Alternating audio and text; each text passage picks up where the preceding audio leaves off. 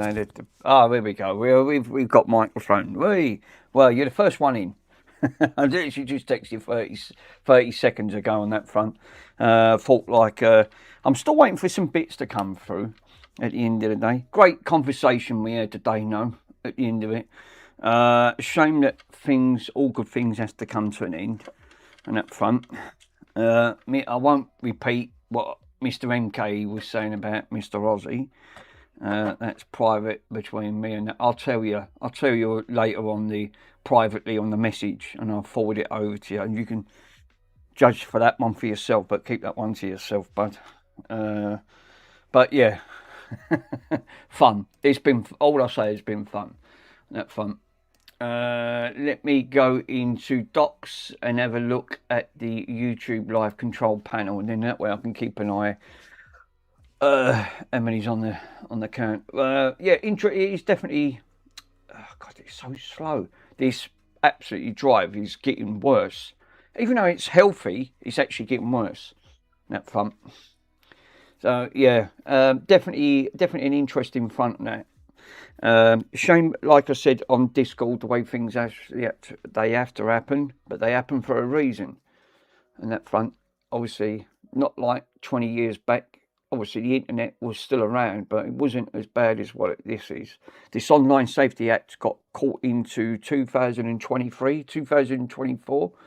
They was also introducing it from back then. Yeah, you need to invest. Well, Mr. PC did. He said, don't buy one, Chill. He said, I've got one sorted for you. So that was really kind of him. That front.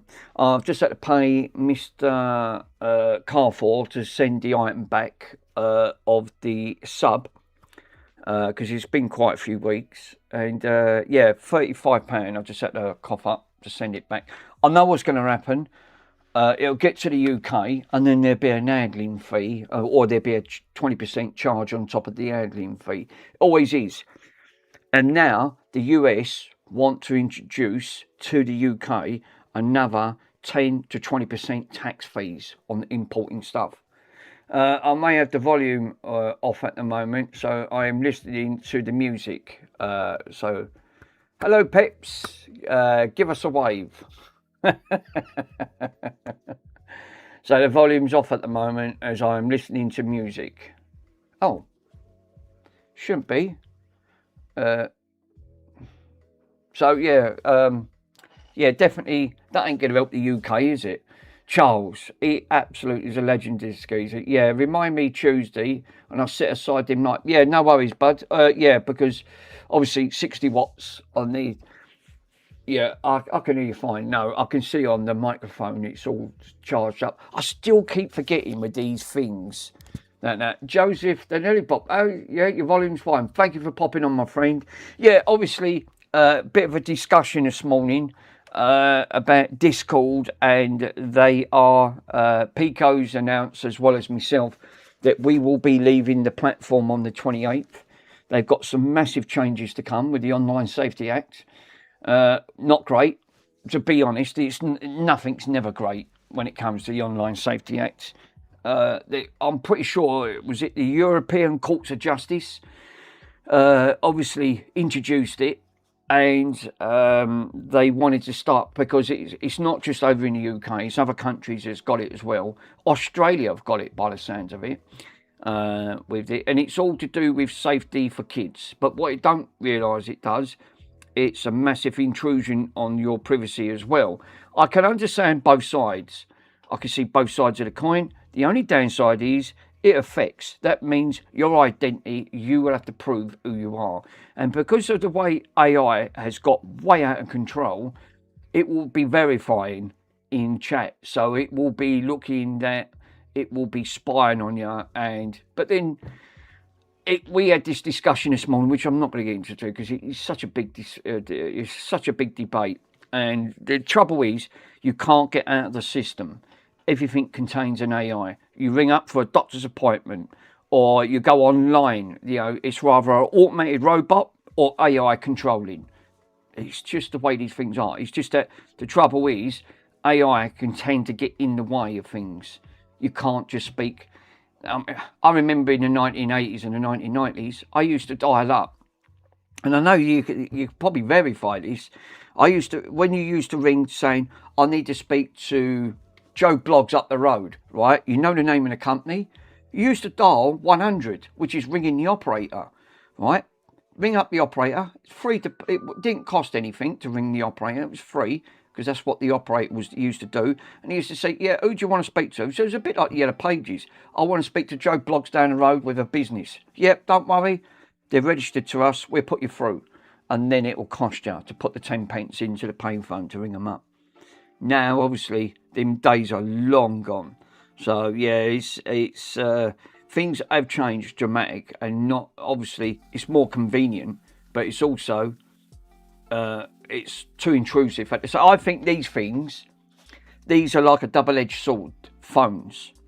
Not like the 2 and 3G back in the early days. You should just make a phone call. That was it. Store your numbers straight on, make a phone call. Now every single app on there, it don't matter if it's an Android or an iPhone, everything wants to spy on your data. So it is true what Ozzy was saying, everything's too intrusive. It's just that some things with this Online Safety Act, it just wants to know everything.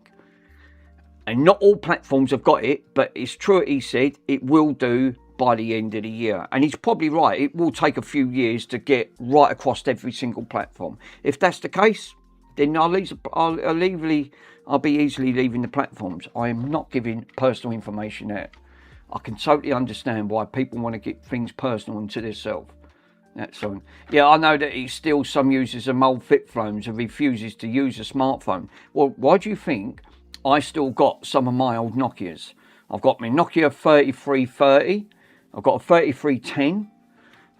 There's quite a few Nokias that I've got on that front, and I will keep them purely for that. All right, I might have to order a battery because the batteries are going to be knackered in them. They still work. They still work from this day. I tried them. I can still put the SIM card straight in. At the end of the day, still works straight off the bat, which I'm really shocked up front. So, unless they turn off the 3 and 4G networks.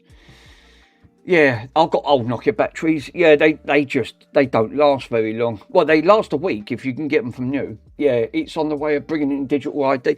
This is the trouble, King. You know, it's too intrusive for the UK, and it's not just the UK. Obviously, Australia have got it in. And that. Yeah, I'll just get new ones. They're worth it. They're worth just getting a new one, to be honest. Oh, guys.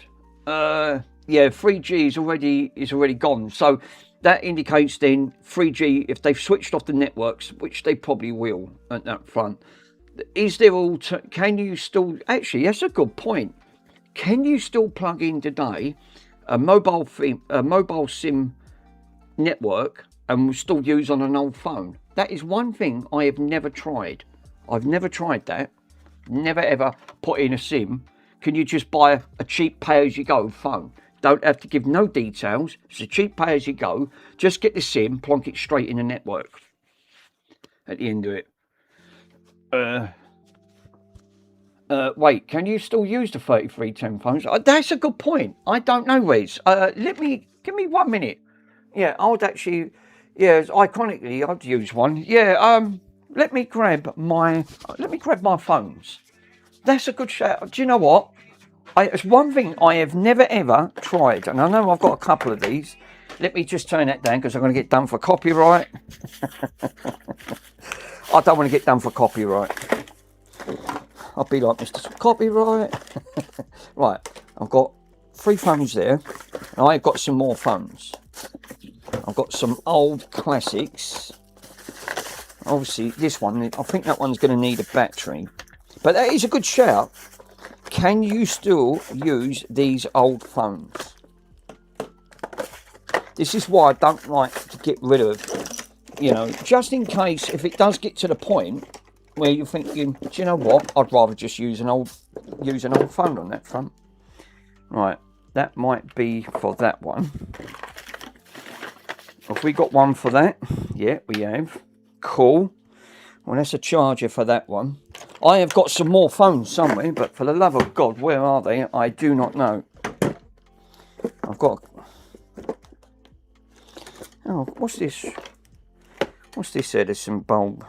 I Don't even see this one on there. Is that one of them smart ones? That's a good shout. I don't know. Didn't see that. Let me take that in. Because obviously I'm out in the kitchen. So please talk among yourselves, guys, while I'm still chatting. I'm going to have a quick look to see what I've got. I've got a lot of stuff. So when Mr. Pico comes down, he will be taking a lot of stuff back with him, because I need a lot of this gone. Obviously, over the years where you just become a hoarder, it's not great. And I've got to admit, I mean, to be totally honest, it's not the best things where you're thinking, oh, that's all right, bung it in there, you never know when you might use it. And then before you know it, your place is all junked up and you think, Jesus. Right, so that's one good aspect. So what I've got, I found another light bulb here. It's another Edison one, but don't tell me what it is. That looks like an E27 on that front.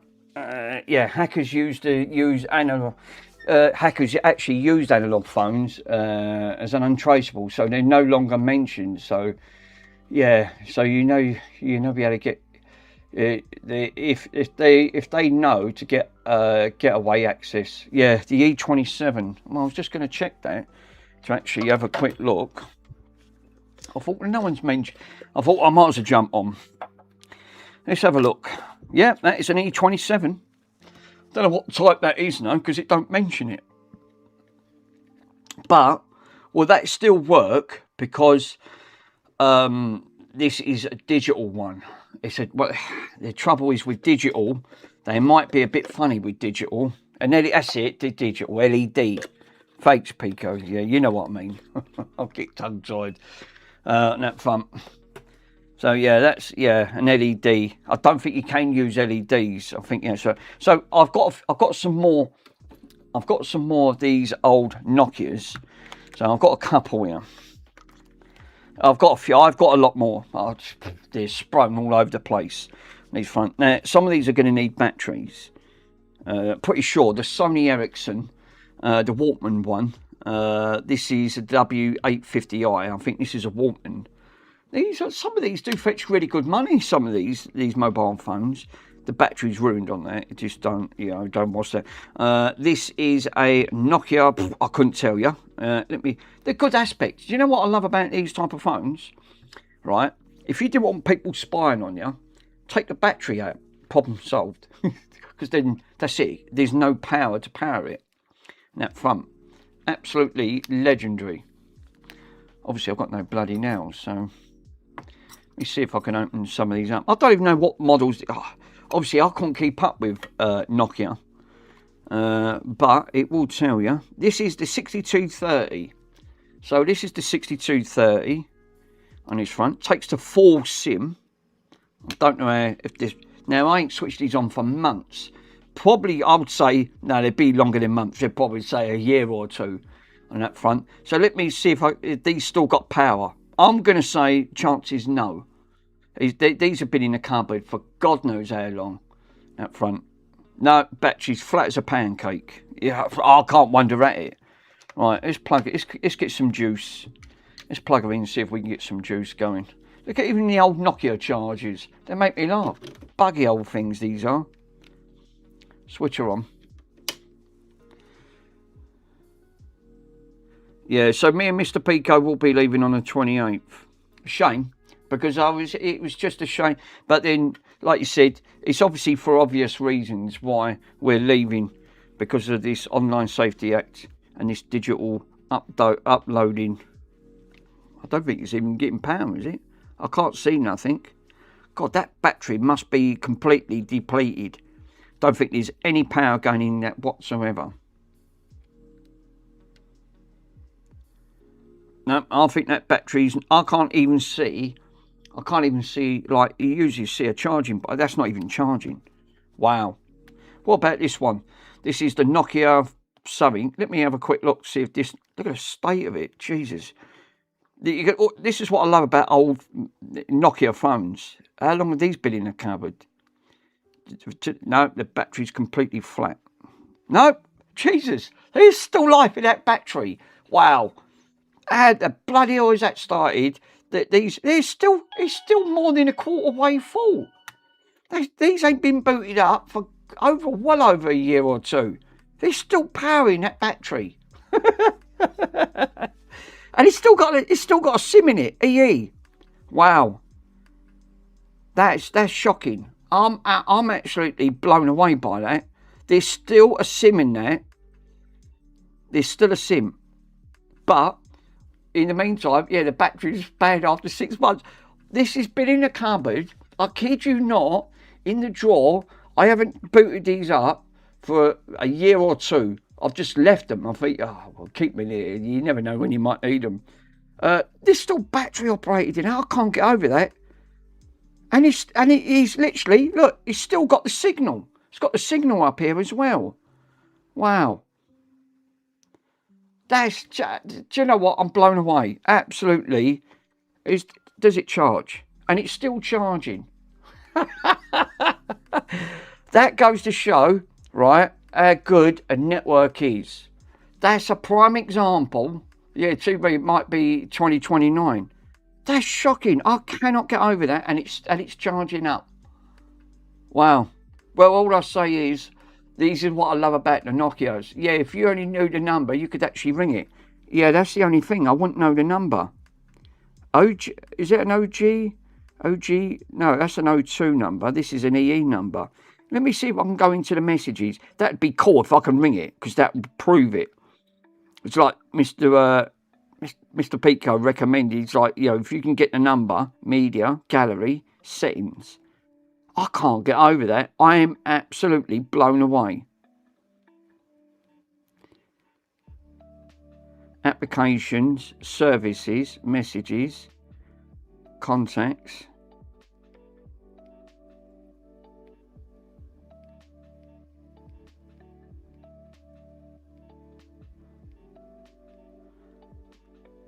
Connectivity, configuration settings, security settings, profiles. Would that be,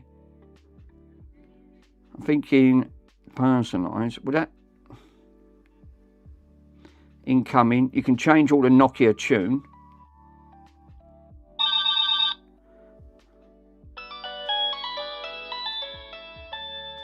Copyright. I'm absolutely shocked. How the heck is that still worked after all that time? That's styles, themes, tune settings, light settings, because this one lights up both sides. So, or is that part of an O2? I don't know. Personal shortcut, display settings. It's going to display settings. Let's see if there's anything on there. Opera, yeah. Operation logo is switched off. There's no logo in the memory. Screensaver, wallpaper, colour schemes. Yeah, because they might have turned off the setting, like the broadcaster. But it is picking up though, because on this side you can actually see that it's picking up the EE signal. So yeah, I wonder if that's a good shout. I mean, if I just know the number, I don't know how long that's been in now. That's a pay as you go. I also love these things when it actually looks at the transports. Yeah, the maximum Christmas tree lights. I can't get over it. Literally, that's been in a cupboard for that's got to be getting on for 2 years. The battery would have been dead. This one's completely dead. There's no power to this battery at all. None. Absolutely none. What about this Nokia? I don't even know. Now, this one looks like it takes EE, O2 and Virgin. I must have tested this a long time ago.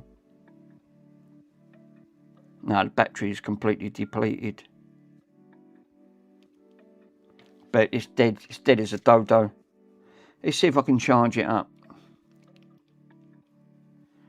Oh, right. Well, I can't use that one then, because obviously that one's dead. What about this one? What's this one here? Tesco. This one's got a Tesco SIM. This is an LG. This one is one of these look how thin it. These put me in the mind of the Blackberries. Yeah, you know, thinking, how the You know, you're supposed to type that with one. You can't do that today. Look at the size of my thumb. Literally, if I try to type that, I did about 4 keys at once. Especially with my chubby fingers. Has it got power? Let's switch her on. Again, the only one that's come up trumps so far is that Nokia. Yeah, I used to work for BT, so who owns EE? Yeah, that's a good shout. Alternative between browser, the 2DS, I will try to find out. The camera that you're not working on, but I'm playing music for the misuse, so I cannot hear the conversations long. No, battery's dead. Battery's completely depleted. What about on this Sony Ericsson? I don't hold my breath on this one. This one, I bet the battery's dead on that. So these look like these rather want charging up. I can't believe that still works. Yeah, that's my full-time job. Yeah, the CellNet actually 3/4 of the bug their phones for every student. Oh, of course, it seems to have one. Well, out of all of the phones, I have got more Nokias, but they're buried in cupboards. Obviously, with all the other took. I can't believe this still works. Is there any? Actually, that's a good shout. Have any of these still got SIMs in? That's not got a SIM in it, because I just know. So that's got no SIM. What about this one? Looks like it needs a new back. Oh, no it don't. It needs a new battery. That's swollen as anything. That is well swollen. That's probably why the back ain't going on. Let me see if I can dig that out. No. No chip, but that battery is bloated.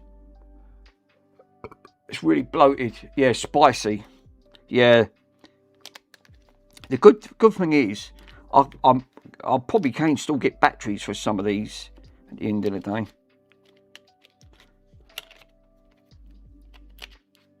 I can't get over that Nokia. It always comes up trumps with a Nokia. Pico, Pico, Pico, Pico. Pico's in the ass. Let me have a quick look. How the heck do you take? Oh, right. Oh, I see.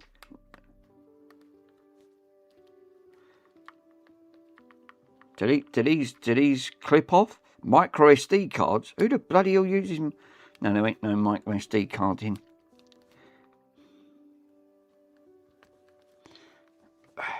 Let me take that out.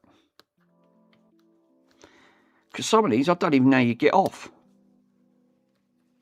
I think this one's a cover, isn't it? I think you have to pull that in.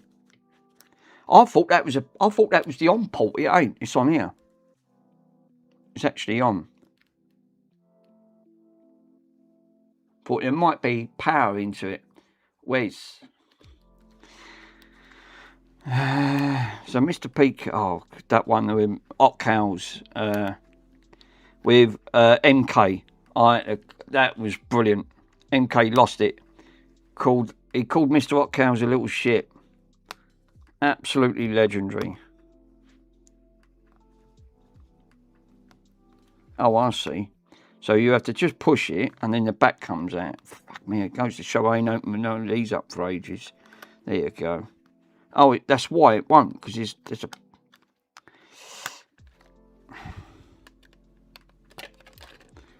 No. It's got Tesco's SIM. So obviously, that battery looks quite new. Looks like a new battery.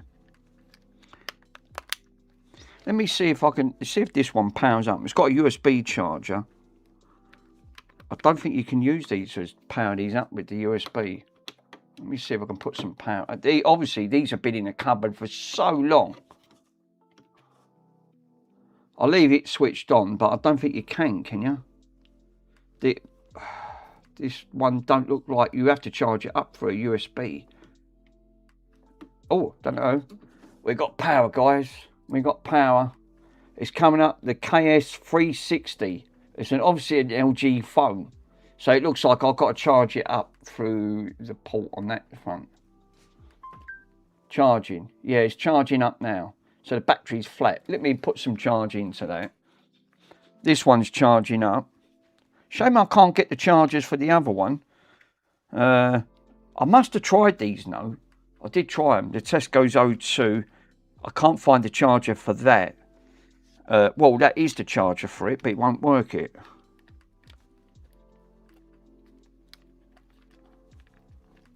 Let's see if I'll leave that one. Let's see if it bring it to life. Because that is I think charges, and Nokia's about 4.3 charge.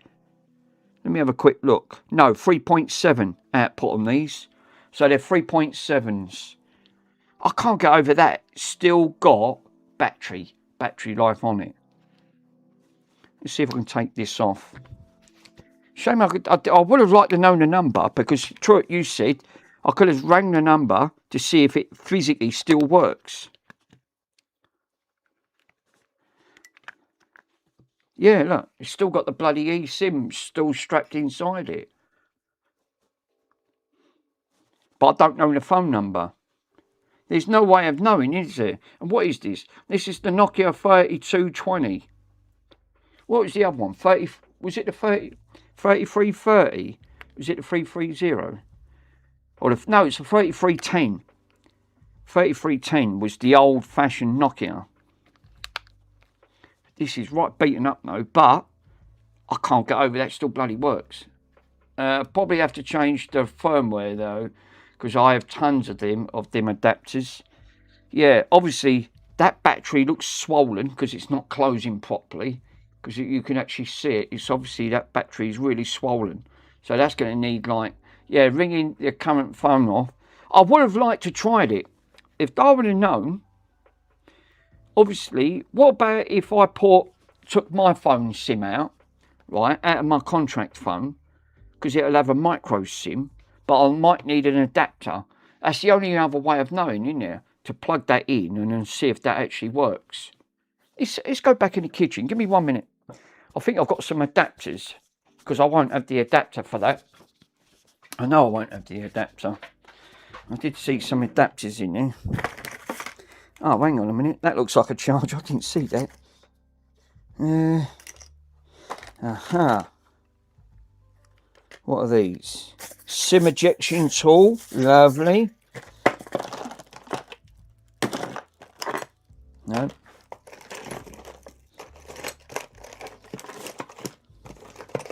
I would have liked to see if that actually works.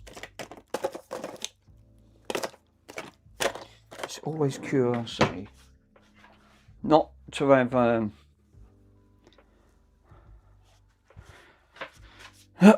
yeah, I found another adapter. I think that might be for the other Nokia. I didn't see that. It was buried underneath. Yeah, I've got a SIM adapter kit. Yeah, this looks like it. This is it. Let me switch her on. I think it's for this one. This one is a special. Look how tiny the ends are on these.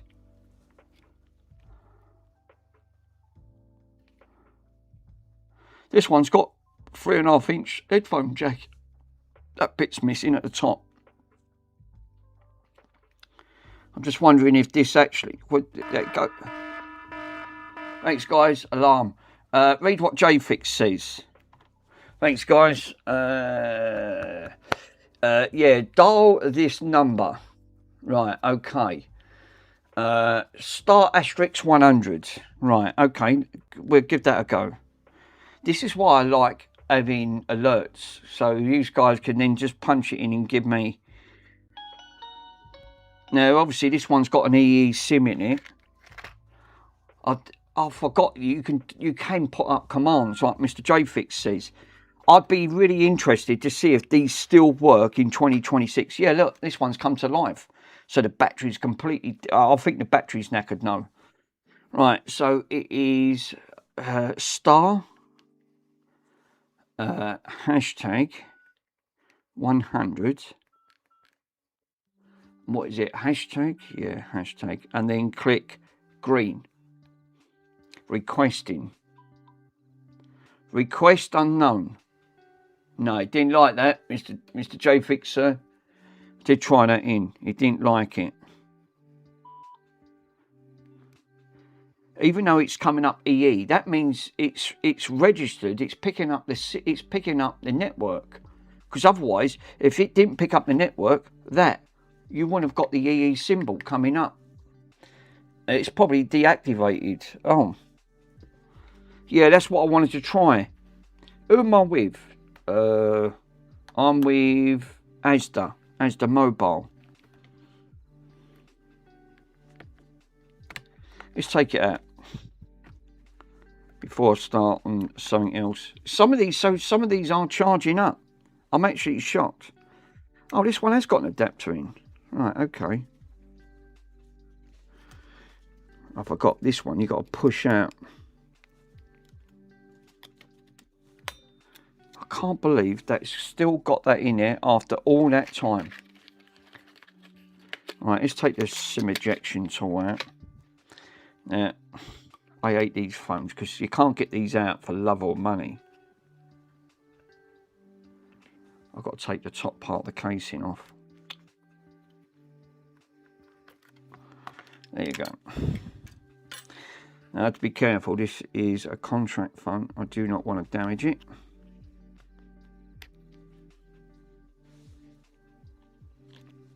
Right.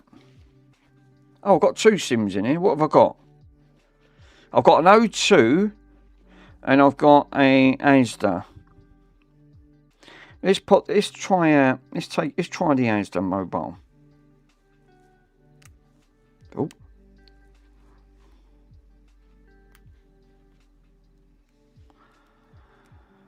Imagine the IEM number that actually gets deactivated. Well, that's a good shout, because obviously I didn't know if these actually still work. I mean, how cool if you can actually still work in 2026. Because, like, I'm pretty sure, yeah, Asda is Vodafone and free. Oh, is it? I didn't know that. Thank you, Joseph. Right, so I'm going to put the Asda one in. I think this is unlocked to all networks, so it should detect. I won't put the back on. I'll just put the battery in. And the good thing is, you can't put these back and front on the old Nokias, because it only goes one way, because there's notch cuts out on these as well. Now, if this picks up, obviously I've got an O2 there, so I can try that one as well. Uh-oh, no, don't like that. Insert SIM card. Right, okay, so it didn't like that one at all. Right, so we can't use, it looks like we can't use the Asda. Damn it. Damn it with a can of Spam. Right, so let's try the O2. And I'll put that one in there. Because perhaps some of these phones that they, like you said, they probably are locked. That phone. I knew someone that was actually using a 33 but I don't know if it was actually the remake that come out. Yeah, that's just the trouble. You know, you don't know, because they did do some of the remake ones. Because the only other phone that I know that's basic that won't go on there, yeah, the old phones used to lock a certain network. I'm pretty sure. Yeah, I think Mr. J Fix is right. They did. They actually did port. It was a certain network. Some of these were locked to.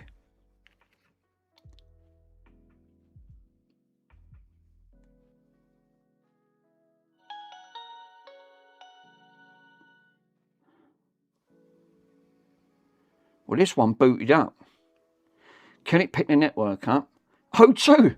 He's picked up the O2 network. So this can't be turned off then.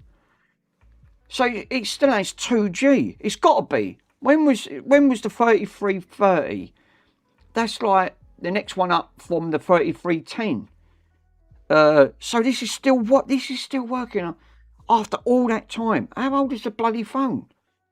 That's shocking. Now the only other way of knowing, I'll put my I can actually put in. I'll tell you what. Let me put in both SIMs back in. Right. I'll put the O2 one in. I can't get over that, guys. That's shocking. That is 1998. What? Shut up. Seriously? 98? Wow. Well, that's actually, I'm really shocked by that. I am. Absolutely gobsmacked. 98, and it's still working from this day. Well, this is the reasons why I say about quality, innit? I'm going to put that O2 number in, right, that EE SIM, as well as my one back in, right? I'm going to put it back into the phone and have a quick look to see. Right, so it has picked up. They both come up unknown SIMs, right? But obviously, oh, we are. It's picked up the SIM, and I've got the phone number. Let me write that phone number down. This is why smartphones are really cool, because it actually tells you the phone number underneath. So the Asda one comes up unknown number because I've had it blocked. So obviously it'll dial out, it'll come up unknown number. So, but I have now got that EE SIM number, so I'm going to quickly write that down. Obviously I forgot that, must be a pay as you go. That can't just work off the bat like that. I'm just going to write EE SIM.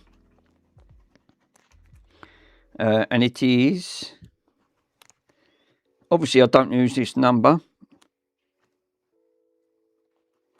I can't get over that.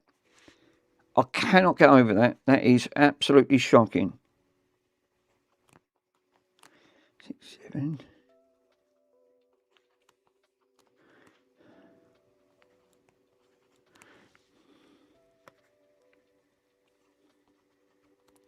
I'm just going to pull that chip. Lovely jubbly.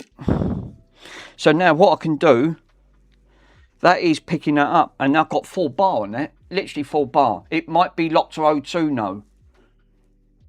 Right, so the first things first, I'm going to click next, right? I'm going to add this in. Always, right? Yep, SIM. Data switching is off. Preferred mobile data, click that off. So I've got both numbers registered, right? So I am now going to try and go back into contacts, find that O2 number, which I think I've got saved.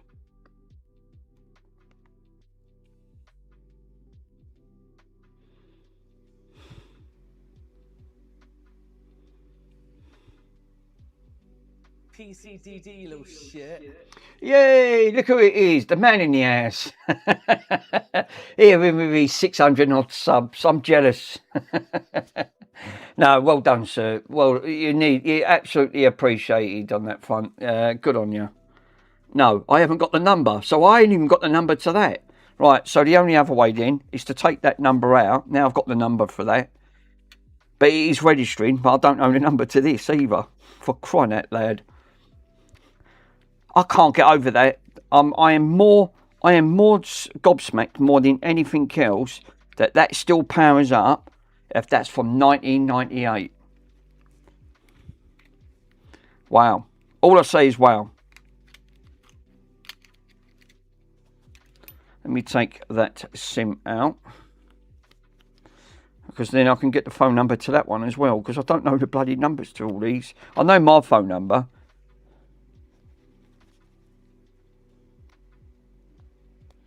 But that is shocking.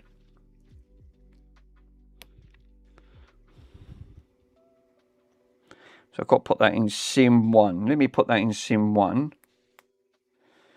Obviously I can put that O2 number back in. That being SIM 2.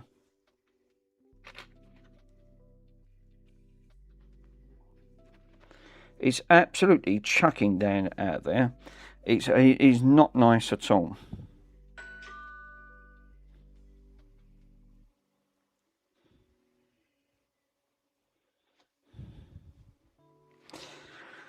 Well, we have got, I cannot believe that Nokia. Yeah, it's sunny here. No, it's absolutely, it's not nice out there. Not nice at all. All I say is, I cannot believe, right, that is still working after, how old, from 1998 to 2026. I can't do the maths. I'm no good at maths. All I say is, this is a long time.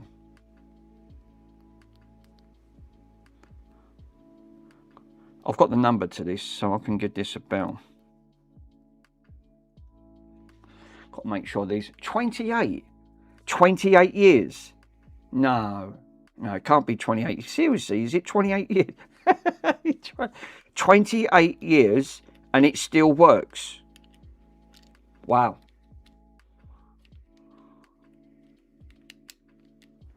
That's actually, yeah, 28 years. Jesus. Oh, that's mad, isn't it? 28 years. And the phone's still, what? So the phone's 28 years old and it still works. No way would that battery would have lasted 28 years. Battery don't normally last that long. Right, I'm going to put that back in. Obviously, I've got the phone number to it now. I won't put the back on. Let me boot her up. That's why I wrote the number down. This one powered up. Chronically, I have a chronic backache. I hate that backache. Oh, God, it's terrible. This is the signs of when we're all aging a little bit more. Thinking, right. So let me give that a ring. Now I've got that phone number. Right, I'm going to try that number.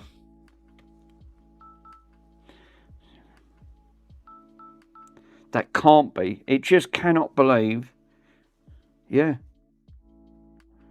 That can't just work. Tell me that number cannot work. I thought that network would have been shut off. I cannot believe that. That still works.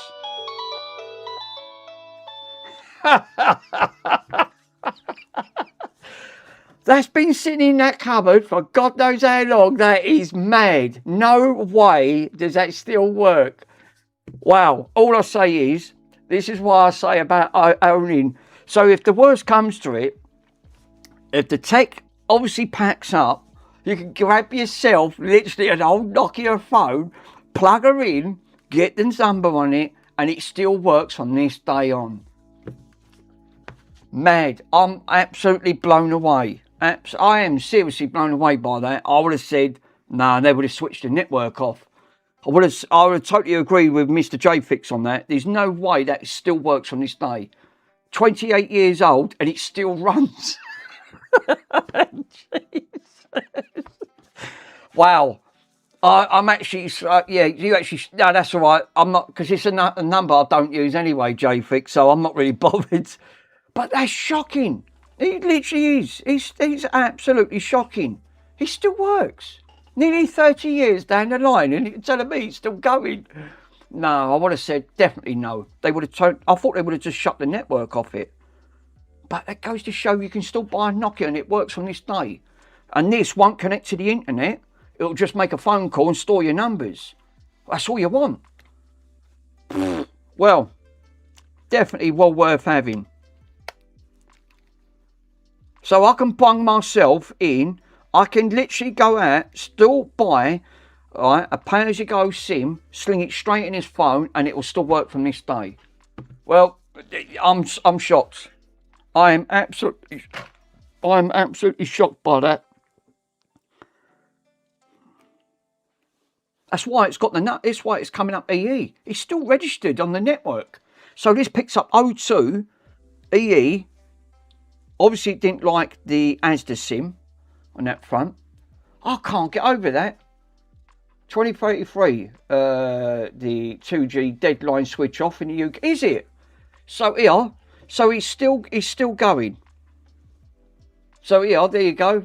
Joseph has just done the math for it. It will be switched off in 2033. So we're in 2026. Well, I've got to admit, that made me laugh. I honestly would have thought, no, they can't keep that on. They would have turned it off 30 years ago on that front. They literally would have said no, obviously the network. But no, it's actually proved it.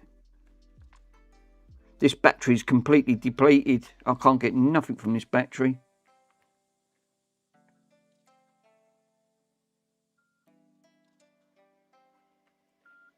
Oh, hold up. We got a battery symbol. I did push it all the way in. Yep, she's charging up. Let that one charge up a bit. That one's charging up. So yeah, without knowing the networking, I want to know what's actually being switched off. So by the looks of it, the 2G is still going.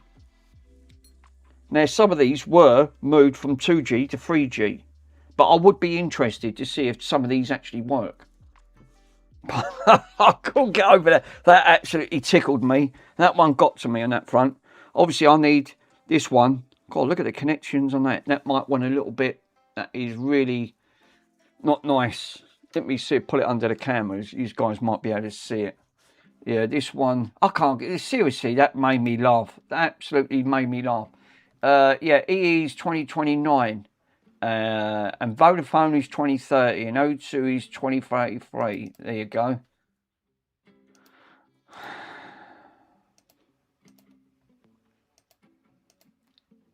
Okay, that is actually shocking. I would have thought after all these years they would have said, nah, not there's no way that's going to work. Well, it made me laugh. Some of them are still going after even all this time. God. This bloody Eakins camera never works with OBS. Andy has the same problem and all. I noticed that. He has to keep deactivating and activating it.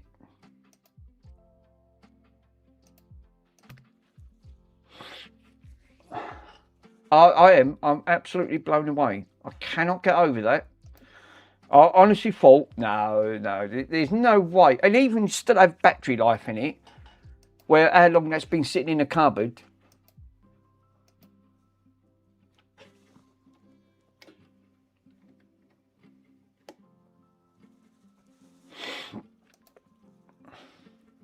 Yeah, I actually have the same problem with the camera, with the OBS. This always gives me a thing. The best thing about them old Nokias was the snake. Do you know what? I didn't even give that a thought. I thought, oh yeah, I'm pretty sure it did. This, oh, there you go. Look, 20 times I tried to activate this, and then obviously it won't activate it. Right, so let me go back into, now this is, let's see if I can show you guys, and see, you can see it for yourself. Look how dirty them connectors are. So obviously that needs a good clean. They look grubby as hell. Yeah, that was actually a nice game. Let's plonk a little bit of IPA on that and give that a little bit of a brushing.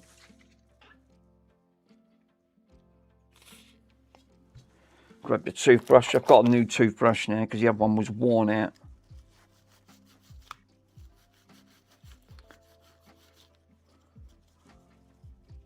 I don't think I'm going to be able to clean them connections. I might have to use... I can't get over that. I'm postponed of how far that actually, I did thought, no, there's no way on God's green earth that would have still worked from all this time. It just wouldn't. Now this is one of those fibre pens.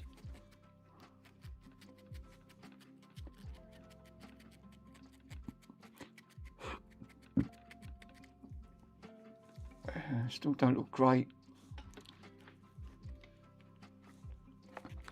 Obviously I've got to order a battery for this one, but you wouldn't think these phones still work after all that time. There's no way. I would have just said, no, sorry. It just made me laugh, that's all. I honestly could not, you can't make it up. Well, actually it looks a little bit better. That does look a little bit better. Not great. I can, because you guys can't see the thing on it, but let's see if I can plonk a little bit more of IPA on it.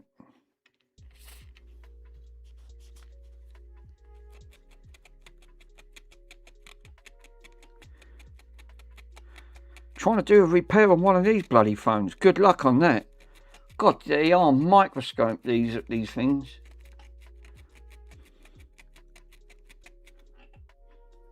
That is cleaned up a little bit better. That is.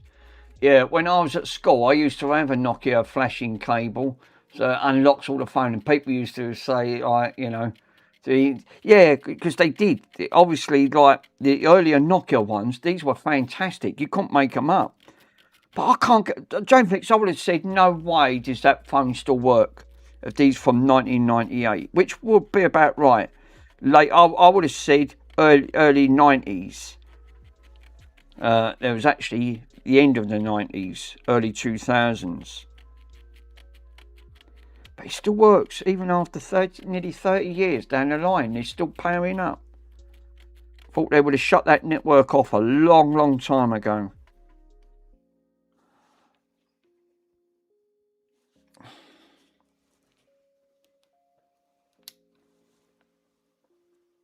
It is a little bit better than what it is.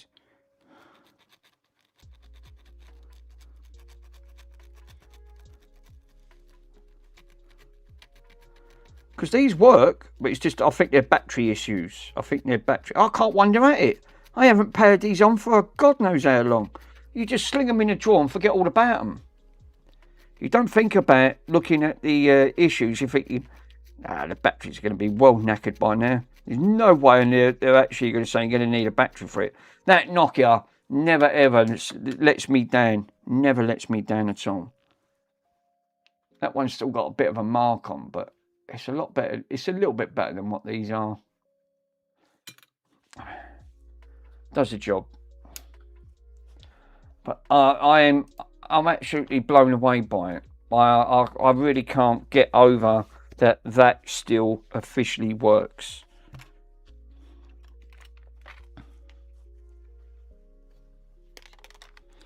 Right, so I can put this back on there. I ain't got to take that back out. I've got the phone number to that. It's an old phone. Bit dusty. Bit of IPA. Bit of cleaning. It's grubby. Can you still get the cases for these? Oh, that's a bit clearer. A bit scratched up on the front of the lens, but can't wonder at it. The good thing is you can split these down. These actually still work. I can't believe that it still picks up the network. So obviously I can't put my network on this. It doesn't work with ASDA. Let's turn that off. It still makes me laugh at that. That literally how long that's actually been left in there. They're iconic. Yeah, try snake. Actually, oh yeah, that's one thing I was going to try. Yeah, let me try snake. See if snake's on there. Yeah, I'll actually. Yeah, that will make the Furby happy. The good thing is, the time these take to boot up, you don't wait long. That's it. It's booted up. You know why? Because they don't have to worry about. You don't have to worry about anything like apps or things like that running in. Contacts, settings, gallery, media, organizer, applications. Did these have games in? Gallery. No, and video clips. Media.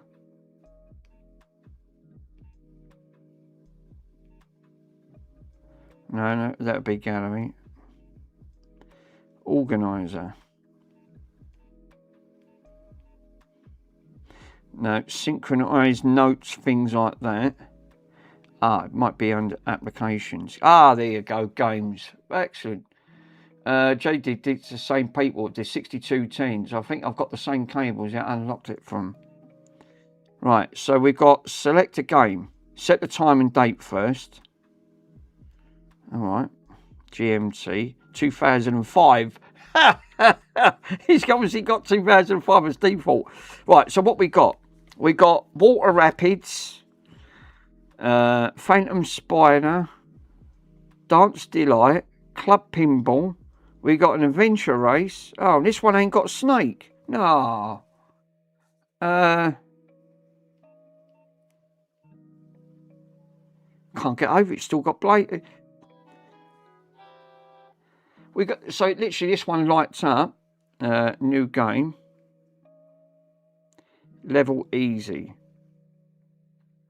This one, look, it all dances like a bloody disco.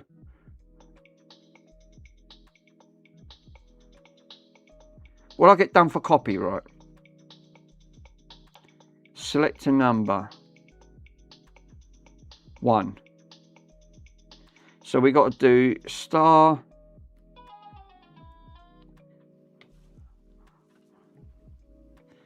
Oh, well, I don't know what I've done there, but I made a right hashtag of that. I don't know, I haven't played that one. I ain't got a clue. Pinball, Phantom Spider. So what's a Phantom Spider? I was just showing it ain't got. I thought it would have had the classic snake. I'll have a look at the other Nokia. It makes me laugh with all these disco lights that all light up on the side of these ones. That's what I used to like.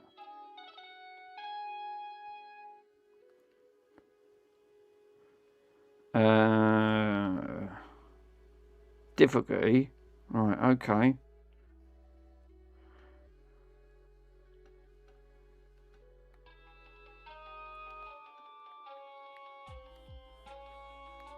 God, it's slow and buggy like you won't believe. Oh, right, so the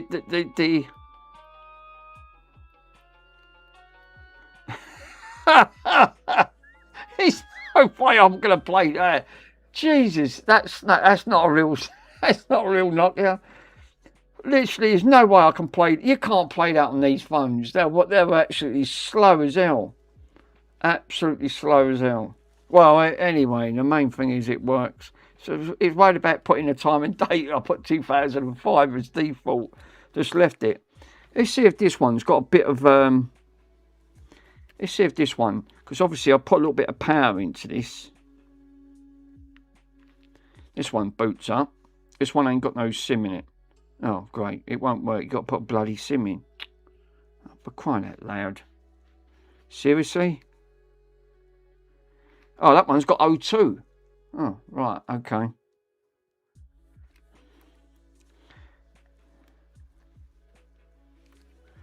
Seriously, that made me laugh. There's no way I thought that would have literally thought... No, there's no way that would have worked. Literally no way.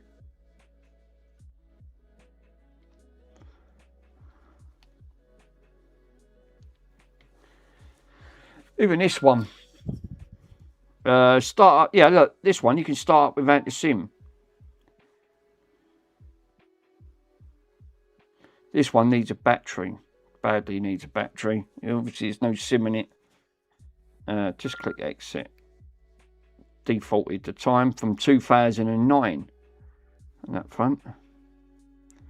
So it would be into, I suppose in this one would be into games. What has this one got? City box, music guest, snake free. Ah, this one's got a snake. Well, there you go. We've got a snake free on this one. Opening snake free. No way has this one got snake in the... So this is a later version, but it's got a snake free. Classic. One player. I love a bit of snake. Oh, this one's in 3D. Wow. Oh, well, it's got snake now. It's got snake, but it's obviously like a 3D snake. Oh. It's got snake. It had it on there. That was actually quite fun. It's obviously... But this one powers up. So this one just needs a battery. But again... I couldn't tell... Oh, it does, because I've put on the back. This works on O2 and Virgin as well. But that was many years ago when I did try it, so it's a... I can't get over that. It's snake free. Obviously, I can't power this one up. I can't even find a charger for it, for this Sony Ericsson. This is the Walkman. These were dear. I'm pretty sure when the price was... Some of these were like £200 and £300. Back in the early days. Anyway, I'm going off track here. So that made me laugh. That absolutely was... Well, there you go. I would have thought, after all them years, that would have still... Especially that Nokia 3330. on that front. I would have said, no way does that still work. Except I would have definitely thought it would have been a battery, like battery would have been completely depleted from it. No, still works from this day. Yeah, some of them old phones still actually get good money. Yeah, they do.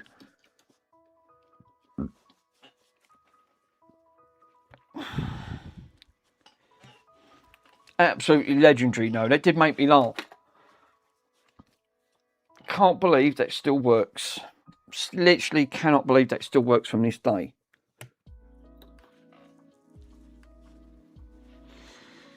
Right. God, I got so excited. Oh, it's over there, all right. Got to solder this up. Where's my clamp? Oh, God, there we go. Good luck trying to find that.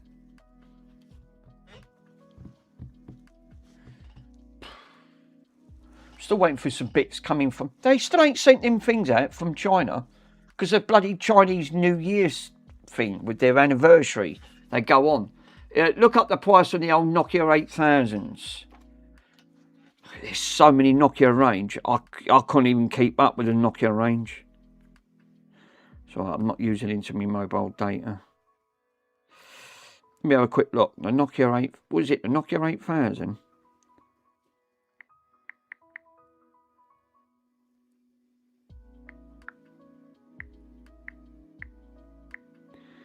$4G, right? Oh, I bet these are going to be expensive. Jesus, they are. Yeah. Let's have a look at the prices, what they sell for. Because I always go to sold. Yeah, sold items. We've got, for parts not working, at 30 quid. Wow. For parts only with a box, 52.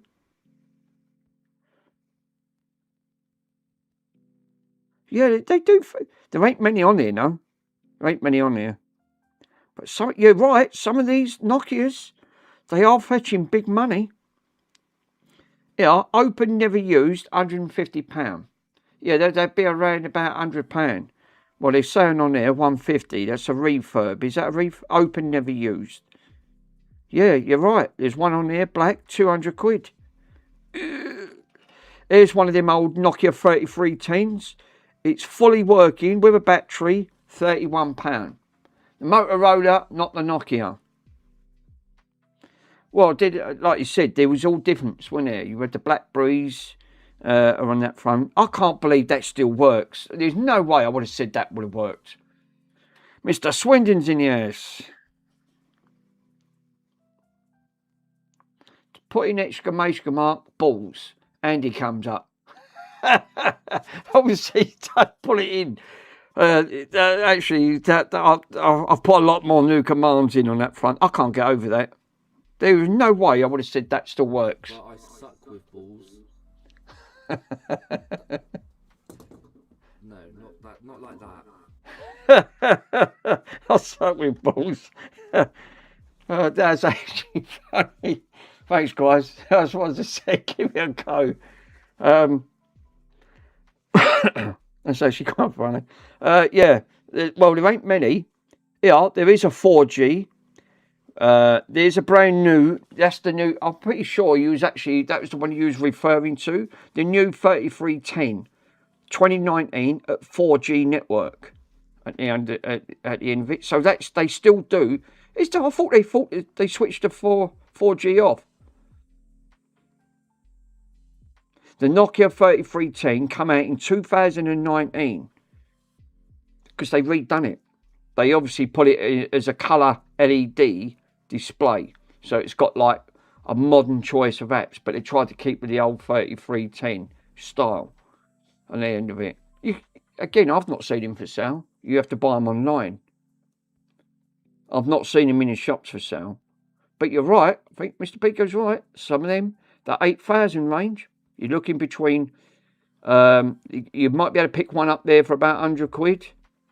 But the 8000 ones, there's one on there for 200. That's the 8800. Because they're made out of proper metal. This is the 8000. This is the dual SIM with a modern look. No Google Assistant. Hey, laser lips, your mama was a snowblower. Yeah, absolutely shocking. On that front, I cannot believe they are some of these still powered up after all that time. Nearly 30 years old and they still work from this day. Yeah, I would have said no frigging way. No way whatsoever.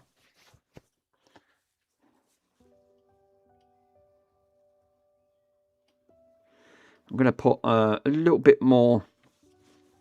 Where is my? Oh God.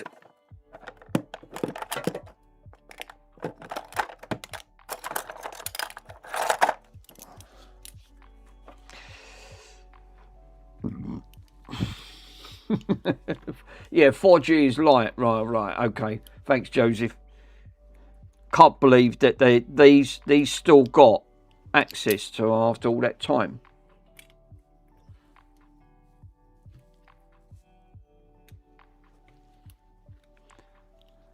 Shocking. Absolutely shocking. It's made my day actually to prove that the old network is still up and running.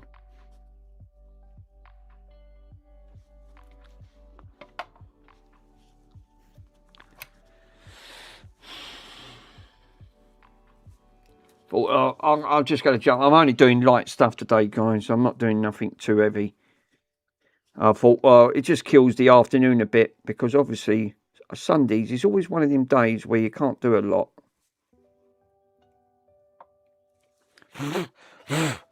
Obviously, don't breathe in the fumes.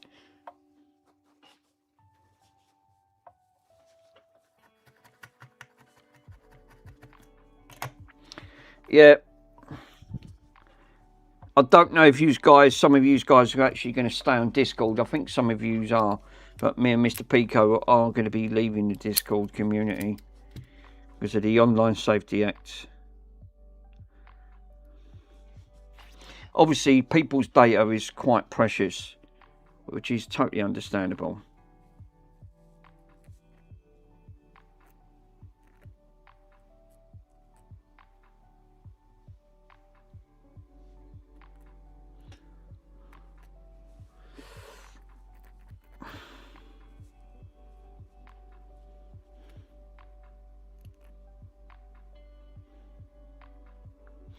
What I'm going to do, I'm going to pull that out just ever so slight and just put that in.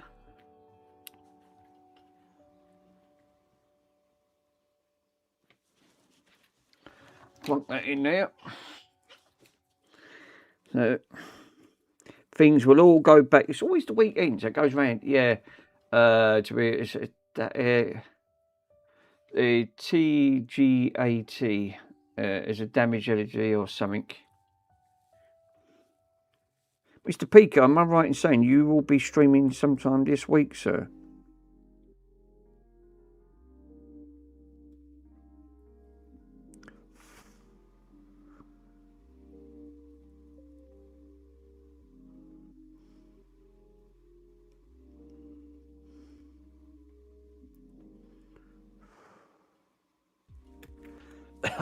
Yeah, great, lovely.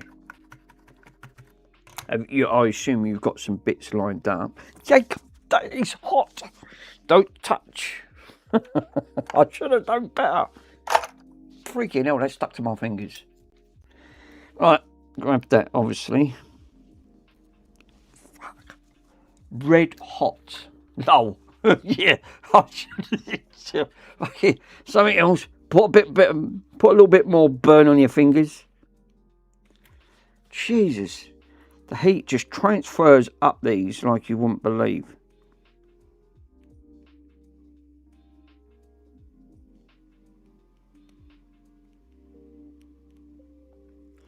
That's mad. That is absolutely... heat can transfer up metal very quickly.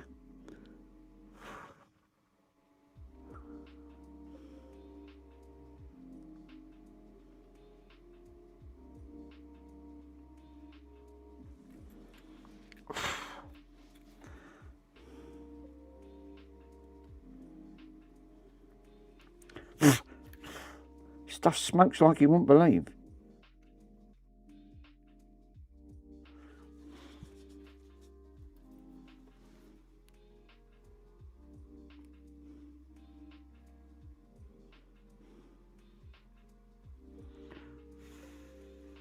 What I'm trying to do is blob it up and then bung a bit of clip around it. Yeah, or something, or some clip like that. Yeah, obviously that's what I'm going to try and do. I'm building it up and then I can plonk a little bit of hot glue and that'll hold it in place.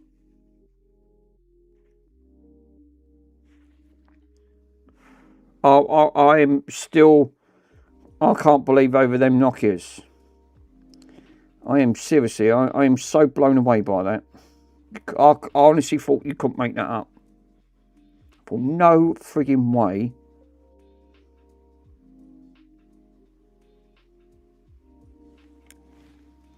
There's no frigging way that still works.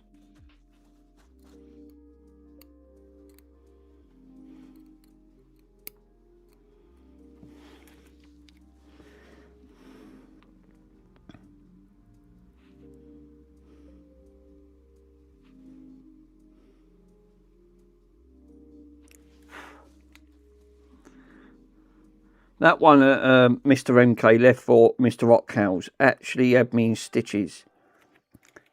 I want to add that in. I want to clip that and put that in a command.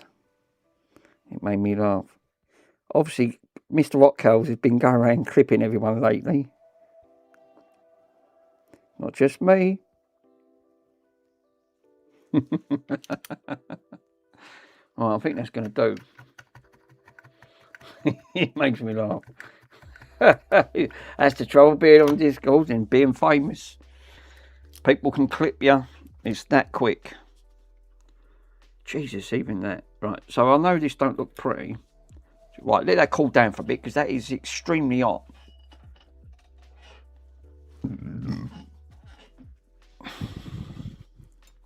Might get the glue gunner. Just plonk a little bit of glue on around it. Oh, I can't. I'm using the bloody things to charge them up. Oh, bugger. Yeah. No one's safe from. You're right there, Mr. J Fixer. No one's safe from Mr. Rockhouse. He's one for going around clipping everyone. He's clipped me a dozen times, put me and posted me on Discord. Thanks, Rockhouse. I appreciate that, sir. You've done a great job, especially Mr. MK. That absolutely cracked me up. Because he left you a lovely message. He called you the little ship. Honestly, he's the king. Mr. Rockhouse is the king for clipping. If you ain't famous, I guarantee you will. God, that's just transferring that heat.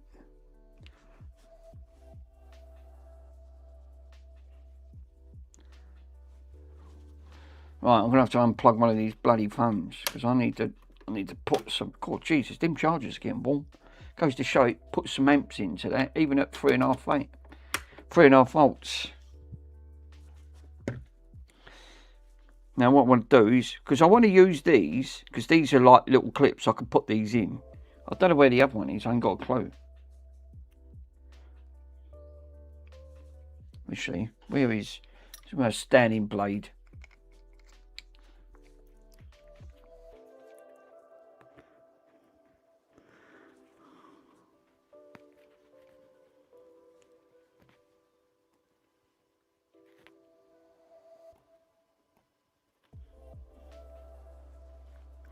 Yeah, there's a bit of a discussion on Discord this morning. If some people are not aware that Discord is making changes as from the end of the month of this Online Safety Act. You can't get away from it. It's true what a lot of people are saying. You can't get away from anything because if it hasn't come to a platform, I'll guarantee it will come to it. Eventually, it's true what Ozzy said. It will eventually go across all platforms and you will have to verify all of your data. So, yeah, all of them platforms will be making some... It will do. I mean, they've not gone across all platforms yet, but they will do. If they do it, people will just leave the platform. They'll just say, it's not for me. I'm not going to give it. It's why I don't set up. I never give my personal details. If I have to set up, I use a VPN or just set up a fake account. At the end of the day, I want to keep my. Obviously, Mr. Pico did put a link on the Discord to check if your email's been it's been sort of like punned to see if it's actually been data breached. Mine come up 10. It's just as well I set up a fake account. What if that was my real account? I'd be gutted. This is a prime example of what I was talking about. Why you should never ever put any personal information in. That's why I do not trust it. MK's the same. Because he's had his account breached a few times. And yeah. Good thing is, no, he did do something about it. He got it stopped. But if some people ain't tech savvy, you don't know what you're doing, it's game over. It's a shame because, like you said, it spoils it for everyone else.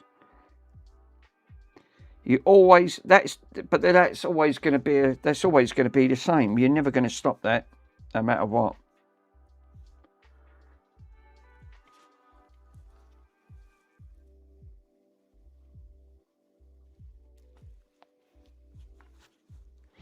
So I know some of you guys are going to be staying on platforms, but there's a few that will be leaving,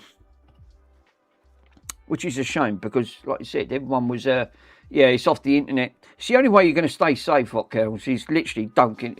Really, you want my honest opinion? Unless you do what I do, use a VPN and an onion router at the end of the day and go through that. That's the only way that you'll stay safe. You know, literally not to get your information.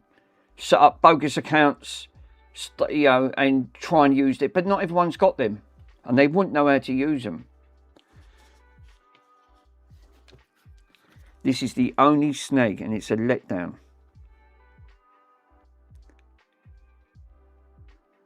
If everyone was using it sensibly, at the end of the day, and like you said, we're all having fun, and that's what it's all about, having fun. But the trouble is, you'll get some that come along that are not worried to do that. All they want to do is create havoc, steal people's information, and they call that fun. To me, they're sad because it spoils it for everyone else. Yeah, stop trying to manipulate me, hot cows. Yeah, obviously that's it.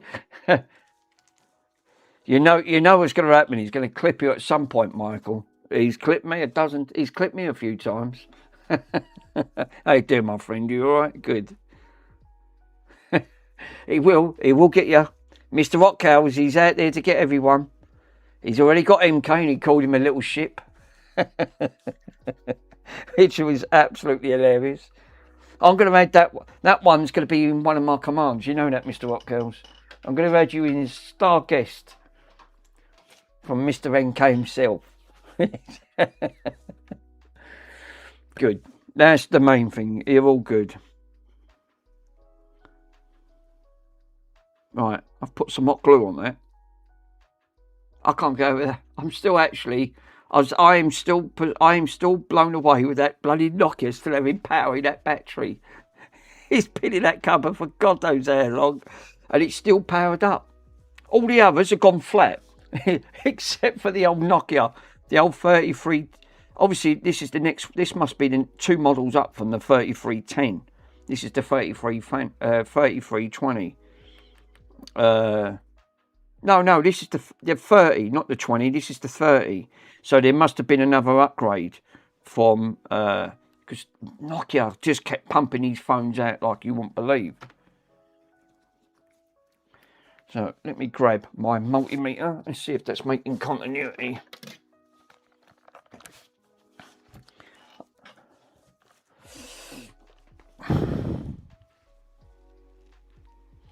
Now there is a new platform coming out. Mr. MK did say that he's obviously setting up. I did try to set it up on my phone, but it just won't work for some reason. Yeah, the black and white is like the orange backlight, I think.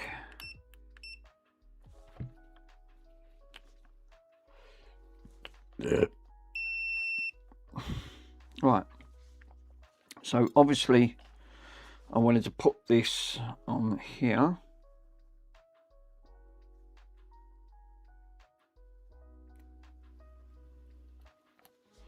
I want to touch the end, and it does connect.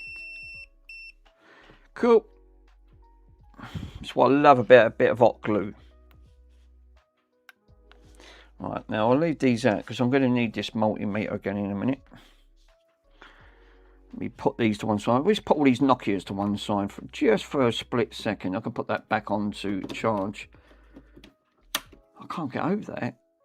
Oh, out of all these batteries, they've all gone flat. That one I cannot put life into it at all because I just don't know where the charger is. And but the last time I did power this up, it did power up.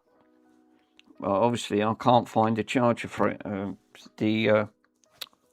was that? Bit of hot glue. Was that hot glue stuck to me? It's a bit of everything. It always sticks to me. That front.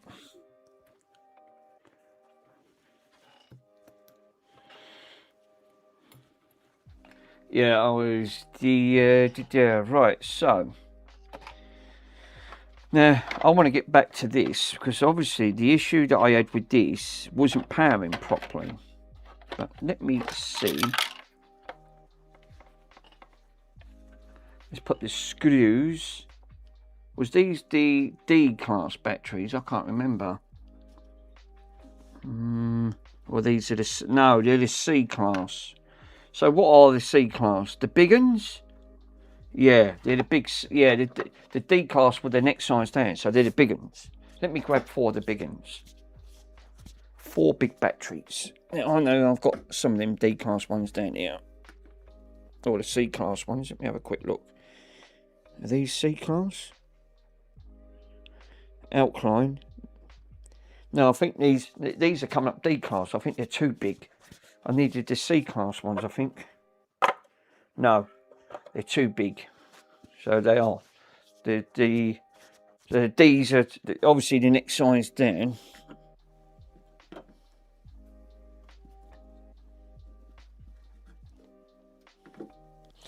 Now, I did have some D class batteries. Good luck trying to find them. Just like 90% of the stuff. Did you put back? And you never even... Obviously... Oh God, that's it. Just knocked the bloody keyboard over. It says, do you want to remove the Eakins camera? No, I don't. Obviously, because I just hit the bloody keyboard. That's why. Right.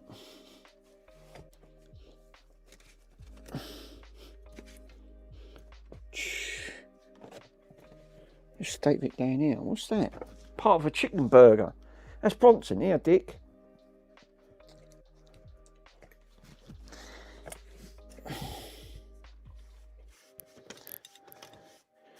God, I do need a tidy down here, chronically.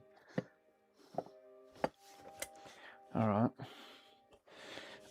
Oh God, I can't get up. Right. 13 in a chat. Lovely jubbly. It's a Bluetooth speaker. That's Bluetooth. I can't believe that. That Nokia is still, that one, they're still getting to me. I cannot get my head around. I honestly thought that battery would have been depleted a long time ago. You know, batteries don't like being left for too long. No, that battery's still got good health. God knows how long I've had that phone. For quite a long time. I was looking for the speaker for that reel to reel. Oh, talking about reel to reel, Pico. Guess what I've ordered, sir? Let me quickly show you. Right, fingerprint. It's going to. Oh, fuck me, I've got a lot of apps on here. Right, it's going to purchases. I have ordered and I've managed to get myself one of these, and I've got it for 20 quid with £8 shipping, and it is the see the original listings. It is the original Grundig TK146 reel to reel. Spares or repair. These are rare. There was the only one on there for £33, right? The original price he wanted for it. I put in a cheeky offer. I said, would you take £20? And because no one was interested in it, he accepted with £8 and all the buyer's protection fee. It come to 28 quid in total. This one all lights up, but it's got the same problem. So I might be able to pinch this one for spare parts, literally. So that'll be a touch. And it's got the lid for that, which I didn't have the lid on mine. That one's not working. Yeah, 20 quid. It's obviously coming by every. Oh God, I know they got a bit of a reputation, but I thought, oh, I'll grab it. It's good for 20 for that. Yeah. Bend my wheel, damn it. Obviously, Hot Cows is in. Oh, you wait till Mr. Hot Cows gets. He's going to get pawned. It's pawned, and that front. You know it. Yeah, Mr. MK's on his case. You know it. You know it's going to happen. I mean, obviously, me and Mr. Pitco will be leaving, but we will still be doing live streams, and I will be jumping on to their streams to say hello to everyone. Obviously, Mr. MK is looking to another alternative on that front. It's what eBay is all about, buying markets and wants verification. I haven't had to put that in. You say that, Arkels, I've not had to put nothing on eBay so far, and I've got a fake account set up on that. I won't give my details out. I don't like, obviously, there's only some people. I've also, I'll tell you what, I've got personal information of other people's names and addresses, right? And I won't give that out. I can totally relate because everyone's identity should be safe, and I totally agree with it at the end of the day. Obviously, what if? Yeah, actually, I was thinking it was awkward when I bought it from a child before the marketplace. I was like, oh shit, your parents knowing you're selling it. And yeah, but like you said, people want to keep their identities safe, and I can understand why, because everything like you said, you'd have gone back 20 years. All right, that would have been in the early 2000s. We never had none of that. I don't disagree with you, Children X. I'm actually saying that it's a halt. Yeah, it's the halt that's bolted. Yeah, I mean, it's like you said. It's everyone wants your personal information. You're trying to make itself as safe as possible for everyone at the end of the day. I know why they're doing it, because of the Online Safety Act, because obviously kids get insensitive material. The only downside, and that's all thanks to hackers and for people that just want to go out there and cause disarm and everything. Remember, in the 80s, we never had Nokia phones. We never had phones to take to school. Now kids have got everything, all smartphones. And this is what's doing it, with bullying and harassment. And obviously, it's six have done and half a dozen the other. There's an argument on both sides. I can see why. But unfortunately, people like myself don't feel comfortable giving that type of information out. And you've got to respect them for it, because some people don't. They don't want it. Everything is censored today, where you've got to be careful. You've got to be careful what you say and what you do. And when it comes to information, there's just too much of it online. Far too much. You can't get out of the system. The only way to get out of the system, like my friend does, don't have no internet, don't have no mobile phone, cut yourself off. Literally just cut yourself off from the internet, full stop. Problem solved. You won't have no issues. I think the verification checks are positive things. They don't want the bolts or kids. I mean, that is the only way you're going to keep yourself free online, is to literally, I don't care how many oops you try to jump through, literally try to think in setting up so many different accounts to try and not give your personal information. There'll be another way around it, and they'll just say, as a prime example, we've got your info, we've got your date of birth, we know where you live, we can follow this, and you're thinking, do you know what? It's just not worth it. It's just too much. You know, there is some things you can put out. Obviously, yeah, they already know that. Yeah, there's steps to security. It's like, yeah. Or like you would have like you wouldn't even have an house. Yeah, it's like you said. They want it. It just opens up a tin of worms. It literally does. It's the old saying. It's like opening up a tin of worms. You're going down this rabbit hole. You know where it's going to go. You're trying to keep one above. You're trying to keep one step above one thing, but then 4 steps come along, and then that's it. You're right back to square one again. Like you said, the Online Safety Act is all part, and I am one to keep the info safe, but I don't also want to give personal information as well. You know, and they got to respect that. Obviously, it's already in Australia.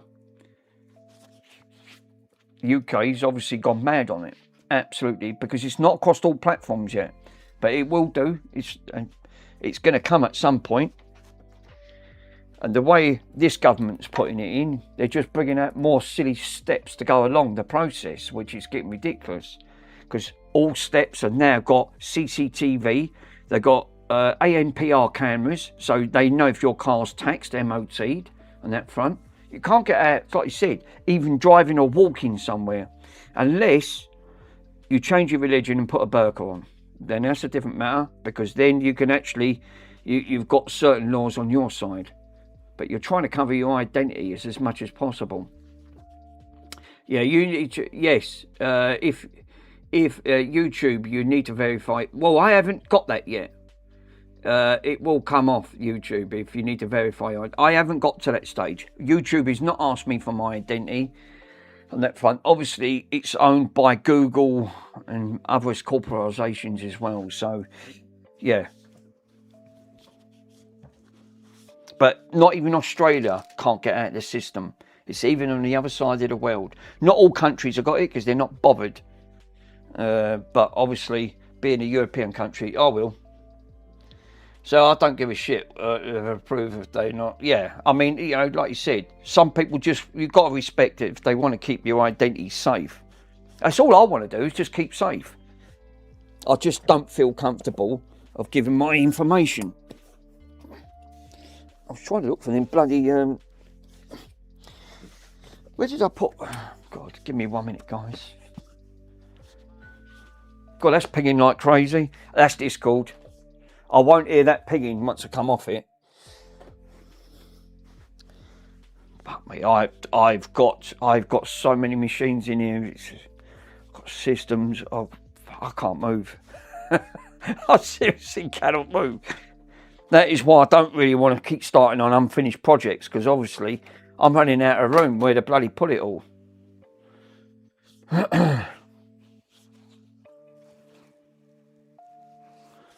Let's have a look in the kitchen. Yeah, Discord is really, it's like well integrated, and there's loads of software. I don't see myself leaving it. No, it's not like you said. I understand that. I mean, it's like you said, it's not for everyone. I just want to keep my ID safe, the same as Mr. Pico. You need to like provide tax information to join a partner program. Yeah, I'm not. Yeah, I'm the same as Mr. Pico. I'm not in it to make money, bud. It's just channel for entertainment factors only, and I totally agree. I have to agree on that front. I'm not in it to make any money. I'm not in it to sponsor anyone. At the end of the day, I'm purely doing it for entertainment purposes only.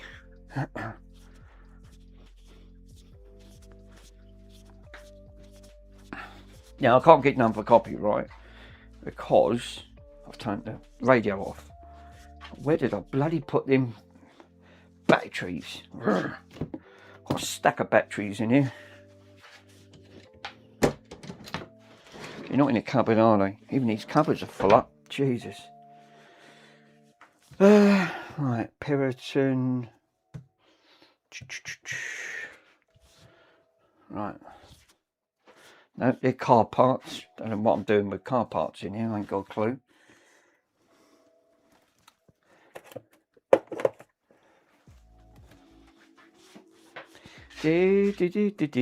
Right. No, still can't find it.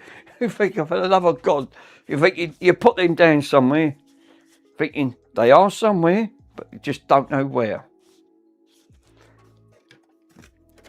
Let me have a look under here.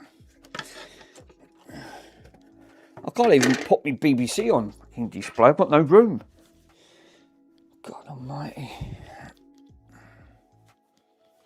Well, they're all D-class batteries. I can't use them. Oh, look, I was looking for bloody... Oh, for crying out loud. I'm going, where's them bags? I was looking, fell down the side there. Right, well, I found them. Yeah. Mr. Swindon. Yeah, so he'll be back on track tomorrow, Mr. Swindon. So he will be broadcasting, guys. Don't worry. But my bin is filling up, Mr. Swindon. All right, I've got some way to go, but look, I've got a few more foul components in, and my homemade wheels. So I'm not. Your one's overloaded.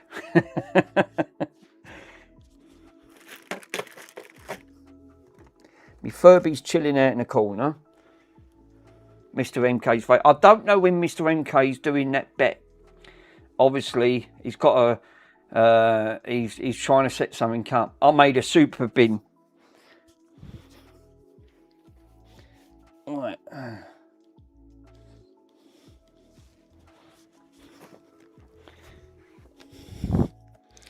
I've got them ones, but there's two. I need bloody 2 more batteries. Frick it.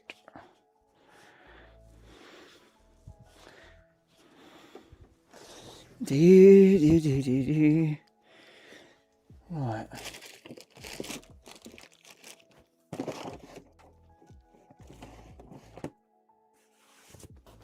Thought I had a stack of batteries being stacked up somewhere.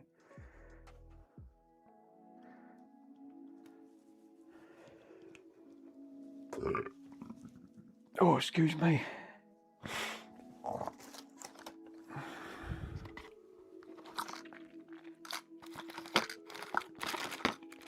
Oh, look, there's more bloody bags there. Oh, for crying out loud. Ow. Who was watching Tristan's channel last night? Bloody hell, was he? He always ends up having problem after problem, bless him, with his channel. He couldn't get it. It was constantly buffering. It was banjoing. I couldn't watch it. It was literally that bad last night. And then his camera packed up. And then it went all like tripping. I was laughing my arse off. But I thought, I mean, what's up with me TV? And then I realised it was his channel. He's always having problems. Great channel, no? But it's just got too many internet issues with his channel. It constantly buffers, or the camera went all mad. And then the camera won't work. So he had to plug in another camera. That's the only thing with, like, you know, you must have a really bad service provider. Yeah, you need to verify your own. Yeah, you need to, yeah, I think you do. That'd be great, wouldn't it, to own your own server on that front. It would, then you wouldn't have your own problems then, because then you can set up, you know, everyone can then jump onto the server. Yeah, I think it's Tristan's live on one of those areas in USA where it's infiltrated old dear Talico, and he's greedy. It's a shame because, you know, it's a great channel, and but it gets to the point where you can't watch it, Michael. It's, you know, it's constantly buffering. He had camera problems last night, or it's banjoing. It was glitching all over the place, and I went, bloody hell, it's really bad. And he was dropping over 30 frames, 40 at one point. He said, "Oh, this is getting a joke." So, and it's a shame because, like you said, it stops you from streaming. It's not about owning a decent PC, but obviously, if the infrastructure is not great on that front, we don't have that problem in the UK. Our infrastructure is actually quite good.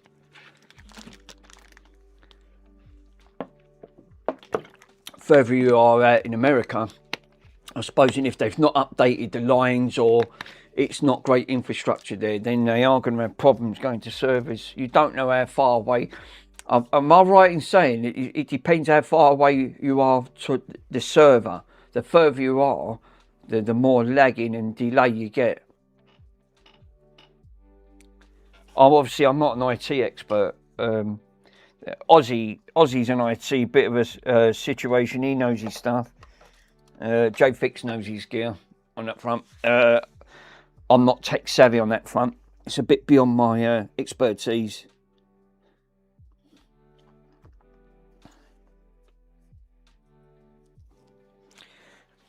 Well, for the love of God, I can't find it. I might have to inject some voltage in. Yeah, European, you guys have more synchronous servers. Yeah, I think that's the trouble. The further you go out, the worse it seems to be.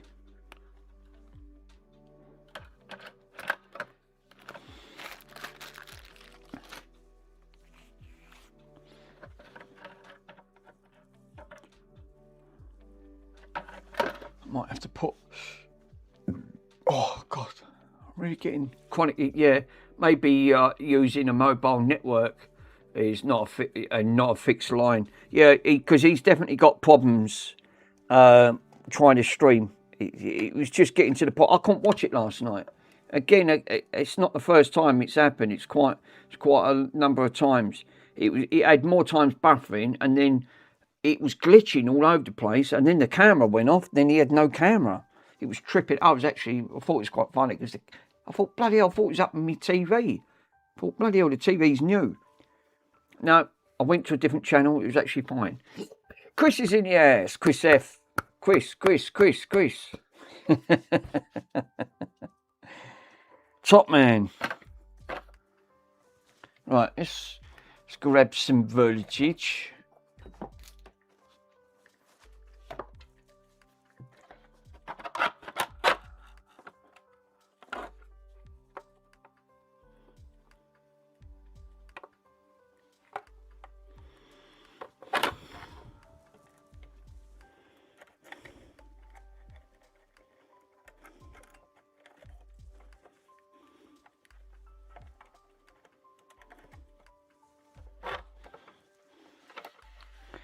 Right, so what I want to do is do a bit of voltage injection. Nice.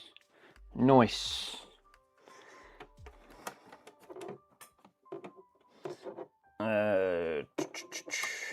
Swindon, are you staying on Discord? Are you going to be keeping your thing on Discord going, sir?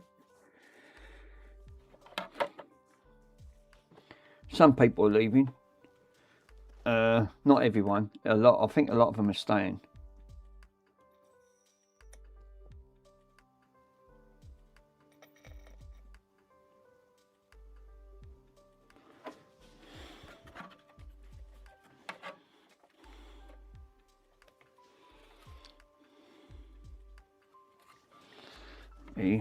Double check. Down to about 1,000. If I can stay in team mode and host my own server, I'll stay. Yeah, I think that's what they're doing. They're putting everything. It'll default. Pretty sure it'll default everything into team mode on that front. I'm pretty sure they did. And then if you want to talk about other things, then obviously you've got to upload. But the AI, something about the AI system, it'll be constantly monitoring something about that. I don't know. Like I said, I'm not really tech savvy on that front. Something about they're going to be having a team. They'll be having an AI constantly watching the channel on the Discord, and it'll be monitoring all your messages, and if it's more than that, then I'm thinking it will then try to ask you for Face ID and upload driving license or passport or something like that. Let's see how it shakes out. Yeah, I mean that's obviously the best thing, obviously, but all areas are different. You're from the you're from the US. The UK might be different. It's obviously stricter in the UK. The UK has a lot, has a lot removed. I think removed from the videos, another 3 and 1s. So like the near 1K must have, it takes you ages. Yeah, I'm pretty sure I'm right. Obviously the UK's got a much more tighter line when you probably like you'll get an additional server settings to mark as adult or child friendly. I mean, me and Mr. Pico are going to be leaving, but I'm going to be interested to hear from you guys' perspective, because the new update will put, apparently they said that they're going to be using AI to interpolate it, sort of like to keep an eye on it. And you know what AI is like; it's got out of control. Teen friendly, so it's probably like swearing, Discord. Yeah, probably is. Yeah, it'd be things like that. What Mr. JFix is saying, it'll be monitoring your, like, everything, all your, things going. I already did a face cam thing on Discord months ago. Yeah, we haven't got that yet. See, Chris, we haven't got that yet. Well, it didn't ask me to. It didn't ask me to do none of that. Yeah, none of that worries me a bit. Yeah, if you feel happy, you don't mind putting your details in, then yeah, by all means. Obviously, I'm like Mr. Pico. I do. I want to keep my information as down to a minimum as possible. Yeah, I did it like a month ago as well.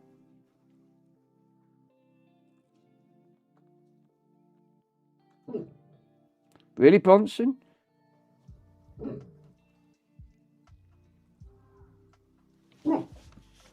That's good. Oh no, that's right. How many? What was these batteries? What did they actually use in these? Did they?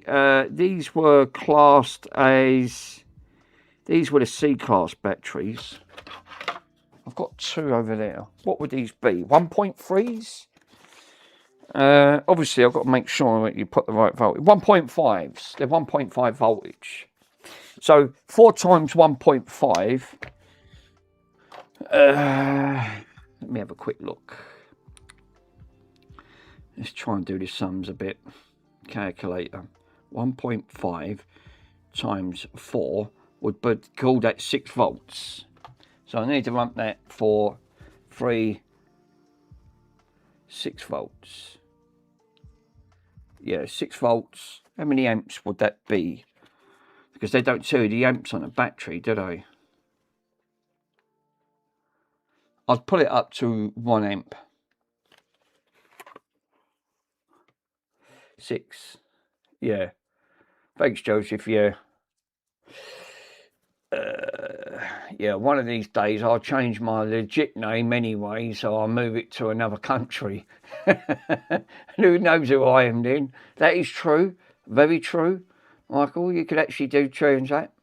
And he can't get away from me, so he's got his tattooed on his knuckle. But I still call him Mr. Swindon on that front. UK is UK is what the name of the tool, please. Well, never saw the. Yeah, actually, I've never heard of these brands. These are long-lasting super alkaline batteries. Use these in camera, CD players, and in toys. Class 2s. But it don't tell you the amps. Obviously, they never do they?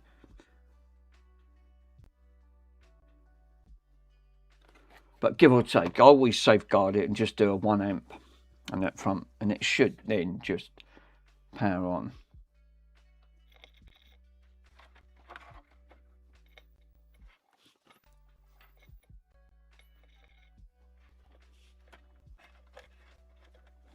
But we can't get no voltage coming from this, so I'm thinking that, again, without that tool, because some of these, I thought I would have got what we pull in. It pulls 1 amp. That's not great. So that's pulling the 1 amp. So there is a short somewhere along the line. That's pulling directly on 1 amp. That's why I don't want to go mad, because obviously you can damage the chips.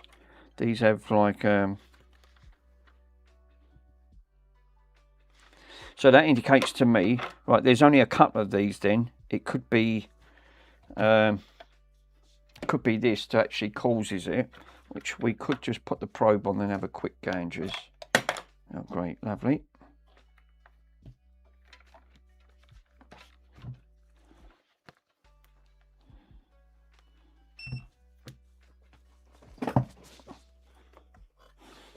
Now there's a voltage, that looks like a voltage regulator. We got a transistor. We got a couple of we got a couple of them transistors, so it can actually be on that front. Diodes. I could check for diode mode to see if it's outputting all the same. On that front. Let me try the diodes first. Put it into diode mode. It's the only thing with bloody leads and everything else. That's all right. Yeah. Most of these diodes, what are they actually reading? Oh, what are these? A Zener diode? I think these are.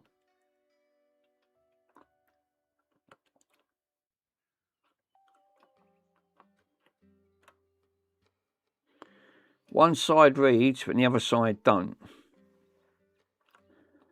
I think they're saying they should read. That's registered. Obviously, I'm reading in circuit as well.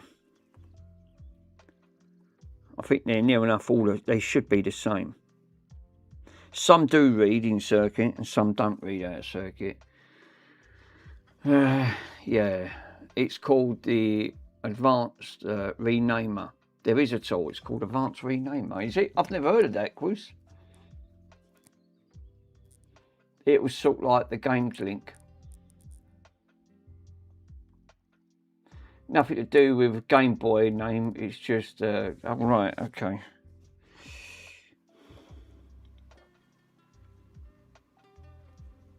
Yeah, these diodes only read, they seem to be reading in one way. And they're near enough all consistent. They're all 650 or 750. So I assume that's how a diode should read. If there's a short in a diode, it would read both ways. Yeah, they're all about 650 or 750 each. So, yeah, all of these diodes are actually quite good. See, that's not reading. That side is. 644, they're all consistent. So, no shorts there. It's not because there's not much on this circuitry. The only thing that worries me is it could be, this could be causing a problem. Could be that or any of these. Now, without taking these out, I won't know, because like I said, these are components that actually do get shorted out, and they are known. They don't take two kinds of voltages.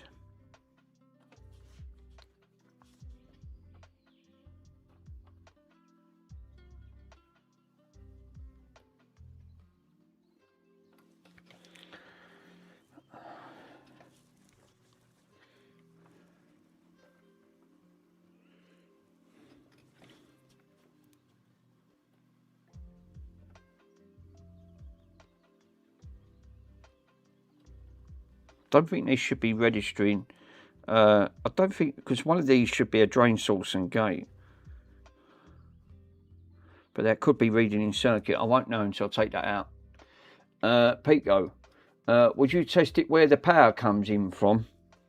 Well, I've just tried that, and obviously I've got no power going in, so I've just tried injecting 6 volts at 1 amp. It pulls a straight 1 amp draw on that front. No, stop retracting messages, lol. Message retracted. Yeah, you get told off for that one, Chris. If he was in Mr. Swindon's stream, you know he's like that one. No retracting your messages, you little crap. Yeah, or that one, yeah, or have your hands up. You should know Mr. Swindon don't like that in his chat. And no chatting in chat. But obviously you got to chat in chat. No. On that front. Yeah, it's pulling a straight 1 amp draw. I've just tested them diodes on that front. They're all pulling from one side and not the other. Well, that's good. On that front. So we've not got no shorts there. It could be these transistors, because these are. We got the, obviously, again, these might be reading in circuit on that front. No, I have my hands up. Hands up. So, because the middle pin on these transistors, they should always be like a drain or an earth. And these,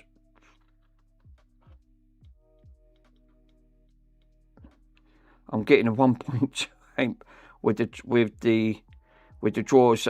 So these could actually be, these could, see that one, look, this one on here, this is a prime example. Let me have a read, right? So I've got it in diode mode, right? Put it in diode mode. This one on this one, this is what makes me think, look, it's pulling in the center, which is like a drain. Yeah, on that, stop chatting in chat. This one's pulling a 1.2 voltage drop, right? This one, right next to it, no voltage. So straight away, that looks a bit suspect on that one, right? Because you shouldn't, because one's like a drain and one's a gate, because the gate should be open, should never ever be shorted. Right, that's what I'm reading, and it's not read, and it should read on one side, which it does. This one is reading from all sides when it shouldn't be doing that. So if I probe that one on there, we get an open line. So that one's looking a bit suspect straight away. Now I know what happens with transistors. Yeah, the question is, it is dead. Yeah, I've got a suspect that is gone kaput. That one's gone bad. I think there's more than one problem. I think this is suspect and all.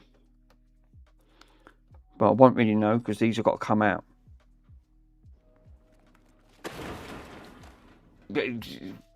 Michael's got the right idea. Straight in a bin. I think we've got a couple. This one looks about suspect. If that comes up with a resistor, let's put that in voltage mode. Resistance EF live Hertz auto.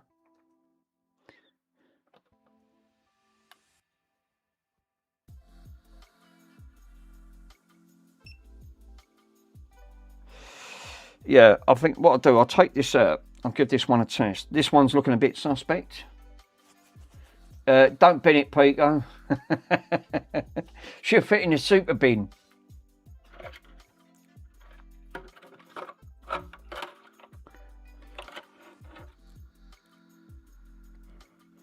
I should be able to get these resistor ones out. Let's just double check to make sure. Is it a free connector pin? Pretty sure it does. It is.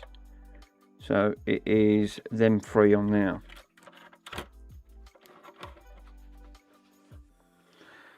Bloody hell. Right, okay, where's my solder sucker?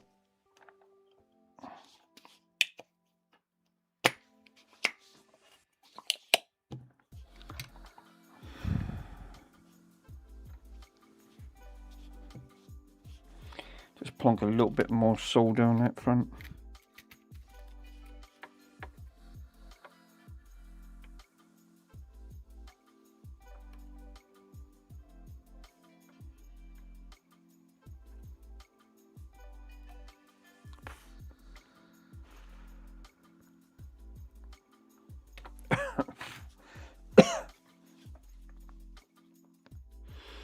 Now this is the nice fancy one that Mr. Swindon gave me. Nice, the other one's a bit like, yeah, they have all their full names. Yeah, the UK don't want to have, to have it done. Yeah, don't ban it, Pico. He'll obviously be screaming at him when you say to him, no, it's got to go in the compactor.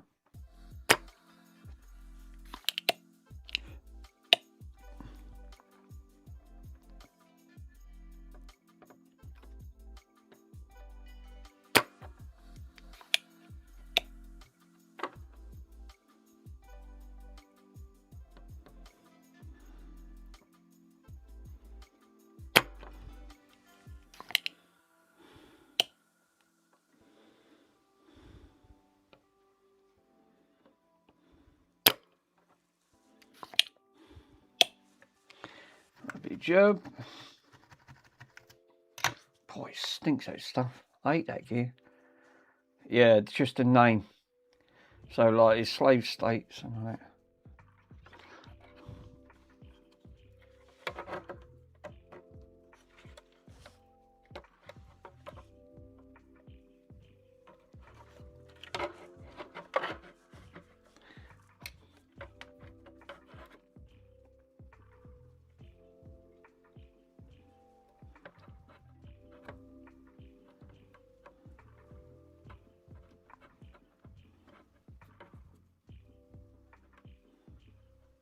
Yike! God, that gets hot very quickly. God, that's stuck. All I can smell is my burnt skin. Let me drop that down to 370. It was set at 400. Fuck me, the heat just transferred off that instant. Bloody hot as hell. Fucking Jesus. Fucking heat. Did I have to transfer quick? Thinking, yeah. Not on my end, you right?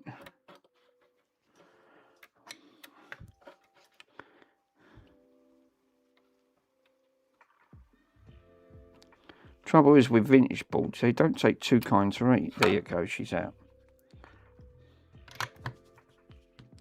Fuck, that got a bit toasty.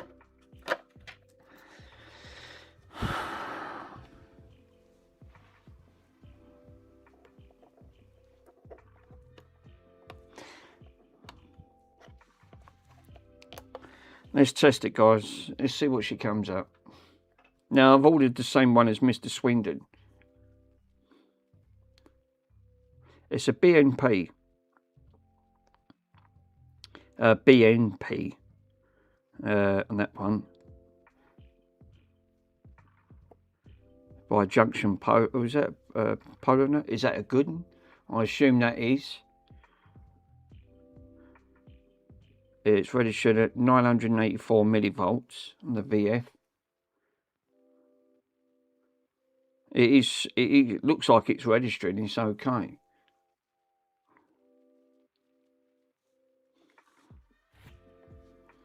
It's a BNP. So double check it. I can try it out of circuit.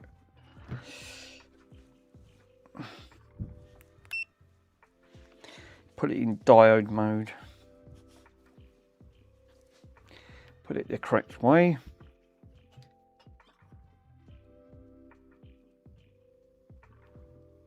Yeah, it is.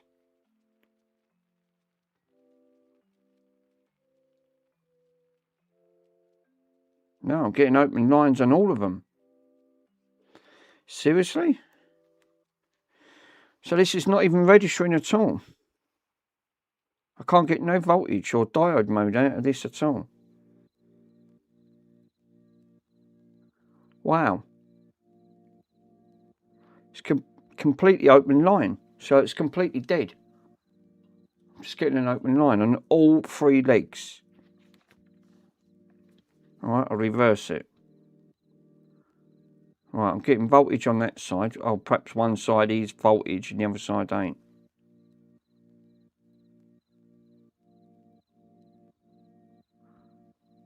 Not a lot of voltage, no. Very low. But we are getting, it's not even coming up as 1 volt.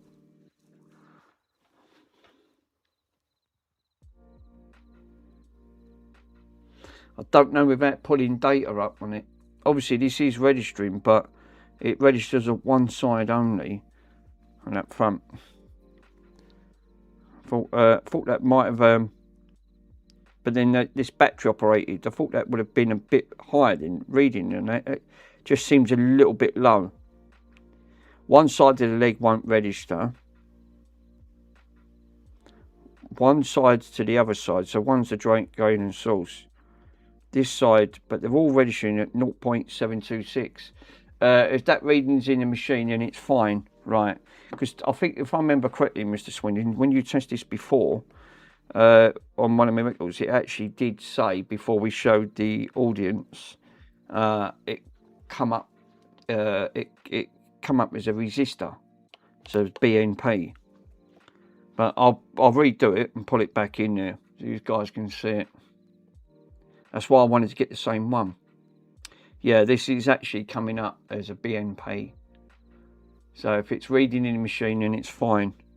I suppose they would be low because it's only battery operated at the end of the day. Now, when I tested that in circuit, obviously it wouldn't read it. But the only way to test these components is to take them out and test them. But that is low reading though. It's not even at 1 volt on one side of the leg. But drain is obviously, we're not going to get nothing from the drain side, which is the centre leg. It'll always be from the outer legs or one side or the other. The other side should not register in diode mode, which it shouldn't. But that's the way I've got it. We just double check. I probe one side to the leg of the other. We do get voltages on there. If I go centre, you shouldn't get nothing. If I reverse it, you shouldn't get nothing. One side on that, reversed. So I would say that is probably good. It's registered as a PNP anyway. One side of the leg to the other, we do get a reading, 0.7. And the middle leg to the right side, we get 0.727. So it's the same.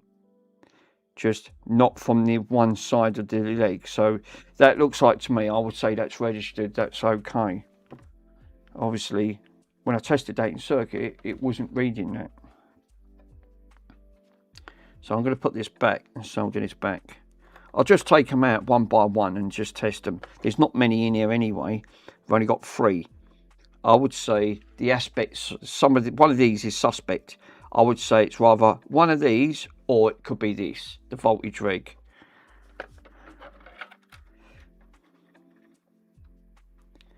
Just by soldering in. I mean, obviously, you won't know until you take them out, because you can't really read them in circuit anyway.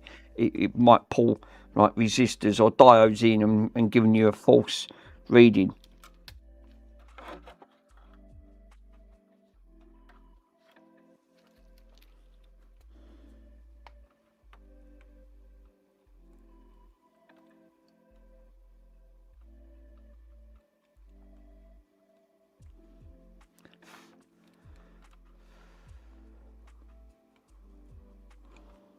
Lovely. Just a little dab will do. So I've done that one. I'm going to give that a bit of a clean. I've had to use my new toothbrush because my other one's a bit worn out. So I've got a nice new toothbrush. These are bamboo.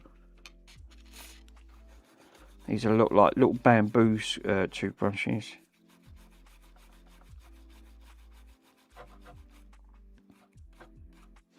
Yep, that's fine.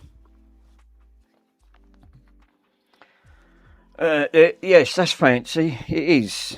So, right, now I'm going to take the other one out.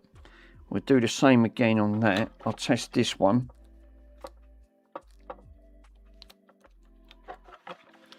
I will pull that one out of existence and give that a test in the machine.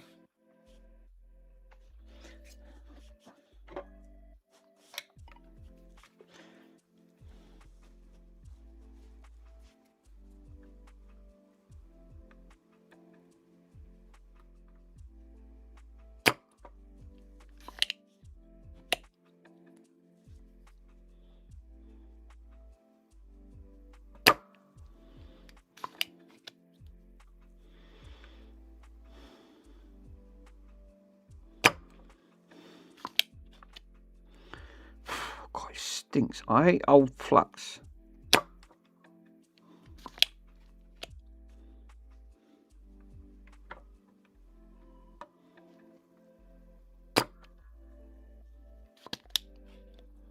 Right, that's that. I'll test the other one. Obviously, I'm not going to do that with my hands again because the last one transferred all that bloody heat and it bloody hurt.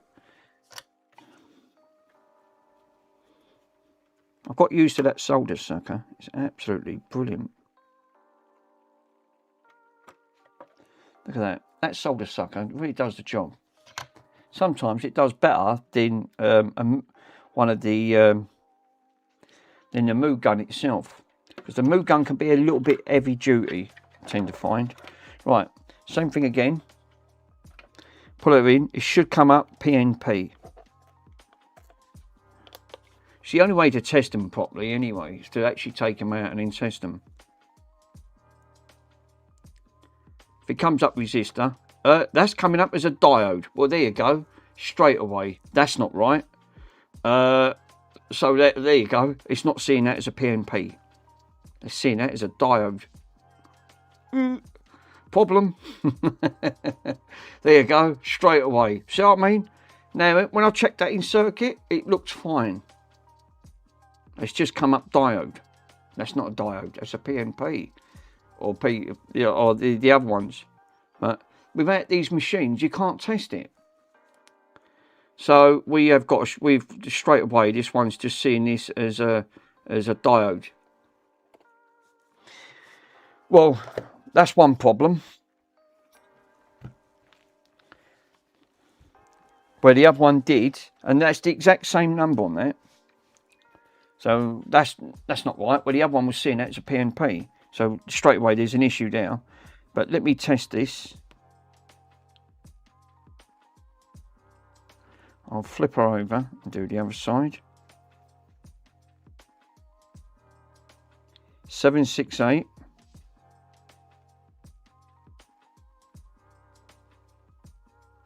.724. It's reading just like a yay. So, and am I right in saying that? Let's just double check that model number against the other one. This is getting registered as a diode. Let me see if I can try and read what this one says compared to this. No, this one's actually got a different reading. Where the other one just says, which I can't see. Let me pull it under. Where's me? Why am I fucking about? I've got my microscope there. Oh. Let me put my microscope on. I think that's registering wrong.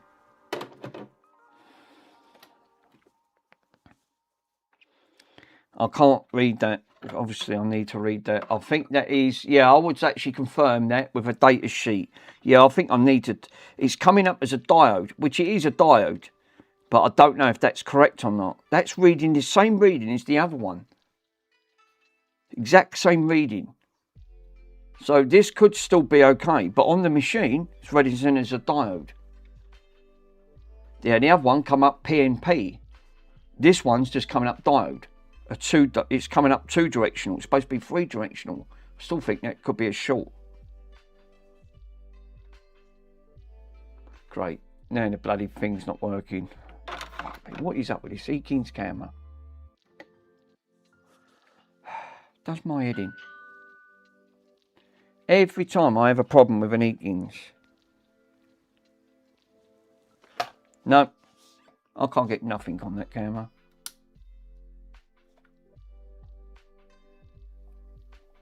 Oh, I can.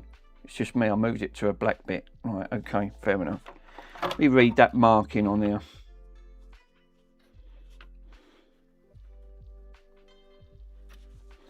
Because I can see it a lot better on this camera, and it's registered. So this is registering. This is registering as an A1. Let me write that down. The other one was coming up as a PNP. So just write PNP. And then I can get the correct reading on the other one, which is the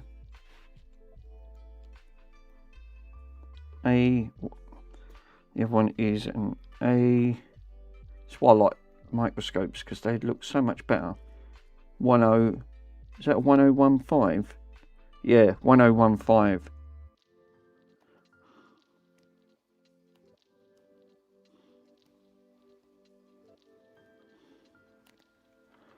So that's a 105, and then the other one is a Y at the end. Now this one's completely different.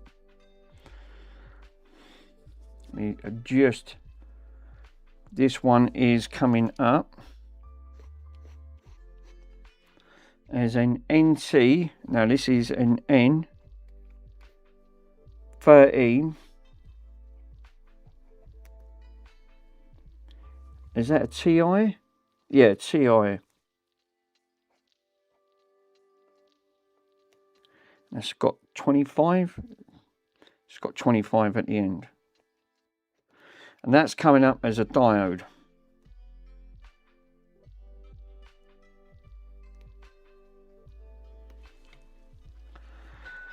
Well, yeah, because that's a bit weird. Why is that coming up as a diode when the other one come up as a PNP? Which would have been right because it was showing a proper diode without a data sheet. You sure all 3 legs in them were properly? Yeah, just because like you said, I will test.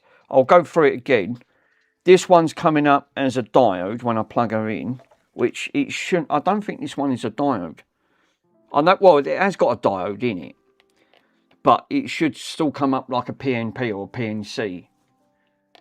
If it's to do with voltages, then I thought it would have as standard.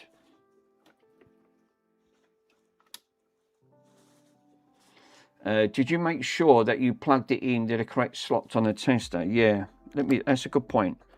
Because you can put it any one of the 3 legs. Right, I'll reverse it. Let me try that again. I'll reverse it and see if it does. The other one come up diode.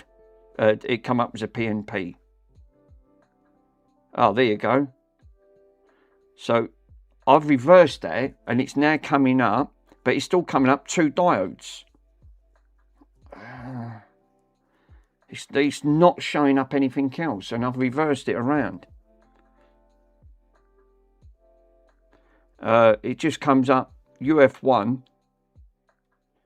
It's only seeing that. That's obviously something's still not right. I still think that there could be an issue with this.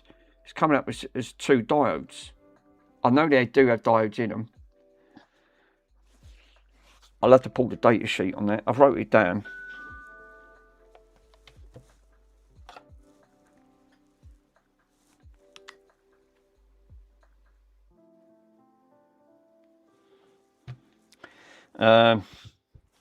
Little bit concerning where the other one wasn't doing that.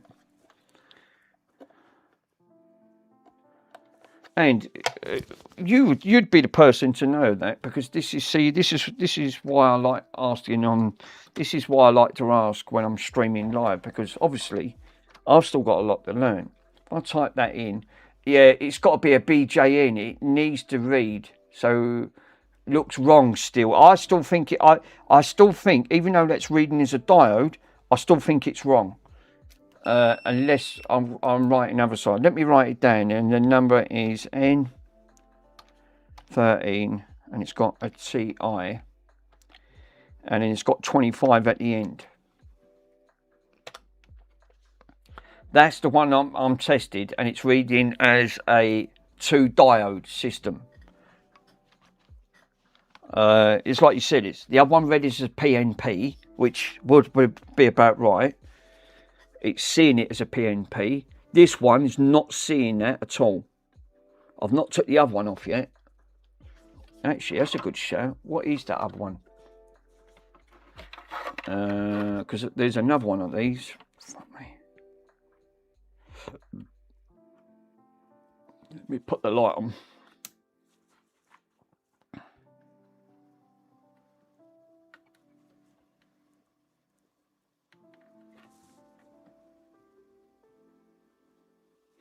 Now the other one's got a completely different look on this one again. It's an ECB. They've all got bloody different names on. Half of these on these controllers, like you said, one was registered as a PNP. This one's a KIJ, a C1815Y. Where the other one was registering at, if I remember correctly, if I go up here, I can zoom this in. Let me see if I can manually zoom this in. Yeah, the other one was registering at a CT4B, and this one's registered at an A. The one I've just took out is registering at a T. It's an AT. It's an AGT3. So it's got A, G, and C, and it's got T3 underneath.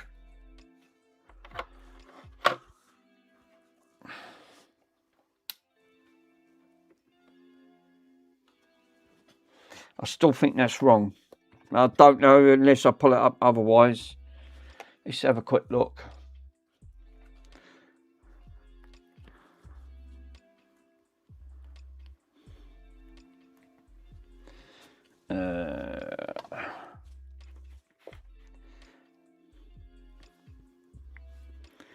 N13 Ti.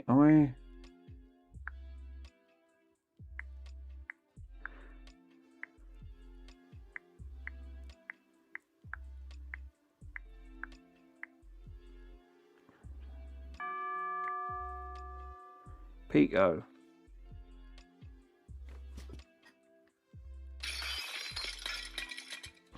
Don't bin it, Pico it. I like that, look. I like that one. That's a nice one. Yeah, that's the command for Pico. That's actually a good question. I'm going to be using that one.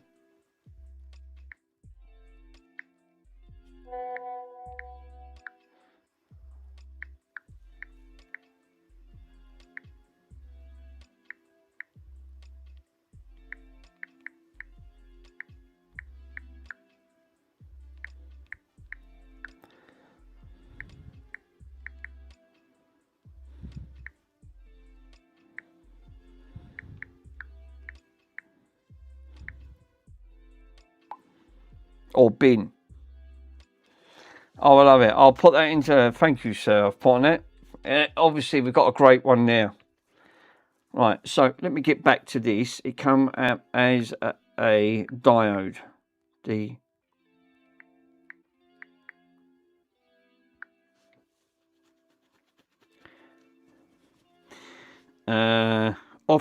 It's often misread as an NT, as an or TI or a 25. It's actually a pin. So, and there you go.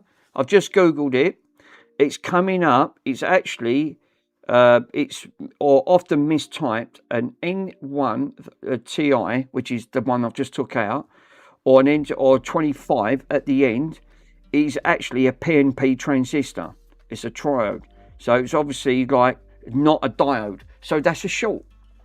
Straight away there's a problem. That's coming up as diode. That should be a PNP transistor, which I thought that was. When I checked the other one come up PNP, I thought these are PNPs or PNC or something like that, or BJT. Yeah, like you said, it could have been a BJT. These should be PNPs on that front, but this just says diode. So it's coming up not a diode. It actually says not a diode. Should not be registering straight on that. So straight away, yeah. So that one's gone. So that straight away. Now when I tested that in circuit, looked good. I thought, oh, we got the same reading, but you can't read in circuit. So the only other way is, like you said, you've got to take it out and test them, because this is the only way you're going to get out to test it.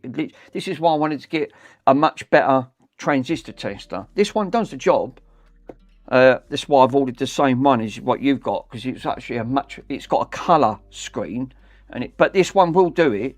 But obviously, when I see you use yours, it was actually a much more, because it actually told you if it was a short, actually told you if it was actually reading as a diode or transistor. So that should be registering as a PNP transistor.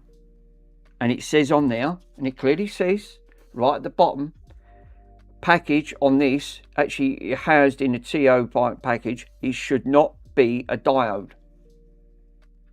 Should not read in, it's not a diode. So if it's coming up on that, then obviously there's a short.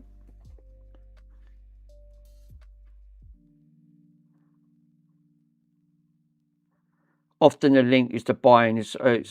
So yeah, it says often listed is single quantities exponents for sites like, you can buy these, but you've got to get them off AliExpress.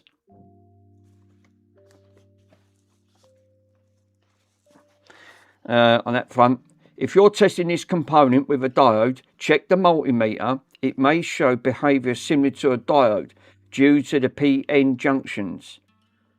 If there's a 3-terminal transistor, which I did say these are like a transistor on that front. It says there's also there's an N13 Ti. Well, that's not, which is that listed in some catalogues, often associated with ALPS's electronic, which may relate to wireless infrastructure and indestructible components that actually is a PNP transistor. But these are most common components. Damn it. So looks like that one's gone short. And I just had a look on there, and it literally takes you straight to them. They're 86 pence, and it's £2.56 for shipping. And that is that is the same one, the N13 Ti triode.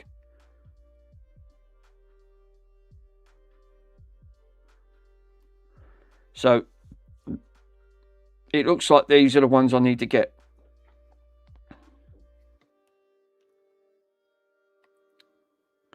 So let me double check, because the other ones have got 8 Ys.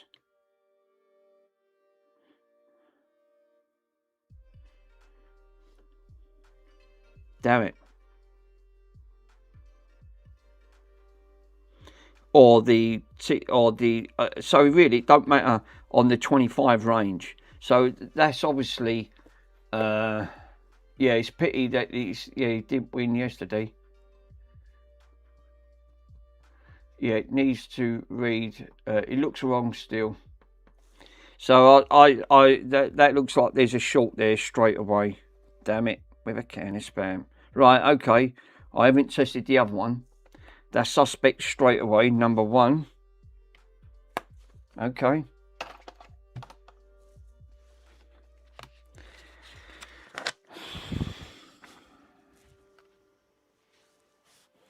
Another one for the bin. I like that bin command though. I'm going to actually put that in for Mr. Pico when he comes into my stream. At the end, I still haven't got. They still not. It's been 11 days. Nice one, Julianex. I've ordered, right. You was going on about the other day about AliExpress, right?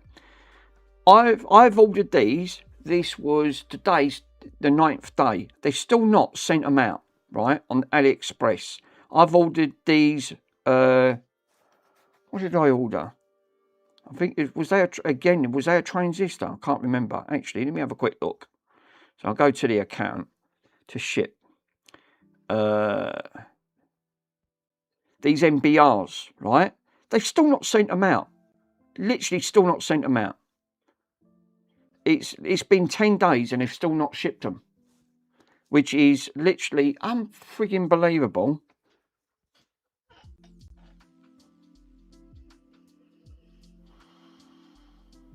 The other ones have been shipped out. They're in the UK, which is, if I go into,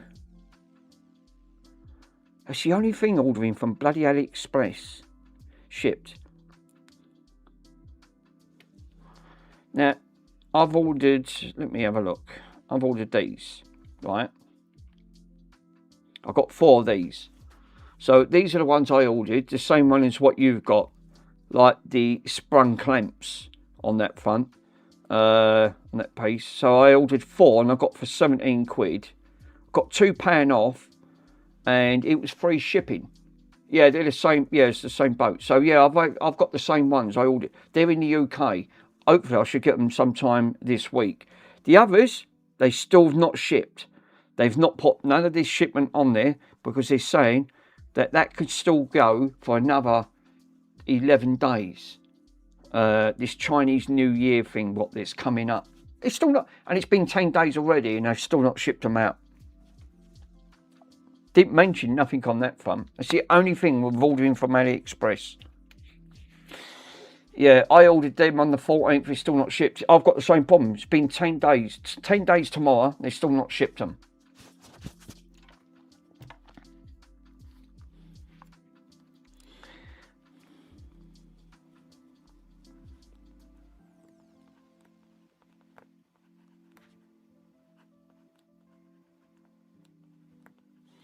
Right, I'm going to put on there just order this. Right, so I'm just going to plonk a little bit of sellotape over there.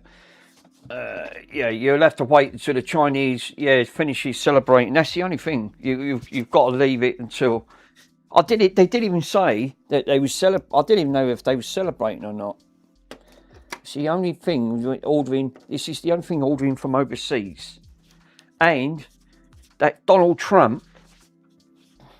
I know he's. People love him. Everyone's got mixed opinions about him. Yeah, it's free over a pound. The only thing is, he now wants to introduce another 10 to 20% tariffs importing stuff to the UK. It'll affect the UK as well. Great. Just a bit more crap to add on.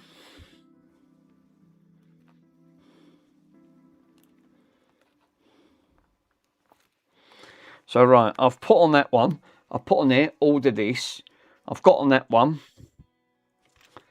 Right, I'm going to put an arrow on this, order this one.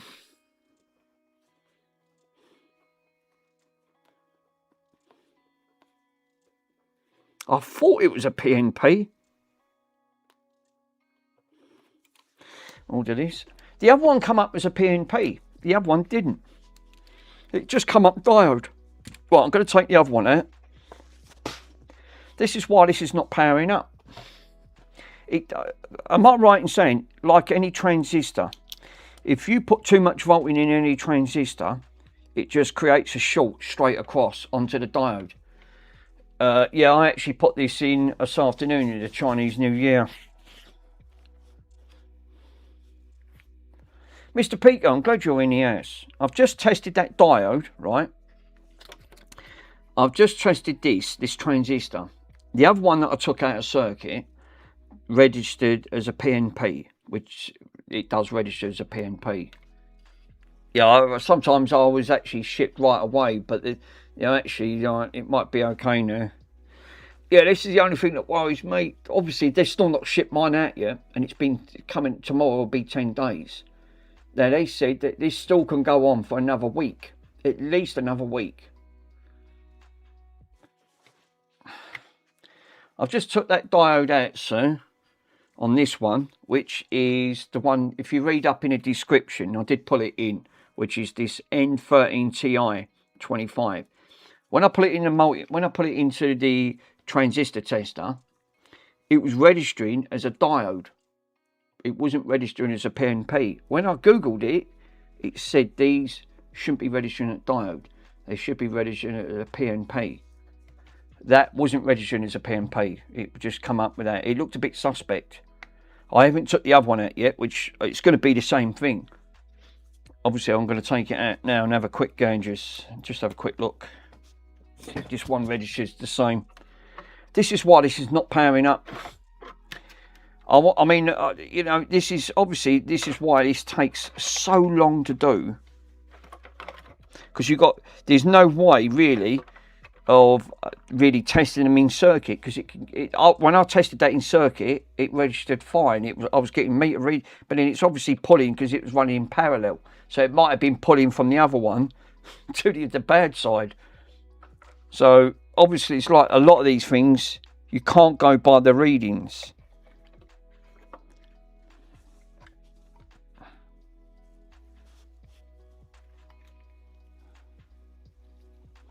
Great little solder suckers now, and I tell you, I'm actually really impressed with them.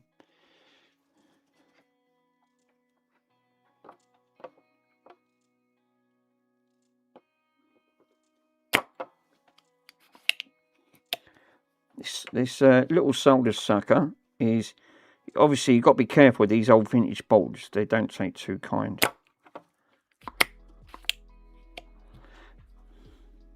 I couldn't get on with these before. I seem to be getting on with a lot better of them now.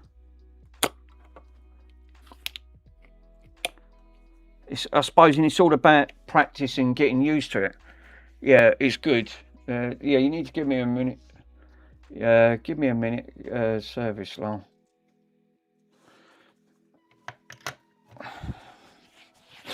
Let's read this one. I'm taking this one out of circuit and having a quick read. You can only put these around one way because it's got a diagram on the board.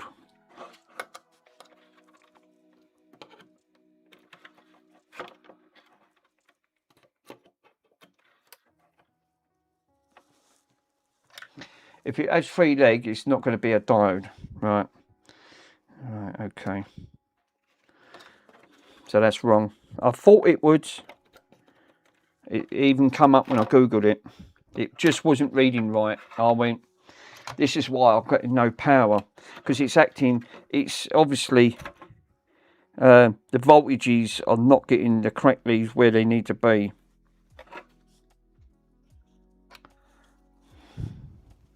The other one come up PNP, which would be about right for what it is. So I'm going to pull this one out, which I've just done.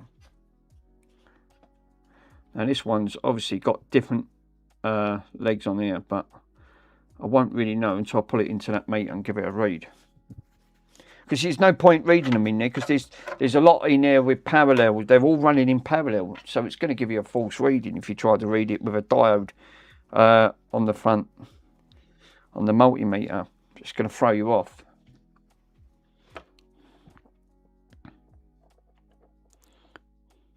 The other one wouldn't. It didn't come up with no.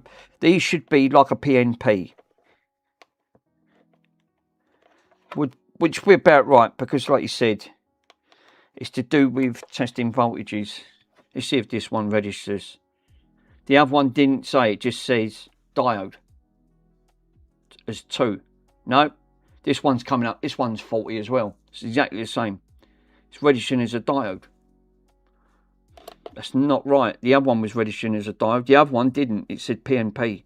So this one looks like it's bad as well. So I've got 2 bad ones here. I'll reverse it and try it again.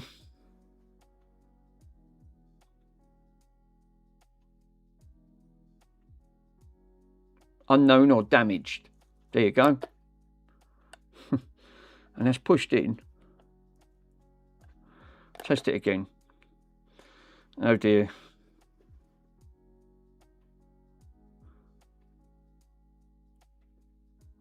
Oh, it does. It's coming up as a PN. Look, an NP, a BJT. It's what. So one side is. So one side will read as a diode, and the other side will register as an NPN. Well, that one didn't do that. Wouldn't read from both sides. It just come up diode. So this is registering good. Voltages should be, the voltage velocity should be roughly around about 1 volt. Yeah, so it's a BJT, then a diode. Right, so that's registering fine. Because if I put that back, it registers as a diode, which if I put that in, it just sees it as a diode. And I suppose it would do, because it's registered one way.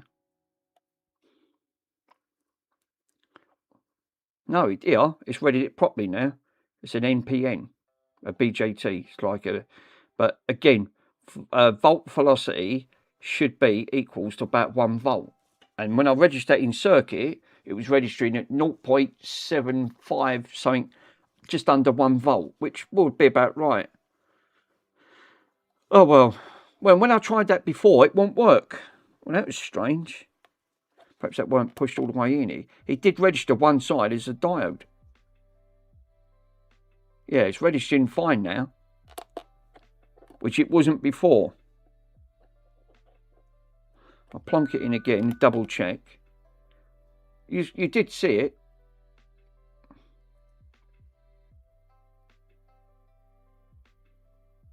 Yeah, BJT. And it's actually seeing it as a 3-legged, where the other one was only seeing it as 2. So the other one was wrong. So I've got one bad component. This one's registering good. Right, okay. Well, that's cool. This one's not bad then. I can put this one back. We've just got one bad component so far. I've not took the other item out yet, which is that voltage reg. So I want to put the voltage regulator back in. Take that out, I mean. Take the voltage reg out and just give that a test. Because there's only a couple of them. Yeah, they'd be pennies. Yeah, there won't be. So that's registering goods. The other one wasn't. Oh, it's Borat. Wonder what it was. It was Michael.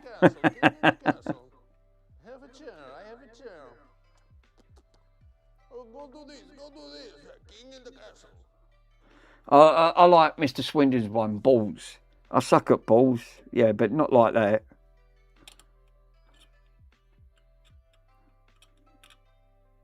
Or the wiggle test.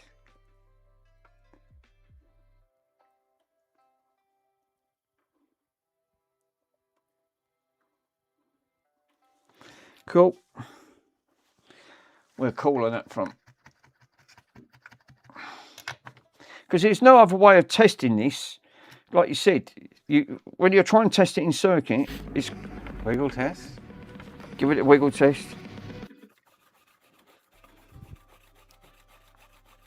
I suck at balls. Yeah, but not like that. God, look at all that factory flux. Literally, it's sticky as hell. But I suck with balls. No, not like that. I suck at balls. Not like that.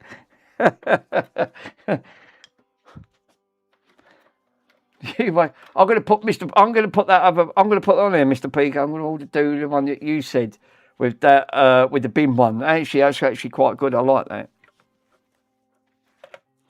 So obviously I've got all the one up, which is on there. Now I'm going to take that voltage regulator out on that front. Let's see what that comes up. Because it was only really them transistors, obviously them PMPs that should have been registered. One's obviously not registered as a PMP. I'll double check it. I'll take that back out and have a look. But when I checked it, it was coming up diode only. So I thought, oh, yeah, that didn't sound right. Hairy. I haven't got that command. Sorry, Chris. I haven't got an hairy command on that front.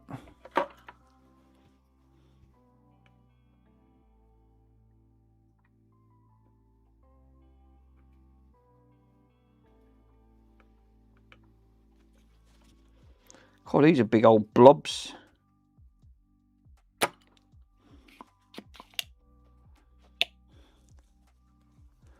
Yeah, so at least I've ordered the... I was so lucky to actually get, again, parts for that Grundig. So I've just bought a 41.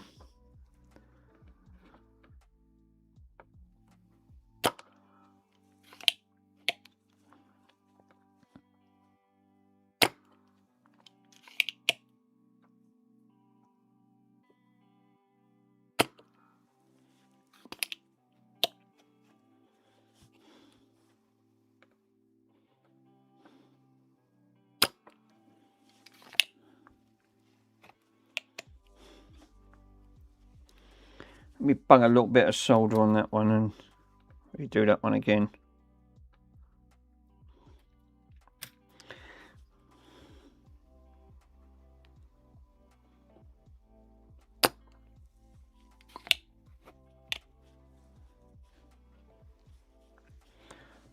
That one, middle one, don't want to come out. No, you need a T-Morph clip. Actually, that's a good one, isn't it? Chris, try and find me one. Put it on Discord. Because remember, I'm leaving on the 28th, same as Mr. Pico. I'll download it and I'll put it on in a command. If you can find me one, sir. I'll add that in.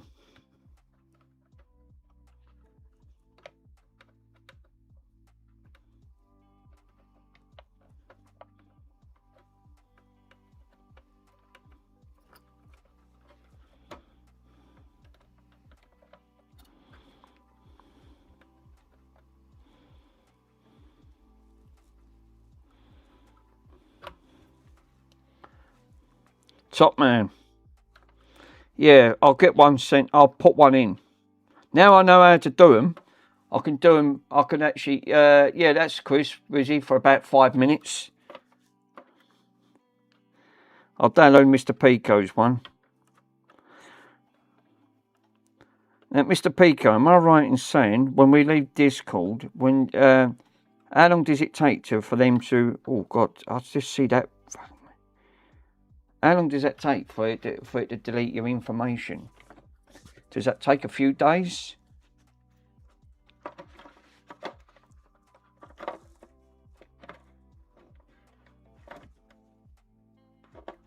you know what? What a banana. I'm only been doing under the wrong ones.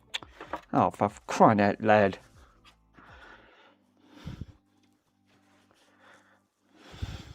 It's these ones up here. What a banana. Easily done.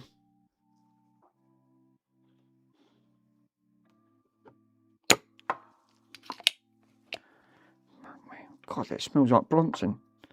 When he's dropped one.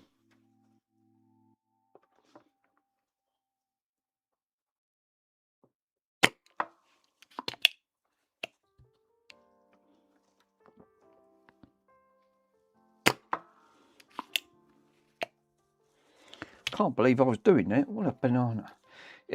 No, you can actually delete the account from your settings. Right, okay, sir, thank you. I wasn't 100% sure.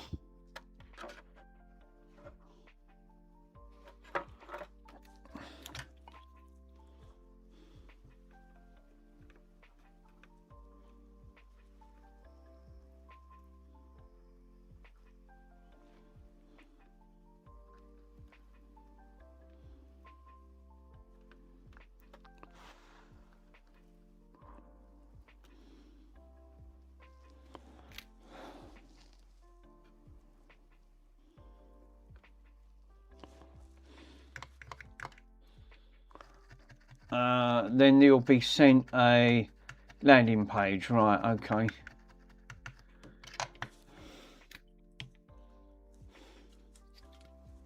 Can't believe I was undoing the wrong one. What a banana brain.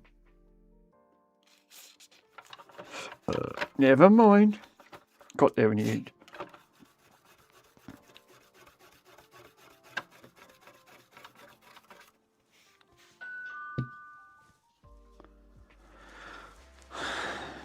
I've got a lot of crap come from AliExpress.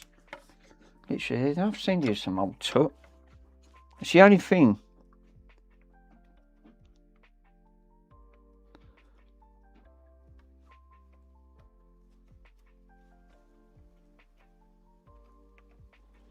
God, it don't take much to delaminate these bloody boards, isn't it? And that heat, and I have to get transferred quick off that.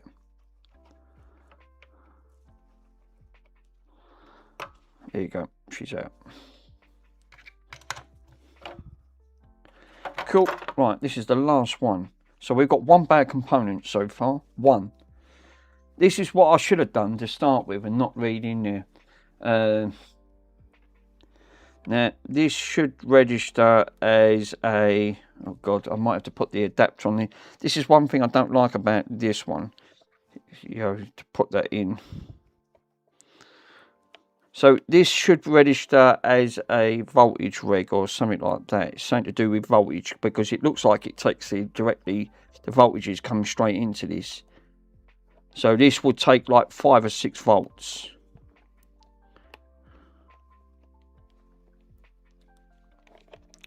God, I can't even squeeze it in.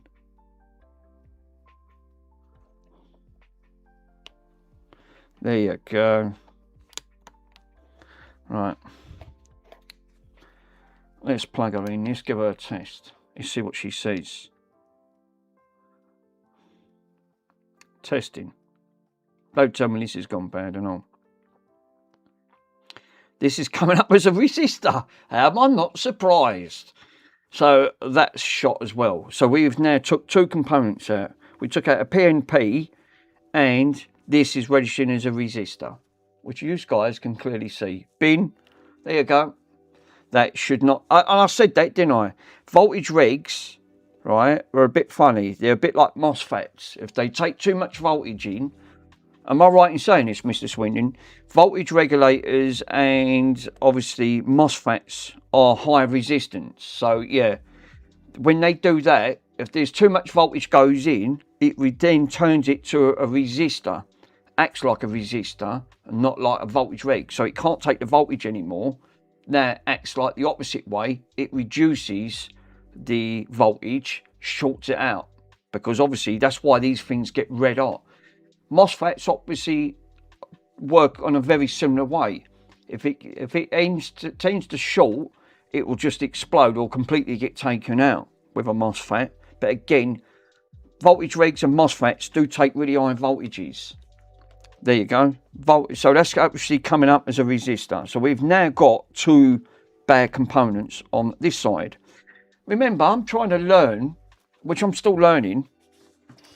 And that's why I wanted to watch when you was working, Mr. Swindon. Now you was using your multimeter. There's reasons why I think it was vital that I was paying attention to what you was doing.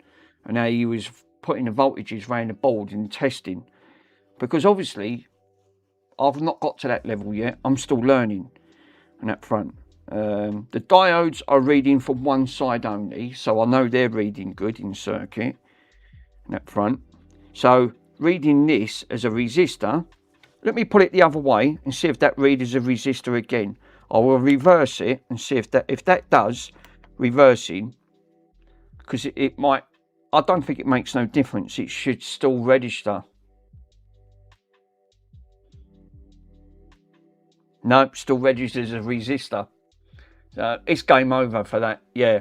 So Andy's, yeah, he's on front for that. So no, this is still registering as a resistor.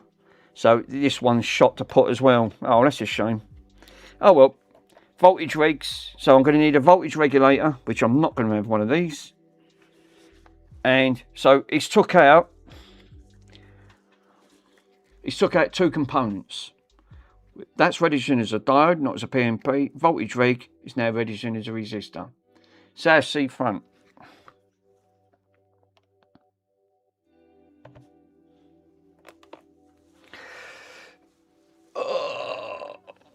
Yeah.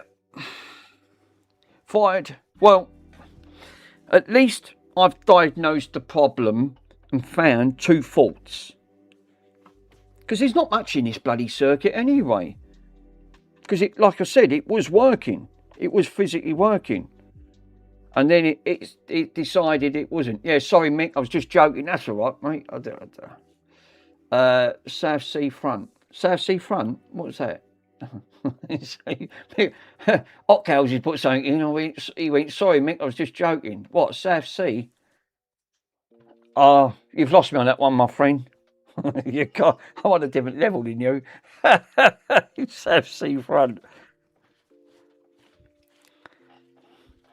Otcals, you do understand, sir. I'm from the south. I'll take jokes. I don't take anything. Yeah, Cals.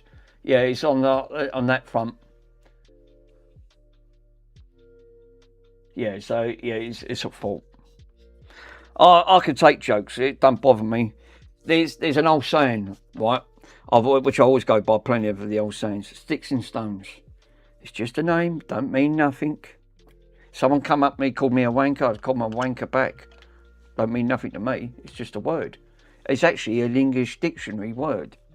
You go into the word wanker, that front. And again, it's in the manner how you say it. It's a great saying. But it's true. It's true. So it looks like that's probably why I'm not getting no voltages. So two of them are registered and two are broke. Oh, well, that stopped me from that front. What? What is? So I'm now going to have to get these ordered up. I'll test that diode again. Just double check. Put that in. What? What? Because this should have registered as a PNP. Obviously it wasn't. It was coming up diode, and I did test it. Yeah, diode. So it ain't making no difference. So obviously a three-legged on that. So that is completely shot as well. So that's short, right? Not only did it take out, like the PNP, but it also took out a voltage regulator. Wow. What is what? What is what? No. Both sides of that, Mr. Pico, sir, it's registering as a diode. So yeah, that is they're both shot to pieces. God. Oh well. At least I found a problem. My first diagnosing issue, 60 watt light bulb. 60 watt light bulb. Actually, yeah. Can't get a 60 watt light. Mr. Pico's going to send me a lovely light bulb. me just test. Mr. Pico, is there a way of testing voltage regs at a circuit? Bob. Just call it Bob. 60 watt bot. 60 watt what?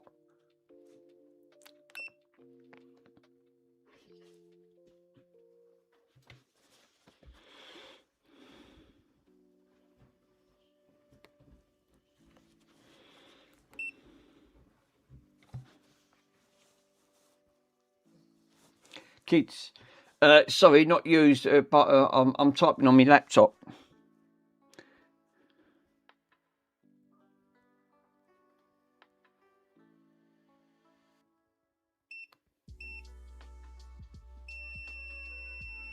Yeah, I got a short. It's just short. That's not good. Oh well, I found one problem. At least I can get that sorted there, at least. Sorry, I was with Jade. That's actually that was Jade. I was someone talking to me. Yeah, I was just going to say, is there a way of testing voltage regulators at a circuit? I mean, even though this is coming up as a resistor.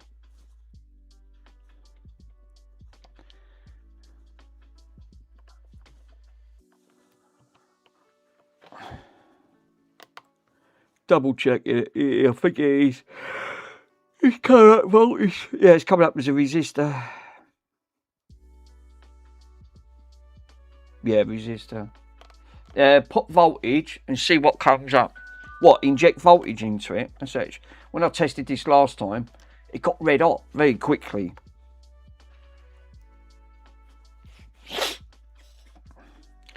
One side, am I saying one side of the legs, Mr. Swindon, is a depending if it takes 4 C-class batteries, that makes it to about 6 volts.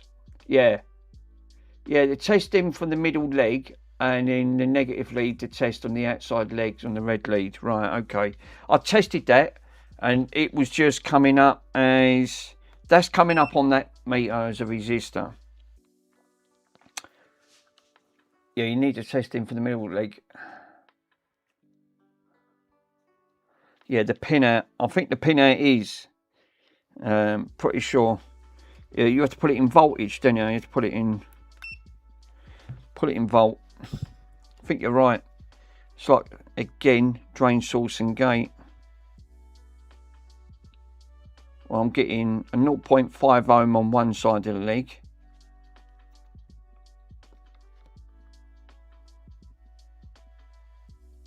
And a 0.2 volt, 0.2 volt, 0.2 volt shorted on the other leg, the negative leg.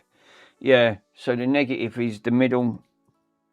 Obviously, that registers as if that's the community test is actually shouldn't beat while it's testing. Keep it on the black and the middle leg on the outside. So yeah. Oh, to see if it actually tastes. I see what you mean.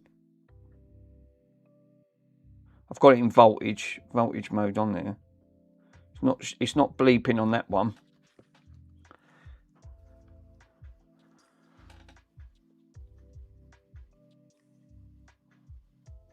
No, it's not bleeping. But on the meters registering as a resistor. So it's not gone full short.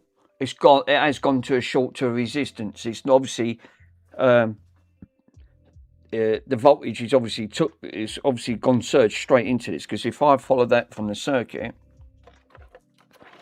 the voltage comes in where it's obviously coming in from the blue and the red, and if you follow that in circuit, it comes straight down.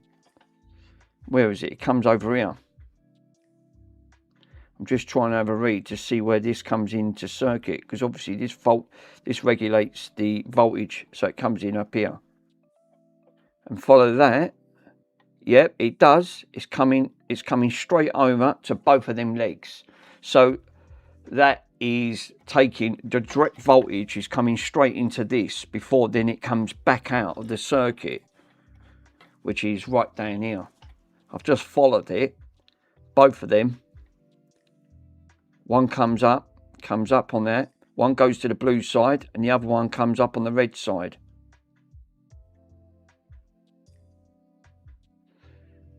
Because one's an earth, one's a drain, one's a gate. So we've got an earth, which is the furthest on the pin side. And it looks like it goes to one of these jumper settings. Yeah, sometimes it isn't. Sorry, guys. What is it you're actually testing? I'm testing this voltage reg, which is this one here. Yeah, sometimes it isn't adding up. Yeah, it's actually, like you said, I put it in. Normally these meters are pretty good. These transistor testers, these give you a really good accurate reading on that front. And if it's obviously registering, we did test this before when you done me record player. We did put it in your meter, and it's supposed to be like a PNP, and it was registering as a resistor. And I went, well, that's not right. And this one just registers as a diode. All right, they do have diodes. They do have a diode in it, but obviously the other one was registering as a PNP. But when I googled it, it shouldn't be registering as a diode. It should be like a PNP on there. MOSFETs are, MOSFET is they look. MOSFETs look like that, yeah. But it obviously this fishing frustrations. How you doing, my friend? Thank you for popping on. No, obviously you did see it come up as a resistor. Well, that's not a resistor. It's a funny looking resistor. That front. So we've got two gone components, and it looks like the voltage must have gone straight into that, like a voltage regulator thing. Took the voltage, obviously knocked it all out. Now I'm acting like a resistor. Resistor resist powers. That's why that was getting red hot, because it's now acting like a resistor. Can't take the voltage. So please tell us the markings. I'll do one better, sir. I will post you the markings. That front. Give me 1 moment. 1 moment indeed. I like the reasons why I like to have the camera.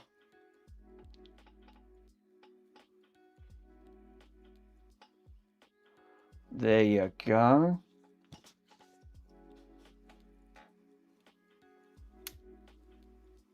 Fuck me, it's too bright. Let's turn it down.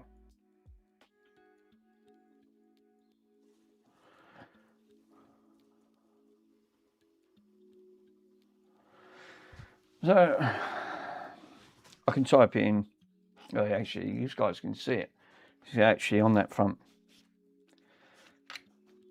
I don't think that shouldn't be a resistor. That looks more like a regulator, like a voltage reg, or similar to a voltage regulator, because it looks like it comes directly off the battery.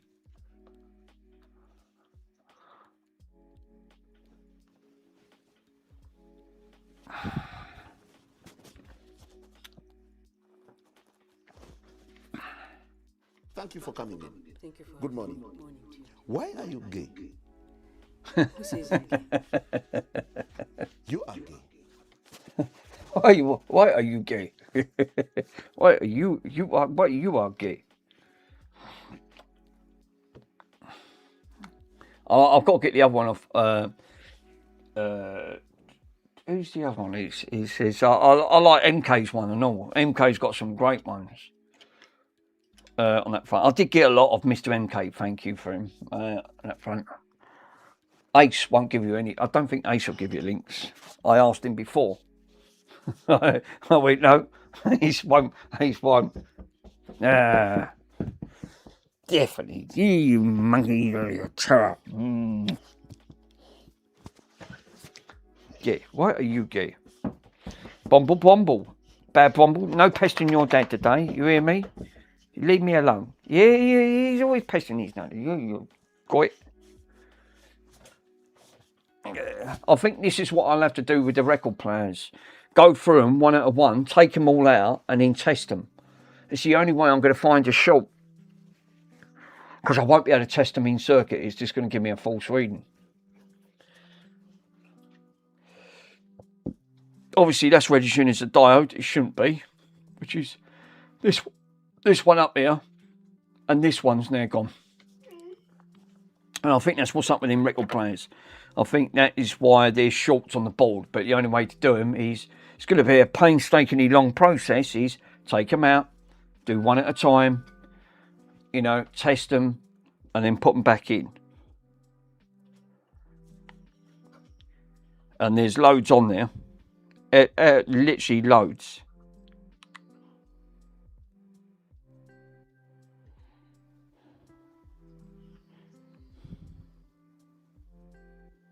Sent a video.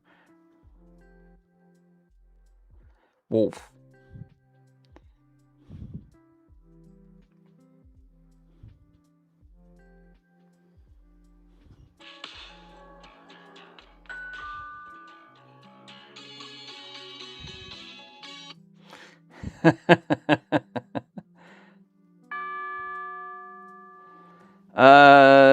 Right, okay, right. So, obviously I've had, right, it's toast. If it's reading as a resistor, yeah, I already, it shouldn't be a resistor, because it's going to do what it says. It's going to act like, it's going to act like resisting power, then taking power, and then redistributing it down. So I already knew that end anyway. So yeah, if it actually says it's a power leg, it's a toast to read as a resistor. Good afternoon. If it's an MP transistor, it's, by the way, yeah, obviously. Let me read that message from Mr. Pico on that front. Right, find. So it says on there, the multimeter on diode mode. Find the base first, right? Well, the base is always going to be like a center leg, and put the red probe on one leg and the black on another. And you'll look at that, and that should give you 0.5 to 0.7 on both legs. But if the red probe is on the leg on the base, if no leg behaves like that, it's a transistor is dead. So we already tested, but we're, like you said, because that was coming up as a resistor, and that's a funny looking resistor if you ask me on that front. And that does make sense, because that was getting red hot when I put voltage through it. It was resisting, didn't like the voltage going through. Regardless to what voltage I got, it got red hot very quickly. Because as soon as I put voltage in, it took a 1 amp draw straight away. And you didn't need a thermal can to fill it, you'd literally just fill it with your finger. It didn't like it. So now it's resisting power and not pulling power. So, as I said, put it in diode mode, which it is. It's in diode mode. So I'm going to do what Mr. Pico recommends. It's like you said, one side of the leg, you should actually give you, if you're looking for the leg that gives you 0.5 to 0.7. So negative is going to be in the center. 0.5 on one side.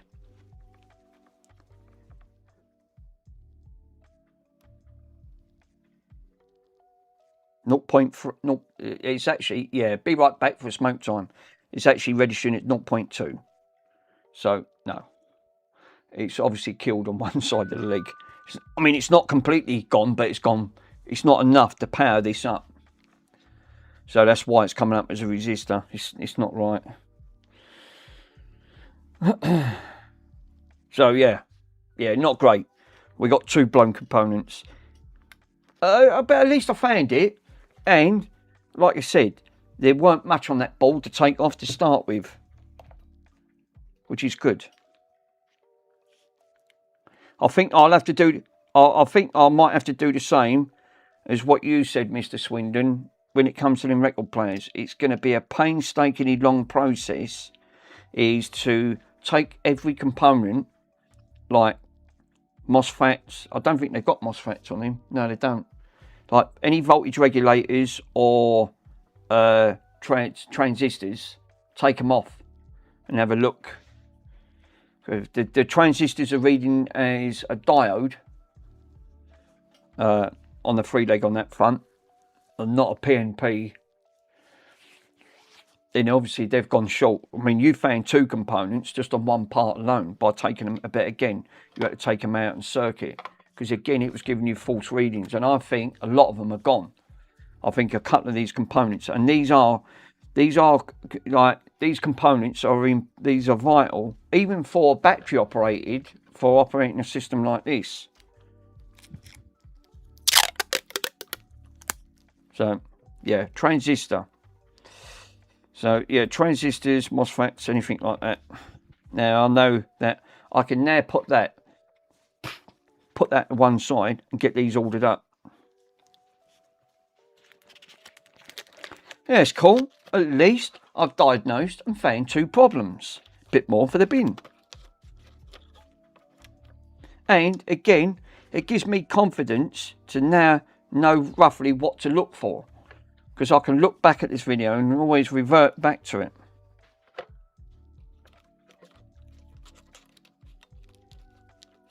Which is cool. Like I said, it's all about the learning.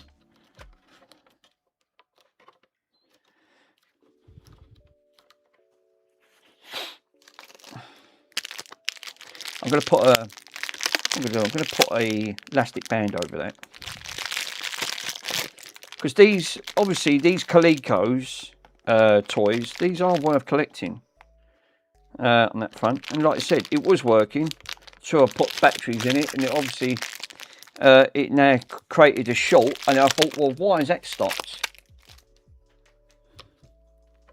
So to me, I think that's a great learning curve. Is, again, without one of them meters, how would you know?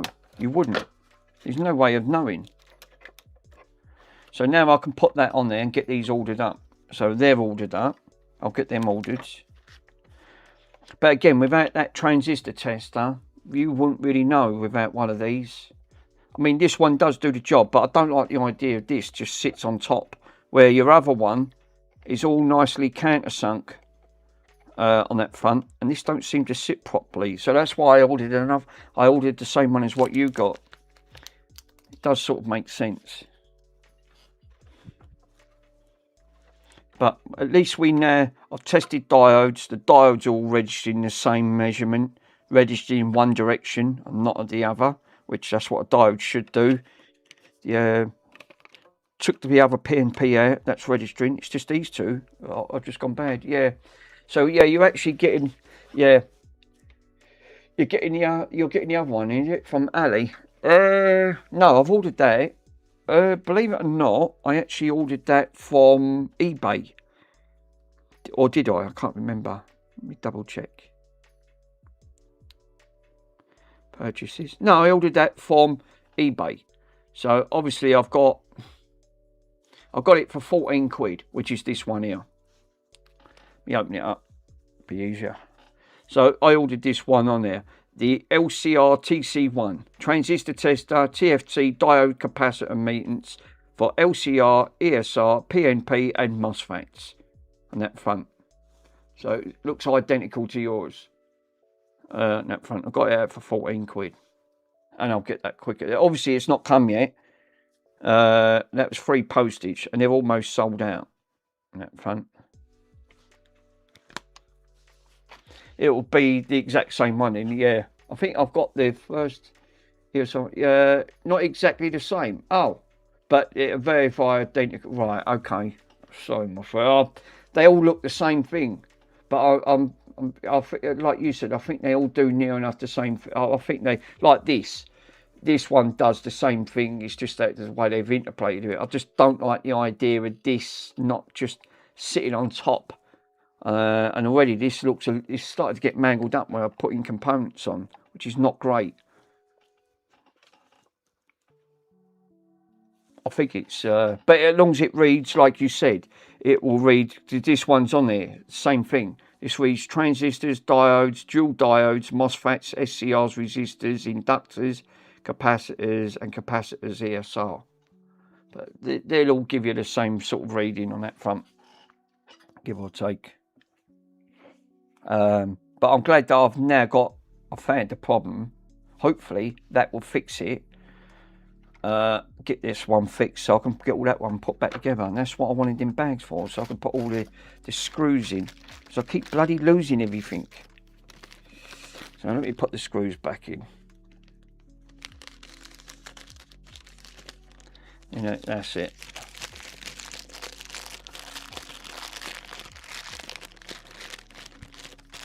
Now, I did pay Mr. Carfor to, he's going to be sending the item out hopefully Monday to get me amplifier back. It's got to come back from, I know what's going to happen on that front. Yeah, I got the random thing I actually took for a model. No idea if it's any good. The EDM mentioned. Yeah, obviously I've got to get the amplifier board back so I can put it back in my speaker. I'll guarantee I'll just have to pay 35 to send it back from Sweden. I'll guarantee I'll get to the UK, I'll get a notification, and then I'll guarantee the notification will say you'll have to pay an handling fee. Guarantee it. Because it's the UK. Anything that comes from abroad now, we just get it with taxes and import charges. Or there'd definitely be an handling fee because I've had to pay it. So I know I'll get that coming back as well. Just don't know how much. Well, that's good, isn't it? At least that's my first one. Yeah, sometimes it is a good price, definitely, to buy it. Well, this is why it pays you to actually buy the whole machine and just buy a 41. And then try and like resale.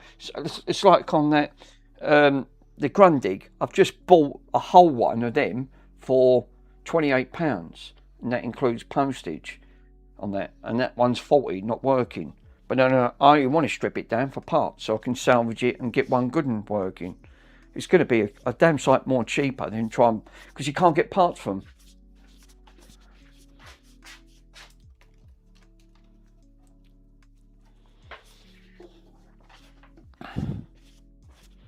£4. Is anyone streaming today on that front? I can't, because normally Sundays is a bit of a funny one, isn't it? Who normally streams on a Sunday? There's not many people stream on a Sunday.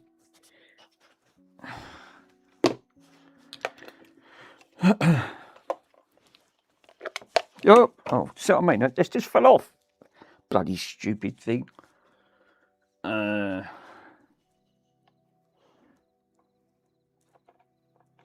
This won't stay on. It's the only thing with this. Won't stay on. Yeah, these silver tweezers is recommended that they are good. I could take all these. I can't get over these. Do you know what? I'm still gobsmacked over that Nokia. Been in that cupboard for so long, and it still had more than half a battery life still stuck onto it. Absolutely legendary. You couldn't even make that up.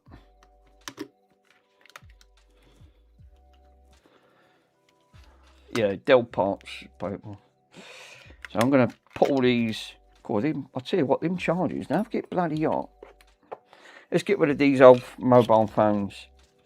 So I can still use this phone, regardless to how long it's 28 years old. I can still use it from this day.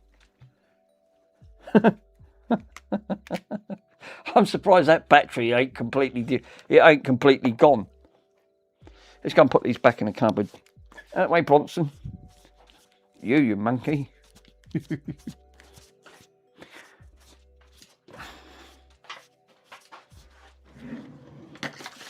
Right.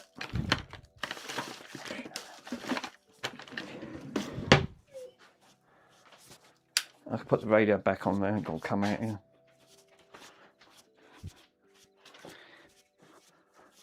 Right, so obviously I've got to roll the end components up. Let me make a bit of a clearing on here.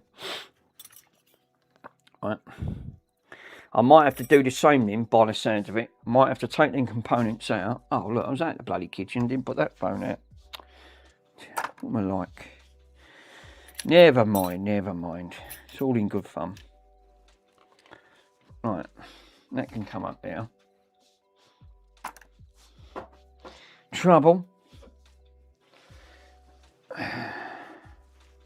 in the UK a few years ago, I found a calculator I had at school. It was just like the battery still had some juice in it since 1994. Well, I obviously, looking at that Nokia phone, I've not booted that up for, oh, it's got to be getting on for 2 years, mate. It's got to be. To still have more than half battery life still fully near enough charged, I'm actually shocked. Because all the other batteries went flat except for that one. And it's still holding power. Wow. No battery drain, nothing. Absolutely nothing at all.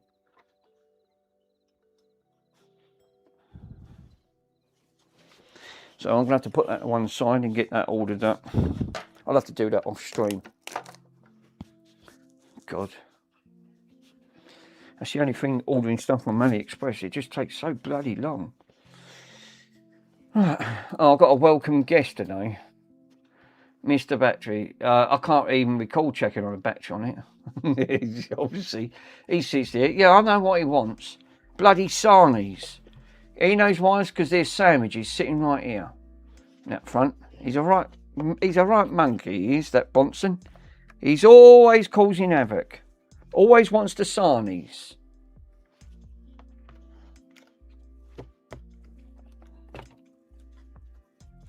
He ain't bothered. He only wants a sandwich. Be right back. Visitor coming round. No worries, my friend.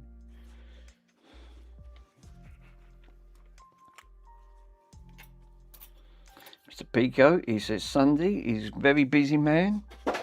Bonson, you goofy git. You're such a goofball. Right, that's obviously like, that's the old one on there. Right, so what I want to do then is I want to take one of these off. I want to check. I think what we should do is check voltages around that power supply on one of them boards. It's like, feed me, human.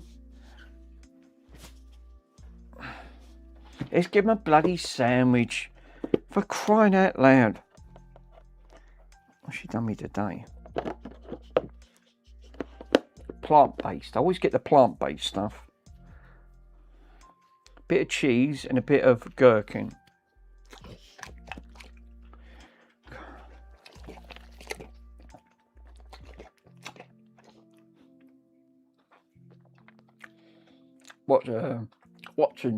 What's his name? Mr. Bronson.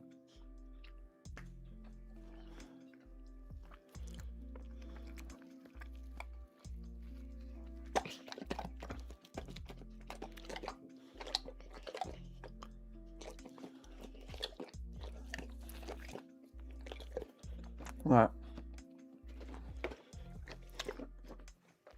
I'll put it up there for a minute. Let's grab that board. Oh God, I'm going to have to move this. I can't move. I forgot how big this bloody machine is. Oh God. Right, move that over there. Let's have a quick bite.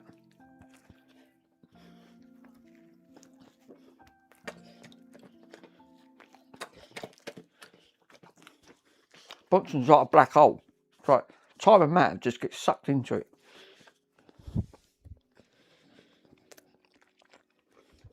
Hold up a minute. What board's what? I've got fucking 3. Oh no. Is it that one? Yeah, that's the bad one. This is the good one. Right, okay. So what I want to do, I want to do a test. Now, if I remember correctly, Mr. Swindon found 2 components over here when I took this over to him. One come up as a resistor, and the diode was obviously registering bad.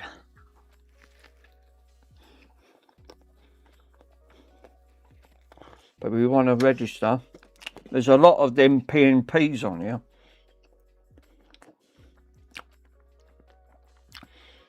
we couldn't get the voltages up to about 30. I think the voltages has to be up to 36 volts to power that up. It won't get enough voltage. I can see like a voltage regulator. So this can still have some multiple issues from the power board itself. Because voltage comes in from here. We're getting voltage. We should have 15, 5 and 36 volts. Or 12 or something like that. I forgot what I pulled up. When we checked over in the corner, this PNP and the diode was obviously gone, shot to pieces. Now I've got a spare over there, so I can pull parts off that front, but depending what's actually gone, so I need to get this up to spec to test the voltages, see if we are actually getting the voltage coming up to the pin layout, which we couldn't get before. But we didn't check none of the others, so we need to check the diodes. Oh God, me, I've only had one thing and it just bloody repeats on me. I've got to check these diodes to see if these diodes are okay, because there's a lot of diodes on here, and diodes obviously they can go wrong. We've also got these transistors. These transistors again can take voltage, can cause problems on that front. We didn't check this also, because again it's like a voltage regulator. I suppose it would do, because the amplifier chip, this is the amplifier chip, I suppose that would be like a voltage reg coming off. But again, we're going to have to desolder it and test it, because you can't test these in circuit. This wasn't getting near enough all of the voltage. So I'm going to have to take a lot out and then do a lot of testing.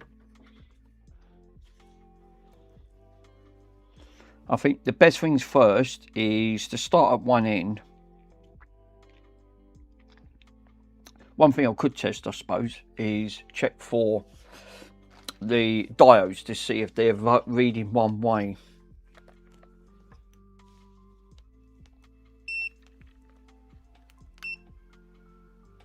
Voltage and diode mode.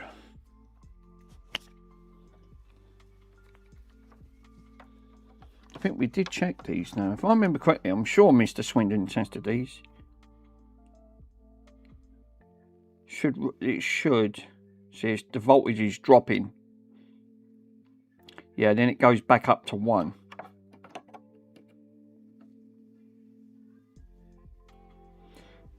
And then the other one, you should get an open line. That means the voltage, that means it's good.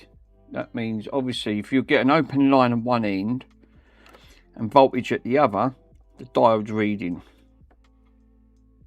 which is about coming up to about 1.4. It spikes. It's because remember it's reading in circuit next to the capacitor, so it's going to pull voltages up and down. But it shouldn't register one. Should only register one way. So, but you've got to give it a little bit of voltage for it to test, which multimeters do. Like that one there is registering at 2.5 because they're running in parallel. If I put that a negative, so I put the plus side on the negative side of the diode, it should die down and get an open line.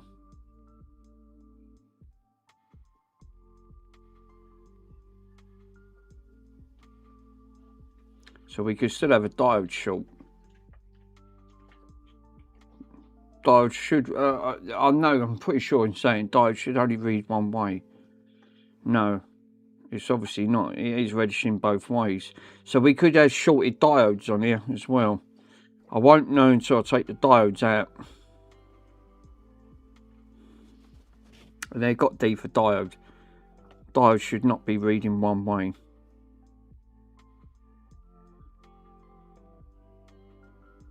I will just pull one side of the leg out and test it.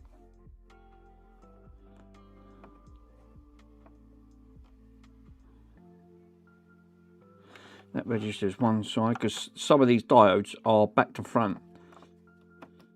They've done it for a reason.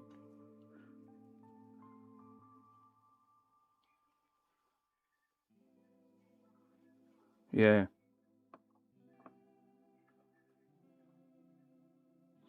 These could be because they're in parallel, but they should, you know, they shouldn't get to that type of reading anyway.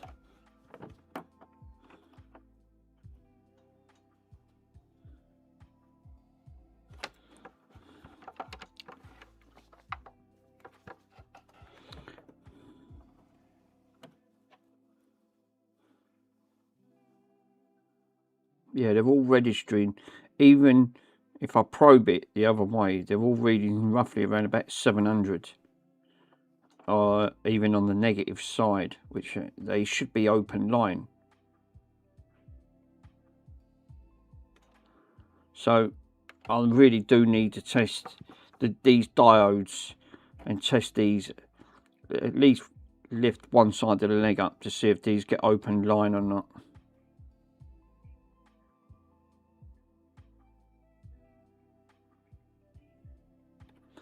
I shouldn't be getting you shouldn't be getting 0.5 volt.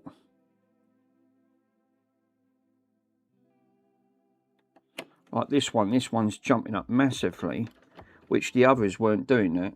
Oh no, here it goes. It's my multimeter. 0.5 volt. They shouldn't be getting 0.5 volts on the negative side of the leg. So they're rather in circuit, they're all breached, that's causing that. So I need to confirm that by lifting them up. Any more diodes? I should be able to read. I've got another one over here. Let's put the plus on the negative leg and have a quick read.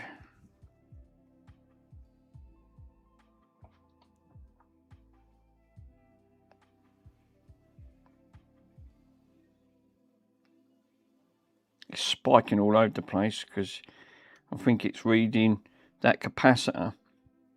There's a ceramic capacitor right next to it, and that could be reading off that, which is not good because it's missing all the readings up. So I need to confirm that one as well. That one on there, if I remember correctly, that one runs in parallel, but that one did read open line.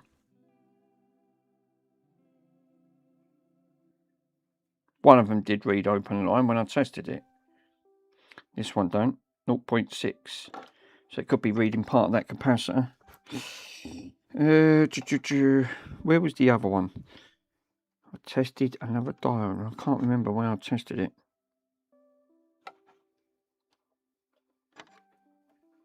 There weren't many on here. Got a couple of resistors, many ceramic capacitors.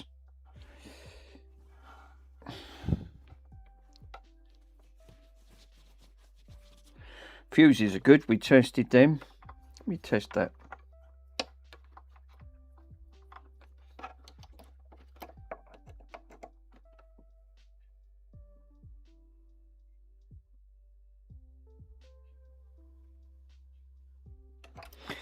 Yeah.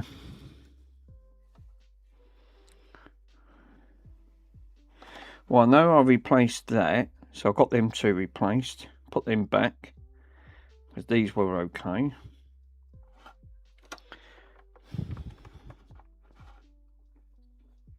So I know that one of these got replaced on that front. But I'll take it, I will test it. Yeah.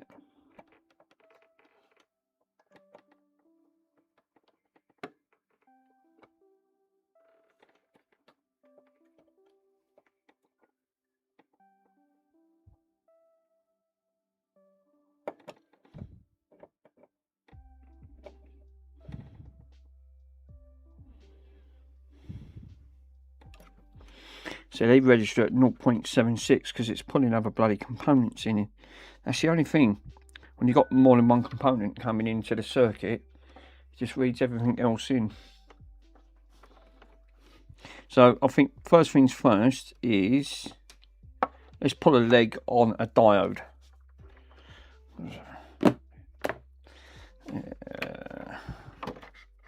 See if we can pull a leg on a diode and have a look. D for diode, and it should be on one round here. Of course, that does look a little bit rotted around that section now. Actually, come to think about it, before I do that, because some of these look like they're not in great condition. That don't, right up in his corner, that looks like trace rot. And this is the only thing with these type of boards. Let me just test that.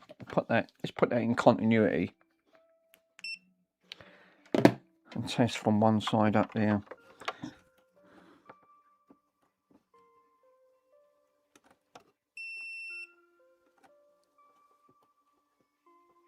Because we could have issues here.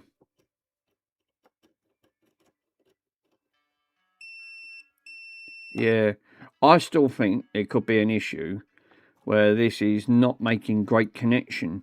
That's also stopping part of the voltage. We could bridge that. This is obviously a capacitor. Yeah, it's a leg of the capacitor.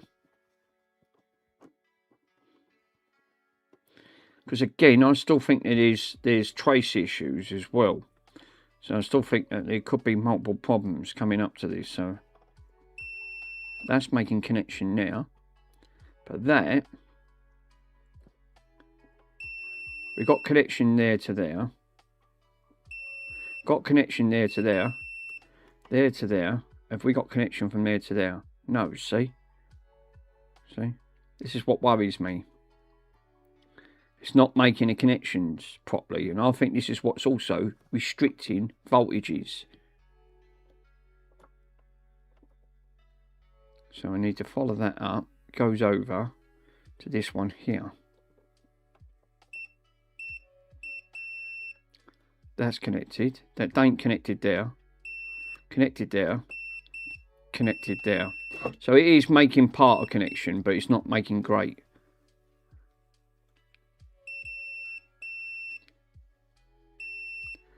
Bleep, bleep, bleep. So that's from one side of that coil coming all the way down. I mean, this is looking a bit suspect the way this, you know, with this corrosion, this surface corrosion. It's what really worries me. And I think before I do anything, what I should do first is just see if to see if I'm actually getting connections going to where they're supposed to. Because obviously, you don't want to start pulling components if it's not making a connection on the board somewhere, and this is what's concerning. So obviously from here up to, actually see if I can try and pull the camera in, because you guys can actually see it along the coastal lines. Let me see if I've got the Ekins plugged in. Yeah, we have. Let me move that out of the way, move that up.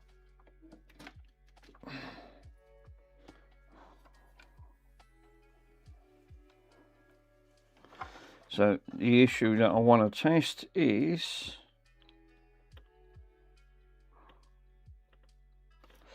so we want to test over, if I put my finger, we can test roughly around about here. So you guys can actually see what I'm actually up against. So you can see that, oh, well, I can, but you guys can't because it's bloody frozen up. Yeah, of course it is. Because I only moved the camera and it don't work. Of course it don't. There you go. So,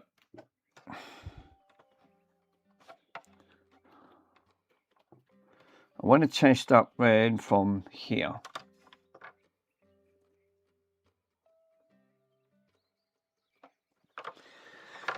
And you can see what I'm up against. That the corrosion is obviously started to, the board started to corrode. So from here to here, we are getting a connection. From here to here, we're not getting a connection. See, this is why I think after voltages are stopping, because obviously we're getting corrosion. So I think first things first, I need to give this area a damn good scrub. And I think there's an issue why voltages are not getting correctly on it. Yeah, it looks a little bit buggered. I personally think this is, Michael, this is why a lot of the problems are corrosion. We did say this when we was over Mr. Swindon's. I think a lot of the voltages can't get to where they need to be because of the corrosion itself. And it always seems to be, but that's the trouble with these type of old boards. The solder looks dull and dirty. Obviously it's not great. So I think what I'm going to do is first is, let's give that a good old scrub.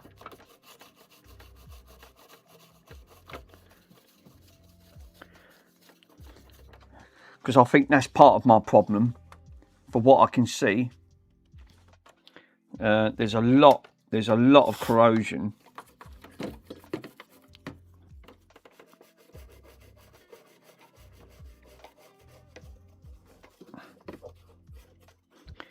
Some of this wants taking off and reflowing.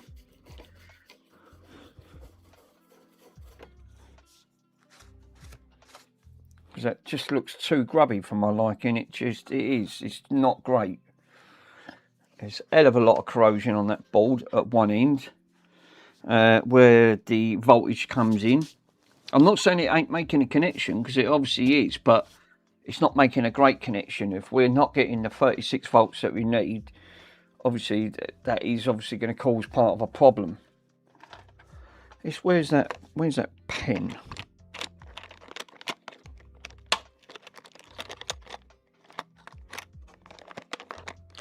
There you go. We use that fiberglass, and we just want to clean this up.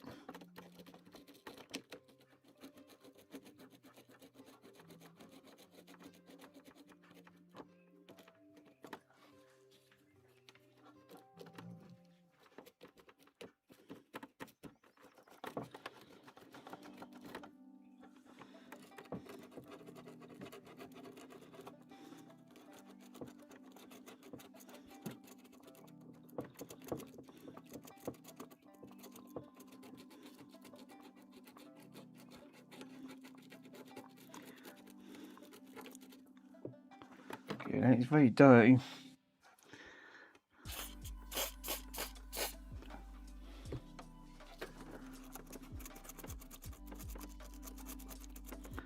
I'm using a fiberglass, a light fiberglass pen. Scrubbing this is not obviously helping this situation. And then it might hide up some of the... I can always put some formal coating on after.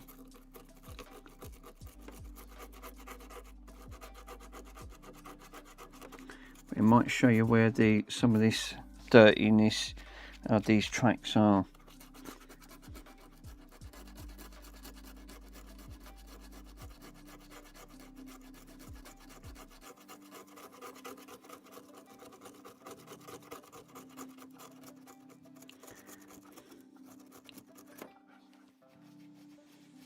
What about copper tape? Copper tape. Can you actually use copper tape? I ain't got, that's one thing I ain't got. I ain't got any copper tape, Peter. Sorry, sir. Yeah, they actually company wanted me to buy another 41 of their... What? The customer wanted me to buy another 41 to fix. This one issue is like, I can't guarantee if I'll get in touch. The touch panel, it will work from the other, so it's a very common issue. Slug tape. Oh, slug tape. Oh yeah, because they actually use them for slugs during the winter time. Now, I still ain't got none. I wondered what, I thought that rang a bell. I thought, where have I heard copper tape? Yeah, for slugs. You put them around plants, stop them from bloody eating the things. Because slugs go around just eating anything. Tries to protect your crop. Yeah, as long as them tracks are intact, so you can clean up the. Yeah, obviously, looking at this corrosion, the IPA is not cleaning. I'm using a light fibre. I'm using a light fibre pen. I still think that obviously we've got. If you have a look down the bottom here. Oh, see, touch the Eakins. It don't like it, and then OBS freezes. And then it says, no, sorry, not today. Thank you. Got to be so careful with that Eakins camera. It really, really don't like being touched. OBS really hates it. Let me put that up. So I've got to clean all this. I think when I took this to Mr. Swindon's, he said the same thing as me. This corrosion is obviously not great. Because I think when we test it, I'm pretty sure, because Andy had a lot more in his chat than what I had in mine on that front. And there was a lot more helpful people. And they said, why don't you check for this voltage? And Andy was already tired on that front. I can understand. But he did find 2 components. Now, if I had them people in my chat, they could have probably been great guidance on it. Yeah, Mick, you're better off actually buying a better quality USB cable for that microscope. It does my head in hand, I tell you. Obviously, that's got to be a part of the component fault that's obviously it. Yeah, it's have to teach, yeah, it's to test each track, I think, I guess. Obviously, that's what I want to try and do. I want to clean all these connections up. This is the board that Mr. Swindon had a look at. This was working, and then obviously there was a dead short somewhere. Found 2 components. When he put it into that meter, one was registering as a resistor on that front, which was the transistor. It was registering as a resistor, and it shouldn't be registering as a resistor. So when I got back, we obviously nicked it off the other board of the other one that was working, and that stopped. So when I got back, I actually just took one off from the old board, tested it, was registering working, put it back. Because again, getting ancient components for this is a nightmare. So I think what I'll do, that's what I want to do. I want to clean all these tracks up the best I can. Clean all this up. Because this solder looks, it's dull. It's very dull. It shouldn't be like that. A lot, obviously I'm getting a lot of the crap off. This fibre, this is like a lightly fiberglass pen. It ain't too abrasive, but it's enough to, it's doing better than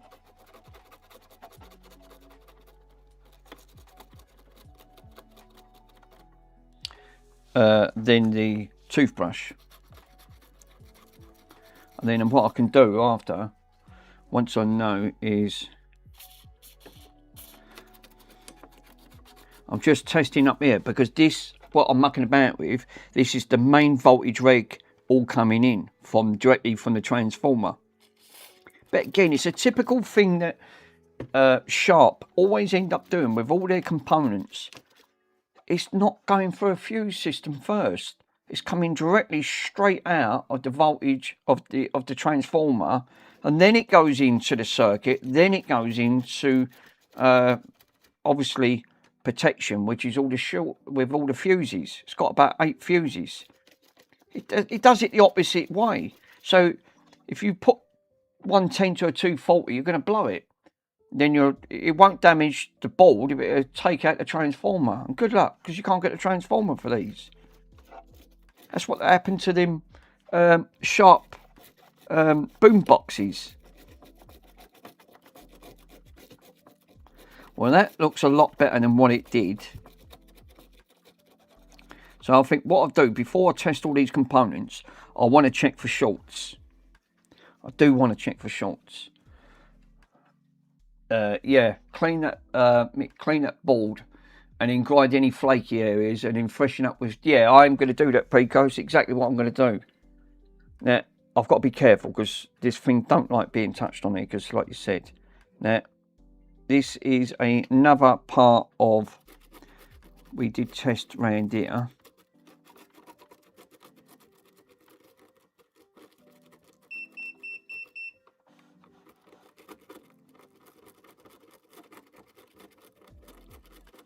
Because again, if these connections ain't great, this could be stopping voltages getting into where it needs to go on the board. Yeah, the sharp is rather dull, yeah. I can move that back. I might have to do what Mr. And how would I know what's the best cable? Have you got any recommendations for them type of cables for these Eking cameras? Because every time I touch this bloody thing, it just don't like it. It really kills it. It kills it dead. Well, I'm not on rocket science, but that to me looks like that's bridging. That's touching. I just use an Amazon based one, no issues since. Well, I'm not a rocket scientist, but that looks like a bridge to me. And I can see it on there. Is that a USB cable? Yeah.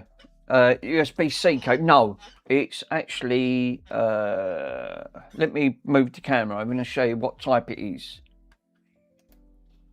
No, Pete, I don't think it is. I'll tell you what one it is, and it is one of these. It's a printer cable, so it's one of these type. It's a weird sort of connection, because when you look at the top, it sort of have to slot into the Eking's camera. Obviously, I had this set up wrong. That's why I couldn't do it. I thought, I mean, that camera looks very similar to what I've got. Oh, that's it, type B. So it's a type, I wouldn't have even known that was a type B connector.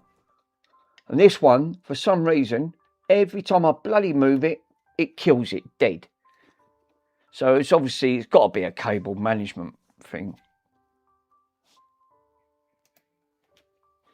Yeah, and what I'm going to do, I'm going to desolder that because, yeah, look, that's killed that camera again, see? Fuck it. As soon as I take it, deactivate it, activate it, and then it's sort of like we're back on.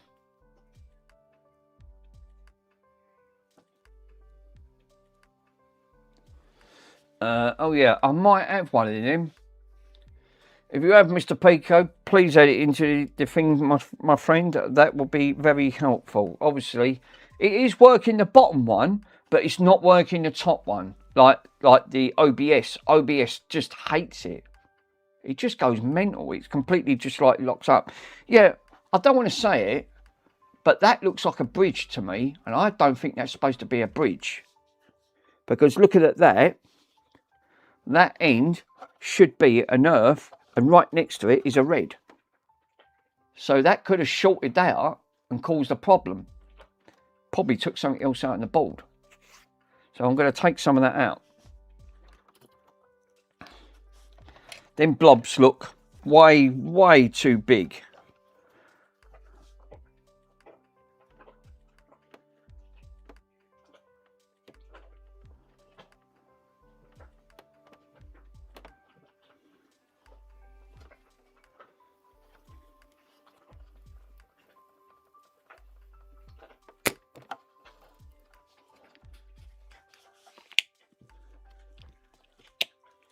I want to take the second one out as well. These blobs just look too big. They're way over too much solder. That's not going to help. There's a community across too. Yeah. I think that ain't helping.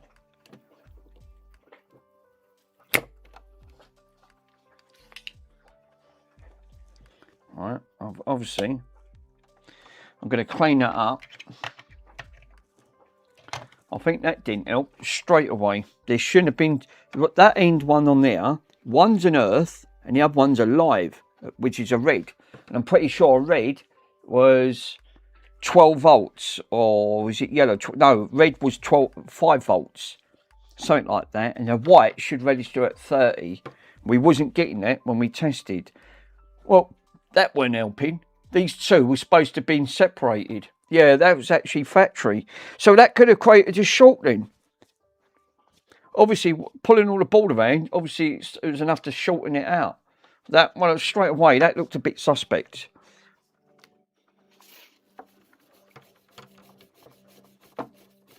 All that bloody corrosion everywhere. I would test it to make sure, but that was obviously, that wasn't helping. This is what I said, by just spending a little bit of time. The rest of them are okay. I can actually see it.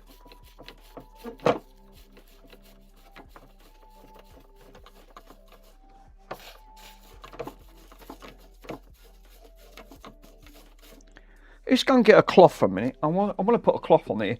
It's a lot of that old fluxy, crappy stuff. It's literally just, it's spreading everywhere. Well, it ain't touching now, obviously. That was bridging, because these were separate. But that's an earth. That one's a red. Right, that's alive. It looked like it was a bit blobby. So, and like you said, I haven't touched that. I didn't touch it. So it looked like factory to me. So what I'm going to do, I'm going to plonk a little bit of, I'll do what the others do.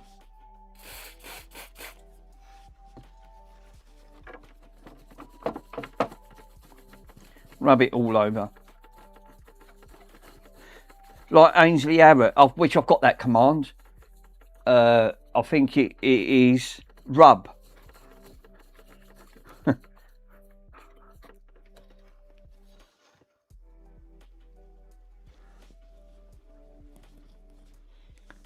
Now I can do the top part. That looks a lot better.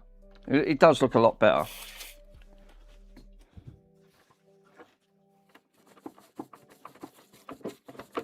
This is why I like to just put a cloth and just rub it right in. Give it a good old rub, as Ainsley says.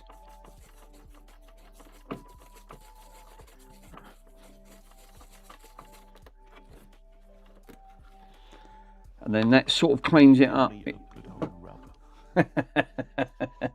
Give your meat a good old rub. And that does look a lot better, I've got to admit. It does. Right, so I think what I want to do test next is, I've got to be careful here because I know what's going to happen. I need to get one of them long. These Inkings are okay, but the problem is they're too zoomed in. Well, they're all right, but you need a manual one to zoom out, like a manual zoom in and out.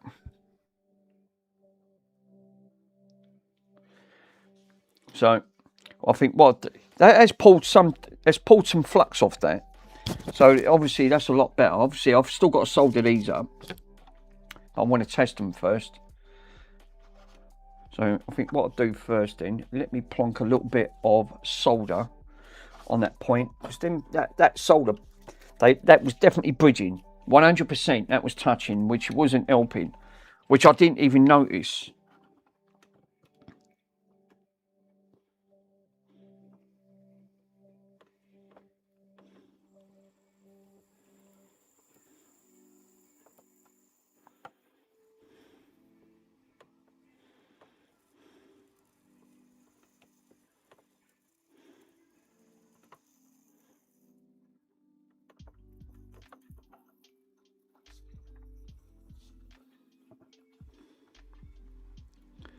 Lovely.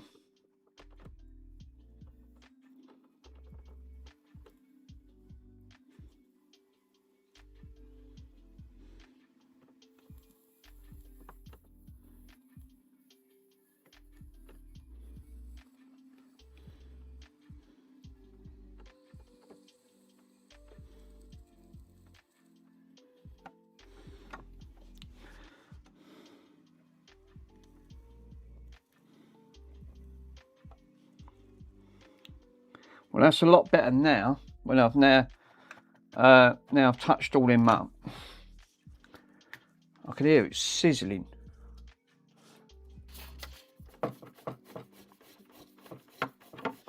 Now I want to test these connections.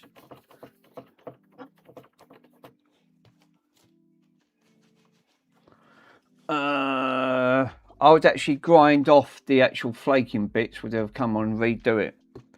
Yeah. Yeah, obviously that's not helping.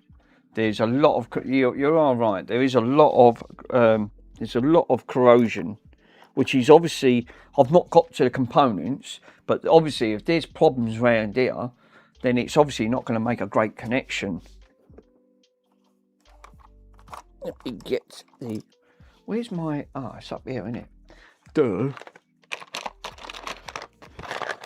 Oh, you frigging monkey, you've dropped it.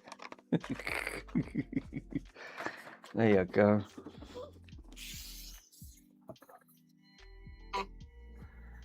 Let me, I'll tell you what, let me come out of that a minute.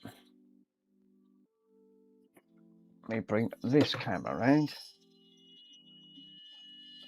And you guys can see it a lot better.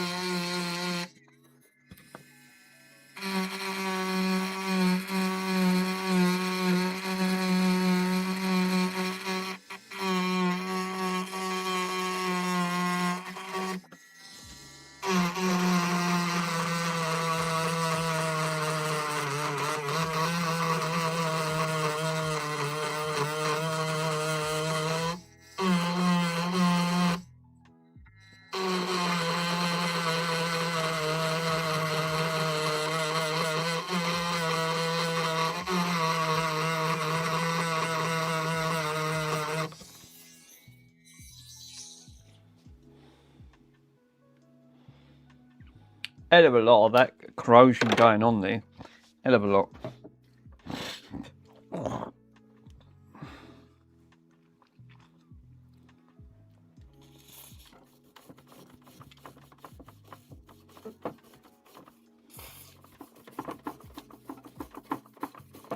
It always seems to be up one end, which is up here.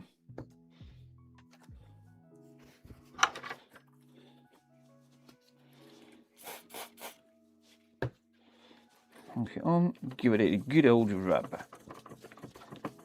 Yeah, boy.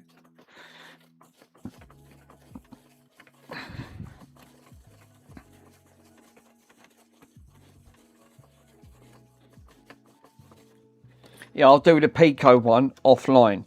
I'll get Chris's one. He's got the Wolf one, which I'll put these command on as well. Now that looks a little bit more better, because now I can actually see how bad this actually is on that front. The only thing I'm not sort of convinced, which is over this section, I don't know, I don't think this should be, obviously the black should be isolated.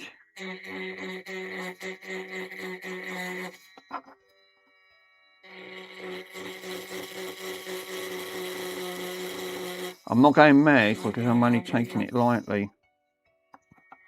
But again, it looks like from this line down to here, this looks like that goes to a fuse. So that red one comes off this one here, comes all the way down to this side of the, it looks like it comes down to this side of the fuse because it's got F41.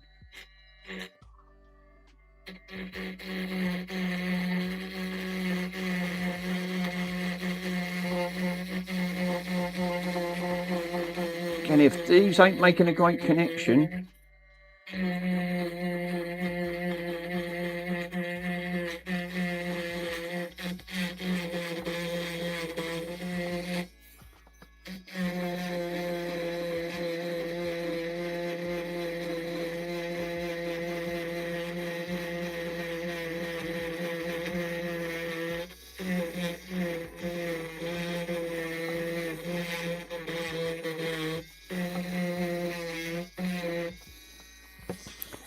and it's the same with the other red, which is this one here.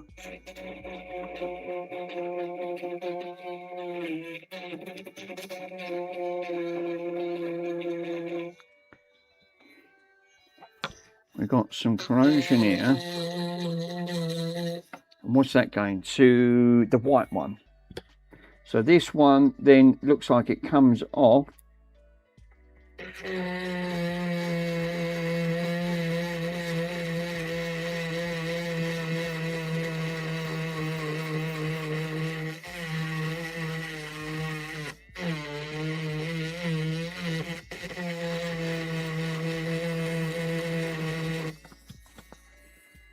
That looks like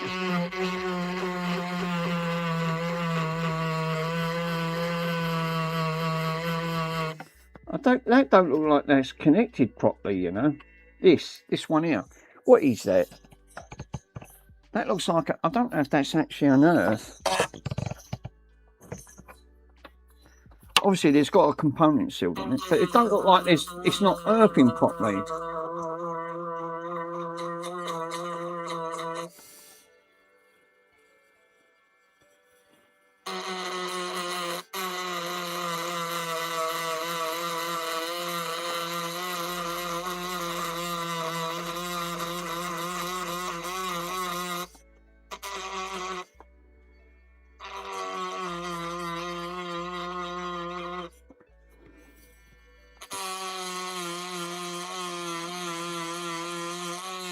That's why I want to go lightly. I don't want to go too mad.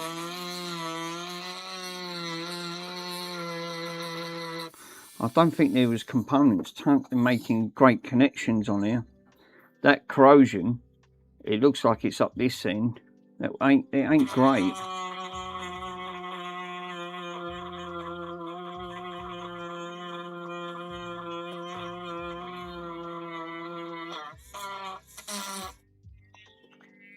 Let's just test that a minute.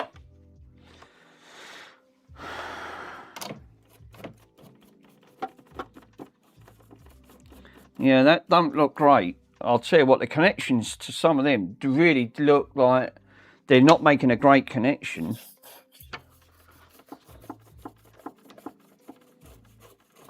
This don't. I'll have to find out where this is. That looks like it's not even making a great connection on this side.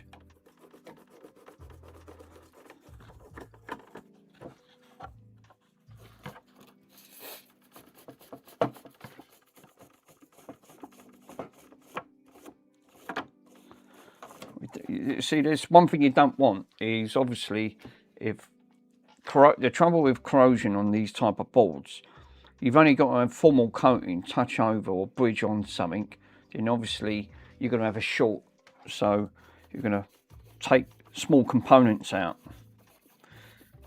and I think that's exactly what's happened here.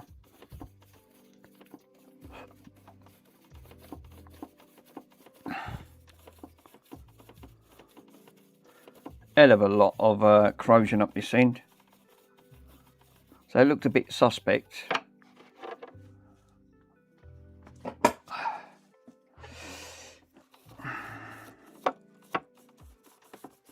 Right, That's good. Let's find out when that blob goes, because obviously, let me undo the board, which I do want to undo on there. Now I can have a look properly to where that blob goes. That blob, what is that? Is that a short? It might not go to nowhere, which is this one here. Could be a grand or something. I think that's what it is. These don't go to nothing, but the components next to it looks like these look like a grand leg, but this ain't going to nothing. It's not the greatest of connections, I've got to admit. I'll have to double check, get the multimeter out. Looks a bit suspect around here. Oh, you can't, sorry guys, you can't see. Still, it looks a bit suspect around this section. I've cleaned all that. All that's done is just smeared everywhere. Let me grab the saw, give that a little clean.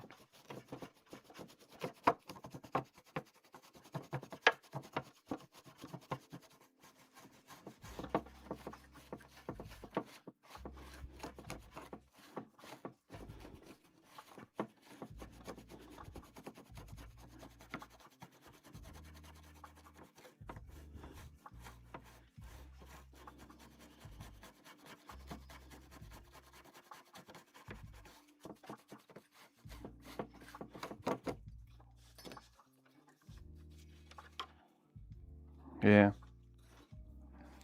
So what I want to do next then is get the multimeter back out and start testing, probing around here to see where some of these making connections. It seemed a bit iffy, but I ain't even got to the board yet, but obviously that weren't helping. If there was a short over here on the pin, which obviously the live going on to the negative, it was virtually touching, which is not great. Right. Open line. We should get bleep test. Cool. So first things first, this should be an earth.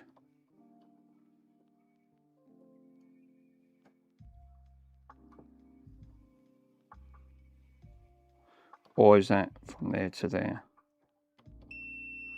Well, that's there to there.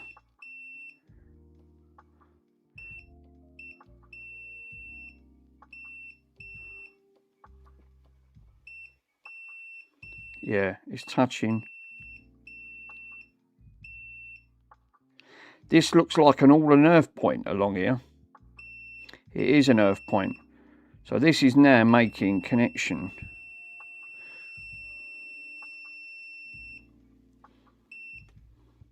Earth. This is all earth. Earth, that's an earth. That's an earth. Earth.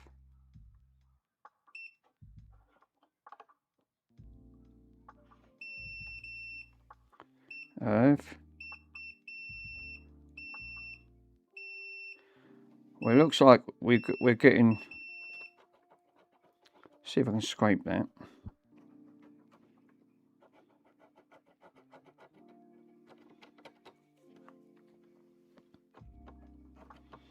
So we should get anywhere on here.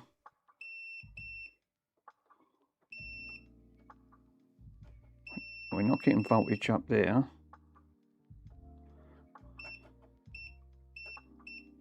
I think that still needs to be ground, because I still think there's some grinding issues up here. We've still got a little bit of a problem up here. It's sort of like it works 1 minute and it's that. So I still think that needs a little bit more grinding off.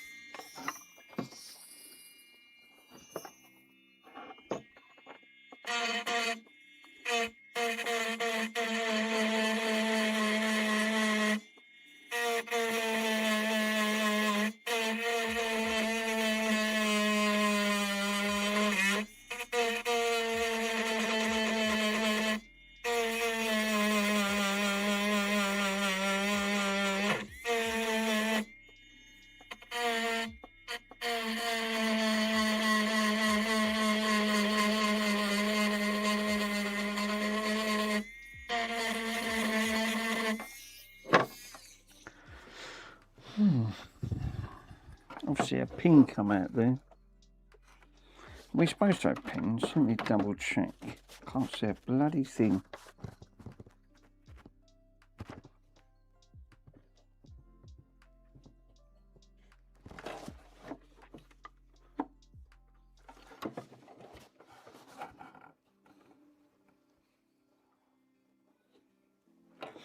I think these are like bridging points. I think that's what these are, to make sure it gets voltages all the way up, just in case if it burns. It obviously that's the idea of these little holes. I think they actually use these like staples that goes over to then bridge it over. I could put a staple in, bridge that, and then solder the staple. I've got some staples. There's some in there to make sure that all this then gets all of the earths it needs. Because looking on this side of the ball, which is underneath here, you can see from the dark side, from the top, then it feeds the rest of the jumps, because then we've got a jumping pin that goes over.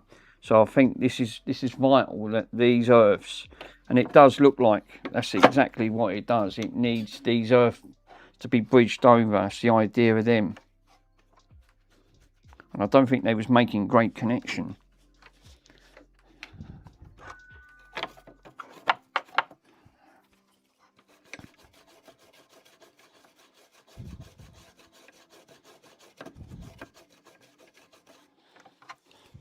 So there was a bit of an issue around here straight away, which hopefully I've addressed. I'm going to just quickly probe it all round here. Because now I've cleaned all these joints up and all. Yeah, much better. Yeah, look, it's not touching there, see? See? Nothing. I'm not getting nothing there. This is supposed to be all earth.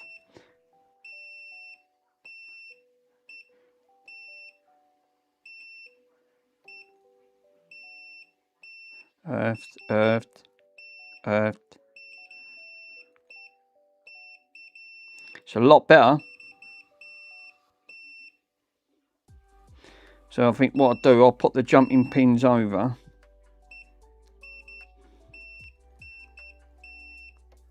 Because a formal coating stops it from bridging onto something that it shouldn't be. So it's still not getting all the way up the top. It sort of is.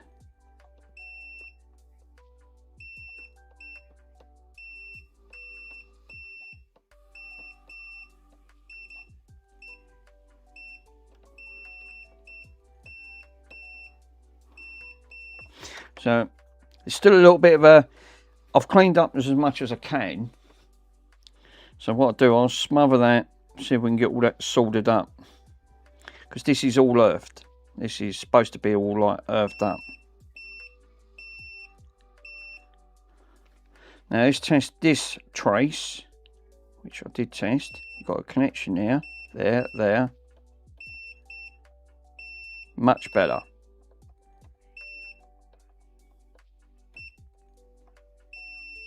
Lovely. That then goes all the way up here. That looks like I can see from the corner of my eye, that looks like a cold solder joint. I can actually see that. I'll show you. I've just found it with my eye. Now this could be another problem with cold solder joints, which this is a common thing that you get with these. Let me have a quick look. I'm going to point to it to see if I can get my finger. Right up here. Yep, it is. It's a crack. Oh dear. So we've sourced, straight away I found a problem. Cold solder joint. Completely split and cracked all the way around here. So this one needs to be retraced. So yeah, careful you don't grind too much of that trace. No, so straight away that's got to be done. Yeah, so there's an issue here. Found this. I'm actually starting getting a little bit better, which I'm great. So yeah, so I found a cold solder joint now. I can see that it's clearly split. You guys can see it as well. It's got a big split right round. So that's obviously not going to make a great track. I've now finished all of the rest of the trace work, which is, if I remember correctly, let me show you guys. So, oh God, why has it all gone green? What's up with my camera? Bloody hell. Doing a Mr. Swindon there. He has problems with that. So, right, all of this is earth, right? These are on here. These are jumping points, just in case if there's not making a great connection. So from here is earth. Here is earth. Here is earth. All the way up. So all of that, from that trace, from up here, all of this, formal coating. But obviously, we've got, if I move the camera,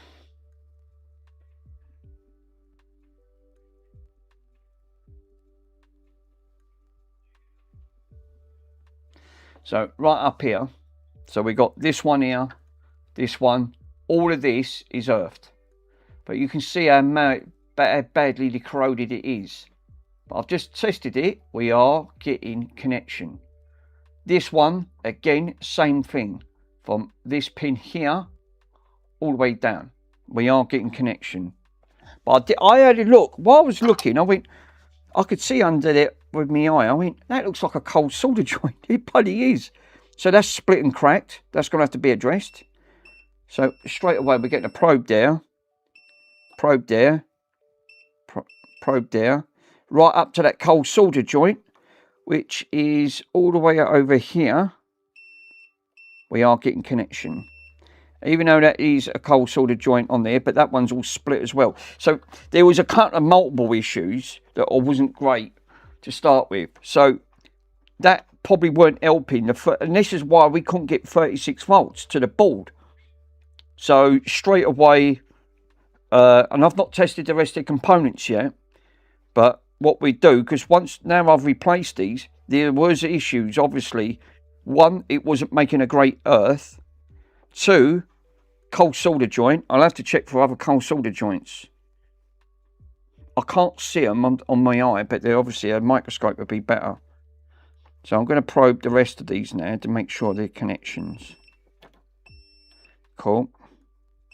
Cool.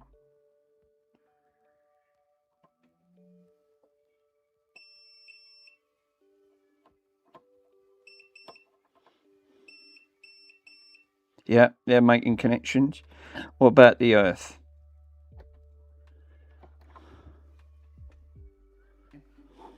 Till it's cool, just cool, into the mouth.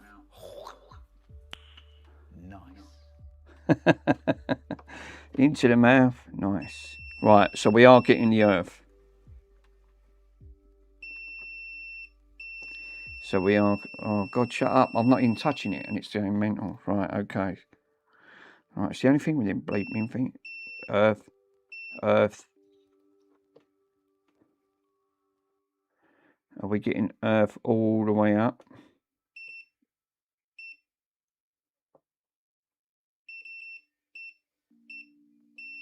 Lovely. We should be getting earth up there.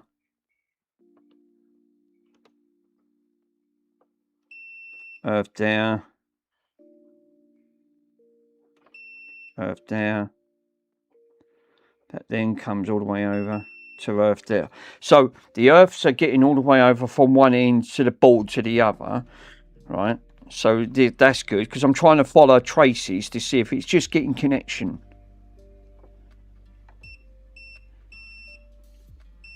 Cool, cool. Now I'm doing a second lot of tracing. Cool, cool. So right, The fuse is doing its job. Now we got another fuse from this one on the third one. Cool, cool, cool, cool. And then we're going to do the third one, which is going to be up here. Yeah, yeah, yeah. Cool.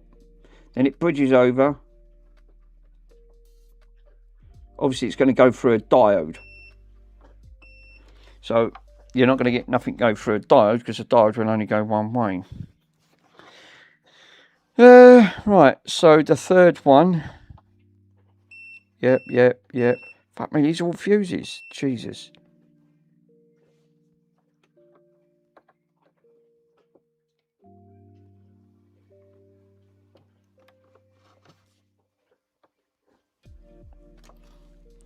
Let's just follow that trace. So it's 1, 2, 3, 4. 4. So it's, yeah, it is that one. From there to the fourth diode. Hold up.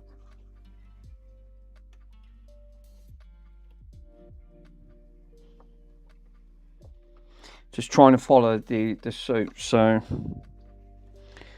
fuse. Let's go. It goes to here. Yeah, yeah.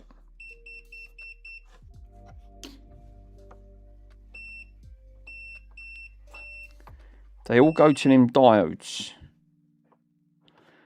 Diodes are reading good because they're only going one way. They're not going through the diode. So the diodes are good, which is a good thing. That means the diodes are doing their job. The diodes are, some are directional, some ain't. So, because if you read the diode from the back, yeah, because some of these diodes, obviously, they only read one way. But they won't bleep. Obviously, they won't because it's in continuity. But I just want to see if we're getting connections from that main pin. That's all I'm doing it for, is just to make sure that I am getting the connections now that it should be. Yep, yep. Yep. And the last one. Oh, bloody hell. This thing just switches itself off. That's the only thing. Good multimeter. Love it. I don't like being on for too long. Yeah, there you go. Last one. So from there. Yeah. Oh, come on, hurry up.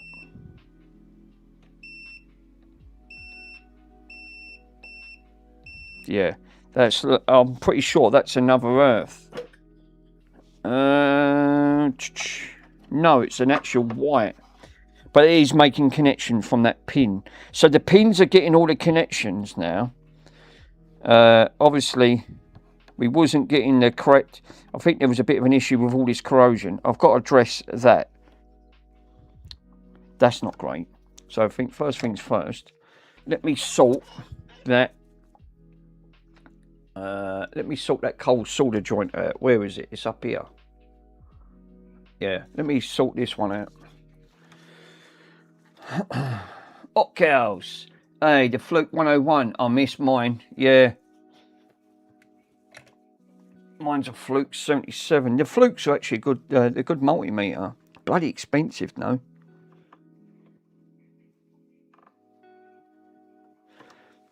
What I need to do is put some fresh solder onto that, and then take it off like that. Pull it over, take it off, and resolder it.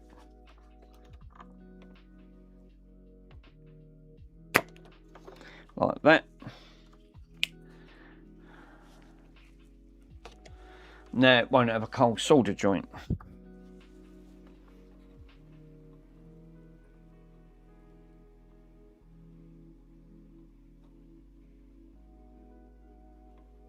There you go. Lovely jubbly. Because you don't want to put too much solder on. You just bridge it, and then you'll have problems of bridging. Right, so cool. Ain't got a cold solder joint now. Good spot though. Very good spot.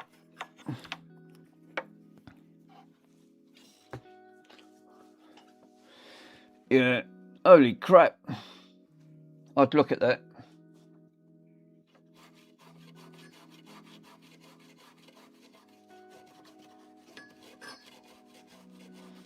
So yeah, we did have some issues on that bottom part of that board straight away. Well, I ain't got a cold solder joint now. I can definitely see from my naked eye it's got a sunk all the way round. So it's good. Cool.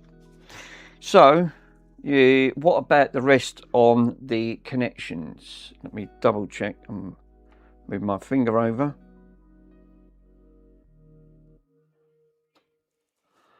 And double check, see if these are okay. I don't want any bridges. Obviously, these boards don't take two kind of bridges.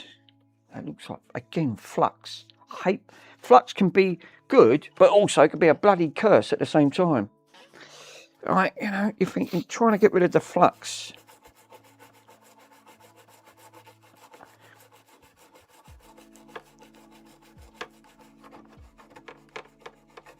The rest of the board is alright, it was up one end.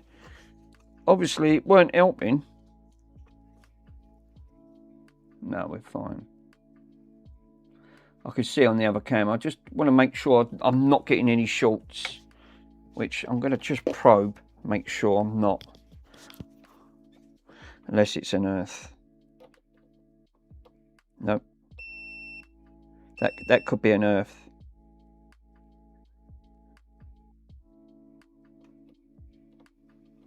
That one's earthing, so.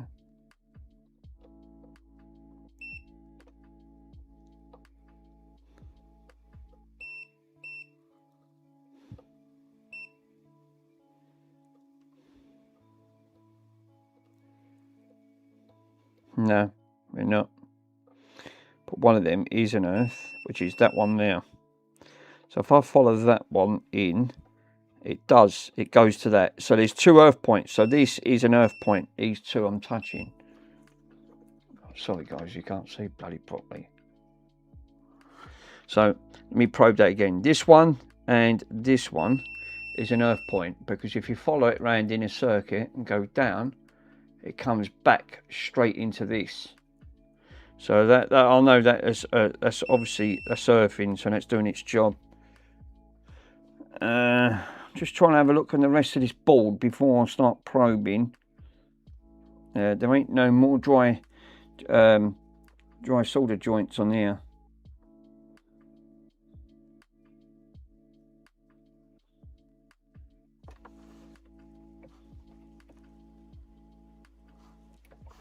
Looks good. Everything all looks quite good now. Obviously, we are still getting probed. We're getting probe up here. Probed all the way around there. Yeah, this is a lot better now. Which it was a bit itchy. It's a bit sketchy before. And that's making connection. Yay! So we now are getting the voltages we should be getting. That front. Holy crap. So yeah, nice little.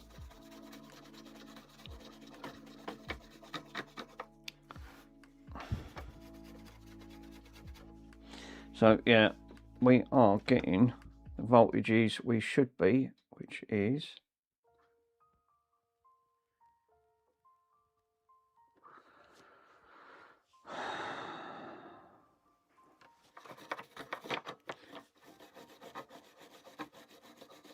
So what I should do is just put, do you reckon I should just put a little bit of fine, mind you, it wouldn't hurt just to test, wouldn't it? I could use this just for testing to see what voltages we actually do get.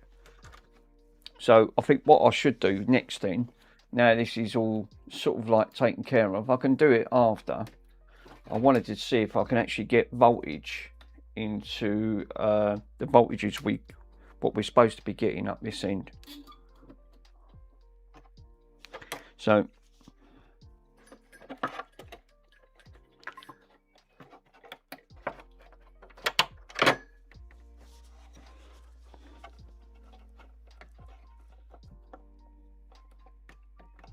I think what I need to do then is probe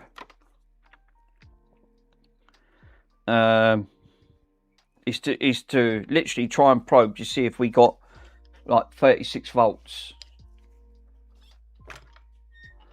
Because I think that's how we done it last time. We plugged it in and we couldn't get 36. We're supposed to have 36 volts going to that record player. Well, that obviously wasn't helping. A dry joint and them connections weren't making great connections from that. So I think what I'll do is to plug her in, grab the record player, plug the record in.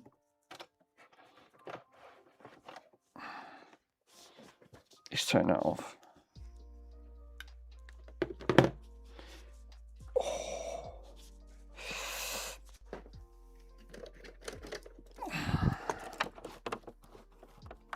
Yeah, it was this one.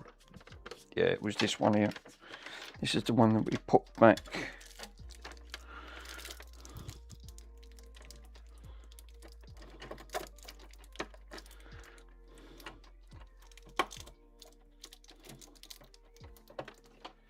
Andy, the price of it, goes. Right, so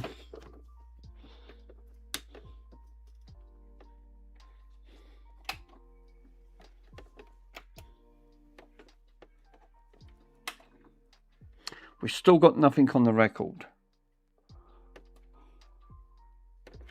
Nothing.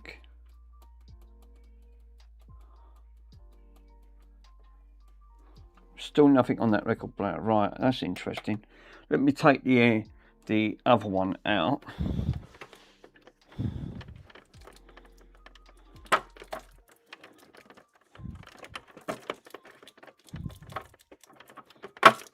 Right.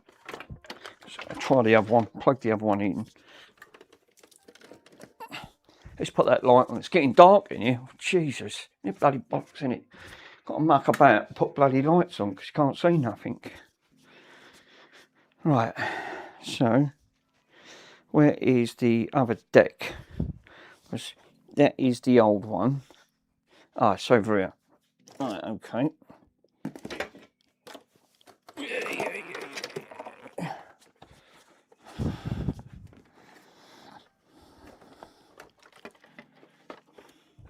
Oh, it's up this end. Right, okay.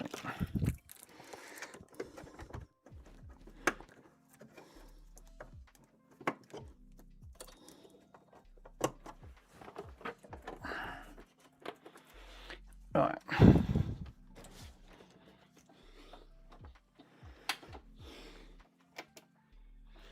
No power.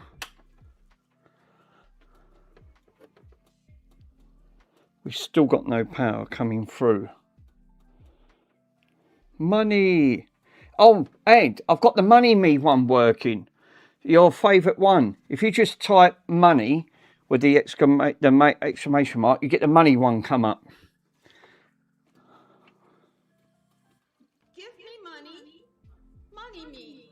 Money now. Me a money needing a lot now. You're the Money Me. Get the Money Me.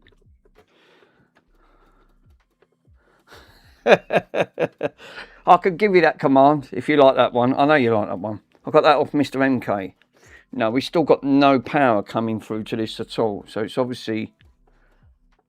let me test the voltages. Money me. Give me money. Give me money. Me money. Now, I'm still not getting the voltages, so there still could be... because normally this would have and it is plugged in, isn't it? No, it bloody weren't. Well, that didn't help, did it? What a banana.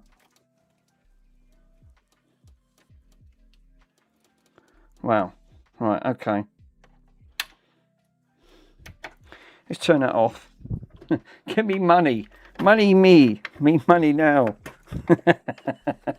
I like that one. That one cracks. That does make me laugh. Give me money.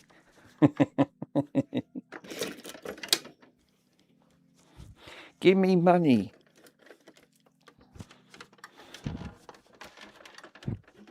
I knew one of these actually did work.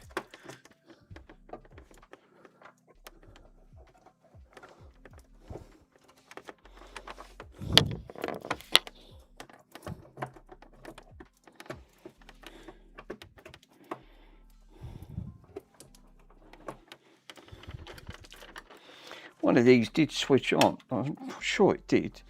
Let's make sure that connection's all the way down. It is.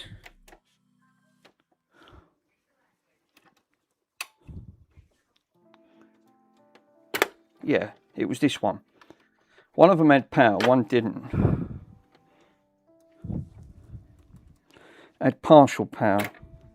Yeah, because this one actually opened. I knew it was one of them.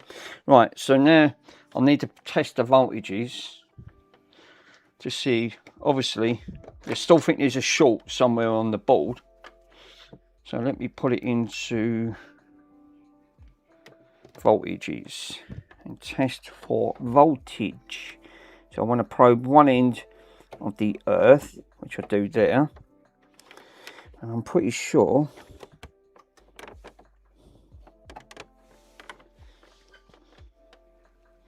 we're getting 2.4 volts on that one. I think this is,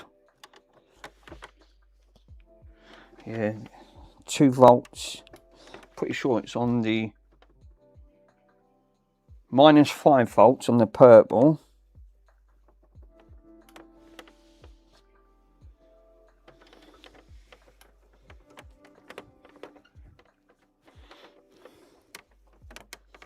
And then the other one,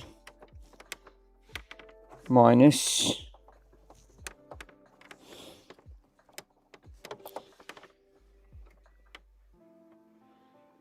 We're getting 15 volts on that line. We're still not getting 30. 36. Minus 15. Right. 1 volt. No. It's obviously still not enough voltage getting up to this line. -5. -5. I'm pretty sure it's the yellow. No, it's coming up -5. -5. They shouldn't all be -5. No. 1 volt. 1 volt. 1 volt. No. So the others are for audio. The pink, white and brown are audio lines. I'm sure they are. That one's coming up in kilo ohms, yeah. Thought they would do, so we're still not getting the 36. We probe it up to here. 15 on the yellow. 15 on the yellow. 15 on the white. 23 volts on the red. 23. We're still not getting the 36. So there's still not enough voltage getting out on these outputs. I can probe the... So this obviously there's still not enough voltage getting into this board, which it should have done. On that front. So, but I do know that we are getting partial power because it opens the record. Right, so let me turn this off. Give me money. Money me. Right. Pulled that off. So we're still not getting no voltages. We're getting partial voltage. It's obviously still not a lot voltages going in when there's not enough voltage getting up to that top part of the board.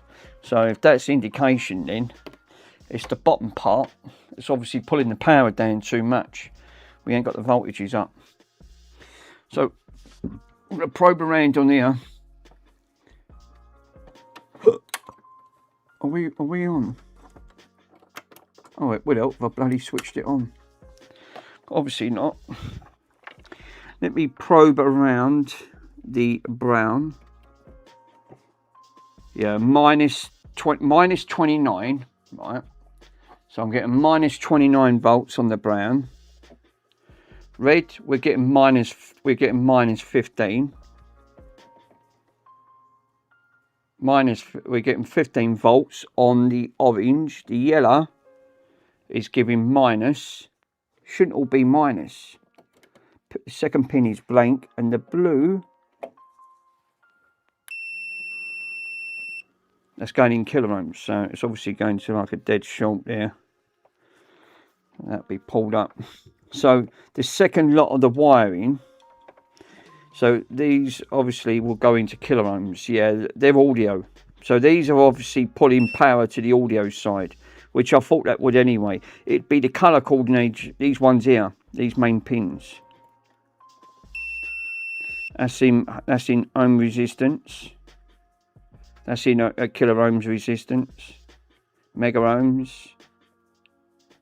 Yeah, these are all mega ohms. So these are all going to be powering things like, because they're in mega ohms, so they're going to be more like to do, except for that. That purple one is giving 15 volts going straight out. So that purple is giving 15 straight out to it. And then you've got minus 15. So what colour is that? Blue?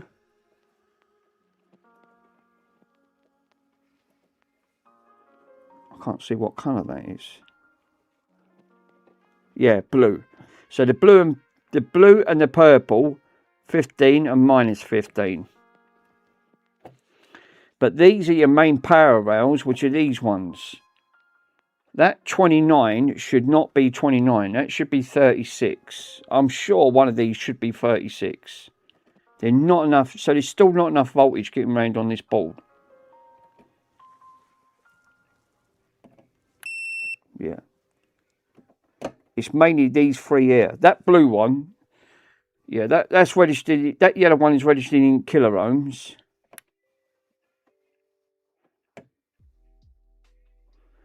The orange is 15, red is minus, and the brown is minus 28. So obviously still not getting enough voltage going up to here. That's getting up to the board. So there's still a short somewhere along here. I thought there would have been. That front.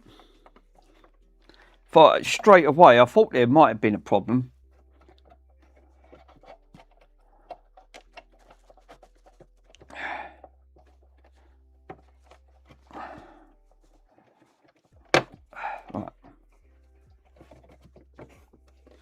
So what I want to do is just probe that why it's switched. Can we test these while these are switched off on this front? I don't know if you can actually probe these or not.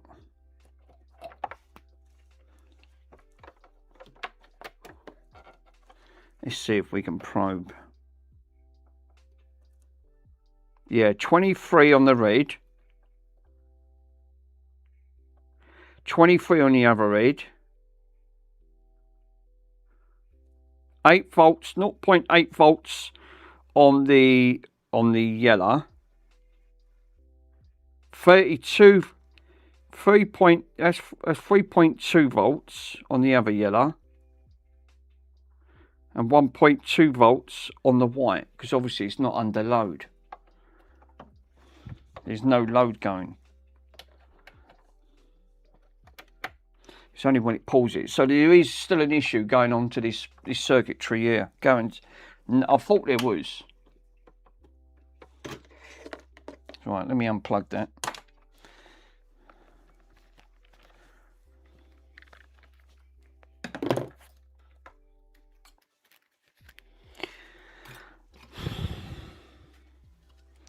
So the only other way is the board's still got to come. The board's still got to partly be an issue. Now I need to take these out and test these PNPs. That's the only other way of testing. If one of them PNPs there could be more than one component gone, and you won't know until these now come out. And that's the only way to get them, is to test every single one. And there's quite a lot on here. How many PNPs have we got? Let's have a quick count up. Obviously the board had that corrosion, wasn't helping. Let me have a quick count of the PNPs. We got 2, 3, 4. Oh, there's only 4. Oh, 5, 6. So we got 6 in total. 6 PNPs. If any of one of these have gone short, then that's it. You've only got to have one go problem on there. and these type of voltage regulators, like you said. And how many of them on there? Well, you look like we got 2 of these. That one's obviously a diode because it's got D for diode, but obviously it's like a form of like voltage reg. Supposing it would do voltage, it needs to feed, I suppose it needs to feed the power amplifier, so it probably would need that voltage going into it to power it up.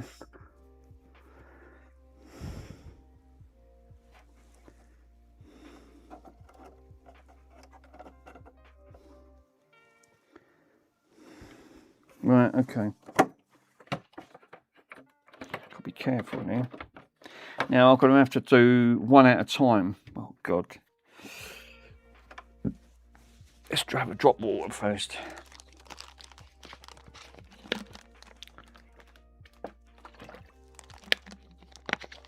So there was a short. Well, it definitely was. It wasn't making great earth. Solved that problem. Still got to test some of these diodes because these ones are what they call heat resistant diodes, and these could, again, you couldn't test them, you had to take them out, and that's how you found one. That one was short, and transistor, these transistors go short. It actually it said resistor, so that's why we swapped it. Well, if you tested that, that means there's got to be more than one that's gone short on this board. So obviously not putting enough power. I think that's the idea of these capacitors, these niche powers capacitors. I think 20, what did it go up to? 28 volts when we tested. That means 36. It's got to be pulling close to 35, 36. So if one of these transistors is obviously not pulling power up, or these like voltage regulators, then it's obviously, that's got to be a part of a culprit, because again it steps the power up. That's why these things get hot. 28 is just not enough to power it. It's partial power, not full power.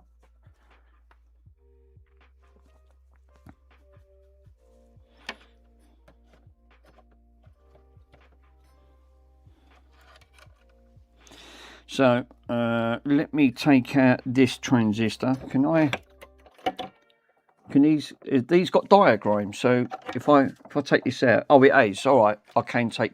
So if I took that out, I'll know which way it goes back.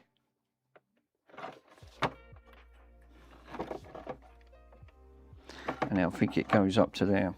So the only way I'm going to be able to know is to take these out and test every single one. Put them in, and then take them out.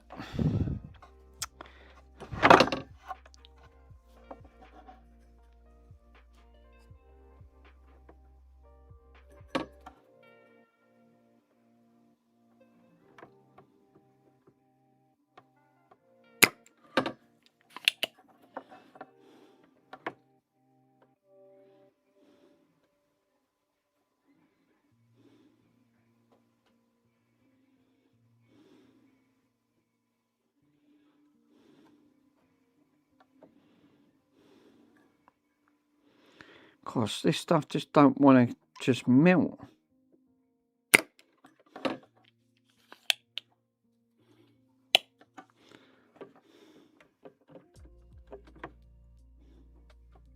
What have I got at 370? It's about right. I don't want to go mad. You start going above 400, it starts, it starts causing problems on detracing it.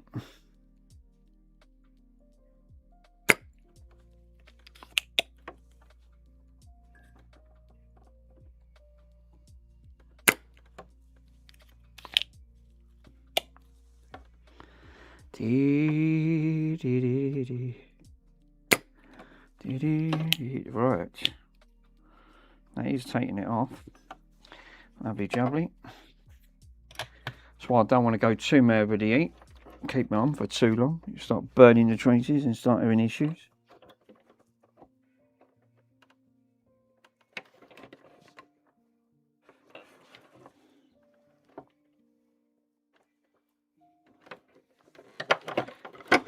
Good luck in that.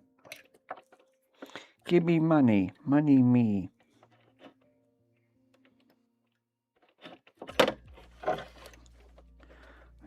Yes, that is the one. Nice. Right, she's out. And there's no damage done. Right. So, first things first, we'll pull it in.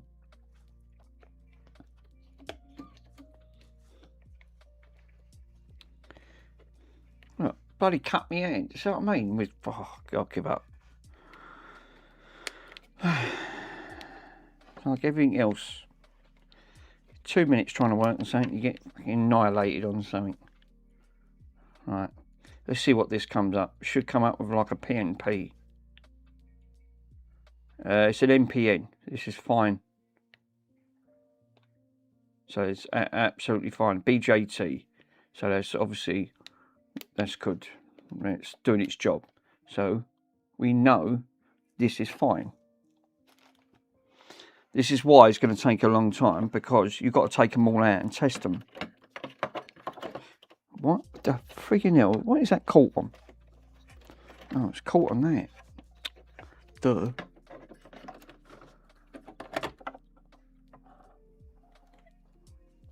Now I can put that back and solder that on. So it's BJN, it's actually fine. No problems there whatsoever.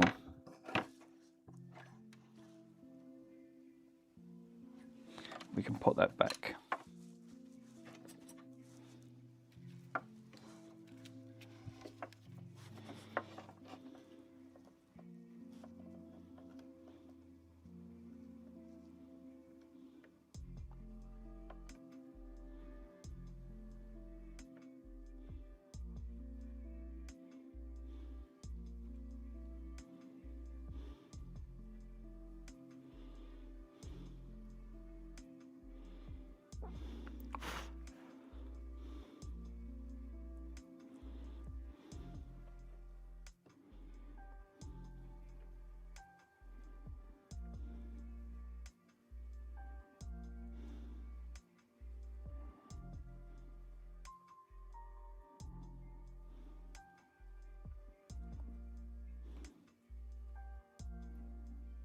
Lovely.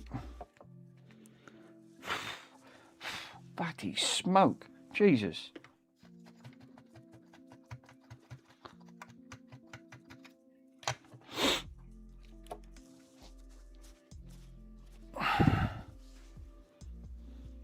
Yeah, absolutely fine.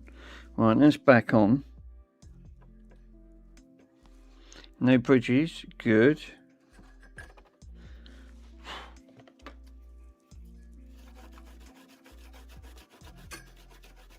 Right, that one's good. It's BJN. Let's have a drop of water. Yeah, good morning, mate. Ah, new face. Hello. Thank you for popping on. Very posh in here. We're not. Trust me. We're not. We're just, it's just good fun. I can't even pronounce that name. Morning. I'll do a Mr. Pico, shall I? If you haven't hit that, smash that like or subscribe button. Please don't. Just unsubscribe. Don't subscribe to this channel. It's obviously boring as hell.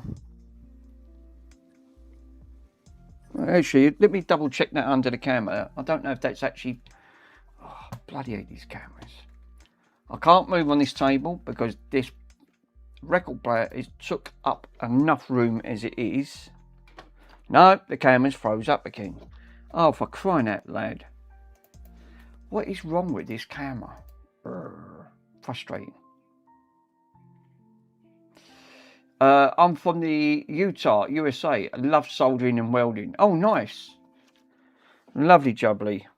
That's one thing I haven't really got into, which is I really should do like welding, because obviously welding relies on amps, and welding needs high ampage to do welding on that front. Where did I just put that back in? Was that here?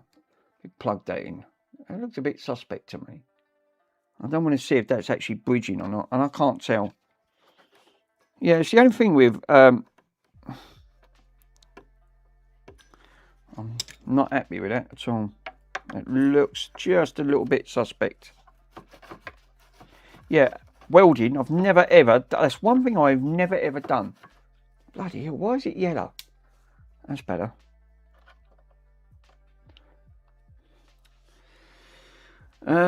From the Utah, USA. I love soldering and welding. Yeah, soldering, I find it very therapeutic, definitely, 100%.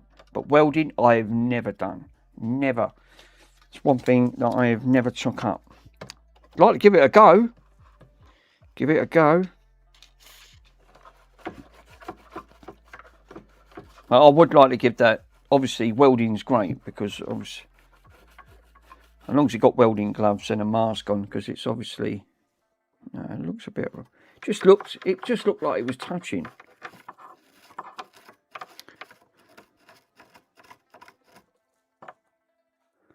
No, don't think that. Don't look like it's touching. It does look it on the camera, but it's not. That's why I want to put it under the microscope and just have a quick brush.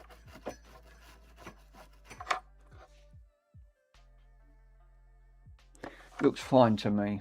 It just looks that you can't. It doesn't do it any justice because I can see it a little bit more zoomed in. What is that bloody? No, it's up here. All right. Absolutely, it's a lovely experience when you get that satisfaction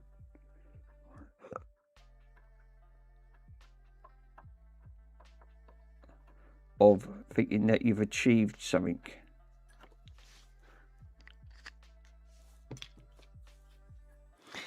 And you're thinking, yeah, only you've done that.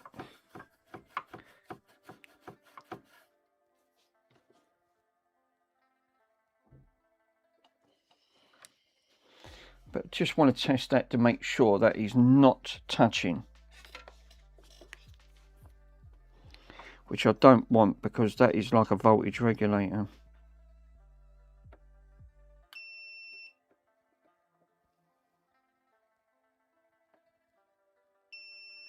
That's touching.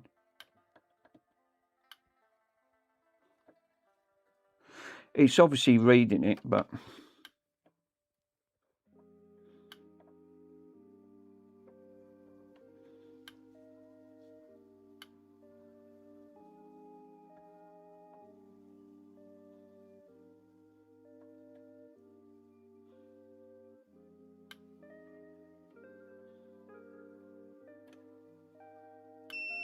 yeah.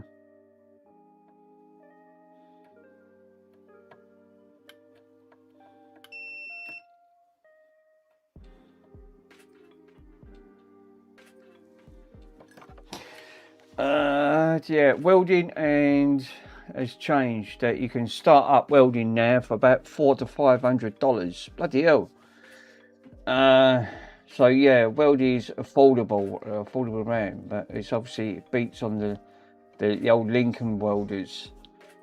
Yeah, obviously I'm in the UK. I'm not in the US on that front. Obviously the UK's got different rules and regulations when it comes to that. They're really strict over here.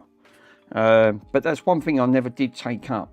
I actually never did take any of anything like that up. Like, you know, to try and learn to weld. Obviously people just think, oh, obviously you don't want to watch a spark because it's the arc of them are obviously quite strong on that front.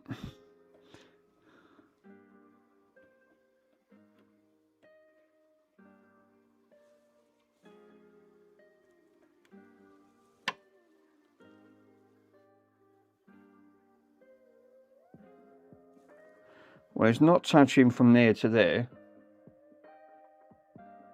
It's not touching from there to there.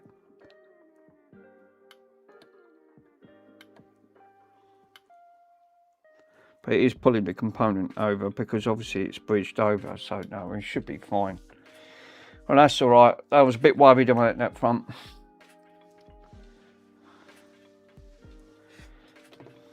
It's nice to see a new face on the channel. Obviously, oh yeah, are you guys over in the US, have you still got all your snow over in the US? You had it quite bad over there.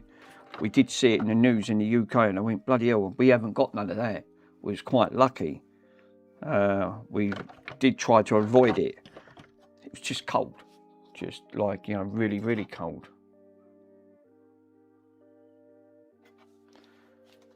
Have a look at the cam.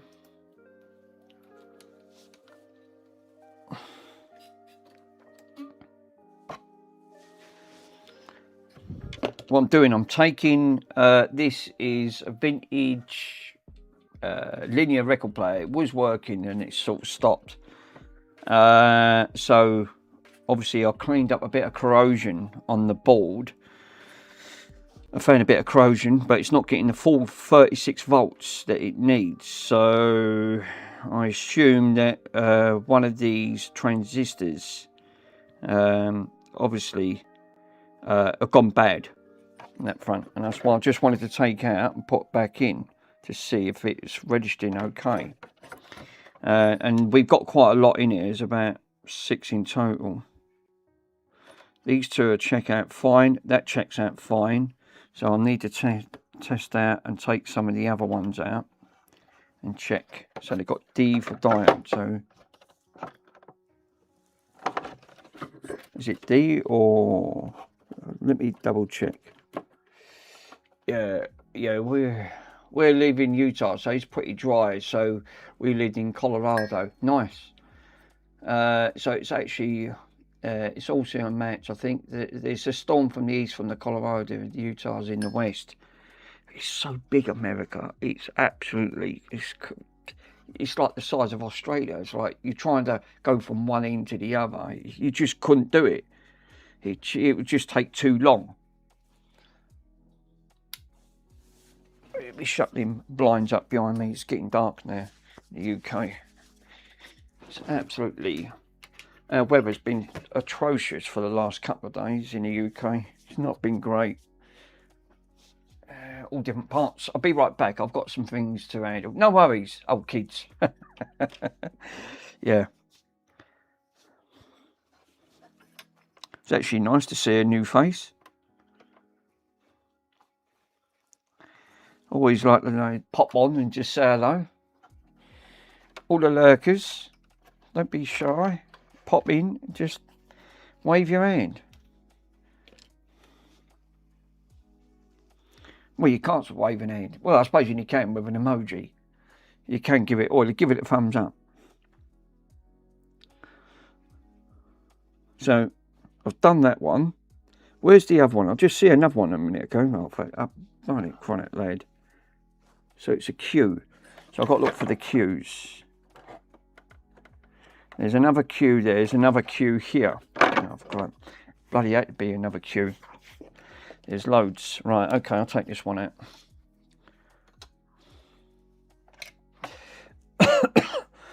You just had to take care of the kids, Michael, on that front.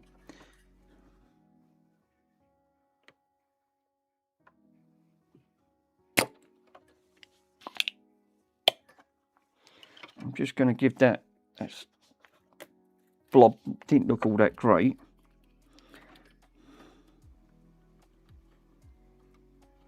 Nice, that's better. That just looks better. Right, so I've got to get rid of the other Q. Where was it? It was here. Let's put the other light on. I can't see a bloody thing. That's better. It's much brighter. Jesus. Sometimes when you needed a bit of extra light, it's quite nice.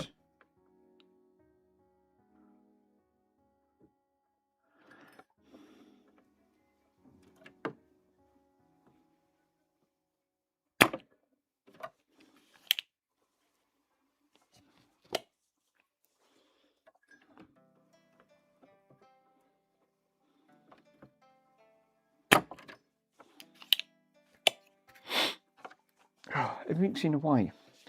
I have tons of this free time. Yeah, I have tons of free time. No kids to take care of. Same here. I'm not married. Had plenty of exes, but they've all been psychopaths. Obviously thinking, I'll pick them. Obviously on that front, thinking, oh my God. Yeah, not been the greatest. So I'm quite lucky on that front. No kids to take care of. So I agree with you on that one, Mike. It's no worries whatsoever. Kid free. This is why Russ don't get much free time, because obviously he's got his animals to contend with, and his kiddie as well. So he don't get much time to, and he did say that he don't get much time to actually a little bit of free time. He's got to take care of the kiddies.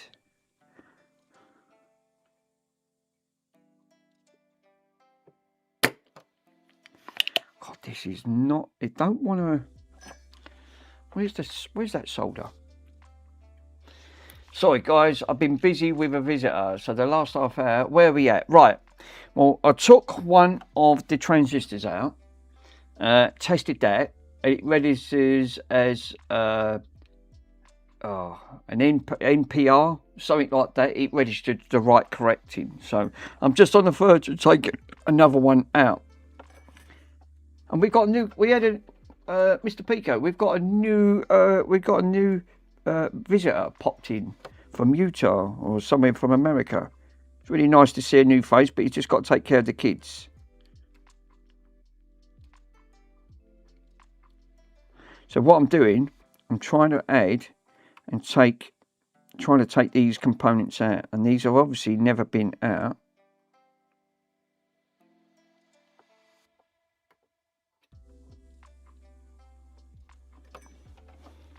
So what I'm doing, I'm adding solder. So I've been lurking and soldering a bit. Nice, Michael. Nice, my friend. It's always. Do you know what? Yeah. Well, in that case, welcome. Yeah. Obviously, if you scroll up a bit, Pico, you'll see the new face in. So, I was just going to say, sometimes, Michael, is actually before. It's nice just to watch others while you're continuing doing the other bit, because you can tend to concentrate a bit better when you're not streaming and not entertaining. So it sort of does sort of help, because that way. But then it'd be boring if no one weren't streaming on that front, because you're thinking, well, obviously. I ain't got a TV license in the UK, so it's my way of enjoyment by watching, and plus learning when seeing others. That's why I like watching Tristan's channel, because obviously he deals with consoles and other bits and vintage stuff. But it's just a shame that his internet is just all over the place. Yeah, Tristan, he does, but it's just such a shame that every time he streams, he just runs into a problem. He's obviously dropping far too many frame rates, and last night was no exception. Literally, well, he went from bad to worse, because it got to the point where he couldn't even, the camera completely just decided, said, no, I'm not working, and then he had an absolutely disaster.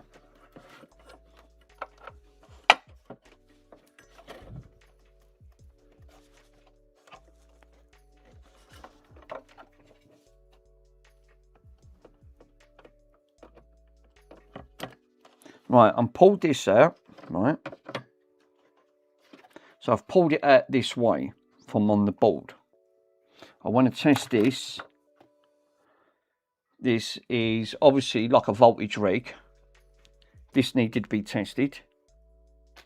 So remember that it's got to go this way, going back into the board backwards, like that. I want to see what this is actually saying on the transistor tester. I'll just open this ain't gone bad as well, because we've got a couple of these to test. It's coming up as a PNP. Is that good? Yeah, I wish I could do anything like that to help you stream. Yeah. Is that a good sign? This junction's coming up as a it's coming up as a BJT, a PNP. I assume it is on that front. It ain't coming up like a transistor. Because the other one, yeah, it's registering both sides. I'll test it again. I have no idea. I think it is, because if it registers both sides, it's actually seeing all three legs. Which the other one, if I remember correctly, come up as a resistor. Which these shouldn't be a resistor. So that probably would be like a PNP connection. So I can put that back. So that, again, fine. I assume it is, because it is registering as like a junction, where the other one was registering as a... it wasn't registering as a junction, it was registering as a resistor, and it shouldn't be a resistor. There's so many different components when you're putting things in. It's just...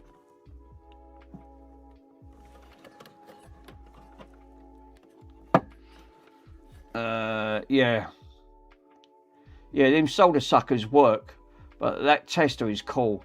What are you digging into? What device are you working on? I am working on, sir, one of these. It is a Sharp vintage. Let me pull the camera back up. No, I can show you guys.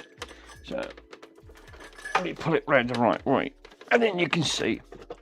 I am working on one of these lovely machines. It is a Sharp, and you can actually see it. Plays both sides. It's a VZ 3500 with no power on that front. It plays both sides of the record. You don't get to see these beauty machines. There's not that many left, and these are very highly collectible. Oh shit, that is cool. Yeah, the only thing is, probing on there, I found I had corrosion all up here. There's all up hissing. So I've cleaned all the corrosion up.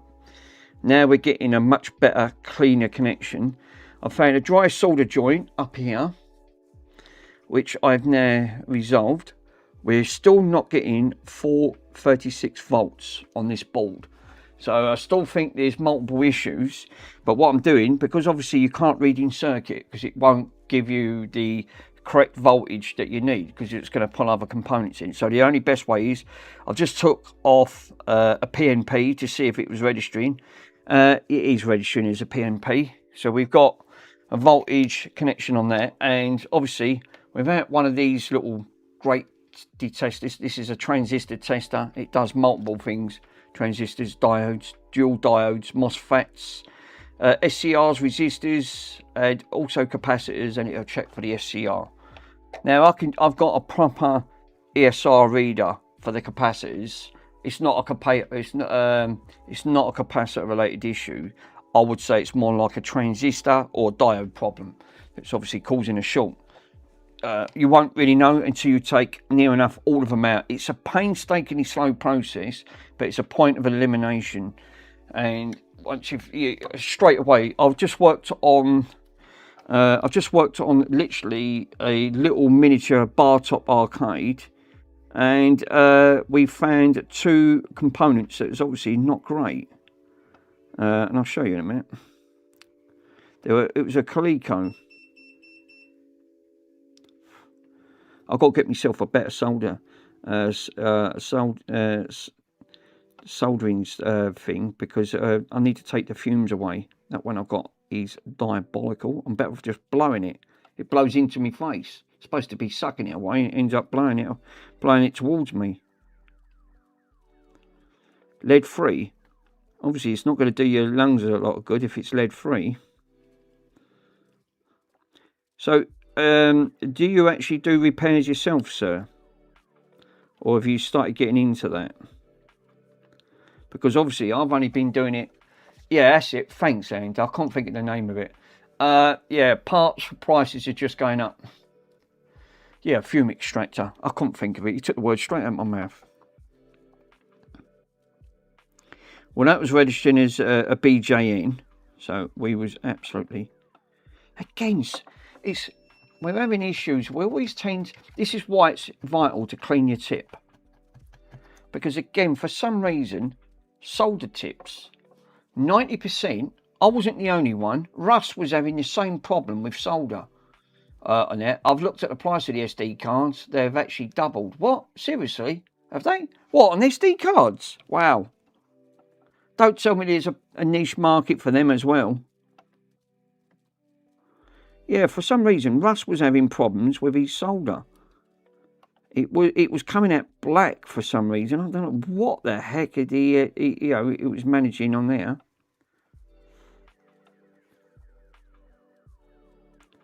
What I tend to do is put a little dab onto that and then just dab it.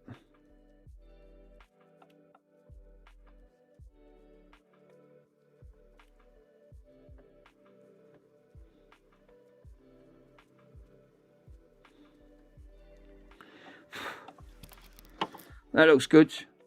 They're all soldered nicely. I've got one of those fancy SD cards for gaming. Obviously, I'm not being funny. Obviously, I've got quite a lot of consoles behind. Yeah, the Samsung or the SanDisk. I mean, it's like a lot of these at the end of it. I mean, Tristan does a lot of repairs. Obviously, he does mods, which is really cool. But he's got a 3D printer. That's one thing I have not got, is a 3D printer on that front. And again, you've got to be good at using AutoCAD, because you've got to draw everything in 3D. So you've got to get the correct measurements in 3D, and then you print it out. Obviously, Mr. Otcow's done me one for my Commodore 64, because the clips always tend to break on them. And he 3D printed me, and yeah, absolutely fantastic on that front. It's held up so far. It's been really good.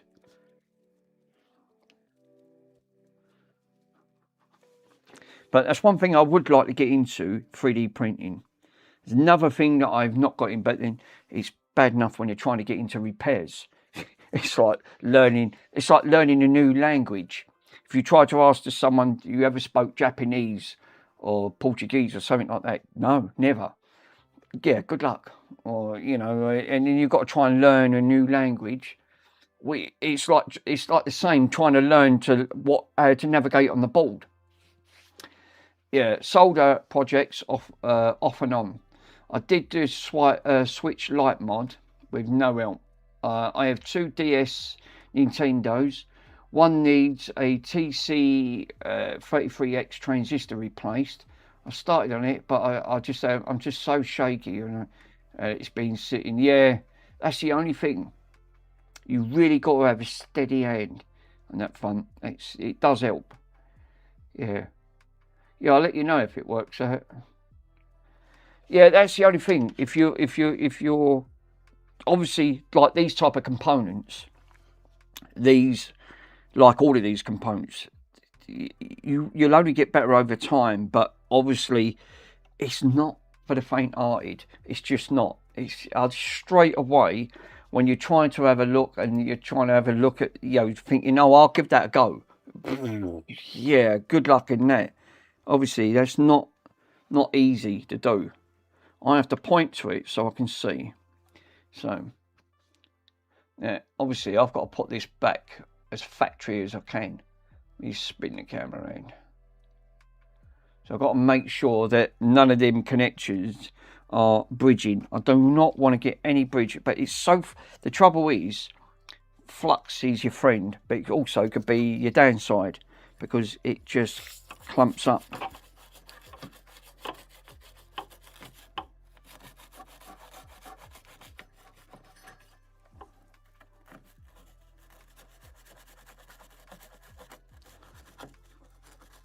Yeah, practice, practice, practice, and you'll get there. It is true, Pico. You're very right there, my friend.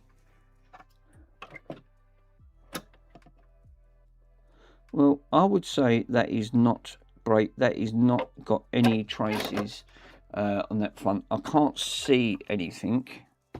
Every time I bloody move it, then it goes out of focus. Jesus. No. So obviously, The one that I've just replaced is this one here. And this is what I'm saying. Do you know what? You're better off trying to learn to do things from a microscope perspective, because it's not easy. And up front. And obviously Mr. Swindon learnt a lot watching him doing these repairs. And obviously he said that you've got to make sure. Yeah, how much is that? 1 terabyte micro SD. Do they do a terabyte? Bloody hell. Hold up, I'm missing Mr. Pico. Sorry, Mr. Pico, let me read you. Best thing is to get an old board and practice on that, and over, and then that way you can't do it. That's actually true. It is. On that front. And considering Cyberbyte 1 terabyte, Michael, I didn't actually done a 1 terabyte drive on an SD card. I bet they're expensive. It's £70. What? Yeah, all right. I think I'll leave that. Jesus. Web rooms, right. I thought a month ago I bought a piece of what's that? Rosin. Oh, sorry, my friend. Literally, I was just reading that and it cut off. And it was a piece of hash. Yeah, and I never made it. Yeah, piece of ash. I know what you mean. Reading between the lines. And I made a mistake. Probably over 120. Let me check. I used the FP device in the M&A and the handhelds. Yes, because you actually do. You're good at. I've noticed, Mike. You're actually good at doing RGH mods. It's just the software that causes problems. I haven't. Obviously, I've got a stack of Xbox 360s over there. Obviously, I've got a lot of the old ones. What? Exactly, isn't it? What? Seriously, Chris, it is not. Wow, a scan disc extreme is now £192. Oh, shut up. No way. What, for 1 terabyte? For 200 quid? Oh, Jesus. That's mad. That can't be that price. Surely not. I've got dog's ears. That's Bronson. Wow. Yeah, the one, it's 190 megabits a second. That's just why I like scan disc. That's got to be an ultra or deluxe. It's like you said. Flippy Nora. It's the extreme. Oh, right. It's the elite of that, though. That's silly. That is mad. Obviously, I was expecting. I thought £70 was like a reasonable price, but not 200 quid. You're thinking, no, so I think I'm passing that one. I'm not going to go up to that. Jeez. Mate, that is absolutely. I wasn't expecting that. Yeah, I really wasn't expecting that type of money. I've got a 500 gigabyte, I think I put on there. But a terabyte, geez, you can't comprehend £200. I mean, it's like going SSD money. Yeah, I'm having to use a 128 in the Game Boy Advanced. Short, it overkills. I'm not paying £15 for 60. Is that how much it is? Bloody hell. Do you know what? I've not done. Obviously, I've got the Sony PSP up there. I've soft modded that. I don't even know what. Obviously, I've put loads of stuff on there. I've not done all my consoles. I've done the PlayStation 4. I've put in the disc because it's got custom firmware on the actual thing itself. It's got the golden hen. I've not even put no emulators or anything on it. To be honest, I've got stuff sitting around I don't even bloody use. Let me. I think I've got more into, like you said, yeah, the GameCube. Now, I ain't even done the GameCube mod because obviously I've got this for the GameCube, which then I ripped all the trace cut, the flippy drive, and these are enough expensive. You can only get these on the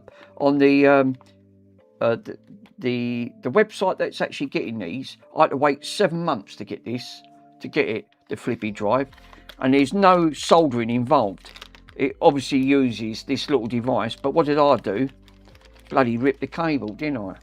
And then when I went to order another one, they said they was out of stock, so I can't get the cable for it. That's the only thing on that front. But then you don't need to hardwire straight in. It bypasses it through it bypasses it through the drive itself, so it sits in between. Yeah, I've got the Pico loader coming in soon. That's what. So I really, because the last time I tried one of them, I've got a Pico, Raspberry Pi Pico, sitting up there somewhere. I don't even know where it is. I have got one. Bought a Raspberry Pi Pico, and what I tried to do was try to inject a payload into the NAND for a Wii U, and it wouldn't work because I think once they get flashed, you have to replace the NAND, and then you got to reboot it on the NAND on that farm. I'm not going. That's over my head, mate. So I've got a couple of Wii U's on that front. I've got one as a black screen, and the other one comes up an error code, and that is again, I think someone tried to mod it and it went badly wrong and it bricked the system. Just cool into the mouth. Nice. Yeah, so guys, if you wanted to actually, let me just quickly show you desktop screen. If you want the commands are here, right? There's all the commands. So the commands are all on here. We've got an alarm, we've got balls, alert, Borat, chicken, gay, Johnny 5, money me, nice, power, rub, ship, small, Terry Tibbs, we got the wiggle, we got the wow. So there's loads. There is loads on there, but I've obviously got to put more. I want to put more commands in because I've got on that front. But yeah, I'll get the wolf one done for Chris on that front. Just a chicken. Chip, chip, chip, chip, chip, chip. Well, the money me cracks me up. Chicken. I love the chicken one. Obviously, I might actually, and I've got to do Mr. Pico's one, which is a bit of like, don't scrap it, Pico it on that front. Hey, laser lips, your mama was a snowblower. It's the chicken one. The chicken one cracks me up, and the money me. I love the money me one. Ew, speaking of the man himself, look who's popped on. How you doing, sir? You and your 600 subs. I'm jealous. You're thinking, oh no, Mr. PCDD repairs is in the house. Woohoo! PC. Watch it. I forgot. Hot Cows might be in. He might be clipping me, the little ship. It's obviously absolutely legendary. Yes, I actually well jealous. 640 odd subs. Nice. Cheep. Oh la la. Oh, king in the castle, king in the castle. I have a chair. Oh, go do this, king in the castle. We do like a bit of Borat, but I am going to put some more commands in. But at least now I know how to do them. I do now. I've done them so many times now. But obviously, I could do it. So yeah.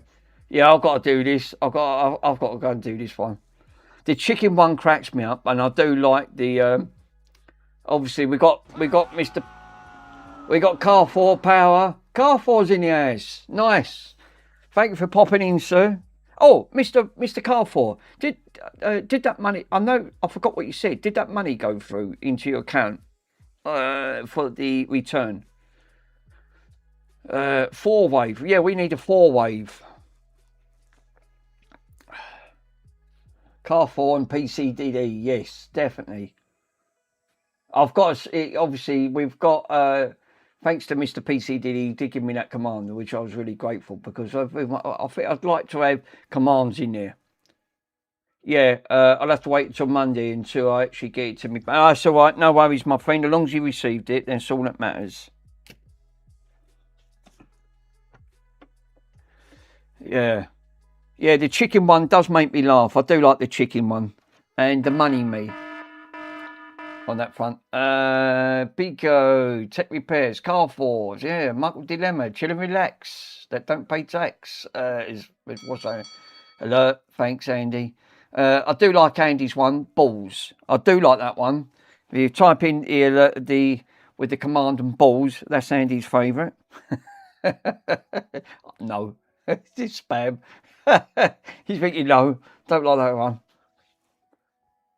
It's actually nice to all feels like, you know, it feels things are just Suck with balls. Thank you for coming in. Good morning. Why are you gay? No, not like This is that. You are gay. You okay? I haven't got a minister one. I've actually I forgot. That's the old me. Oh, you said you suck at balls. Yeah, but not like that. I mean, obviously, I actually took pictures of the command. So, oh, right. Okay, Chris. Nice. Because obviously, I still can't get the command line to work. When you type in the CMD or the commands, it don't bring it up. So, there's still a problem there. Give your meat a good old rub. Yeah, rub is working. Lovely. Thank you, Mr. Pico in the S. Obviously, I've still got to set up James's one on that front. You sure about that? You sure about that? Stop spamming chat. Thanks, Ed. You took the words straight out of my mouth there, my friend. Stop spamming chat. You sure about that? Yep, we are. Hang on, guys, because I was supposed to do something there. Now I've been... And she's got powerful. I couldn't fucking believe it. Obviously, I forgot about the Terry. Oh, yeah. So Chris has took all the commands and copied them, and now he's obviously got them in now. Obviously, that's the best thing. Right, I was doing something a minute ago. I forgot what I was doing. Obviously, I got sidetracked there for half a second. Thinking, hang on a minute, what's going on? Yeah, you've got a good amount of commands. Yeah, I'm actually, yes, but it does make it entertaining. Yeah, spam. I would like to get a spam one done on that front. But Mr. Pico, now I know how to do them, I can do your computer, sir. I can set them up. Mick, your small commands, just use like the original clips or just move them like to off screen. That's what I did. So there's no need to convert them to MP3. That's what I've done. Some of them I actually had to do that on that front. I've moved them to offside.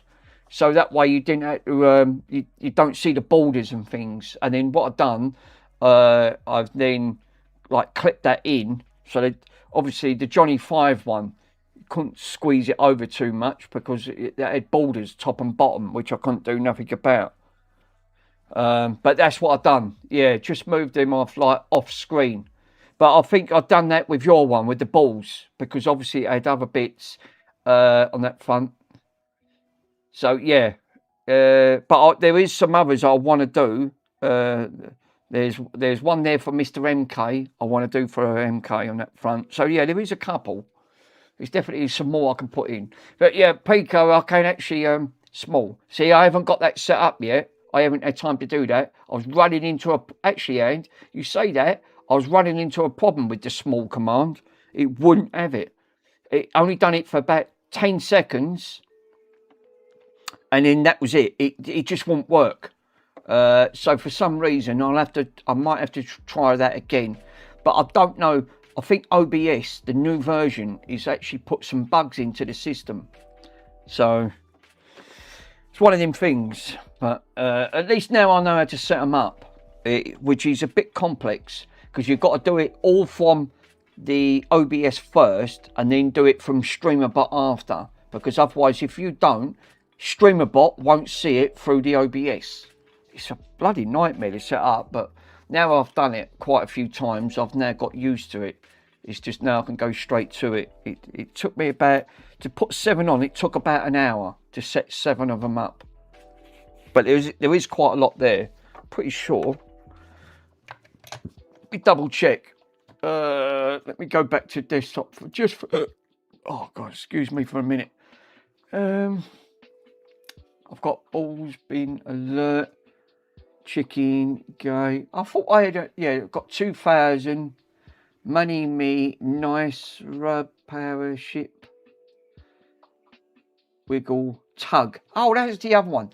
So yeah, that was obviously the tug was the other one, like with MK. That was it. I knew I put an MK one in one of the tugs.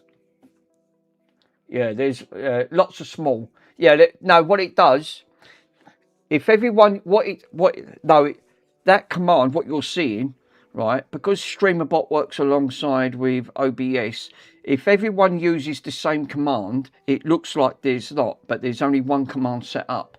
So what it does, it times that person 10 seconds before you can use that command again.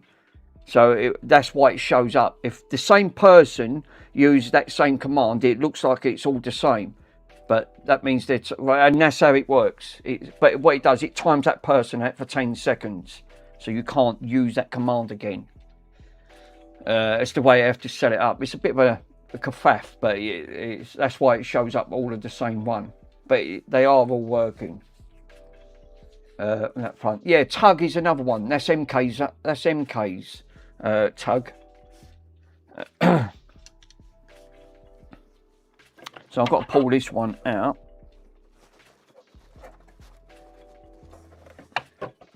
So I now need to do the Q, which is this one up here. Yeah, the Money Me. The Money Me. I like the Money Me one. The Money Me one's good.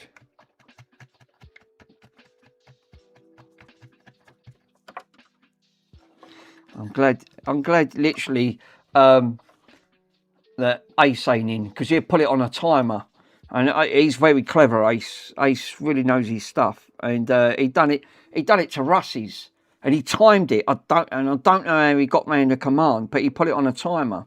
The best one really to set it all up, and he really knows his stuff, is Mr. MK, because obviously he had his account partly hacked, and he had to reset up all his commands again.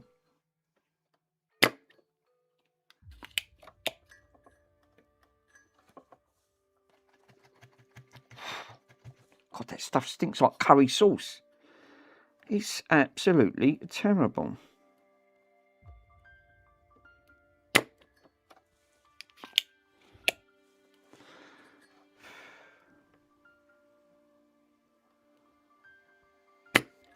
But it does make the commands a lot interesting when there's quite a lot of commands on there. And like you said, it does make a big difference. Makes it a bit more interesting. But the Money Me, I do like the Money Me one. Money Me. And he likes that one as well, Mr. Swindon.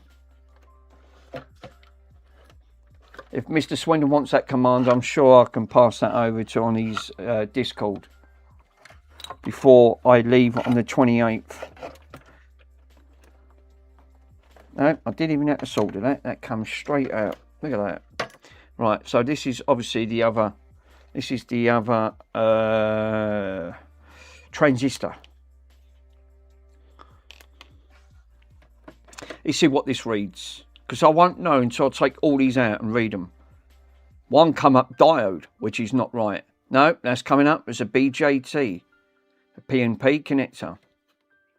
So it's absolutely fine. Nothing wrong there. Now these are all to do with voltages. This is the reasons why I wanted to take these out and test them. You've only got to have one of these go bad, and you won't know until you actually put these in, or take them out and put them in.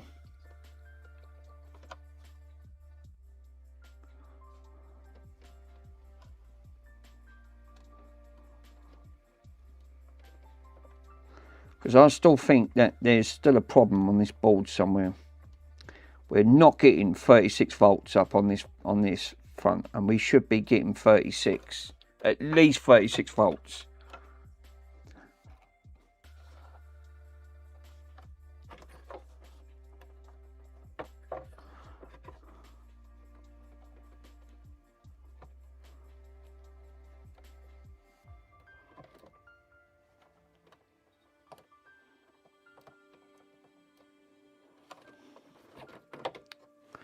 So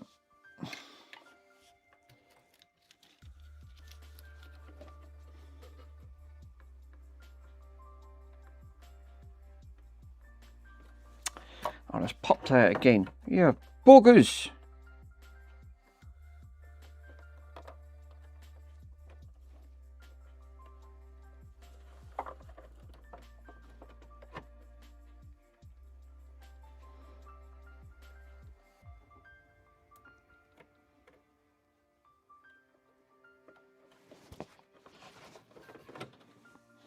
Oh, it stinks. Absolutely stinks.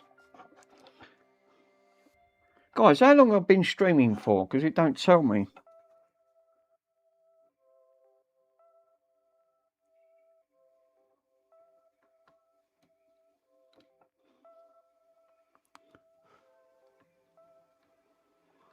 Oh, James did. He done something. He put a command up or something.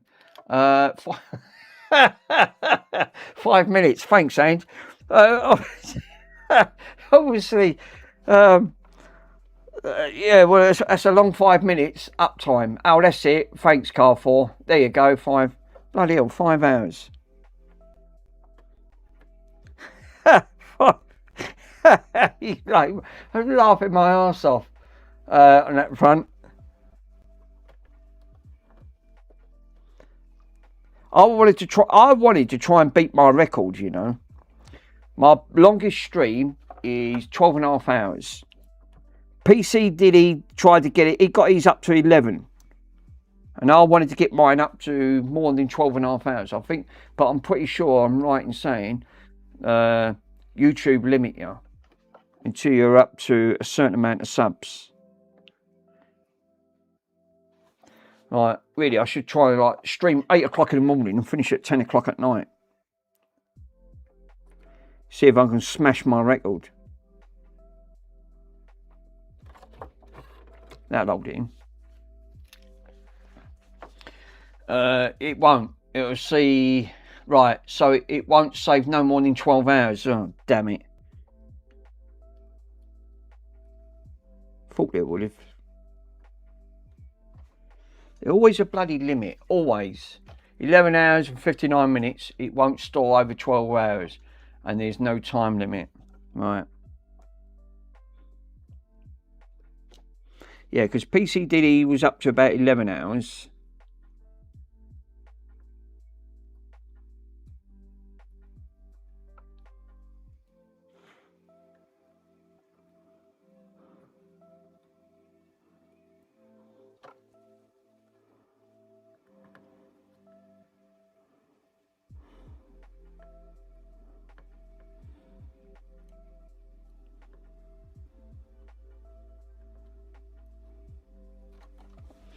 Nice. I can actually see that. I don't need the cam up. God, the smoke. I've got to get a decent fume extractor. Oh, God. Yeah, that the VOD will never be more than 11 hours and 59 minutes. Like PCD is saying. It's a bloody 12 hours. So they even limit you for a 12-hour stream. Wow. So if you wanted to do more than that, then you've got to do, I assume that, well, it then just, you just, once it cuts off, you can just resume. You can't resume it. You can't obviously carry on. You have to restart and do it again. Well, how big are their servers? Their servers must be massive. Obviously, to try and, to counter every, you think of all of the streamers. That's a good point. What actually happens to old videos that don't get watched anymore? Do they get automatically deleted off their servers?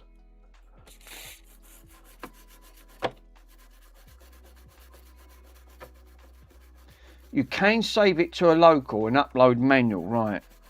This is what I'm saying. It's, you know,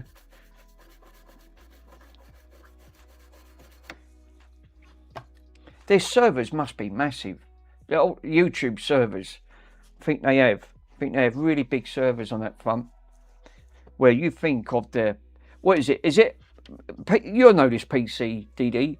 Am I right in saying, is it a petabyte, which is it a petabyte, which is, this is where it's Linus Tech Tips. This is where he knows his stuff, that front.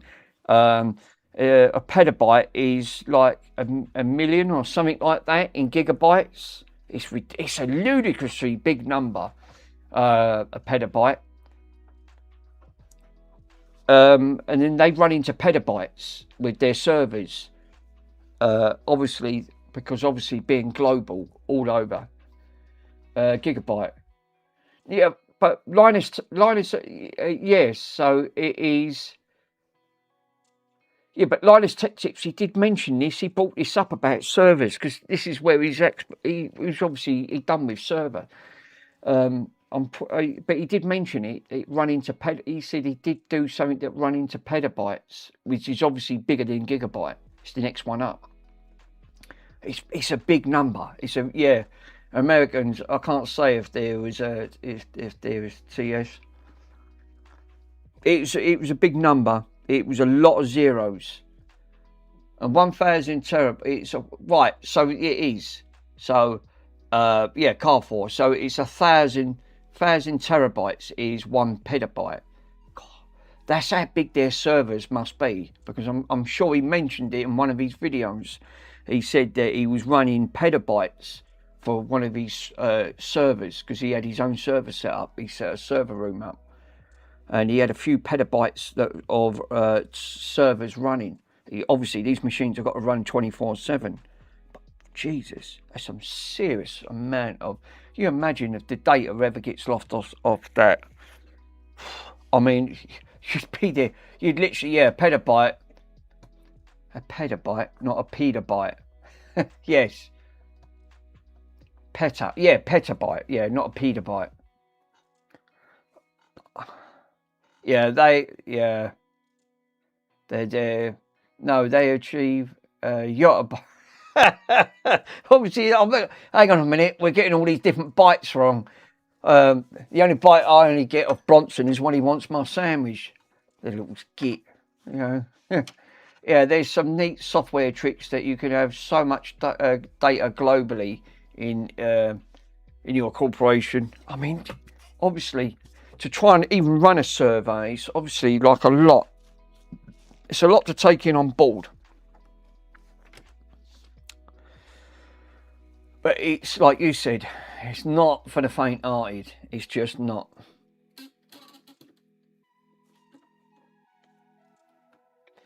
Yeah, 1 yolt is 1.89 pet. Oh my God, Jesus! Yeah, I knew it was going. I was starting a subject on that, and I just know where it is.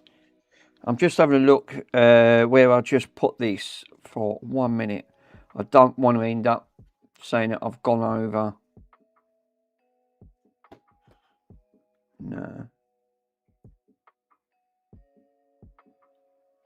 No, fine. Okay.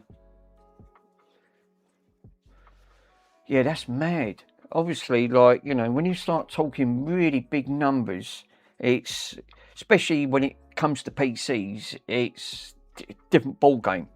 Completely different ball game altogether.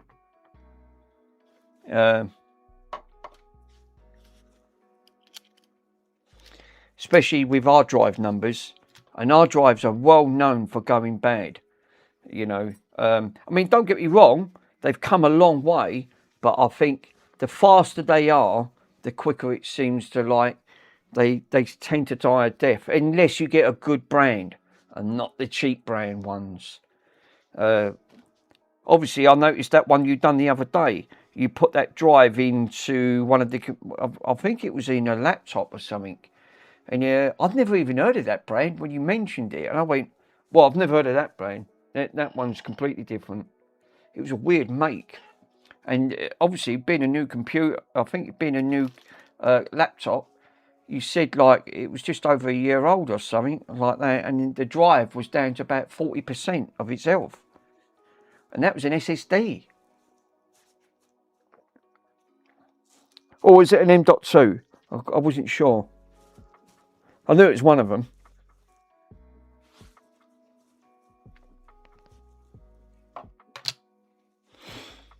So, right, I've took that one out.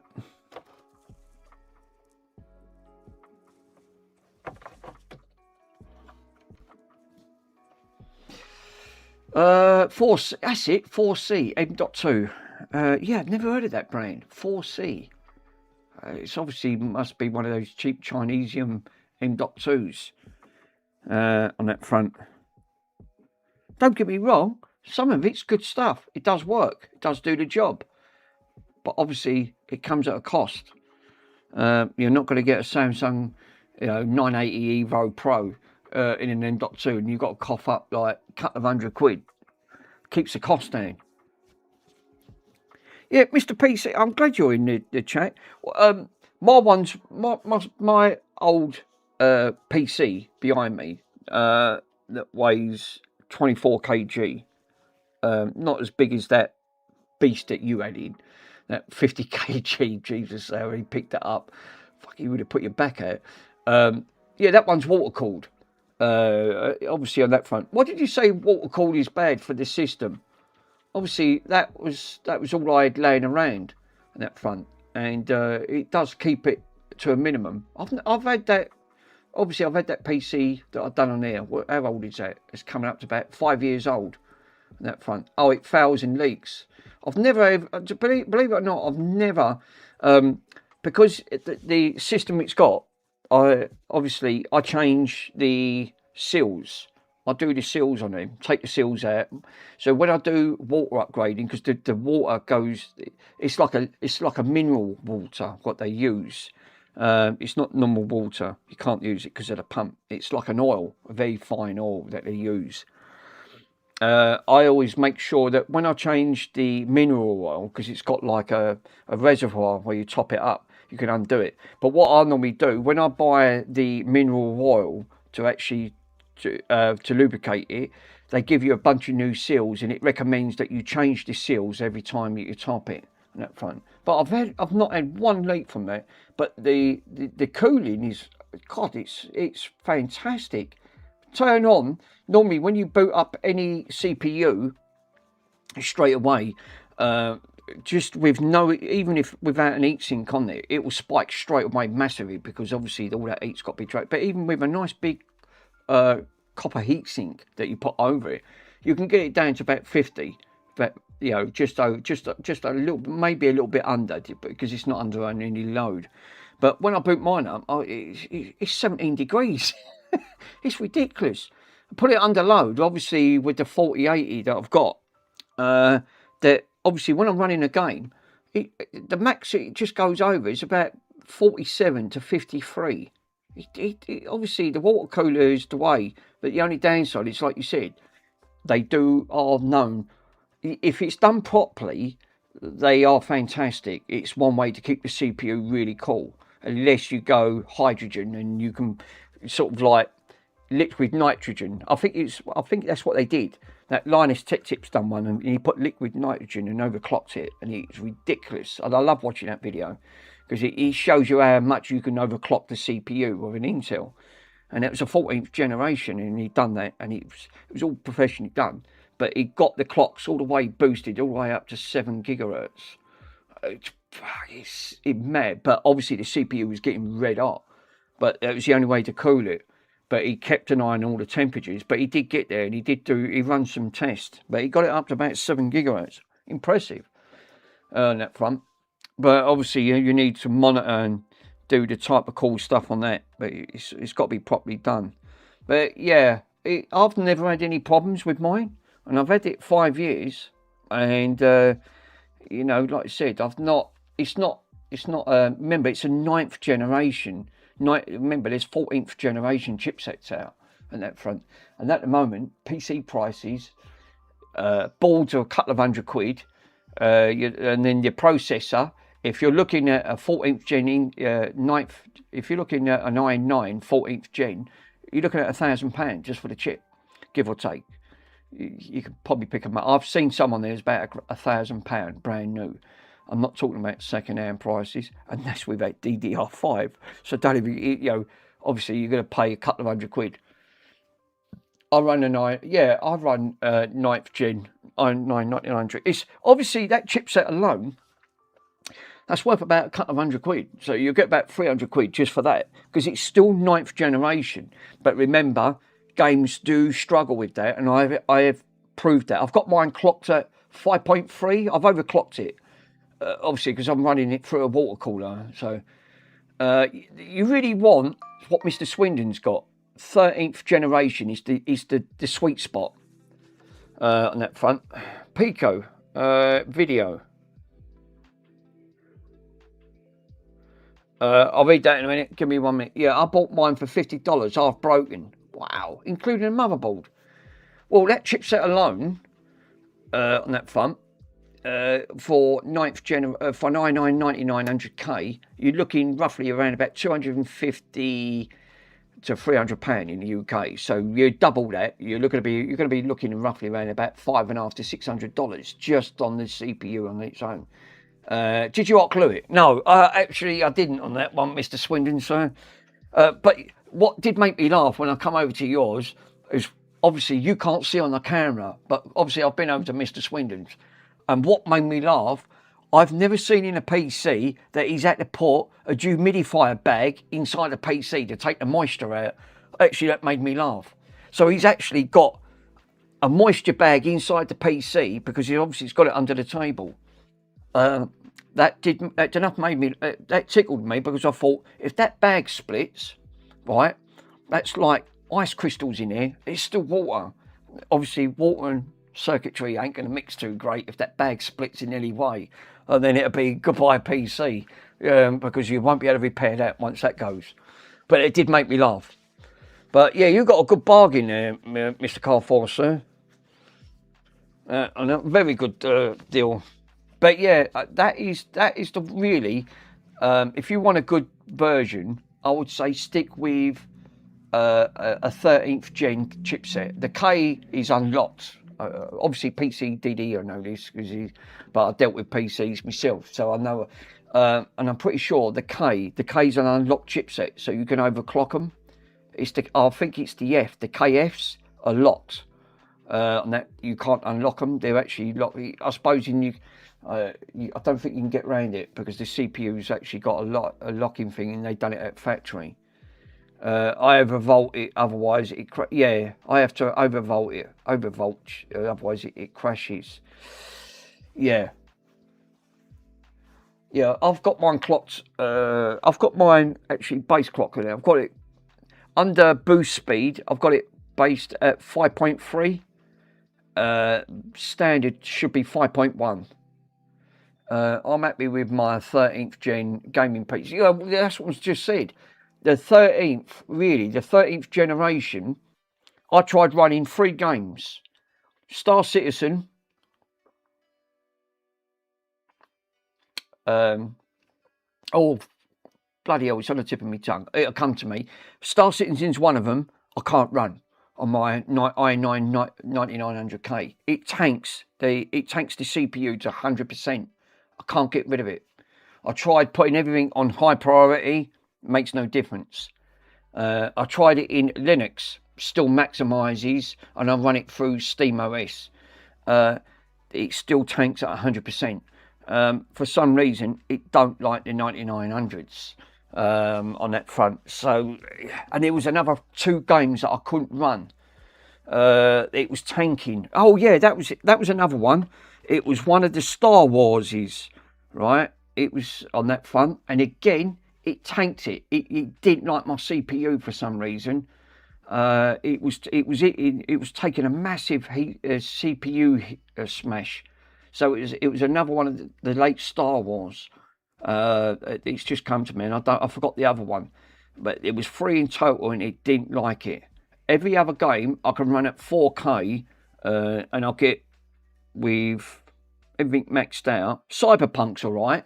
It does smash my CPU a little bit. It goes up to about 70%, 60, just under 70%, and sometimes just over 70%.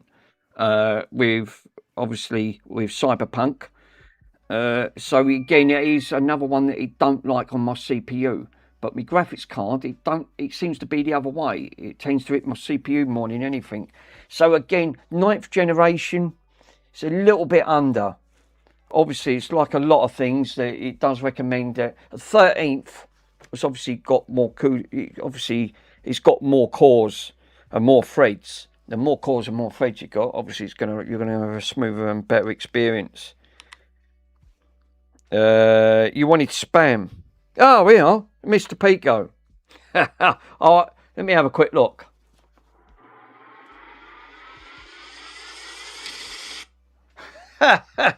we got a spam. Stop spamming chat.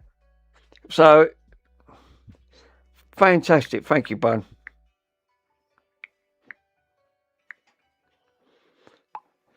We've got a stop spamming chat ones. Yeah, my GPU is a Radeon RX 580. Yeah, actually, they're not bad cards. I'm not a lover of Radeon cards. I've always they got problems of their own. I tend to stick with Nvidia.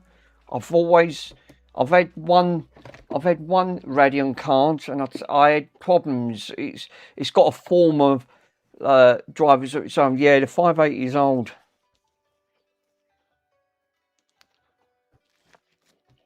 Bronson's off. Dick. Straight away. Always wants the Sarnies. Always wants the Sarnies. Yeah, familiar. Yeah, it's an old card.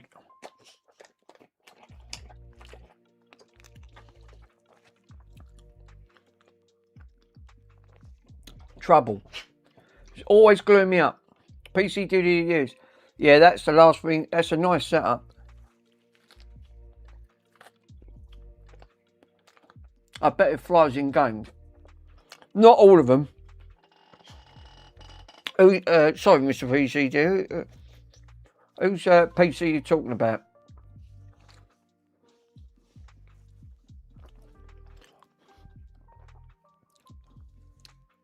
The trouble is, if you want to do PC upgrading, it's just anywhere.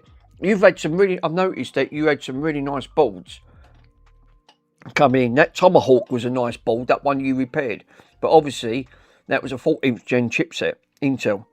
The price of that chip alone, it'd just be ludicrous.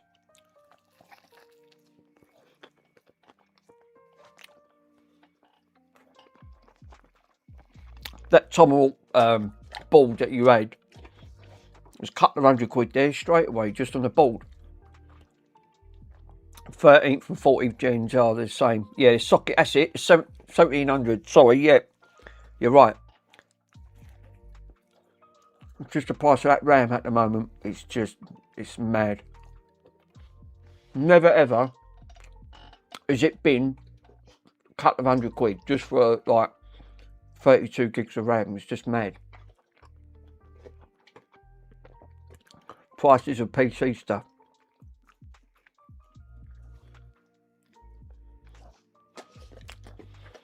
The Gannett wants me Sarnies.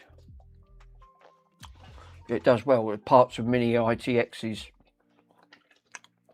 Lucky enough, I kept a couple of my PC cases back, because the one I got behind me, that case was about, I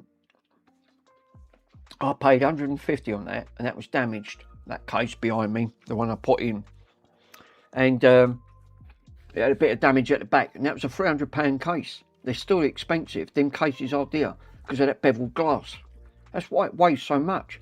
Just that case alone, it's got to weigh at least 6 kg just without you not having anything in it. Time you had all your parts in.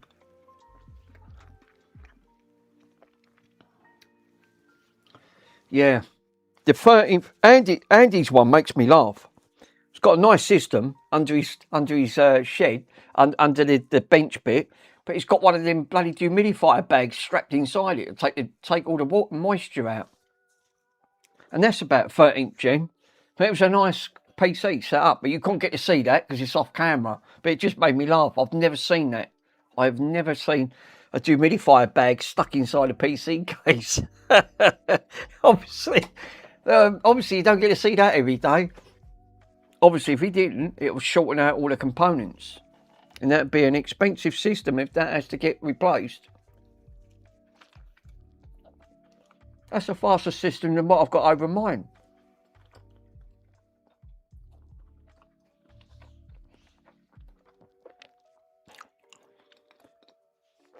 The 13th generation is a good chipset. You know, Intel just keep bringing them out. You can't keep up with Intel. And he's the engineering, 100%. It just made me laugh seeing it under the table, and he went, have a look at that. All I see was bloody dehumidifier bag stuck inside it. Yeah, I think it's a 13th Gen i9, 24 cores. See, all I got on mine is 12 cores, 8 threads. or something like that. Games today they say they don't use so many cores and threads. That's crap. It bloody does. Like I said, every of the big games that I try and run, it smashes my CPU like you wouldn't believe. Games are really hard. They're really demanding.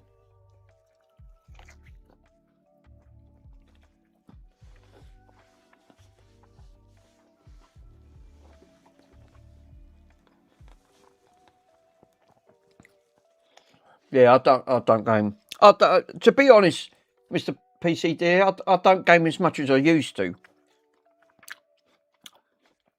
I've got a bloody VR headset up there. It's been stuck up there for over a year. The last time I updated it or used it, and don't get me wrong, it's a fantastic headset. This one here, show you. Wait, Ponce. Good boy. You're like monkey, you are.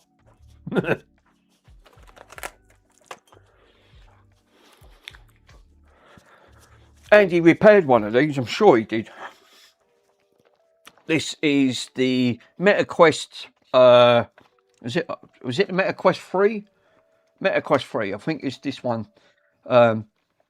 This one was left to my cousin. This was my cousin's one. When he moved to Thailand, he said, yeah, you can have this, I don't want it. And I went, oh, all right. So the only thing is, the battery was dead. So obviously I had to replace the battery. Yeah, I did. And did you actually fix your MetaQuest 3 on that front? I can't remember.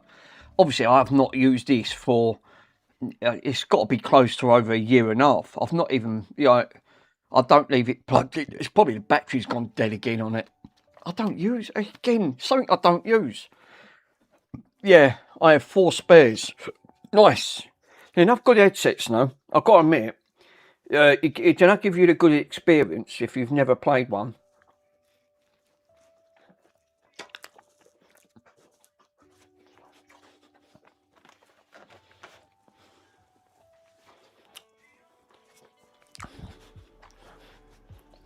Yeah, because you never actually...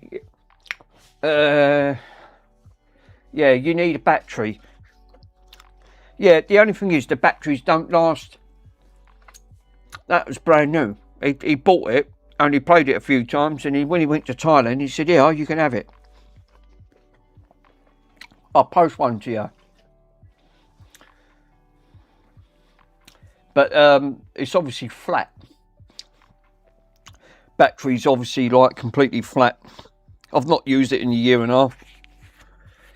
But they are good systems. I'll tell you what, they're enough good headsets. The good aspect side, that if you've never played one of them VRs, Alex, I think, is it Half-Life Alex? What bloody hell, what a great game. Oh, so there's nothing wrong with it. No, there's nothing wrong with it. And no, I'm all right with batteries, my friend. It just needs charging up. It's got another battery on the back of it, but I think that one. Yeah, I wish I had one of them headsets. It did make me sick as a dog. Well, obviously, you've got to be careful what you do. I can only handle about an hour on it, and then it starts giving me an headache, because obviously I can't.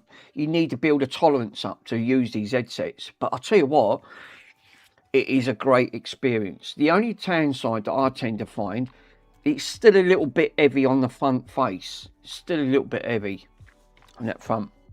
Which is like you said, but you do get used to them. You want one of them Halo headbands to take the weight off, because that's what causes a lot of the problems.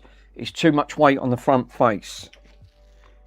But Steam, I noticed Steam VR, Steam is actually building their own headsets, so which they are coming out very shortly.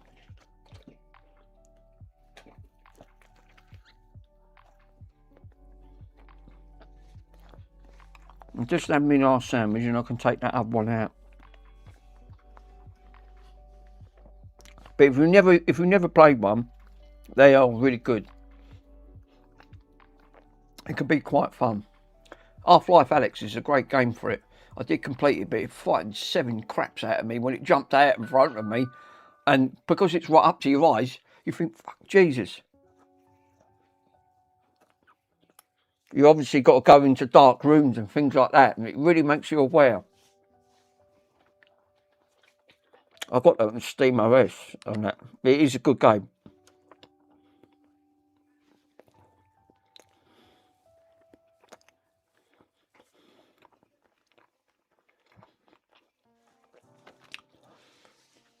Yeah, Half-Life was so fun. I loved the head crabs.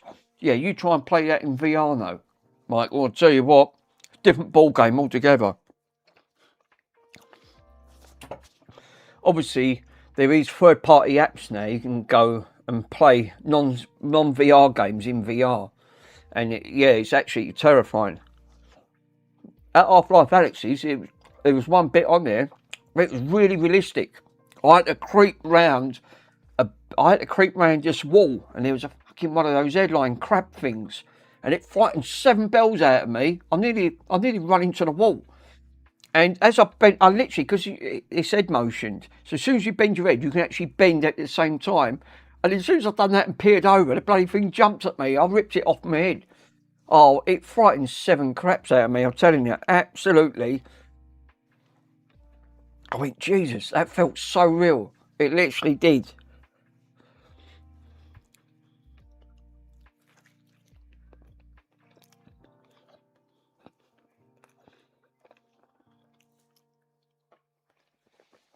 Won't do that again. I completed it anyway, but it is a good game.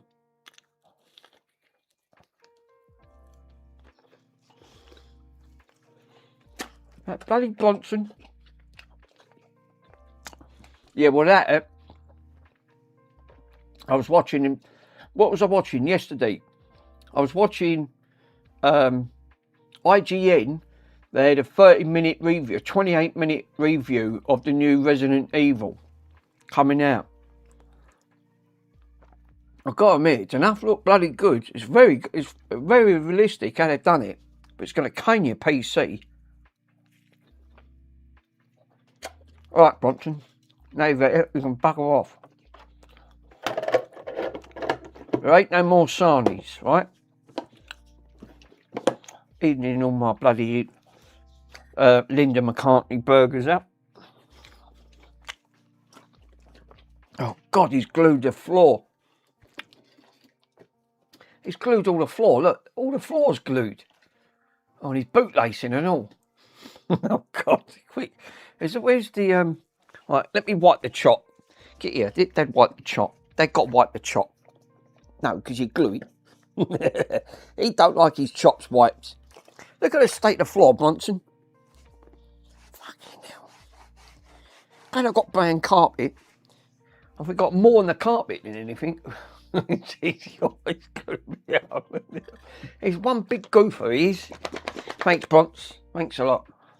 Dogs always do that, don't they? They always, like, they shake right next to you. You think, don't worry, you're going to cop it anyway. So whatever I've got, you can have for free. You think, yeah, thanks. Now bugger off. No, I've not got nothing. You've ate all your bones. You've ate apples today. Copyright.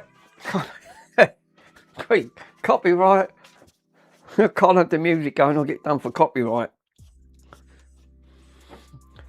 Yeah, the computer booster was advising me to get on the old PS5. I've got an Xbox Series X around my mum's. Joey does tech. He repaired it for me free of charge. I bought it with a problem, HDMI port. And I reached out to Joey and he said, yeah, by all means, send it in and I'll repair it for you. Obviously, I've got that video. I saved it. And yeah, it just needed a new port on that front. I bought all the port, but he said you didn't need to buy the port. And he'd done it free. I had it returned in 3 days. That front, absolutely brilliant. It just needed a port change. And he'd done it so perfectly, it looked like factory. He said, that's my best one yet. On that front. Which I've still got. It's around me mum's. But I don't play it. I've played it a few times. But every time I go on it, guess what it keeps asking me, eh? It keeps asking me to verify your age. And I won't sign in. I'll just play it offline anyway.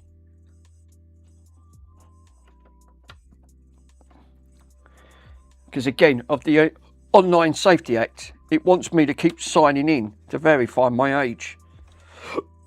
Why? Why does it want to verify your age? Yeah, you need to submit that to Mike. Well, you know the fault there with Microsoft. They get too much of your personal information, so they can bugger off. This is what I was having this morning on the Discord when me and Mr. Pico was talking about it.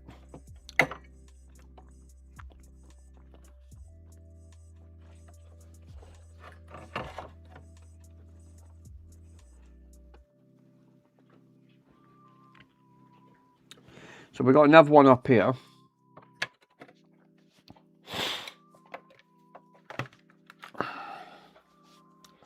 You still need to sign in. Well, I haven't. I've just not bothered.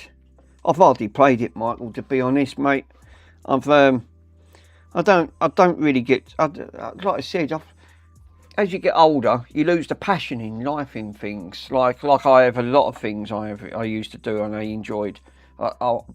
Believe it or not, I've got more into watching others, like PC doing these repairs. That I'd rather just be doing something than getting back into games. I've sort of lost passion that front since Andy's done the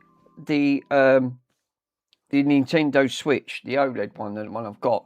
I've only played it a few times. I've got games on it. I'm not short on playing games. I've got a stack of games literally on there, but I get more of a buzz just literally watching someone else. I don't know why. I just have.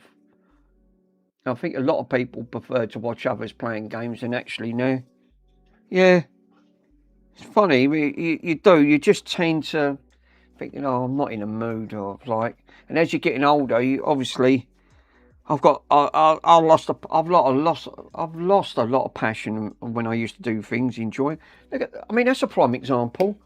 Look at I've got an arcade one up there, right? At the end of the day, obviously that was bought new. Obviously, I had to put that together, and they're retailing about 450 quid, right? Yeah, them things are weird, right? How many times have I played that? Do you want my honest opinion? 3 times I've played that. 3. That's all I've played it. I've not played it anymore. Most of the time, it's just stuck in a corner. And I've got another one that obviously I've not got to pick up. It's been around my mates for over a year, but I ain't got the room. Yeah, I'd love to watch someone play Res Evil on the stream. Yeah, tell you what, and you talk about that Resident Evil, you fancy doing that in VR? God almighty, you absolutely brick yourself.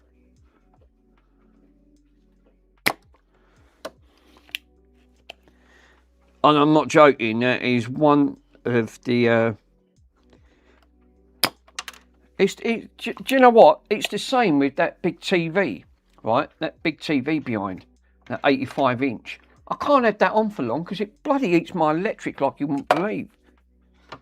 It's such a beast of a TV. Yeah, the lights off, spotlights in my face. Oh yeah, lovely. You see how long you'd brick yourself before you end up taking and thinking at the end of the day. Yeah, good luck on that. Yeah, I'd love the game. I'm always shitting myself.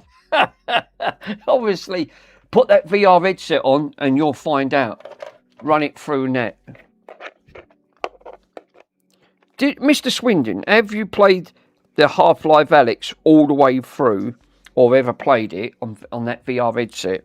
Because I'll tell you what, right, sir, it is terrifying for a game. Absolutely terrifying.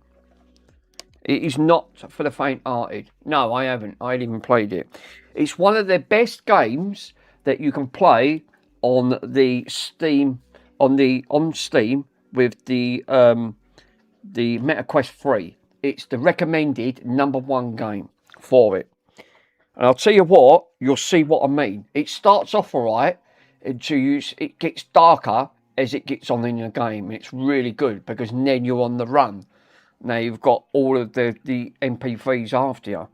So, it really shows off the graphics of that headset. So, yes, I recommend it, sir. Totally recommend it. Let's see if this one reads. Should be a pit. Oh, we could have a problem. Oh, don't tell me that. This is supposed to register as a PNP, and now it's not registering. What did I say? This is why I like testing out of the circuit. It's obviously not reading this PNP. Or no, don't tell me this is bad. No, it's all right. It's an it's an NPN. Oh, that's all right. Oh, for God, no. No, it's all right. This is this bloody connector. This is why I've got to get the. This is why I wanted to order the one similar to Andy's one. I'll try it again. Pull it the right way. Thank you for Good morning. Good morning to you. Why are you gay? Who says I'm gay? You are gay. Why are you gay? No, see, it's coming up unknown. Well, why is that? Why is that? It reads one way, but it won't read the other. Is that supposed to be like that, Mr. Swindon? It'll read one way, but it won't read the other.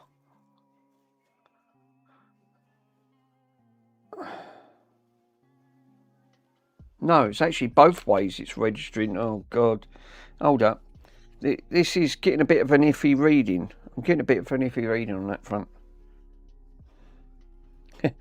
Why are you gay? You've not done the MK's one.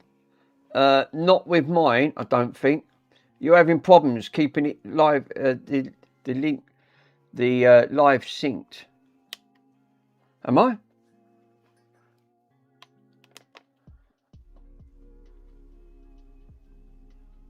I know that Tristan was definitely having problems with that. Number test. No, it's coming up. It keeps coming up unknown or damaged. Oh, no. Yeah, do a number test, guys. Read. If I pick a number between 1 and 10, I'm going to say 7.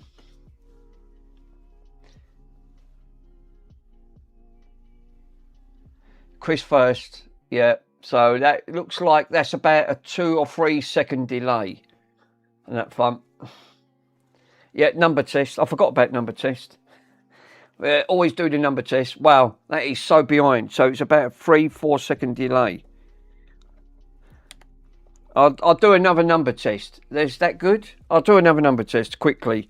From 1 to 10, I'm going to pick 5, right? And I'm going to do it in 5, 4, 3, 2, 1. 5. No, it's actually 5. So it's actually a little bit quicker. 5. That's all right. So you're looking at about a 2 second delay. At least 5 plus. Obviously, yeah, hot cows. I'm going to do that bloody. I see you clipping me, you little git, right? You made me laugh. Obviously, I've got that one with Mr. MK, called you a right little ship. That I'm going to clip that. I'm going to put that in the next command. So you'll have that one from Mr. MK on that front. He said you wound him up. Obviously, I was pissing myself laughing. I went, oh no, that's it. He stopped checking it. Just stopped clicking him. No, it's actually registering. It's registering fine. So it's registering as a BMP. So yeah, this is fine. But it did make me laugh. Otcal started to wind up MK on that front, thinking, oh no, that's it. He's upset him. You think, that's it. I like the chicken one though, the chicken.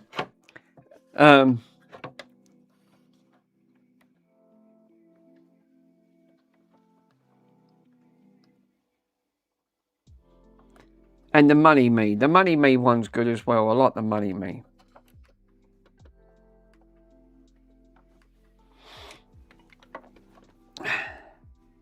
Mr. NK absolutely had me in stitches.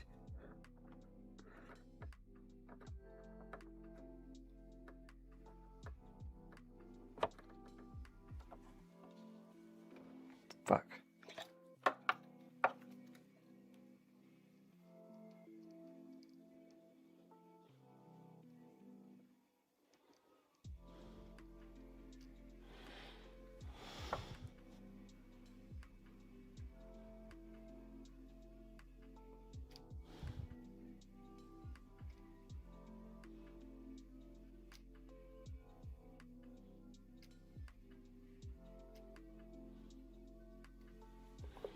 Oh, fuck.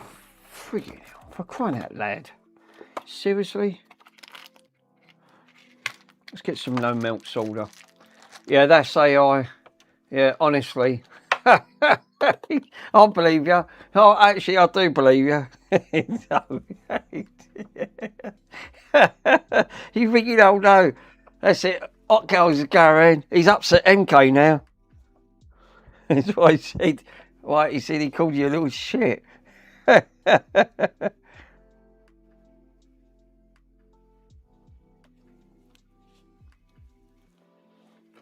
Absolutely legendary. You couldn't make it up.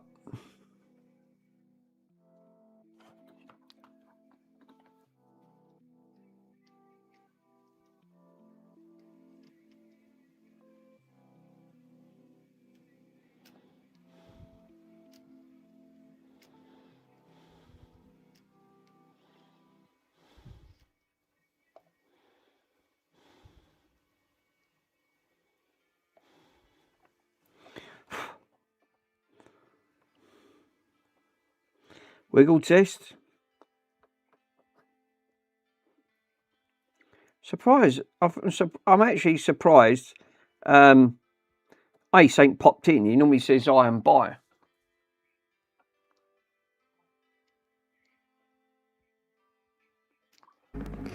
Wiggle test. Definitely get the wiggle test. Thank you, Pico. We'll give it a wiggle test. Make sure.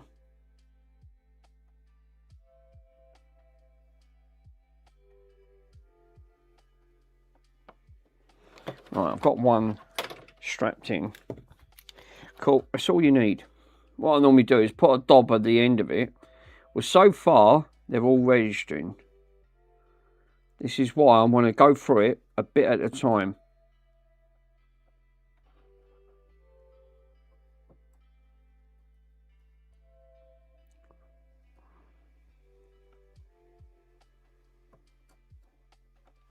Lovely. I can see that with the naked eye is spot on. Wiggle test. The trouble with a lot of them commands, I enough had to bump them up a bit on the audio side because a lot of the commands were really quiet. They wasn't hardly coming through.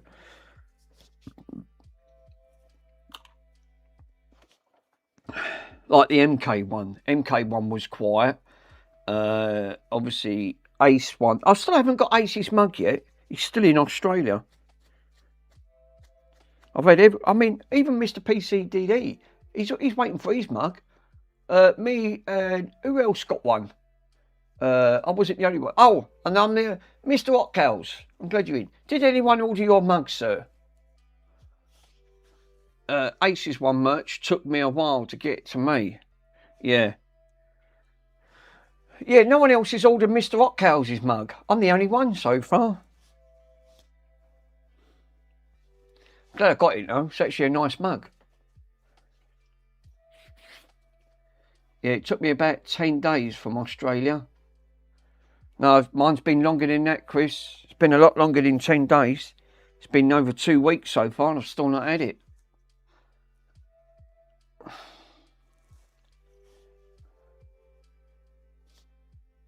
It's been a fortnight at least. No, it's probably because it's on Discord at the moment. Oh, right, okay. Well, what I could do, if you want me to promote it, send me the link over, right? So, what I'll do, I'll post it in my, I'll put it onto mine as well. I'll put it onto me link, so if they want to click on it, if anyone else wants their mugs posted, I'll post it onto my YouTube channel. I'll add it in, so it'll go straight to them. It'll go straight to their mug side. Send me a link in Discord while I'm on Discord, Mr. Hotkells, and I'll copy it. And when I'm off stream, I'll copy the link, post it straight on there, and I'll do it. I can add it in. So everyone else, if anyone else wants their stuff promoted a bit, I don't mind giving a bit of promotion. It all helps them out. That front, I'm not in it to earn the money. I'm just in it for entertainment purposes. I just wanted everyone else's mug. That front. Right, so we've got 3 for free. Now I've got another 2 more to take out, which are these 2 here. This one and this one, I believe it is. It's these 2. Yeah, I can post it. I can put it on there because you're not always streaming. I'm always streaming. So if they want to jump on my stuff, they can. Then I'll say the links in the description. Post it on there.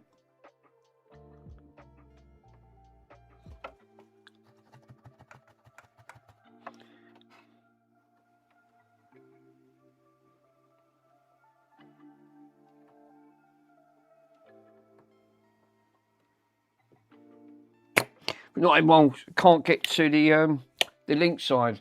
Like I said, I'm surprised Worms ain't done one. You don't have to have a YouTube channel to promote it. I went do it, and I don't mind promoting it, putting it on my channel. It'll help them out.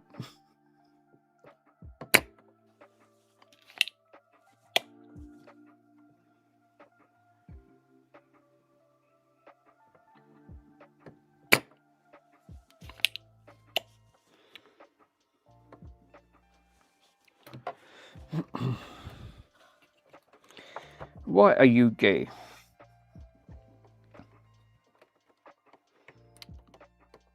Right, that she's out. I've definitely got a lot better taking these components out. Definitely. Now that's another one out. Let's see if this registers as a PNP or B or BJN or whatever it's bloody called.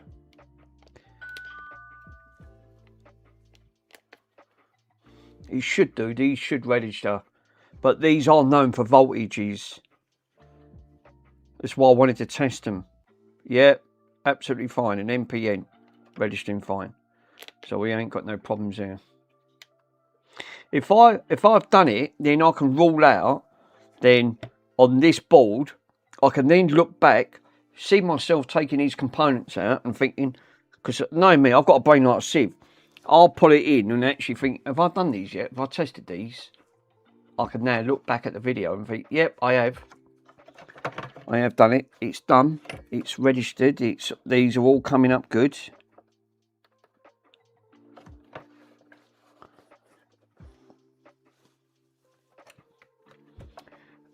Your Discord. Right, okay. I'll add it in my channel, sir. And that's no problem whatsoever. Get you a little bit of promotion, get you up and running, sell some of your mugs. They're missing out. It's actually a nice mug. Got to get J fixes yet. Obviously, I can't do too many because they're £15 a time. Ace's one was a little bit dearer because obviously it's got to come from Australia.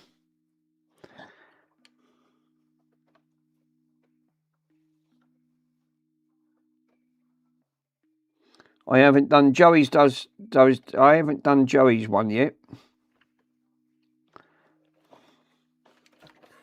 Which I will do Joey's one. Mr. Pico will be next.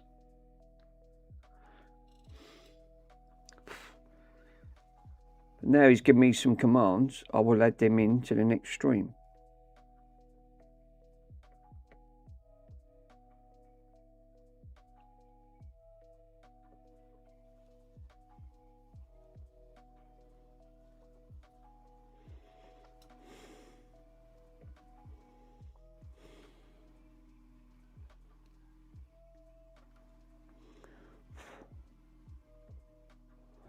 Right, well that one's good.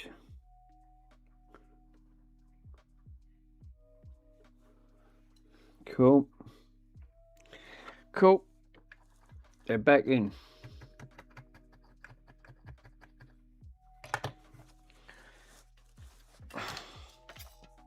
Give me 1 minute. Let me just quickly go into desktop. I just want to have a quick look at the because it tells you like how many megabits it does. Total output rate, it tells you here, right? No frame rates dropped.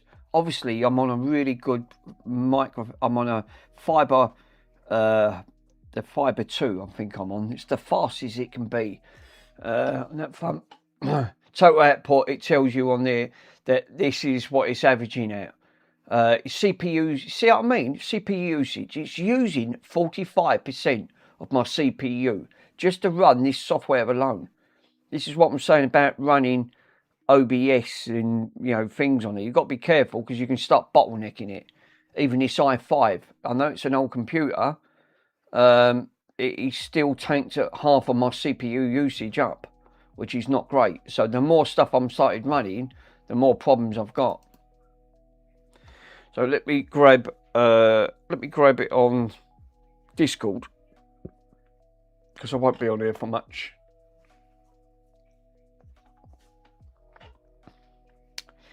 And if they didn't bring that Online Safety Act crap out, I won't be leaving Discord.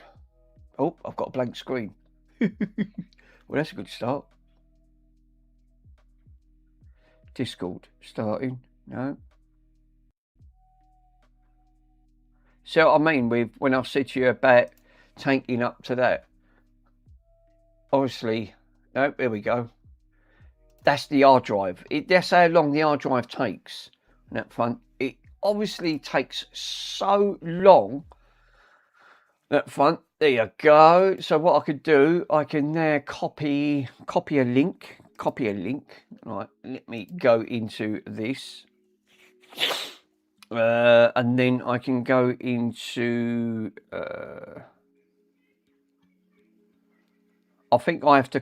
What I do, I'll post that... What I do, I right click, create new, text document, add that in, and I'll create the link and post it into there, and then when I go offline I can then paste, there you go. That then is then saved, and then I've got that now saved into yeah, where's the stream? No, that's all right. Just wanted to create get Mr. Rockhouse, because obviously to put some of their links in my video description. So obviously if other people say I want to call so and so's mug, I can add them in. I'll add their mugs in as well. I told you I'm not in it for the making the money. I'm not Mr. Pico. I'm not bothered. I don't want to be a big YouTuber like running into like Joey Does Tech, well, or Dakota or anything like that. I'm only doing it purely for entertainment purposes. All I want to do is just learn how to do repairs, and that's all my job is. That's why I love watching doing others, because one, it gives me a great insight of what I'm actually doing, and two, I love watching others as well. So, you know, that's why I like, when I come over to yours, Mr. Swindon, that's why I like to, I find it very fascinating, and that's why I was watching you. Up front. Let me see where this is. So obviously I've got to go over here. No, it's absolutely fine.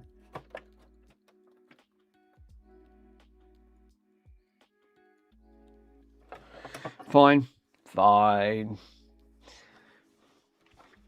The money me.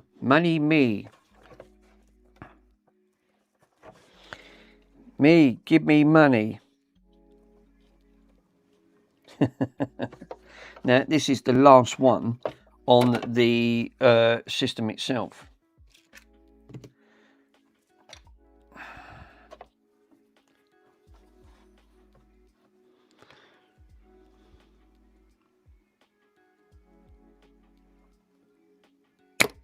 It was the same with, who was it? One of me, I think there was two.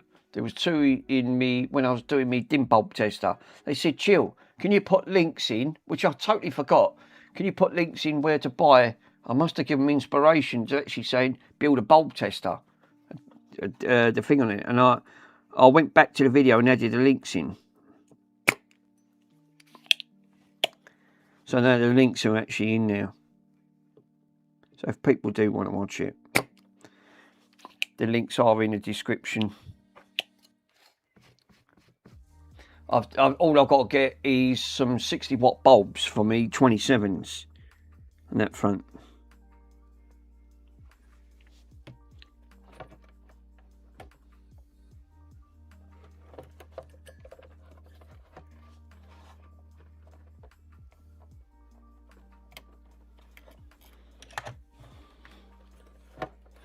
Right, this is the last one I've took out.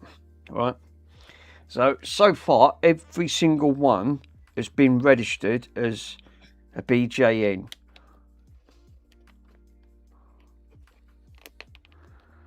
I've got to push this down because this don't connect too great.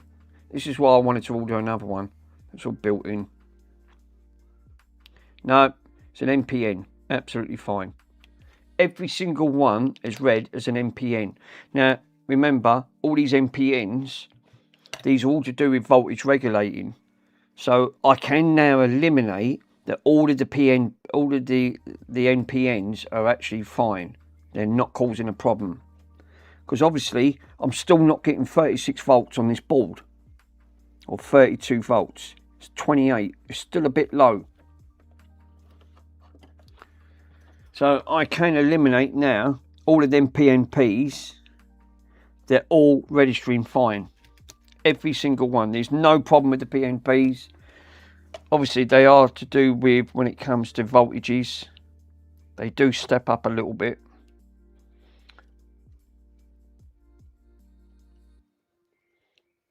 It's the only way I'm going to know what's wrong with this board is to go through all of these components. And it's definitely on this side. I've not finished yet. I've not checked the diodes yet. And all I've done was got out the big... I've just got out the... all I've got out of the way is all in PNP connectors.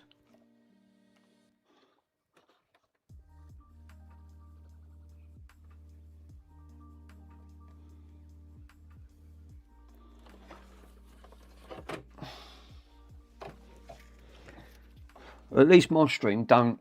It's not buffering like Michael's. Jesus. Not Michael's. Tristan's channel.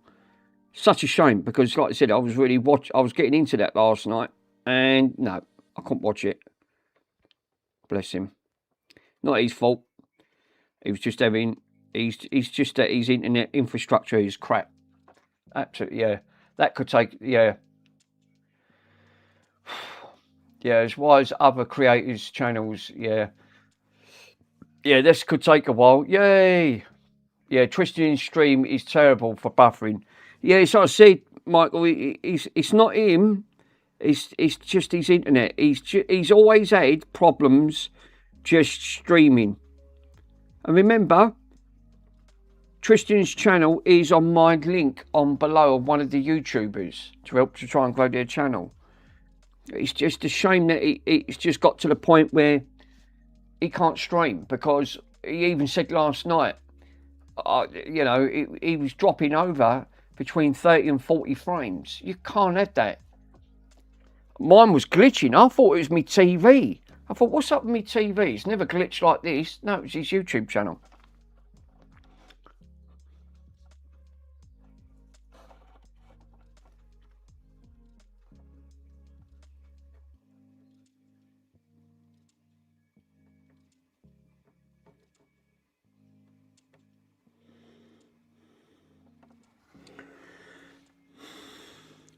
Well, all of them PNPs are, every single one is registered. Every single one. They're all working. There's no problems. So, the only one I've not checked yet is the other. That one there, the green one, was registered as a PNP. Right?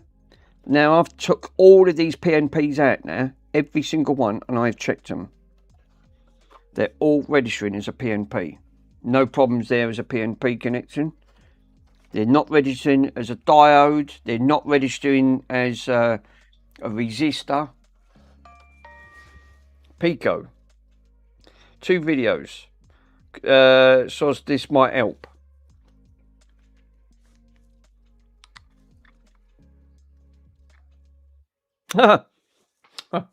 I can show you this. I ain't got no contact details, right? It's just Pico's information, right?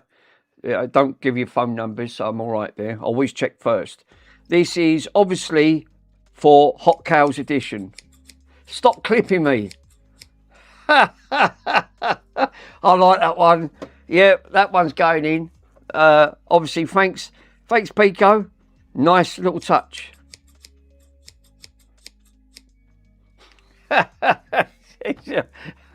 Absolutely legendary. There's two there.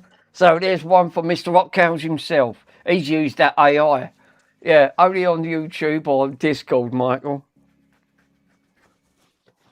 Yeah, 7 is like the older one on mine. But I'll tell you, absolutely legendary. It did make me laugh. So I'm going to take this one out and register this. That goes the voltage for the amplifier chip to see if this has gone bad. But obviously that's got thermal paste on this. But I could do it. I could do it again. I remember actually completing the Resident Evil 7. Do you know what? I have played that. I played it in VR. I got through the first quarter half, right? Chill, mate. YouTube maybe.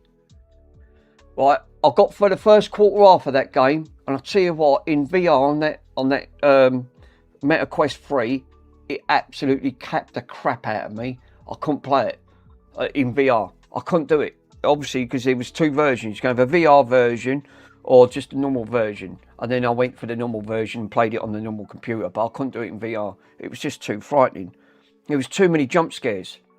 Obviously, I nearly shat myself through it in VR. That's what I said. They really, in Meta Quest 3s, they're really good. It really is. It's really good on that front. You play games like that, unless you want a jump scare, go for it. Not for me, it ain't.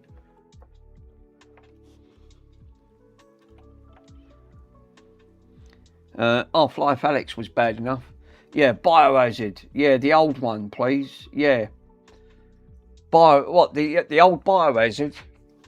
You can play some of these games. Obviously, that the new one actually looks really good because, like I said, it's on IGN. Right, I'm going to take this out. I'm going to test.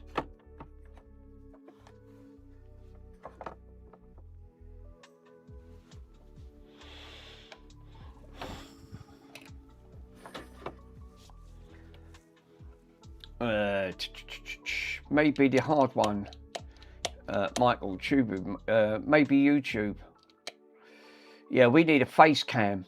Yeah, or a game stream. Yeah. What particular Discord? What in particular Discord do you like about that one, Andy? Chicken. I like that. All I hear is chicken.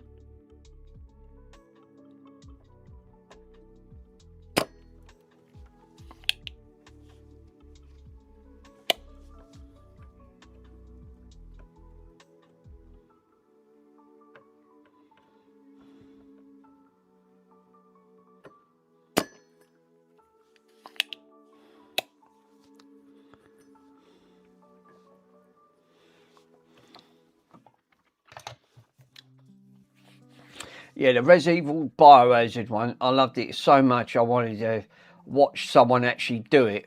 I loved it when I was walking around the house. It's actually the guy who's just popping out from nowhere. Yeah. And there is a VR, there is the VR version for that now, for the Meta Quest 3. I hope you realise. They have done it. It's on there.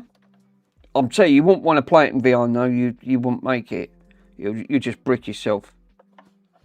Absolutely just brick yourself on that front.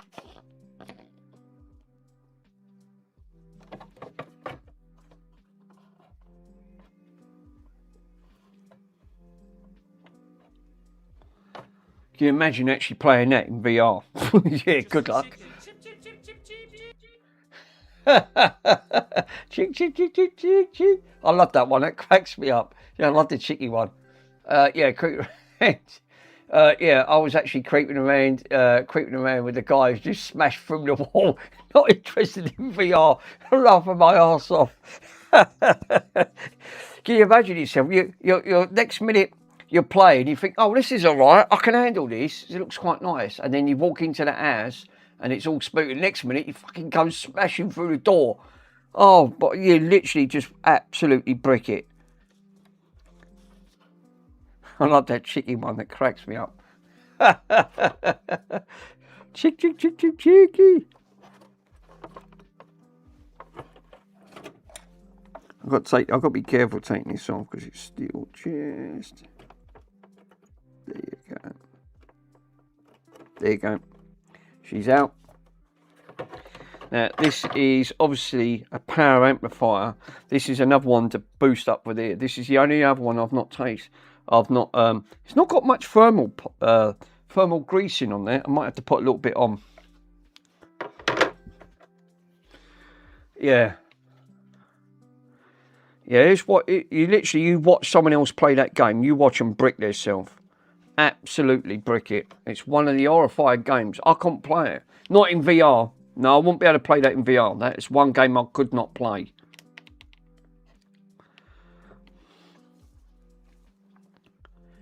Now this should test up as a PNP or NPN. Yeah. They all testing as NPNs. So yeah, these are all fine. Every single one's been fine. So I can eliminate that it's none of these. None.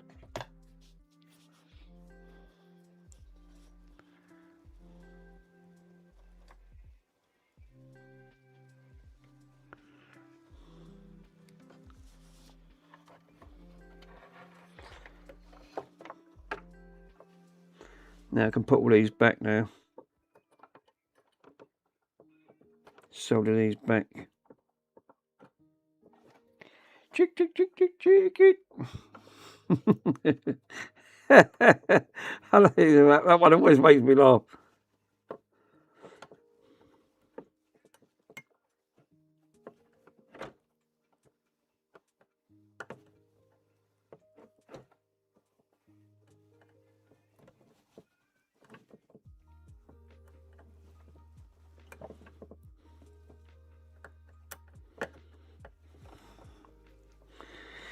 Cool.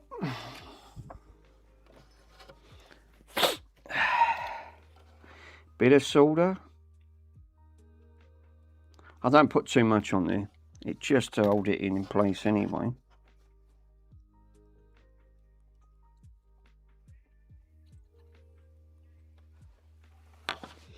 Nice. Which is that one's done on there. That'll hold that in. Yeah, good. Yeah, I don't think you guys want to play that today. Yeah, not in VR. It's bad enough without VR. Why would you want to brick yourself even more trying to play something in when it's right up close to your face? Jesus. It'd be brand trousers time.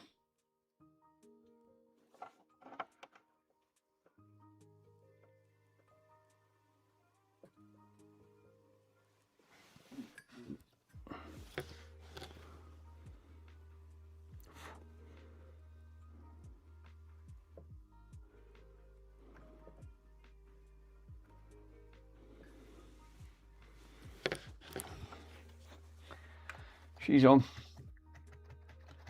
I'm laughing my arse off. Literally was chicken on the front. That was actually a good command that he's having that chicken.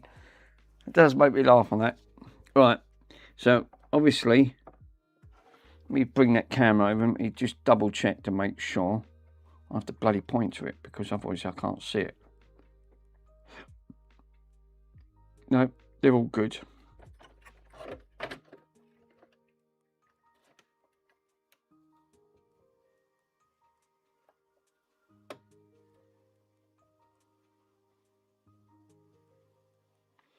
No, they're fine. Yes, hot cows, 7:35 p.m. And up front. No, they're all put back. So I've got every one of them put back. So now I can totally eliminate. It is not none of these. None whatsoever. So the next thing to test next is that to test all of these these diode type ones. Now before when we tested these, we had to take these out. I forgot what Mr. Swindon, because he did test these ones. It was obviously we was trying to get to these, and we couldn't. So I've tested all of these NPNs, every single one, all good so far. No problems with the PNPs or the NPNs. So we've got all the connections up there.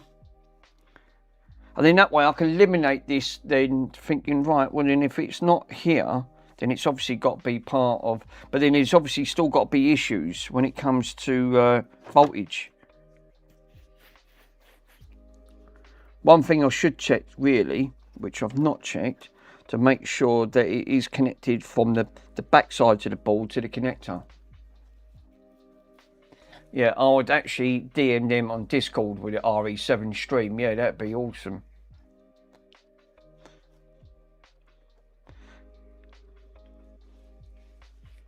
I reckon they should do a Furby one, and I reckon Mr. MK should be witness to play the Furby. Do like, you know, go for a Furby horror.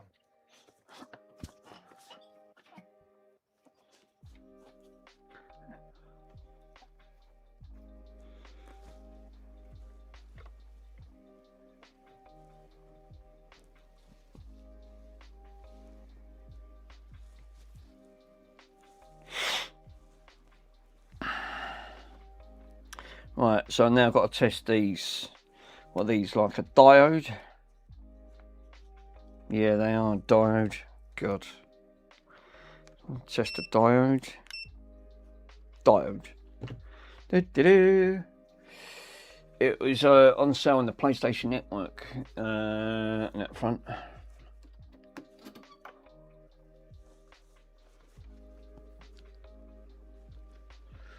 Yeah, I got the gold edition and I've not had the DLC. Yeah, that was the Us Mission Impossible, what counts. I think you should get MK to dress up as a Furby. Obviously, that piss him off right off. I don't think you can be able to handle that as one bit. It's even better, Michael. It's obviously, can you imagine that? Fucking did. Obviously, he's made a bet, right? He said that I bet I can fix a Furby quicker than you can put that cube together. And I went, all right, you want a deal? I'll do it. I'll do it. I actually will. I'll hold you to that, sir. And I said, and I'll tell you what, you can't get out of it. We'll do a dual live stream. And he went, you're on. I went, here you go. But just dress up as a Furby while he's doing it. I didn't think of that. That would have been fantastic. Obviously, putting that on there, he'll get thumbs up from me. That's obviously a Furby's obviously one of his greatest. Obviously, he started off thinking, oh, it's great to have a Furby. And then the next minute, he said, them things are driving me effing insane. I was obviously pissing myself for that fun. I couldn't stop laughing. I went, oh, well, there you go. You should change your tune. I told you they get to you. What do you think? I didn't put batteries in mine.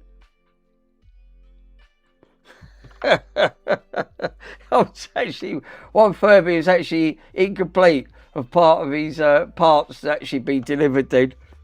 Well, he's got to buy a broken Furby. Now, I'm not getting no reading from this diode. Oh, or am I? Hold up. I am 0.7 on a diode.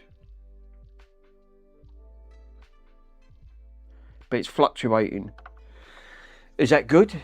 Mick, the easiest way to do a dual live stream is actually to do it on SteamYard. Right, okay. Well, Mr. MK's good at he used to do servers and bits, so MK will know what he's doing anyway, Pico.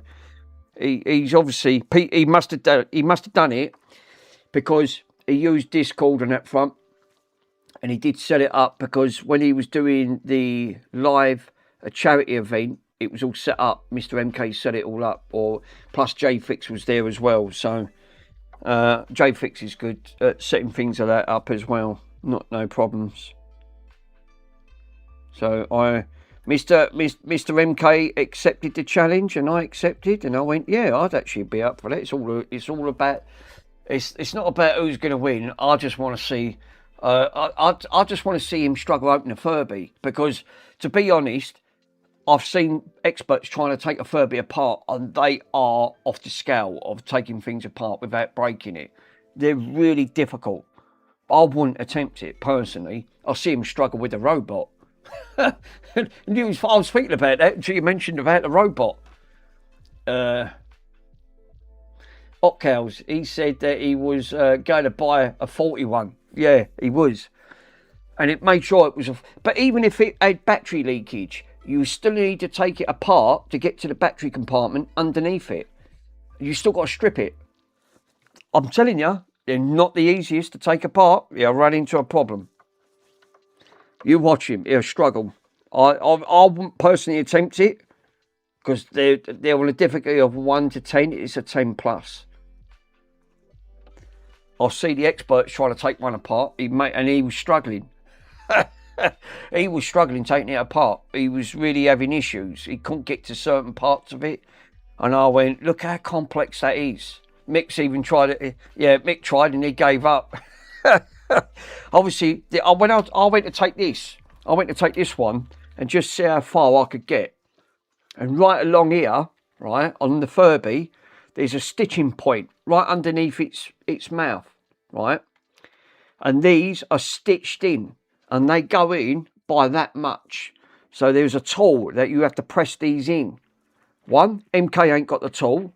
And 2, the chances are you'll break it trying to get it off. And that's how difficult these are, taking apart. They really are difficult. They're not the easiest. You go on YouTube it, you'll find. You'll see what I mean. You're going to struggle.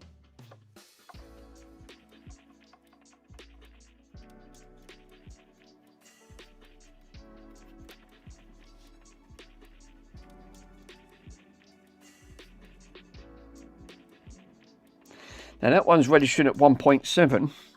That one's registering at 0.7. So yeah, Mr. MK is going to be that would actually be a good challenge. Now, obviously, that cube is registered at 500 something LEDs. It's quite a big cube, but 500 LEDs. But I'm not too bad when it comes to making projects like that. Obviously, if I've got confidence to do this and make this up and just follow a guide, that should be a walk in the park for me. These are much more complex, which I still followed, and I still done it, and I made one up, and I didn't do a bad job actually trying to do it. That was my first one. Told you, I'm not too bad when it comes to it. The only thing that I tend to struggle with is learning about the circuitry, which I still have not learned, but I am I've found 2 problems on that front. So this is why I want to get into learning about repairs. But doing projects like that, I'll never have any problem doing projects. Someone give me a project to do. I built a shed, I've put walls up, I can do a conservatory, I could actually hang doors. So DIY is not a problem. I'd say, and again, I've had no training. All I've done was watched. That's all I've done, is just watched others do it. And over the years, it's picked up. Well, give it a go. How hard can it be? The wall ain't fell down. The door I hanged up, still hanging up. I've got floating shelves I put up. When I hang it to a wall, it won't never come down at the end of the day. So, like you said, you don't know until you've tried it. You've got to give it a go. But can you make toast? That's the key. Can I make toast? Well, yeah, if I had a toaster. But I haven't got a toaster, so I can't answer that question, Mr. Swindon. So no, I can't answer that one. But can you make toast?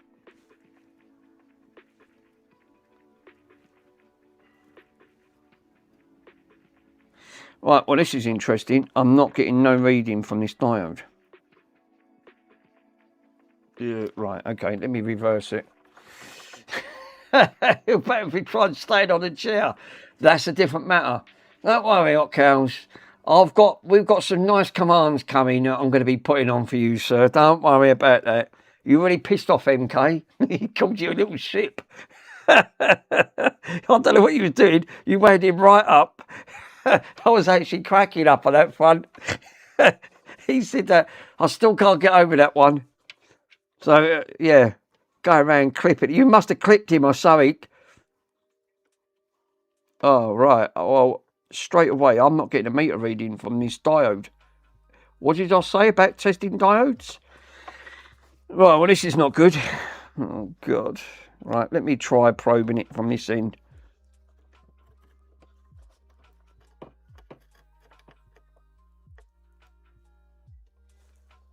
Oh, here we go. It is getting a reading. 0.7. All right. It is getting a reading from it. It's just that it wasn't probed properly. They did make me laugh, no. No, touch them probes together. It is making reading. Yeah, you must have got to Mr. MK in that front. That was hilarious.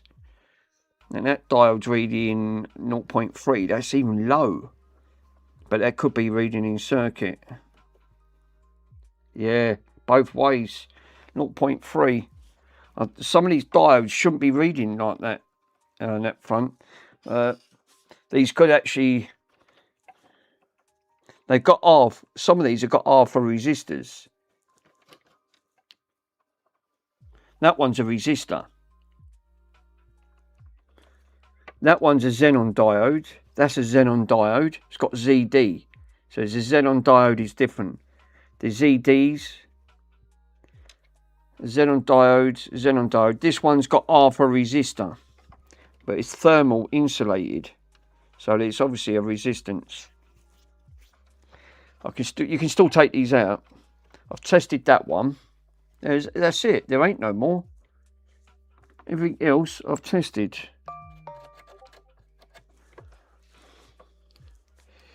Lou.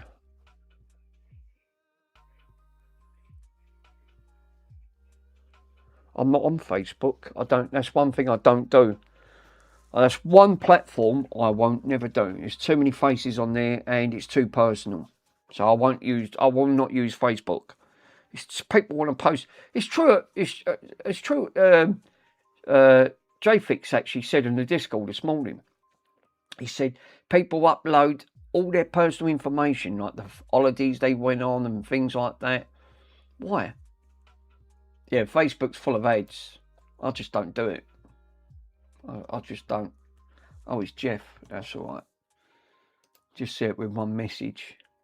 Yeah, I just don't do Facebook. There's too many people on there, and people it's a bit like TikTok at the end of the day. Why would you want to talk to, it takes a long time to get to know someone, and then the next minute you're telling them all your personal information. You don't know these people. You really shouldn't. I don't probe into people's backgrounds. I'm not really nosy. Mick, there's a package incoming for you to. Oh right, is there? Mick, a package is coming to you on Wednesday to Thursday. Well, Thursdays is my shopping day, but I've got the Ring doorbell, and I'll tell the postman to put it in the cupboard if he can't pull it in. On that front. Yeah, the Zenas. Yeah. So, so these resistors. So let me put that in resistors. If that's a resistor, that's in diode mode. Let me ring the ohms resistance then. This one should be what we got. A 4.2. Oh God, I've not got indigestion. What is that? It's a resistor. It's 420 ohm resistor. Well, it's 191 ohms resistance. So that's obviously that's reading in circuit. The diode won't read. It will just give you, like you said, the resistance on in diodes. Oh, it does give you the resistance on the diode. 476. Oh, I didn't know that. Didn't know that it should give a reading of the diode. Put it in diode mode. So that's registering fine. If that's registering in circuit. Now this is obviously registering at 1700. Because again it's reading is resistors which will put. Or there's a chip there as well. These are like heat shrink ones. Yeah, 1.7. They're supposed to register at 476.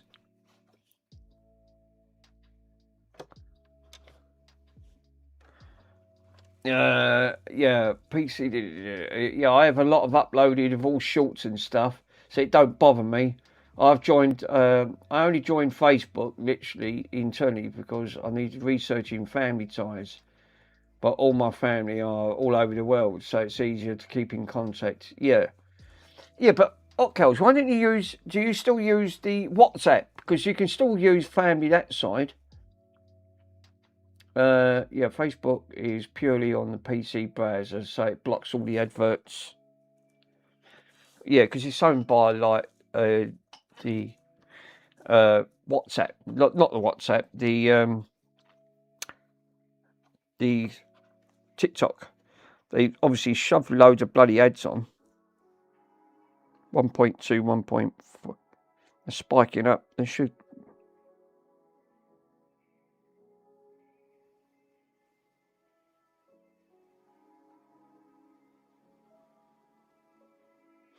.65.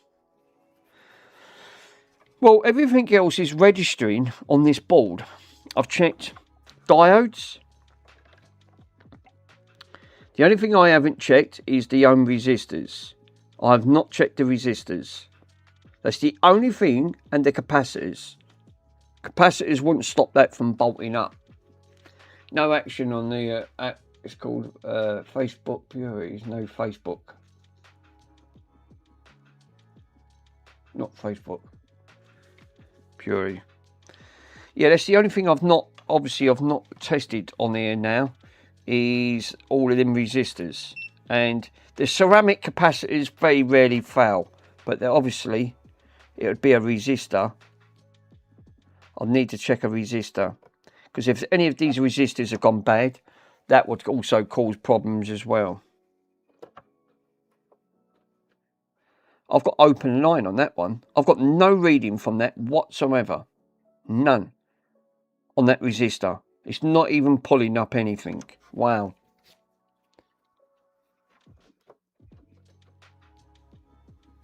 No. Open line. And that's in the ohms resistance. That one. Open line. You're supposed to get a reading. I've got two there that are not even reading. No. Open line.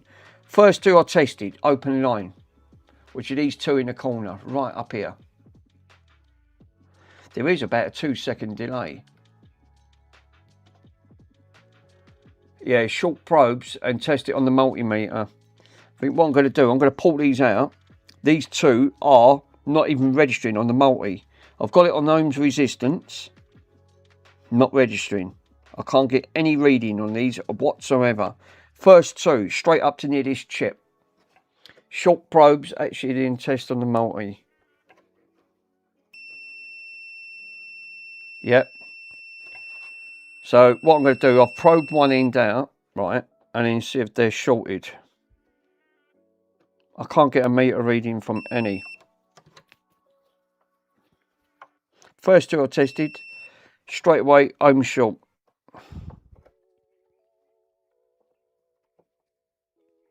Open line. Okay, just wanted to see if the multimeter was actually working. It seems bad. So what I do, I'll pull these out, and one of these is a resistance of 406. It's upside down. It would help if I can bloody read. 460, and what's the other one registered at? So straight away, that's one thing I've not tested was the resistors. Everything else checks out on this board. I can't see for toffee. I can't even see that. Let me grab my fucking torch. This is why I like my torch.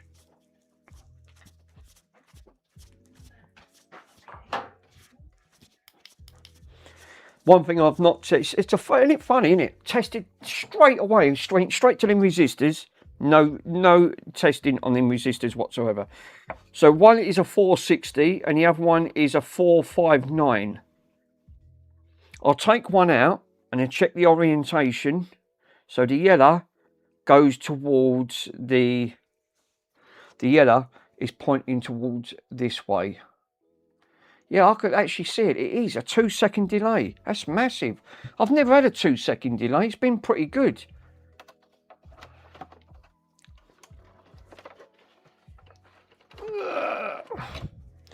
So, open line on both, straight in that corner, right next to the diodes. These two are the suspects, which is these two right here.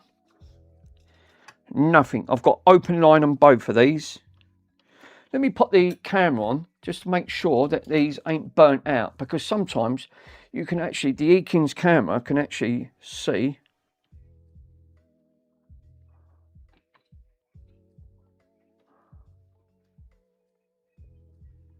No.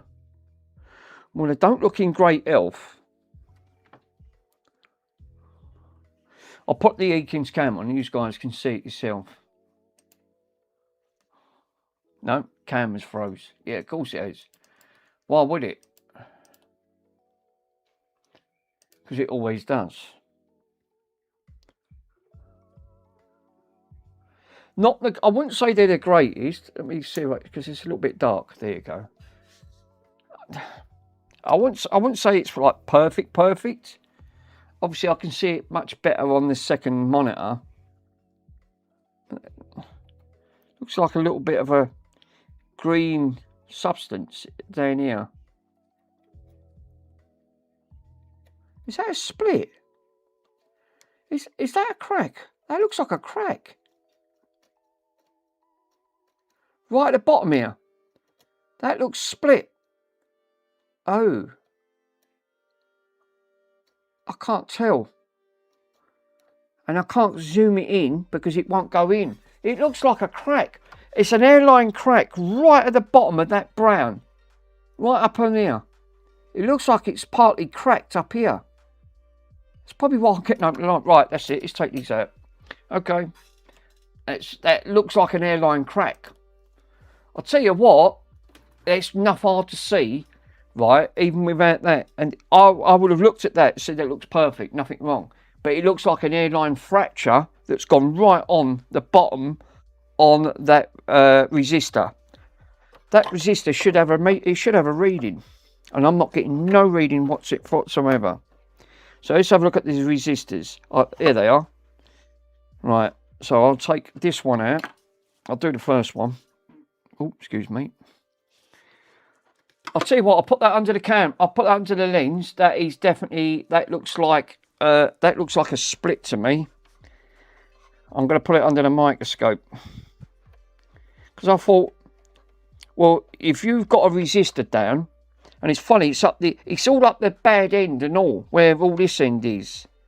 Isn't it funny, innit? Just test the first one. And that's what I love about working on these old boards. They've even got the R for the resistor and tells you where it is.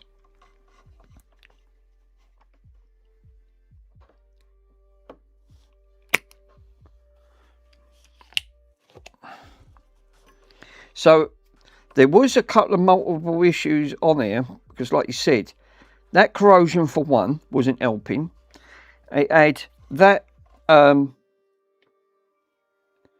point where it was had a cold solder joint.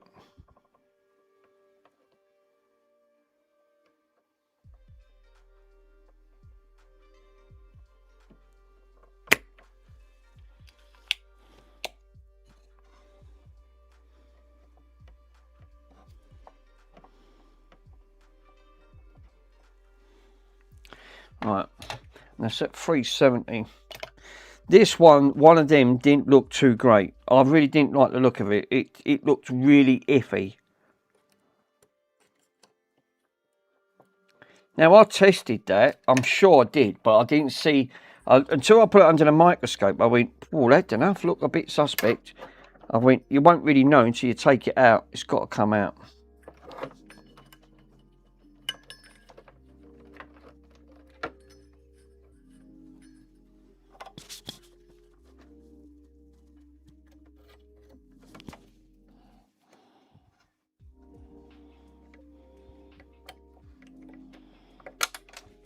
Right, well, that's pinked out. Where's that gone?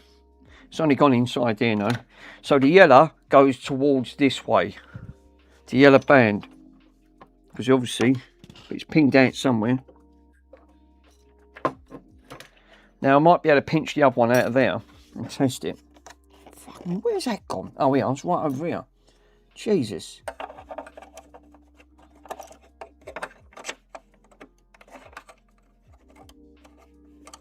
Sorry, guys, I know you can see me head. So I've got a full mop of hair. I'm all right.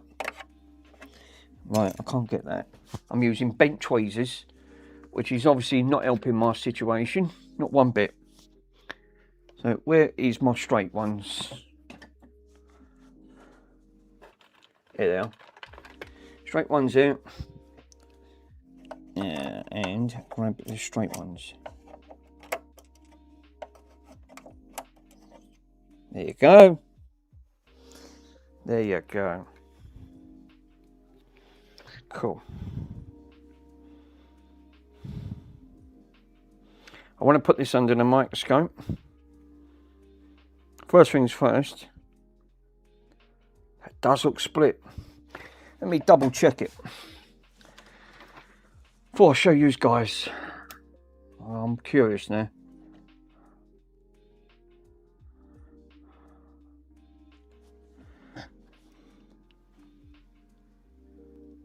Oh dear. Do you know what? I would have even noticed that. I would have even noticed it. Right, guys, let me show you. Look what I just found. It's probably why I got a 0 ohm readings. Right? Oh, the fucking camera surprises. Not surprise, surprise. It's locked up because as soon as I move it. Right. So, let me focus her in. Do you know what? That's a good shout. Good shout whatsoever. Right here, can you see that hairline fracture? I don't know how good it is. It's tiny. And when I say tiny, it is tiny, tiny. Right here, right across there, it's got a very faint hairline crack right across. Now, I've not tested that. Message retracted. Stop retracting your messages, Carl. For that's all right, bud. You can retract your message. I can see under the microscope a lot clearer, which you guys can't see. I know you guys, you can see the thing on it. Let me turn it down a bit. Let's see if I, because the light gets oversaturated. But you guys, you can't adjust it. It's right above where my finger is. Here, look. Got a good picture of me cut. Lol. On that front. And it has got, that is a split. That is definitely been split right across. Right there. Can you see that split? Yeah, I can see it. I'm telling you what, you no way you would have known that to actually put that in. This is why I'm thinking that, like you said, you've only got to have a resistor or a couple of resistors to pull the power down at the end of the day. I knew this bloody board had something else. I just knew it. Right, moment of truth is, and I think the other one was registering dead. I'll pull it, it's in diode, it's not in diode mode, it's in Holmes mode. I just wanted to see if this one is dead as well. So it should read. We can't, there's no reading. No reading from this whatsoever. It's killed 2 resistors. Wow. So a great find. So remember, this is the one Mr. Swindon was working on. 2 diodes are gone. 2. So actually, I've not took the other one out yet. But the other one I'm not getting a reading out. Now, I can take it out of the donor. That one. So we got 2 shortened resistors. Because this is the one that Mr. Swindon was working on, and he put, we swapped over the obviously it was registering as a resistor, and it was supposed to be a PNP or an NPN, and the diode just shorted. Now, testing this end, first 2 I test was a resistor, because you see me pull all of these PNPs out, or the NPNs. I pulled every single one out. Tested all of the rest of the remaining diodes, fine. The only thing I didn't test was the resistors. And the first 2 I strip up, touch, no resistance. These are dead. Absolutely dead. No power in this whatsoever. So, that one is dead. And up front, so I can actually pull up, that's supposed to be registering at 460. 460. Right. Well, if that's the case, I'll leave that one in, right? I'll go and grab the donor board and we'll pull the donor off that. Right? So obviously, this one, let me go and grab the donor board. Oh, give me 1 minute, guys. Let me have a quick Jimmy Riddle before I do that. Oh.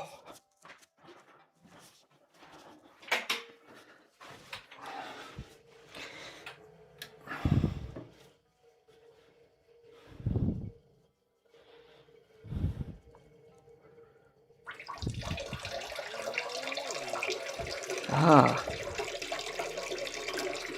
Oh, bloody sorry, guys. I'm going for a pocket.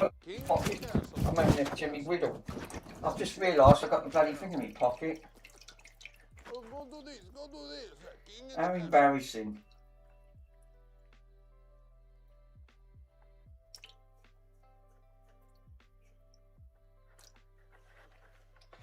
Right. I've actually got that one in here. How embarrassing. That's the Jedi one. Oh, right. Much better. Sorry. I keep forgetting when you've got them things on there, you're pissing yourself laughing. You're thinking, oh no, he's gone for a piss. Mate, no, your mic's not muted. I just fell in. Sorry, guys. I just thinking, you know, he's gone for a piss and oh, okay. So that one's gone. I'll just cut that bit out. Don't worry about that. I've just realised, see what I mean? How easy you can get caught out. Mr. Swindon done that. Went out, dealt with a customer, and he's talking about it, and then I realised, I think, hang on a minute, but it's so easily done. You don't think about it. Absolutely do not think about that at all. Oh my God, what was that? That sounded healthy. Yeah. This is the one I think parts of. I fucking took so many bits off this board. This front. Now, them resistors are right up on here. So the parts I want are right up in this corner, right next to this chip. Let me grab the multimeter and quickly test it. What they should be, 400 and what? It happened to me on the first stream, I think. Oh, how embarrassing. Absolutely do. Right. Ohms voltage, right? So it should be 400 and what? Can't see. 460. So this should register at 460. No, these are gone and all. Wow. These are shorted. I can't even use these. There's no meter reading from these as well. So these are shorted. What? I can't even use them. They're both gone. So that must be a common fault. Totally did not click that. Well, what's the chances and then resistors going as well? And this is on the donor board. So they're shorted. Absolutely shorted. Alright. I can't use them. There's no power for them whatsoever. I need to look the values up on them. Yeah. Let me just test the other one. Right. To make sure this one's not gone. God. Don't tell me these have gone and all. What's the chances of two lots going at the same time? Now this one, again, no power. But it's got the same thing. Don't tell me these have gone. That's 3 lots not working. Wow. Yep, both of them are shorted. Oh well. What the that is 3 lots completely all burnt out. No power for these whatsoever. Let me test the other capacitors. I was getting readings from the others. Yeah, I'm getting readings from these. I'm getting readings for them. Well, that one I'm not. That one I'm not getting a reading. But that one's completely gone. Jesus. So what, half these resistors have all gone? They can't be. They're all dead. They're not even reading. They're all open line. Every single one is open line. Wow. That's probably why this one's got no power as well. This one's completely dead. They're all open line. That's a diode. No. Every single one of them resistors are not even reading. They're just like them two. All open line. That's probably why this board ain't getting its power. If you think that that's a design fault, you can actually see it under the scope. Well, that diode, that actually resistor that I pulled out, was completely and utterly smashed. It was actually that's cascade failing. That's why this board has got no power under it whatsoever. It's actually in diode mode, right? Not diode mode, resistance mode. I'm not getting, obviously this is the other board I've not looked at yet. Now, looking, some of these resistors have actually got readings. A lot of them I can't get readings from. They're supposed to be reading. Look, open line, right? Another one, open line. Pico. They kind of, yeah, oh, that's registering 474. A lot of them, it's just got open line. They can't have all failed, can they? Actually, on that front, grass puddle. Oh, grass puddle's in. Pico. Oh, no. They can't all fail. Surely not. I mean, I've not got to this board yet. Oh, look at this. Look, I've got to show you this. Look, Mr. Pico's just done this, right? On that front. He's got Bronson and me with the glasses. I love it. On that front.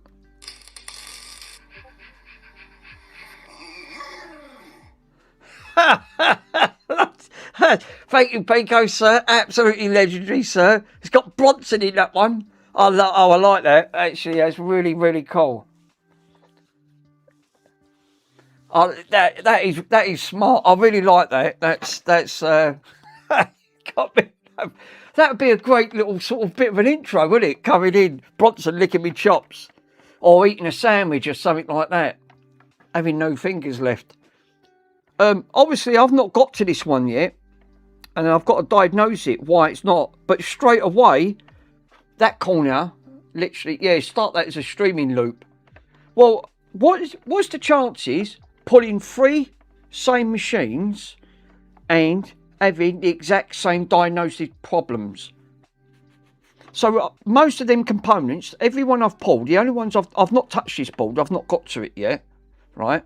But what is the chances are all them resistors blowing? I should put that as a command up front. I totally agree. Pico, what is, I don't know if you're just listening while you're doing that. I've just pulled the other 2 machines, right, to gone into the corner because the other one had a split in it, right? That may be why they're not resisting, so you need to see it under the scope, right? I've pulled the other 2 machines, obviously because these 2 resistors are completely dead. I'm not getting no meter reading from them because the other one had a split under it, which you could see. I've just tested this one, and half of them resistors are not even getting resistance. It's really hard. I'm just going to tug. Give it a tug. So I'm not getting no meter readings from any of. I'm hardly get any readings from these resistors. They're all open line. Wow. They look like, and they've not even given me any warning sign. So it looks like they've shorted out. Most of all in resistors. That's weird. I've never seen that. I've never seen that. There's a couple on there that's actually reading the resistance. Most of them are gone. And I've not even got to that yet. Wow. So I can't use these 2 because they're completely dead. Oh well. At least now I know where to look. I like that one with Bronson though, it's actually quite funny. So this one here,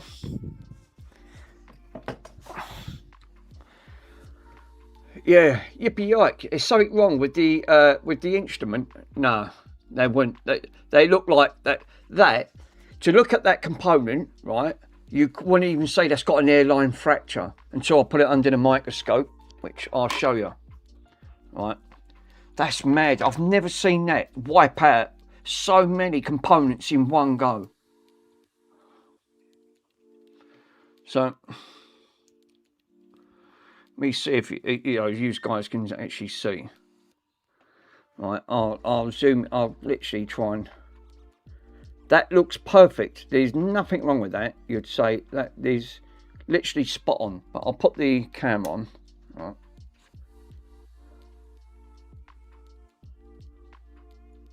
Look at that split right across that brown line.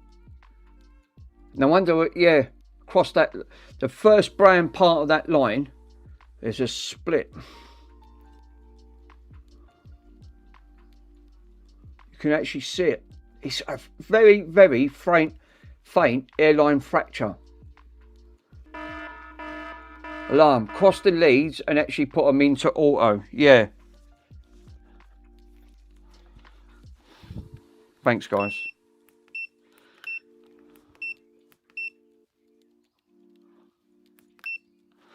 Right, so what I'm going to do, right, I'm going to come out of that. Obviously, this is gone. There's no reading from this whatsoever. None.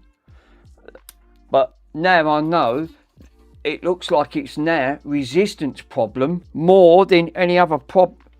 Obviously, I wouldn't have thought the resistors would have gone to that. You sent me number, Mick, on Discord. Send it to me. Oh, that's all right, bro. Thank you. Right, so diode, right? Put it in auto mode. Grey and short, right? No, it's actually registering at 470. Wow, there you go. Oh, hold up. What happened there? 4.70 k ohm resistor. Why is it fluctuating?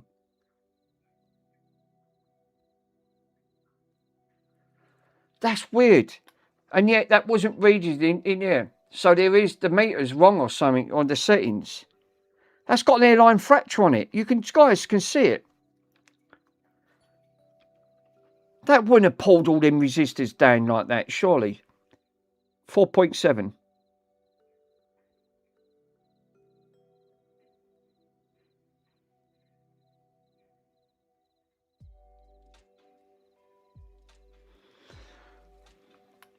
$4.7k, and I think the other one is a 470, so that would be right.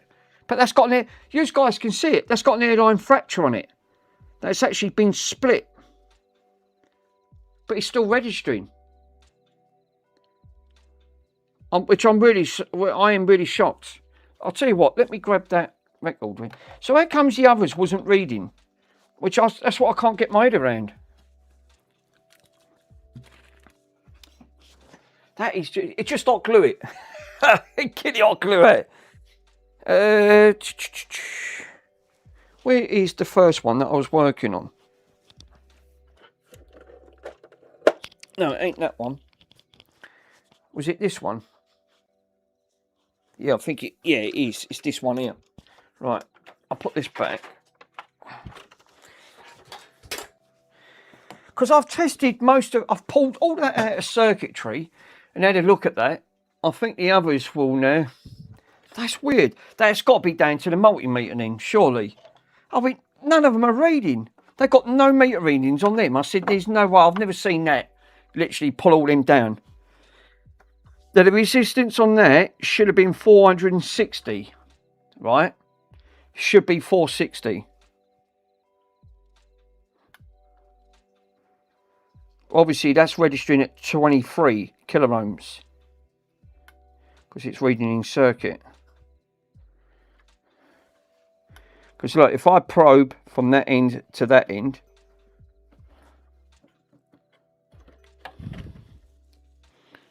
let me probe these two holes.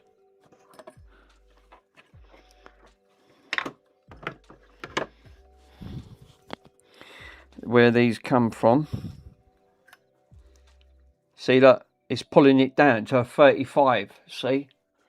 So, if it's pulling it down to a 35 ohm and there's no resistor in there, right, I've took the resistor out.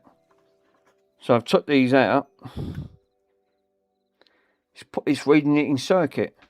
So, that's registering all right. And it'll be the same with that. 23. So, I bet that resistor's good as well. You won't know until you pull them all of the resistors up in there to check all the resistors. One side of the resistor leg, which I might have to do. Just pull one side of the leg out and test it. But that leg, that one has definitely got a split. Even though it's registering good, you guys definitely see that. That's got a split in it. This one has definitely got like an airline fracture going right across on the brown side on it. So what I'll do, I'll take the other one out, right? Just swap it out while I've got the other one there.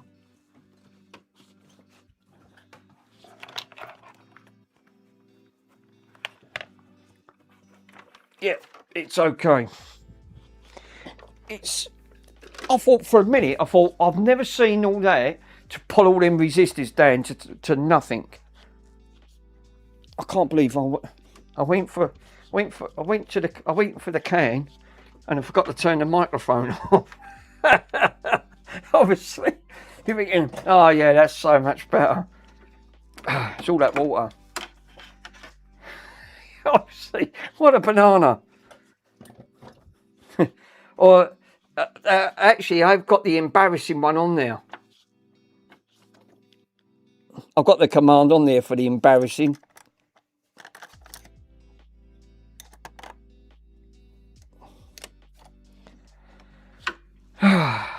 I can't believe I've. I told you, entertainment purposes only, 100%. Don't copy me. I'm not a trained professional. Well, I found. Well, that has got a split, so I know that for straight away. I thought, well, that's not great. I'm going to swap it, but I'll put that in. I've got it in auto mode. Let me just have a quick look. Even though it's registering at 4.7. Yeah, see? 4.1. 4.1. You can't blame Bronson on that one. No, definitely not. That's a much healthier. I've got to undo that. Oh yeah, while I'm in here. And the other one was registering at 35.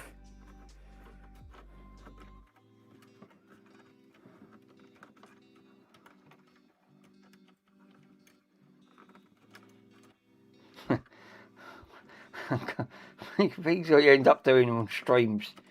Jesus.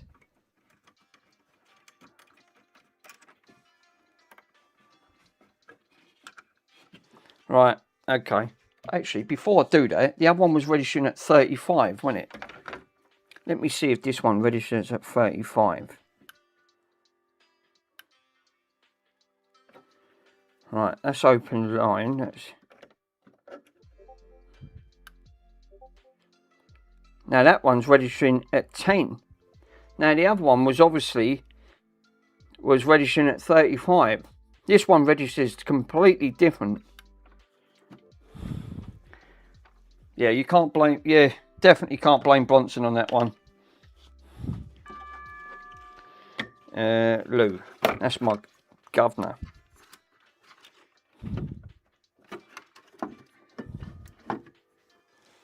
Let me see. I'll stand up and do this one. Be easier.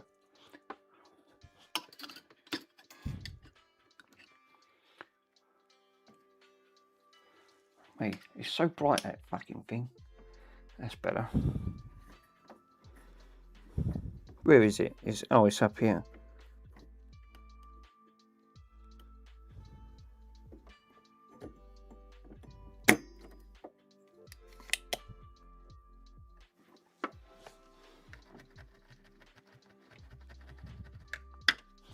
So the yellow's got to point towards that way.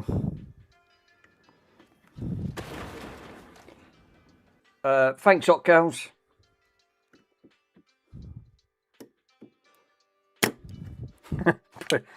It's hard to put it in a bin.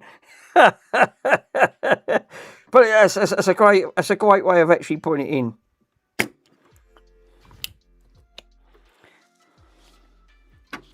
Right.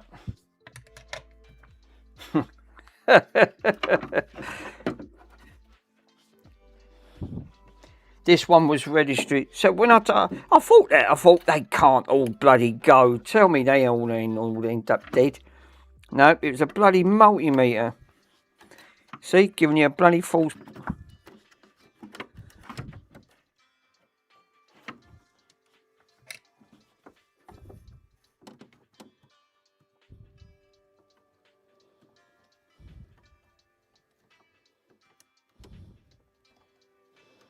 I've nicked so many bloody bits off this board, it's unbelievable. It's just as well, isn't it? It's a good donor. The board that keeps on giving.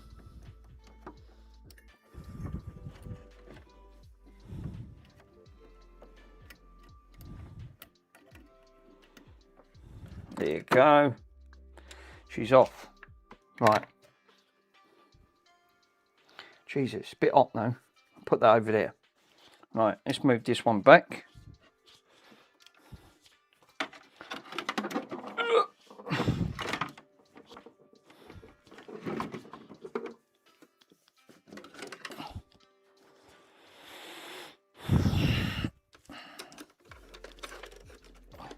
I've got to get there in the end. It's going to be one of these bloody components. I just fucking know it.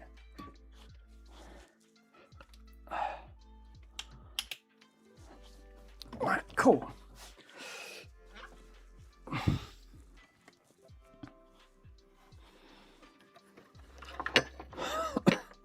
Fucking taking the pee now. Now I end up fucking paying the price. Now I've got to put the yellow towards. Yeah, it's got to go this way because the brand's got to go. Let me double check it on the multimeter.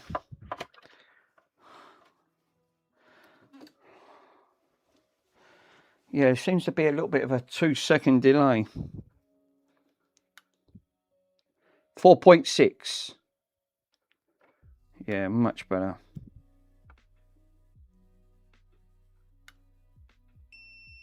Now I was touching it, you donut.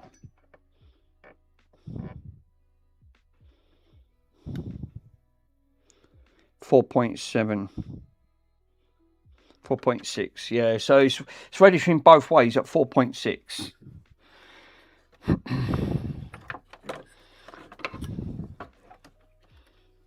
So I've got to make sure that yellow gets put over to this side.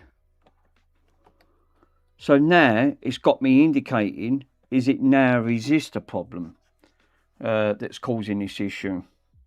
There's a strong possibility now. Obviously, I see that one, even though it is working at 4.7, which is this one here. But this one's got a slight crack.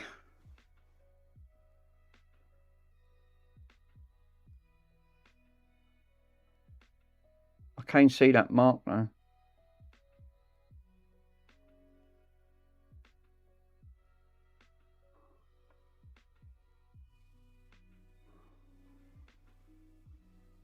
Wow, shocking.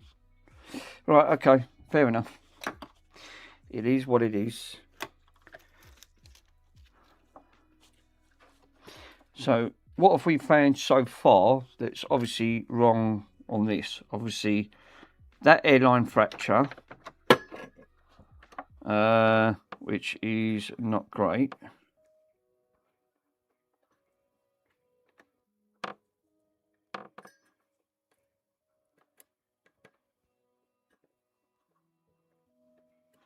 Ow. Fuck me, them components get red hot. Jeez. Right, let me put some solder on that then.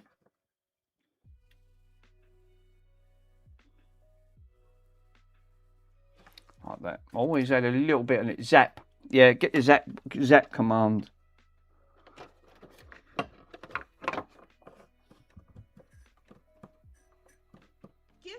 money?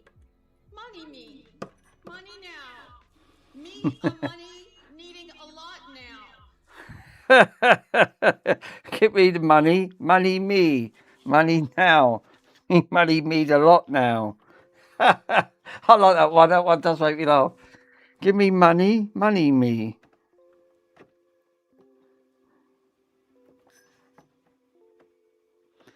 Mr. Swindon, you should have that one on your command, sir. I can pass that one over to you. I've got it now. If you want it, I'll pass it over to you on your Discord. That is a good one, I've got to admit. Give me money.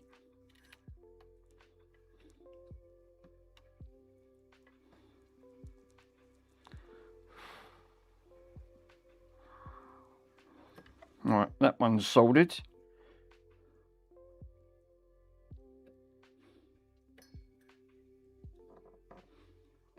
It's okay. Why do you don't like having too many commands on there? I can understand why.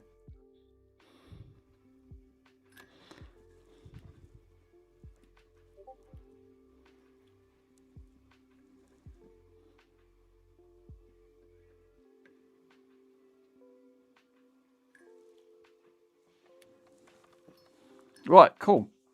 That's on. Give me money. Fucking burnt my finger. I've got cuts. I've got grazes, cuts, burn marks, you name it. God. Yeah, I've got to admit, having these wireless microphones, you've got to watch it. You can get caught out. Especially when you're in a can. What if you're on there you're having a number 2? That's the last thing you don't want to be doing, is broadcasting that over the nation. You're thinking, oh no, he's now taking a crap. He's thinking, you're thinking, oh, God almighty. I'm glad you ain't got smell-o-vision in here. Jesus. You think he's definitely done it. God, what did he have for breakfast? Yeah, don't ask. Andy Sap. You think, I really should have stayed off that sweet corn. You think, oh no. Right, anyway, I'm getting distracted here.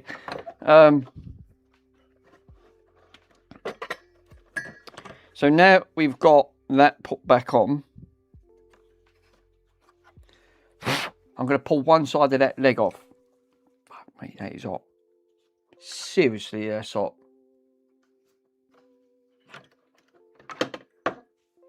So I'm going to do the bottom one now, which is this one here. Let me pull one side of that leg out. And I think that's the only way I can do it now, is just pull one side of the legs out now, and then just test all of these resistors.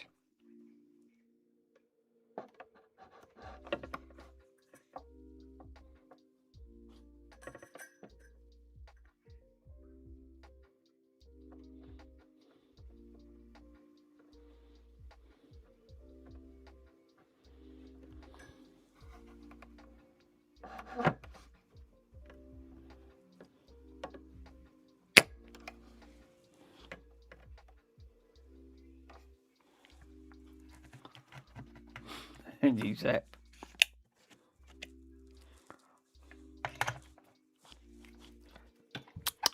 Fuck, that was a bit toasty. I've got to admit, it is very toasty. Right, where's them tweezers?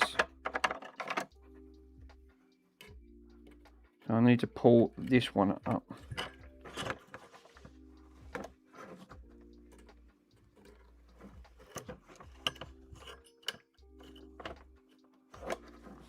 And she's up. Right, so one side of that leg is up. So what I need to do now, that should register at 400 watt, which I can't see for toffee. Zap.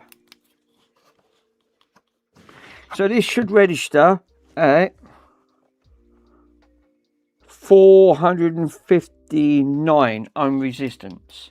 So I wanted to take all these resistors out. I could just pull one side of the leg up. At least it's not in circuit. Oh, fuck me. There you go.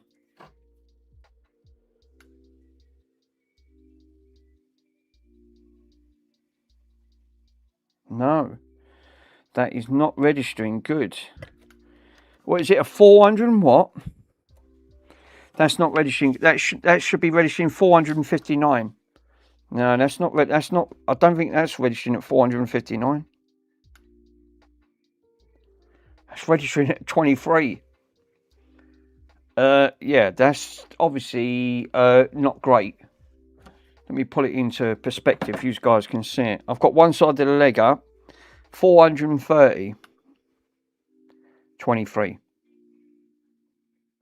Yeah, that isn't. Yeah, so straight away. So that, if I'm right in reading this, then obviously I've pulled one side of the leg up just to make sure that it's not in circuit. It's not reading in circuit.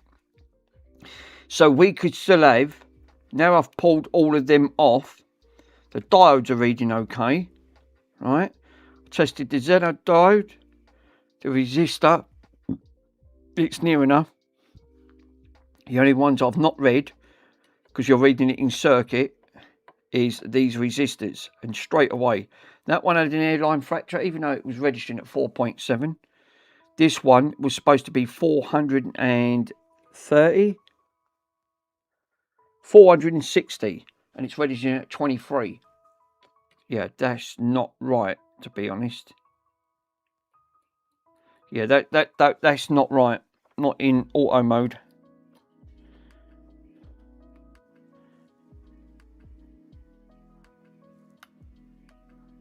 $23 k ohm resistor. There's not enough 23 if that's supposed to be a 400.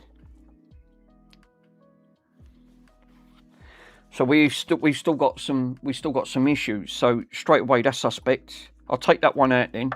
Now what side does this actually come out, so I know, because obviously you've got to put these resistors round the right way. We're looking at the yellow going towards the top end of this, so as long as I know. Right, well, yeah, problem there straight away. So someone's smoking that bloody weed. I can smell it. It stinks. I hate that smell. That's one of the smells I hate more than anything. Smoking them bloody drugs. All that wacky backy.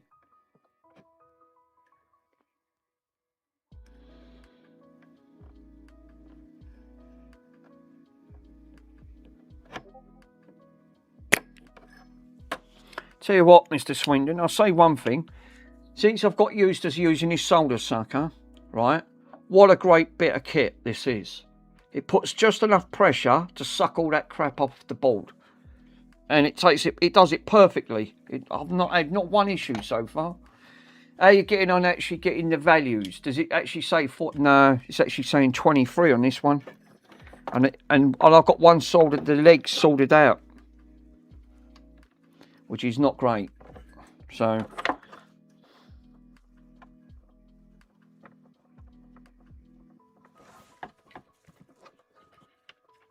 yeah, this one's obviously way undervalued.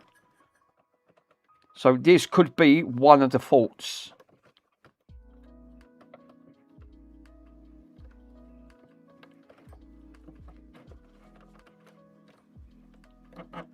There you go. Right. So now it's completely out. Right. I'll test it out of circuit. It's completely out of circuit. It's supposed to register. Chill. Another video for you. Put it on the link in the Discord. Thank you, my friend. As usual.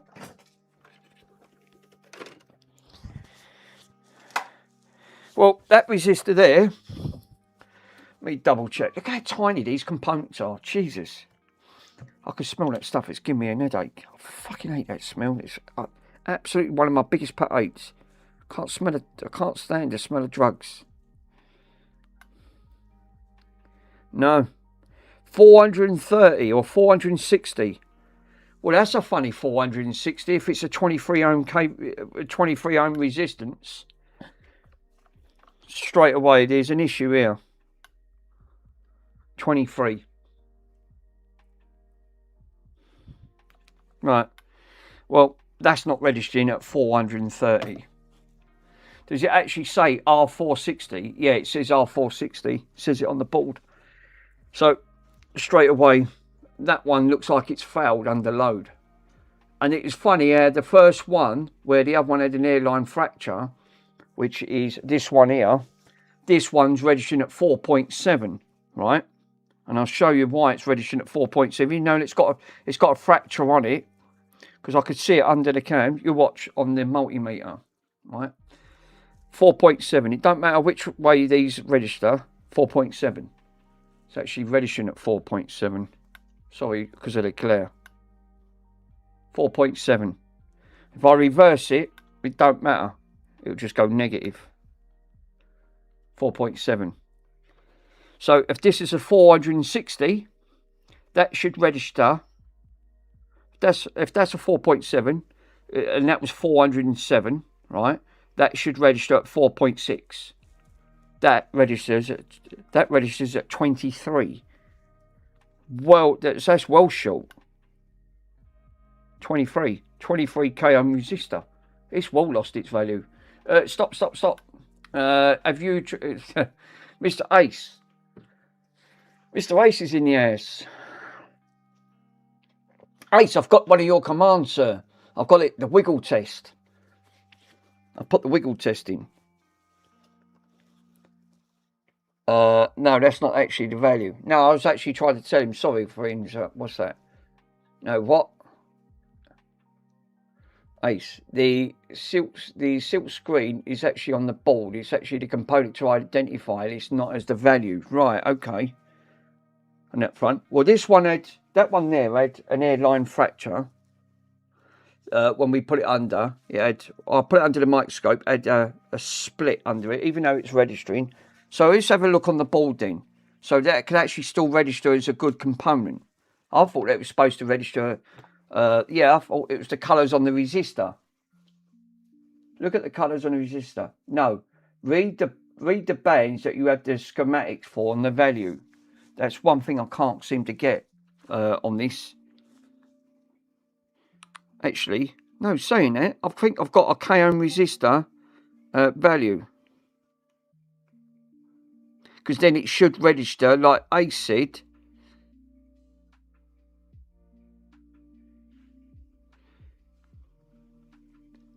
Yeah, the band's actually on the rings. Yeah, because one's a multiplier, isn't it? It is on the multiplier. Where's the bloody resistance side? Here, resistance check. Right, so I can actually put this in as the... Where's that component? So let's just double check. What is that? Is that a black? Dark brown. So we've got a brown. What we got on that one? So the one's on the brown. One's a total. Oh, one's the total on that one. Right. So it's the other way round. So let me read this. So we've got a red, which is a 2. A yellow, which is a 4. A black. Well, we ain't got... Oh, yes, we have got a black one. A red. Obviously, this is a 4 band. We want a 5 band. 5 band. There we go. Sorry. So we got a 5 band on that one. The other one was a 4 band. And the other one's a red. And the other one's a brown. So the total on that should be 24k. So that's actually correct. So this is correct. This is reading correctly. So really, I should use this, a 4 or a 5 band. So that is actually reading correct. So I didn't need to take that out. So it's fine. It's a 24k, and it is registering at 24 on that front. So on this one, was registering at 4.7, and that's a 5 band and all. Let me read. So that one can go back in. Let me put that one, I'll put that one back in. It goes the opposite direction. So obviously, let me do, this is a yellow, a purple, a black, yeah, a brown, yeah, 4.7. So that resistor's registering at that. So there's a tolerance levels need to be replaced. Because I download a resistor chart that you punch the codes in and it should tell you. So even though this one's got an airline fracture, it is registering. But you guys see it did have a split. So that's actually, so really what I should be doing is pull one side of the leg out and test this and use this as a colour chart. And then that way I can go back into it. It's a learning curve. Look, I'm getting here. I didn't need to bloody pull all that out in. Don't matter. I can put it back in.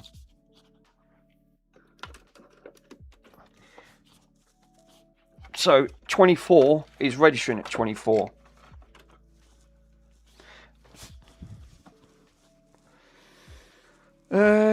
Where is actually? Come to think about it, where is that? Oh, it's here, isn't it?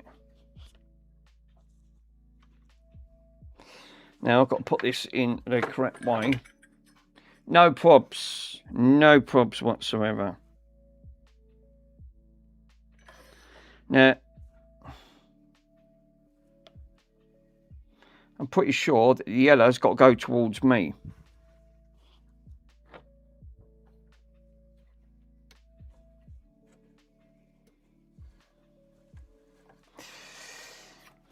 So what I'll do, I'll pull one side of the leg out. What I'll do the test code thing first, put the code coordinator in to see what value it should read. I still think one of these have gone bad. I mean, I wouldn't have known that with that airline fracture on it, even though it still registers at 4.7. You did see it had a crack right across that resistor.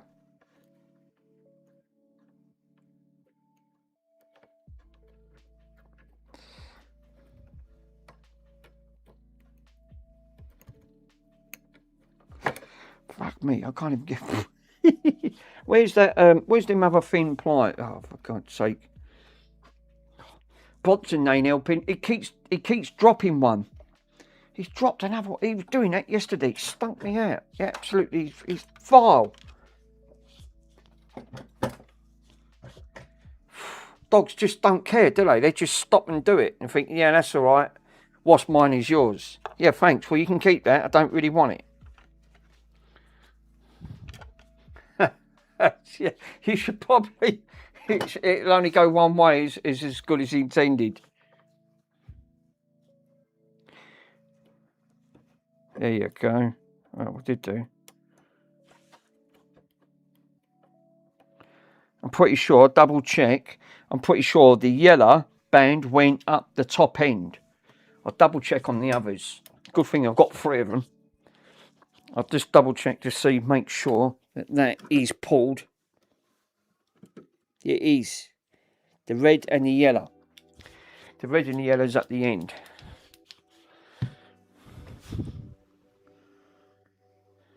Yeah, it is. So that's fine. Yeah, constant one way for resistors, like the left-handed and the left-handed screwdrivers. I've got the wiggle test on there for you, Mr. Ace, sir. Obviously, you're the one that's going to actually have all of the commands. I'd like some of your commands. You've got some awesome commands on that front. You've got commands I've never even seen.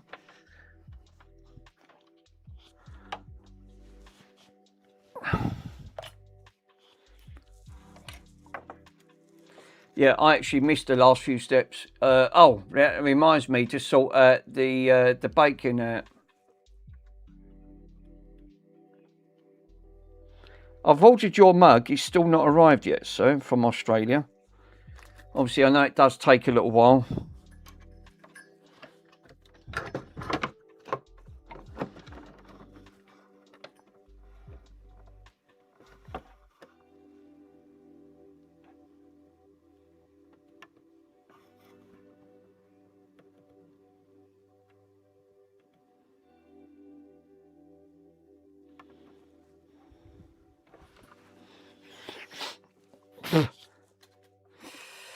It's got. Oh, that reminds me. Yeah.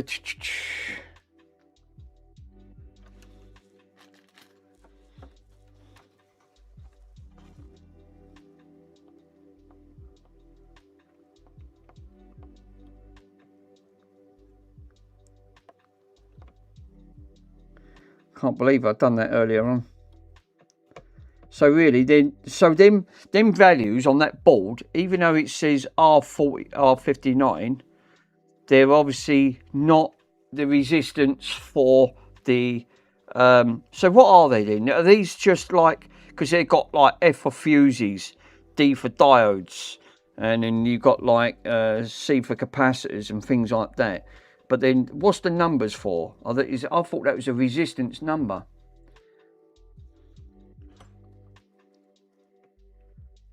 I thought they'd done that so you could actually read it in circuit. It actually helped you towards it, but obviously it didn't.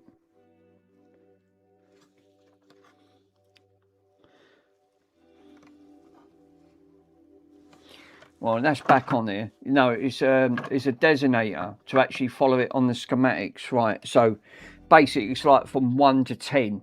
Like if you want to say, like, check out number 10 on the schematics, right? I'll sort of get you, obviously, because it's got loads of components on that front. So I've just probed that again now. Now that's back in circuit.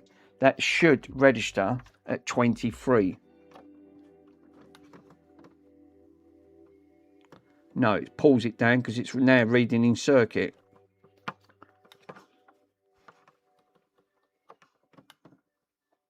Yeah, it's registering at 10 ohm on that front. So I think the next one is obviously they've pulled in. I now need to register because some of these, like you said, they won't read in circuit. So I'll need to pull one side of the leg up and test it.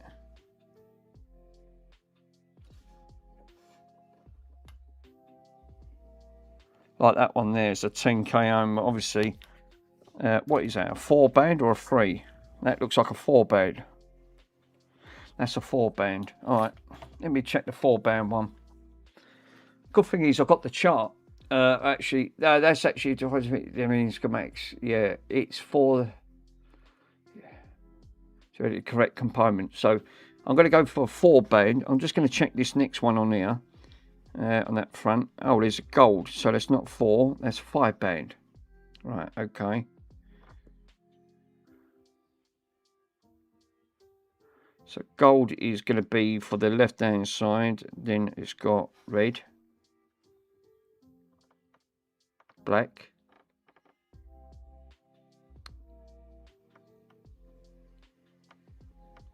oh, that is a 4-band.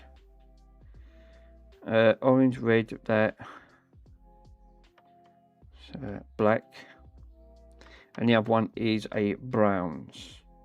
So that is a 1k ohm resistor. That's supposed to register at 1k ohm. What did that say in circuit when I tested it?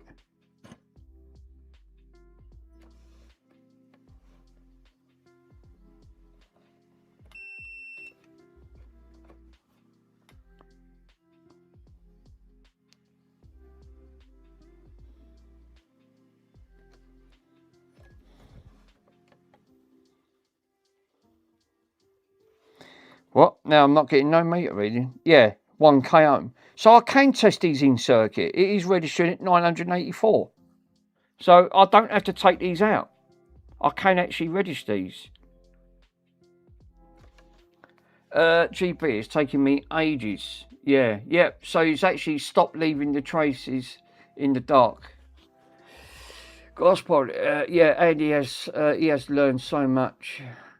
Yeah, it's not the schematic caps that are on there. They have called electrolytic caps. Yeah, these ones, obviously, on there, on this front. Now, so I now don't have to take these out of circuit. All I need to do is put it into the resistance on there, and I can test it, even though this is in circuit. That's coming up as a 1k ohm resistor. And when I tested that, it's registering at 1k. one way, because like you said, it would be.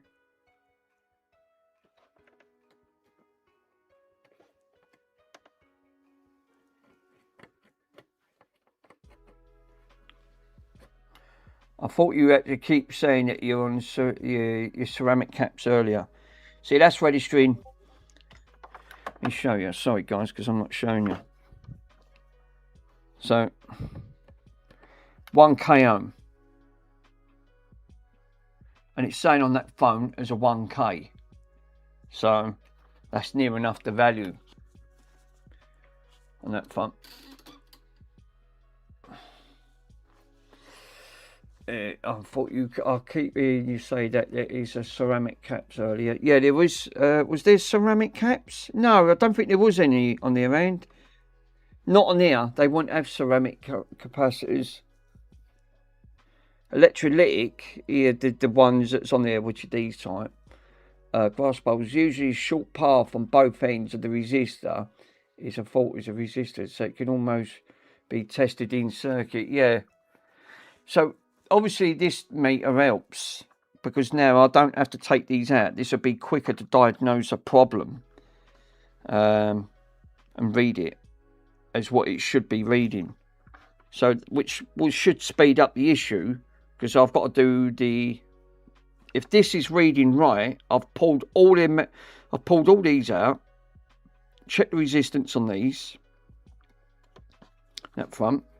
So I still need to check the resistance on this one. On this resistor to see if this is actually registering correctly. Which is, I can do that one right now while I'm here. So what is it, a 5 band or a 4? So it's a 4 band. So I can do this one quickly. So it is a gold, brown and black. And then the other one is a brown. So that should register at 100 ohms. Give or take.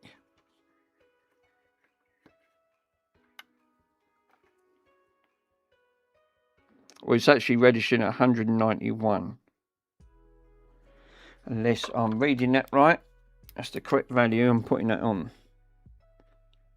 Gold, brown, black, and thin. Yeah, that is brown. That is. Because the value balloons on there are not the greatest.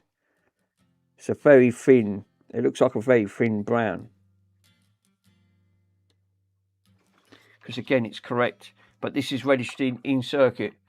In the UK, John is called the toilet. Yes, it's called it. Well, I called it Kazi.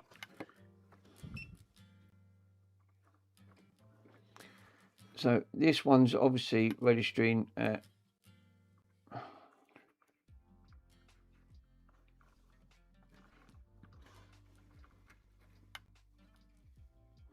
Yeah, 191. So that's supposed to register at 100, and this is registered at 191. Now, could that be reading because it's in circuit? Possibility. Who's Mick? Me. Outie, I'll DM you. Retro Repairs. John's at Retro Repairs? No, it's not me. I'm Mick.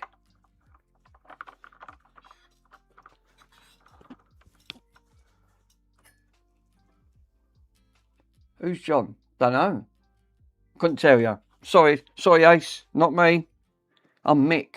Everyone calls me Mick. No, this is Patrick. Obviously, 8-bits come into the place on that front. Ace.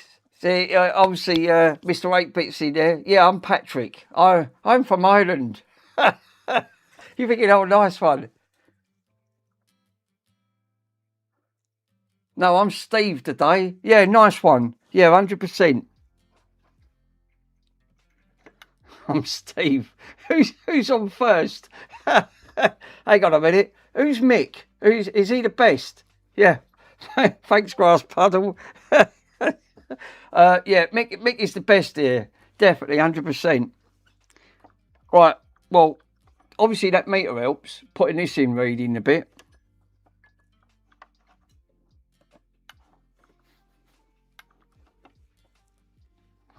So, because some of these are 4 and 5, fuck me, they're going to be forever. Trying to punch all these bands in, trying to read after these band numbers. Ace is the place. Who's Paul? Paul from Poland. You think what?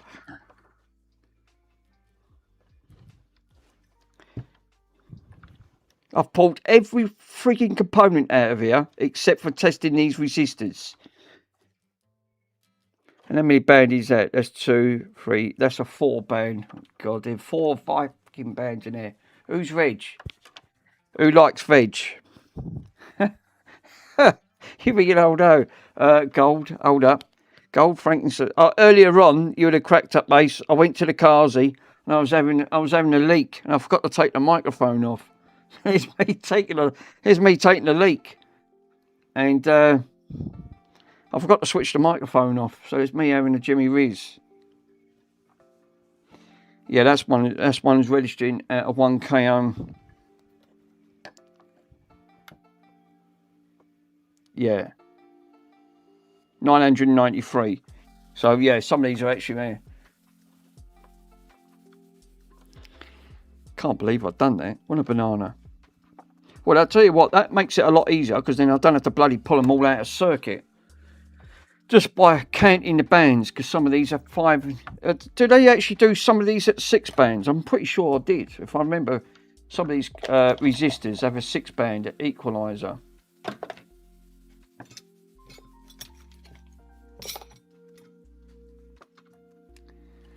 Yeah, it's a regulator. No, live done. I've not cracked with that one yet in chat.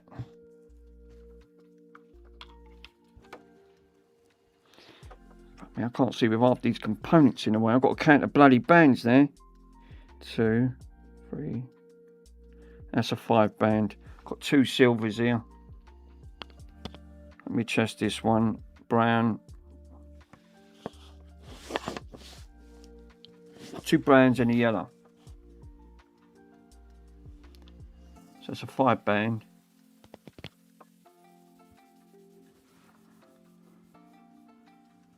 Two browns and a yellow.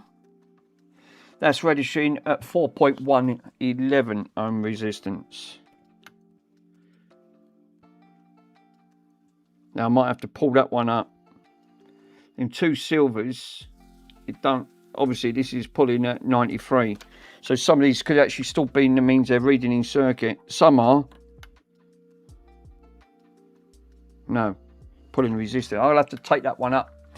This community shitting would be actually eek. Well, I'm gonna have to pull that one out. That one's obviously registering at, supposed to be registered at 4.1. So this band up here is obviously giving me, where is it? Is it the 409? I think it is.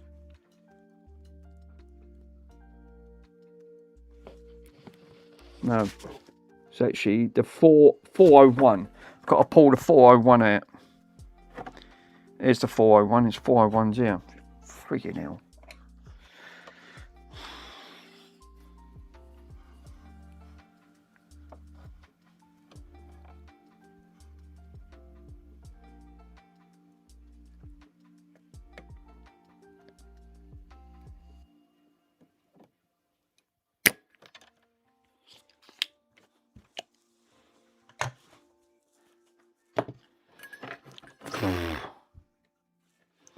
Is it a 401? It says 401 on there. I'll pull it out, pull the leg out.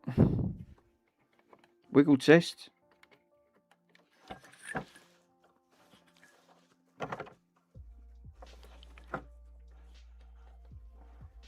I've pulled that one out. For fuck's sake, there's 2 401s. It's not that 401, it's this one up here. There's another 401. I've pulled that wrong one out. There's another 401 up here. For fuck's sake. That's frustrating. Yeah, community shit. It would be Andy was actually watching over the edge. Hot Kells has been doing his best today, bless him. he's really weighing 10k up. 401 ohms. No, I've got to pull. There's two numbers on there. The 401. I've pulled the one with the resistance of the 401 wrong. It was this side.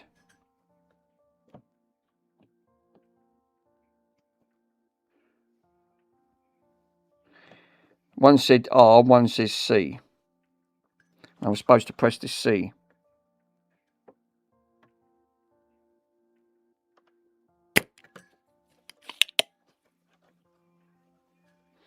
I mean, I don't want to melt today. Come on. There you go. Lovely. Andy, Steve today. Damn. 25 seconds behind. Delay killing my commands timing. Yeah, there's obviously like a 2 second delay. I can see it. Sorry, I don't get the reference to that film. It's definitely, I'll tell you what, it's definitely delaying. YouTube's delaying today. It seems to be lagging. Fucking, it's like everything else. I want to pull one side of that leg out, which is there.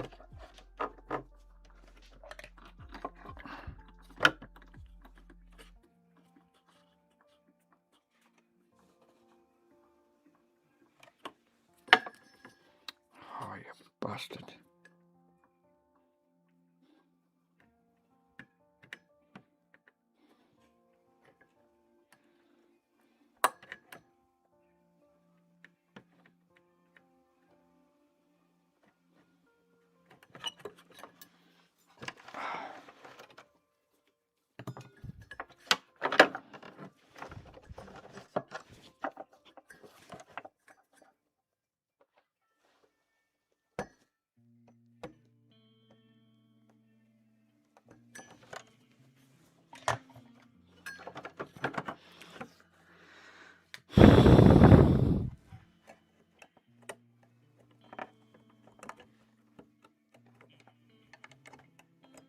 Yeah, there you go. One side of the leg's out. Now it should register at 411.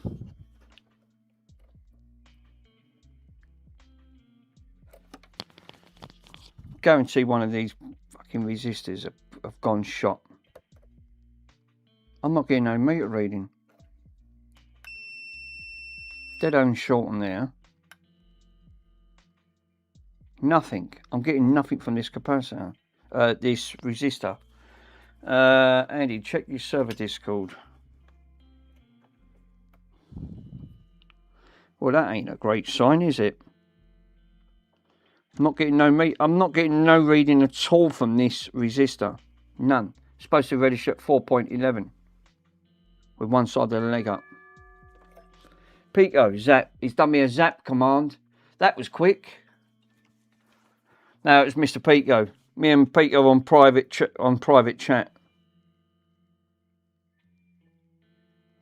Well, no reading from this at all. And I've got one side of the leg up. And that's on the resistor. It's supposed to register at 4.11. I thought, right, don't take all the leg out. Just pull one side up. Nope. So I'll reverse it.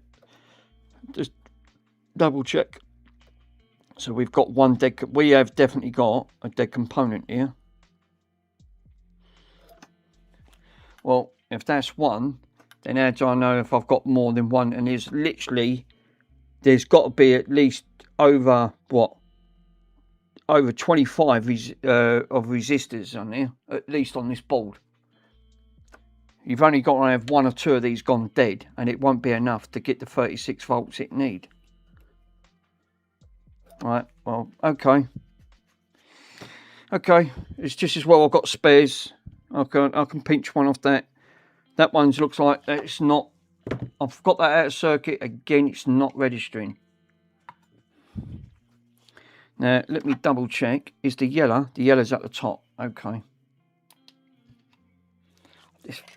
Fuck me, that one component must have done so much damage where it's just knocked after, broke all these off. Now, the old boy said he said he ain't got time to have a look at this.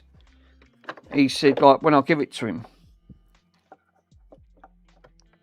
I'm not even an expert. He's an expert in sort of like audio, but obviously he said, I ain't got time to chase it. He said, it's too complicated. I bet he just give up. I bet he thought, that I can't be bothered.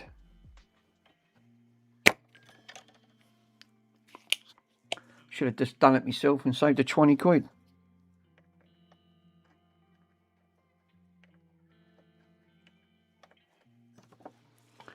One way of learning, isn't it? He is at speed.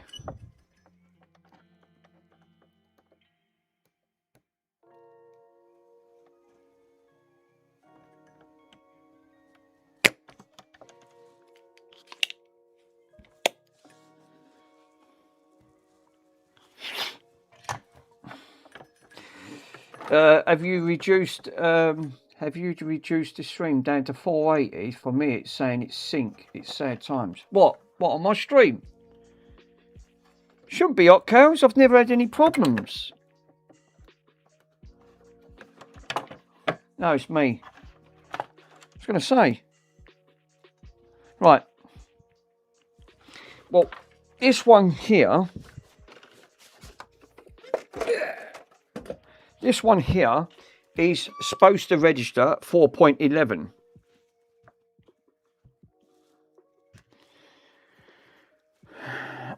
I've put the correct values in, right?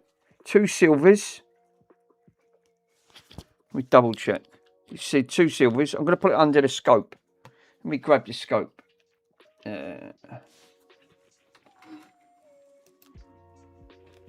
Jesus. No, epoxy cameras.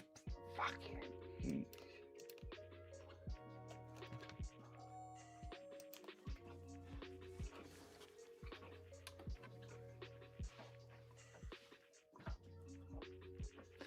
Let's turn one of these lights off because obviously it's killing the fucking stream.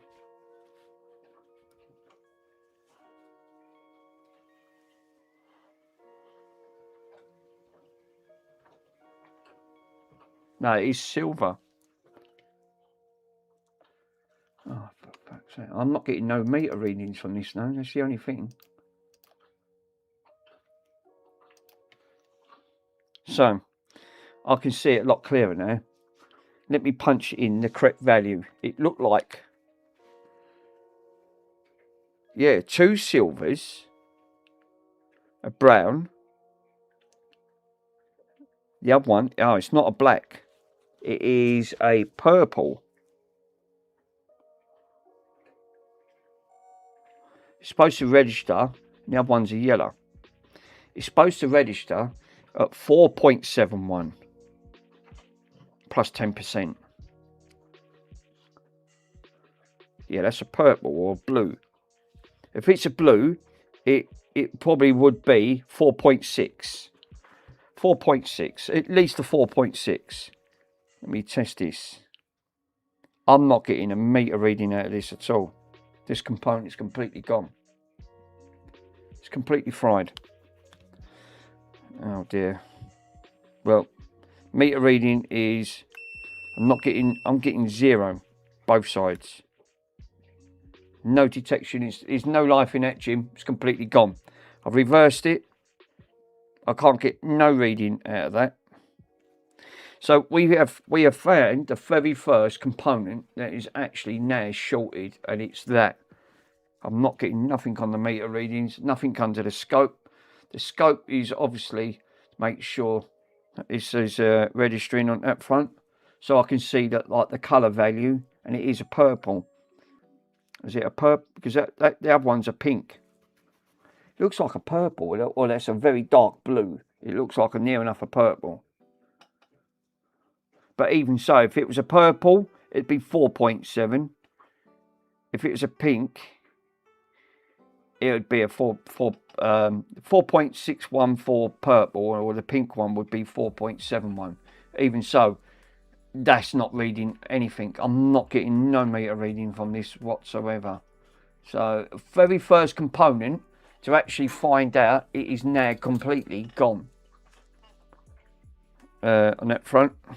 Then I double check it. Look, I'll touch it, put it in continuity. It's on auto. Right, charge it up, touching the ends, nothing.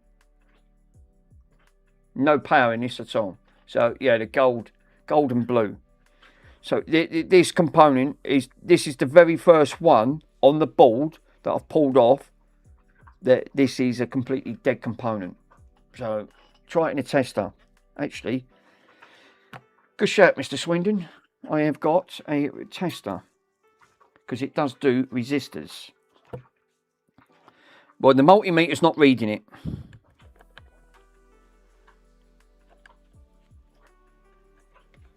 But like you said, because this does resistors. Can you Arthur Bronson making him noise? What the fucking hell was he doing? Licking. Oh, for Christ's sake. It's a fry attack.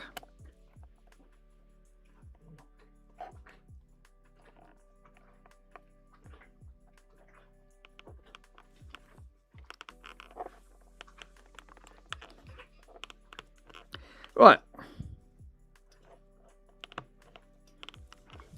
I've bridged it over from pins 1 to 3, right? God, this is going to be fucking fun and games. Let's see if it'll pick up. Don't think this is going to be I don't think it's going to make a connection because this is not deep enough. No, it's coming up as a capacitor. He's obviously, there you go. You guys can't get to see it, but it's coming up as a capacitor. Yeah, that's a funny looking capacitor to me. Capacitance, obviously 581 nanofarad. Oh, picofarad. It's dead as a door now. Very first, so out of everything I've pulled off that board, one component gone. So we had, so far, this one's registering at 4.7, but it's got a fracture I've replaced. This one, I've pulled this resistor off. It's now thinking it's a capacitor. So it's not resisting power. It's taking power. So it's now thinking it'll do it the other way. I've never seen, I've got to admit, out of all the electronics, I've never seen a resistor act as a capacitor. That is rare. I've got to admit, that's the first one on me.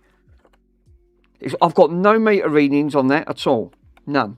Even for, I'll put it in capacitance mode, right? Let's see if that read is a capacitor. Now that's coming up. Right? Capacitor mode. Let's see if but this is a resistor. Clearly it's got half a resistor. Let's see if it reads as it is. It's reading as a capacitor. Wow. I've never seen that. It's actually registering 0.5, right? 0.5 of a capacitor. Like I said, that one's got to be one of the rare types I've never come across. 0.5. So it's actually reading as a capacitor, not as a resistor. Well, that one's new on me, and it won't read. It will not read in ohms resistance. Well, problem number one, we've found one problem with the power board. This is that power board that you was doing, Mr. Swindon. So this is where I was trying to take off. So I've took every component off, right? I've took off all the PNPs. Obviously, what else have I took off? I've tested the voltage regs, took the voltage regs off. They're registering as PNPs. This board has so many faults. I'll get it. Obviously, I've got spares on there. Because remember, you can't buy these. They're so rare on the parts on it. And it gives me a good insight of what to look for if another component blows on it. It will now give me a good insight. So the more knowledge I get onto this, the better it is. But I've got to admit, yeah, just bare it easier is to change all of them components.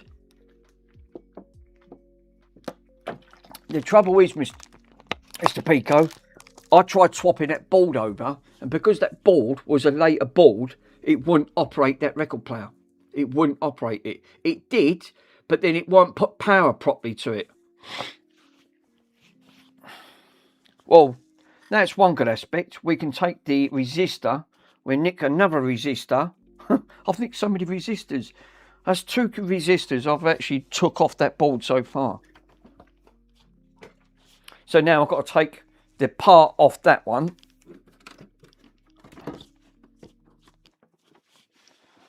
I've never seen that. I've got to admit, out of all the years, I've never seen a resistor act like a capacitor and to read as a capacitor.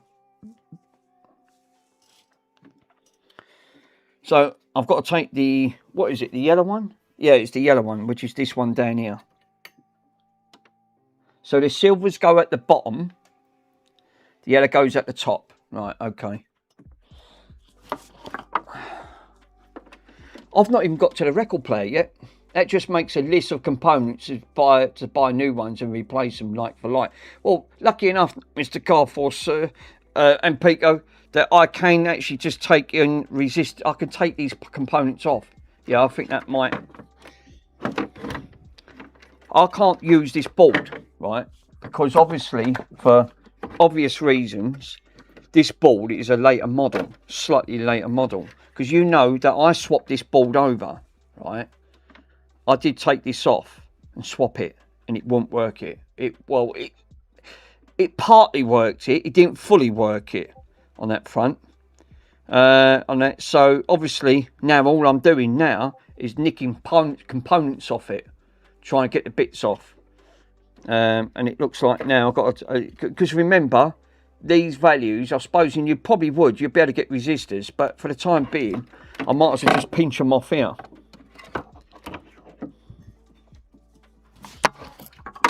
Oh, fuck me, I've got the soldering on, knocked it on the floor. Right. As you're going to find out, it's a reliable working board.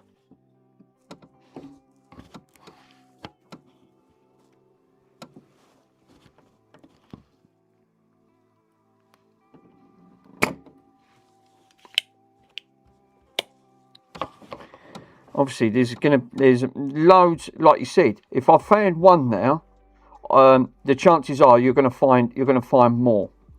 You don't know what he's took out. It's obviously took something out after that, and I'll have a lump of aluminium after. Obviously, Pico will come down and say, "Don't worry, I can take them old boards off you." Yeah, take them, Pico. Put them into your crusher, sir. You don't need them. Once it goes through that machine, mate, it's game over. Then there's no coming back from it either.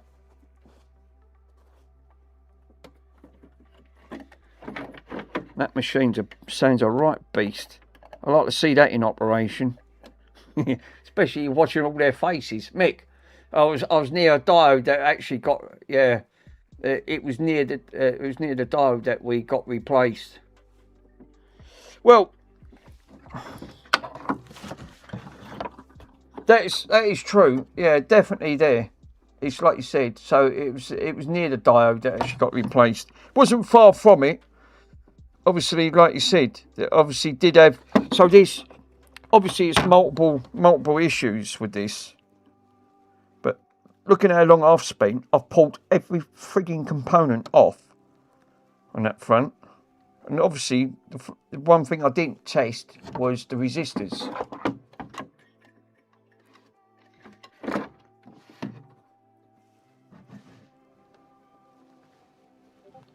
Where's that bloody 401 I just took out? Oh, it's up here, isn't it?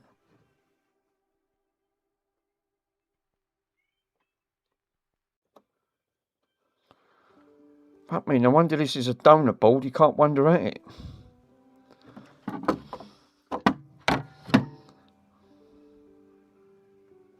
Where's that 401? Fuck me, I just had that a minute ago. Now I've bloody lost it. Just took it off. Put that back a minute. I can't bloody find it now. It's a bit of a pain in front of that, on that front.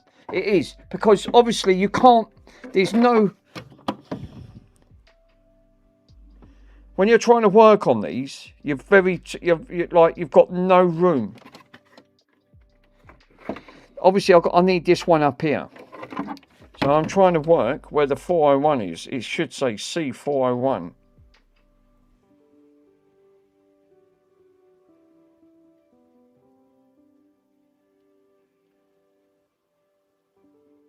That's the 402.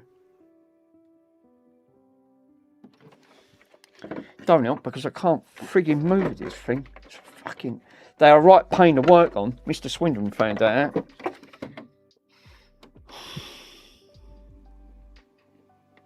What have I nicked over there then? Oh, I've nicked the 2 components off. That's right.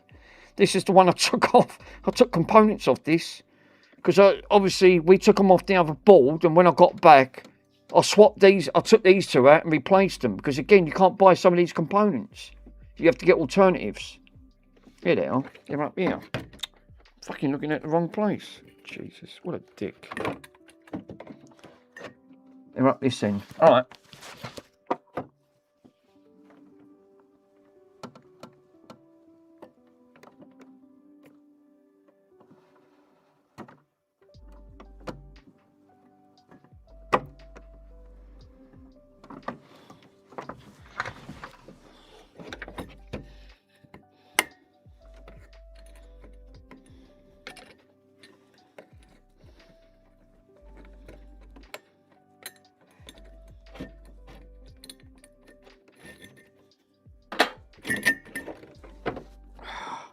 Fuck me, yeah, these are the easy ones, not.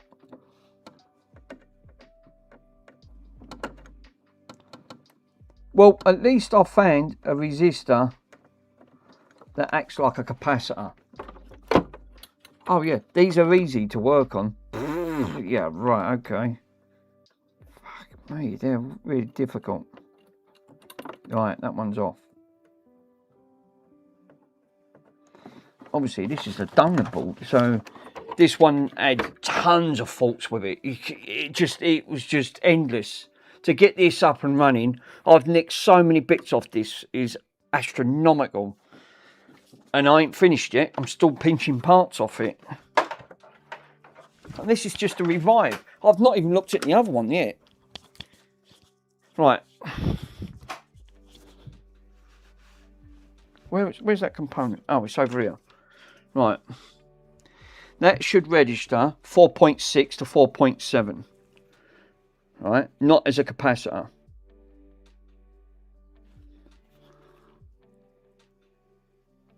No, this one's shorted.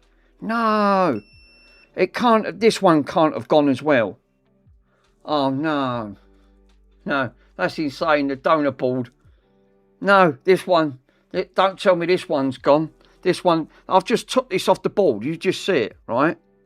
The other one's over there. And this one's not registering. Oh, no. Yeah, this is not good. Don't tell me this one. Oh, fucking Jesus. Oh, well, if that is, it's game over. Because I ain't got no more. Fuck. It's not registering on the multi. I can't get a reading from it. It's not. 4.6 to 4.7. I'll put it in here. Yeah, that's not good. If I can't get a reading from this, right, then there's a reason why I cannot get a reading from it. If this one comes up, so obviously that board was a donor, right?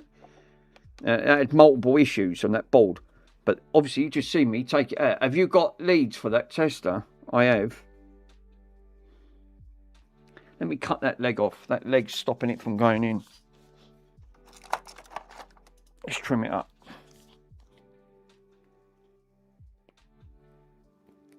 That's better. There you go. Big blob of solder on it. Probably wouldn't help me. I'll put it in leg 3, right? I always go from legs 1 to 3. Right, she's in. Let's see what happens. I'm not getting no multimeter reading from this. Don't tell me this has gone as a capacitor. It's a capacitor. what is the chances of having taken one out and now this one's turned to a capacitor as well? Wow. That's 2 resistors that I took out. I've got to admit, I've never seen it. One in 1,000 is a chance that you'll turn it into a capacitor. To take 2 out, that one's obviously been in circuit. Now I was using it. I've not touched this. It's the first time I took it out, and that one's shorted as well. That one's turned as a capacitor. Well, that's 2 for 2. So if that's the case, what's the chances with the other one registering that? Because I've got no meter reading on this. If I put that in capacitor, I'll put it in capacitor mode. Let's have a look to see if that does register, which you shouldn't get. Yep, exactly the same reading, 0.524. Exactly the same. That's 2 for 2, gone. The way I'm going, I'm confused. I've got to admit, I've never ever seen, to have a resistor is very high to actually read as a capacitor, not to go the other way. To have 2 go the exact same way is rare. What's the chances of 3 for 3? I ought to do the lottery, I'm telling you. Mick, do me a favour. Have you ever brand of new resistors you could actually try in your tester? Yes, I have actually. Let me, they can't just go. I'm not getting no meter reading from them, no. That's the only thing. Yeah, actually, I know what Mr. Pico's doing. Right, I've got brand new. I've got some. These are 10k ohms resistors, right? So let me take a resistor out. I've got these. These ones are. I think these are 10k ohm. These are bands, yeah. These are gold. I can't use these ones, unfortunately. I'll take one out. Hello, back. I'm back. I'm at Andy. Hi again. I'm back. I'm back. Oh, Mr. Swindon, I've got to admit, right? The chances are having 2 go as a capacitor, right?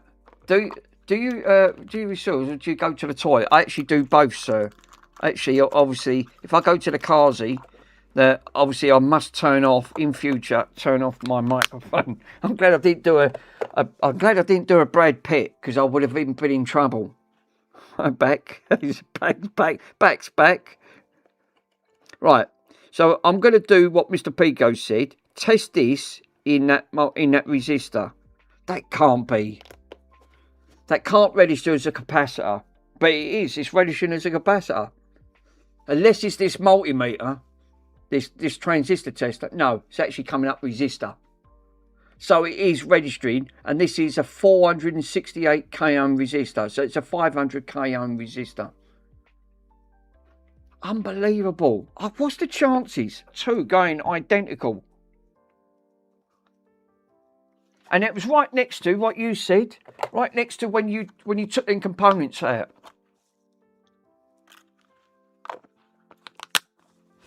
I was just double checking it. That's all right. No, that's all right, Mr. Pico, sir.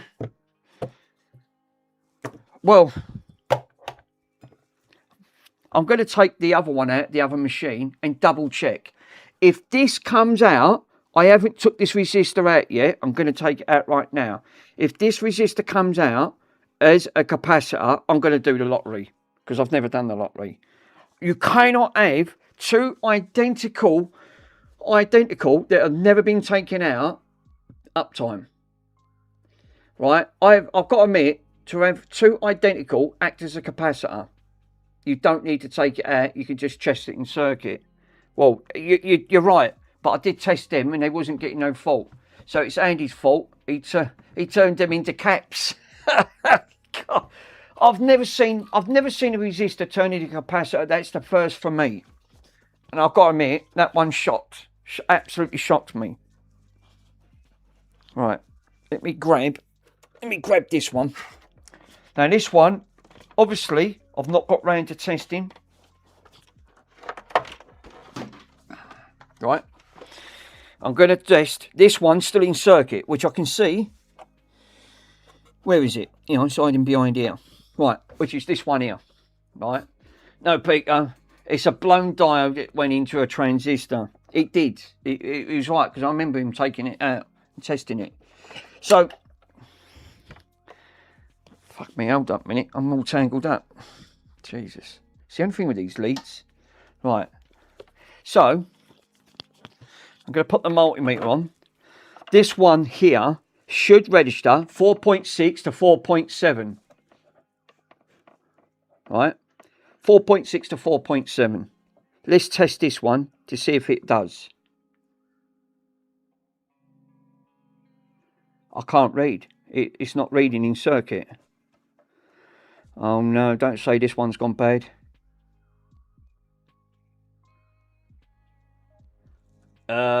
Yeah, that's not good. It's trying to read in circuit and it can't read in circuit. This is what the other's done. You're in capacitor mode. Am I? Sorry guys, you're right. It's in capacitor mode. Thank God for that. Thanks, Anne. I thought for a minute, don't tell me what's that. 100. Well, we're getting a reading from it. We're getting a meter reading from this one. Which I wasn't from the others. 101 capacitor mode. Oh, thank fuck for that. When I looked, I went, yeah, you've actually, so you said you should have put the command up. You said, no, you're in capacitor mode. Right, I'll take it out. I'll pull one side of the leg out, right? And we can test it to make sure.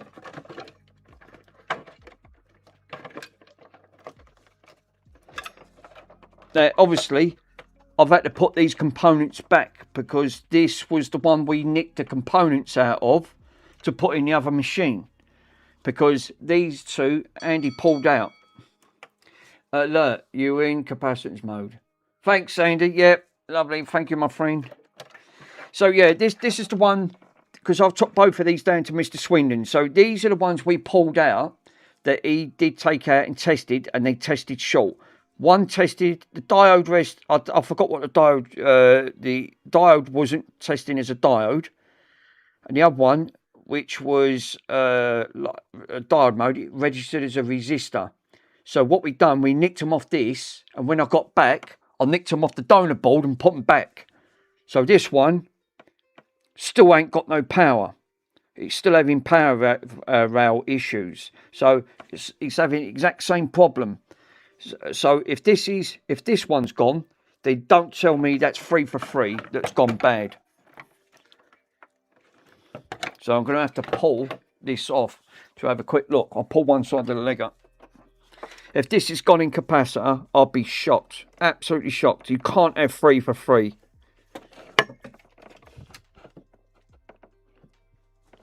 Where is it? Is it a 40? What is it? Because it's got on the mode on there. C401. So I've got to go for C401. C403.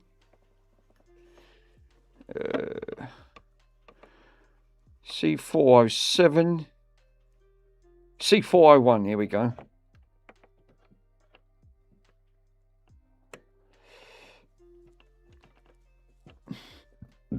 Was it on the left side? If this don't read, right, because once I pulled one side of the leg up, it'd be out of circuit. If that won't get a reading from that multimeter, this one's gone bad and all. And I would not Adam and Eve it if this one's turned into a capacitor. I've never seen two go the exact same way. I wish they wouldn't bring the bloody legs up though. Because it doesn't make it hard getting it out of circuit. Right, don't matter, done it.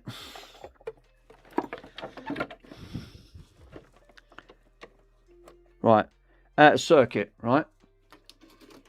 I'm going to pull it in. I'm going to put it in capacitant mode and then there, this one up here, right? So I've pulled one side of the leg up, which is here. It's now not in circuit. In auto mode. What's the chances, guys? Come on, put in your bets. What is the chances of this reading 4.6 to 4.7? Come on. answers in the answers on the actual messaging before I probe it. Are you going to say yes or no? I'm going to say diode mode. Yippee-yike. Low chance. Right? I'm going to test this in 3, 2, 1. Let's probe.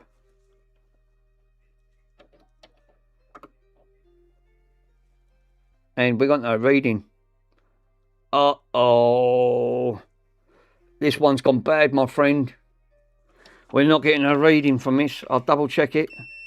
Put it in there. This one's gone and all. What is the chances? I can't get no meter readings. That's sixpence. That's mad. That is mad. That's out of circuit. That right? There is no way that is now. I'm not getting no meter reading, just like the others. What's the chances of 3 going the exact same way, right? And they are now all reading as a capacitor. Jesus. I'll take that back. I've never seen that happen. Probably one chance in 1,000, maybe. Not 3 identical machines to all go exactly the same way as that. That's nuts. That is absolutely nuts. I'll pull it out. I'll take it out. That's gone. That one's reading as a capacitor. I just know it. I've never ever seen that. Never.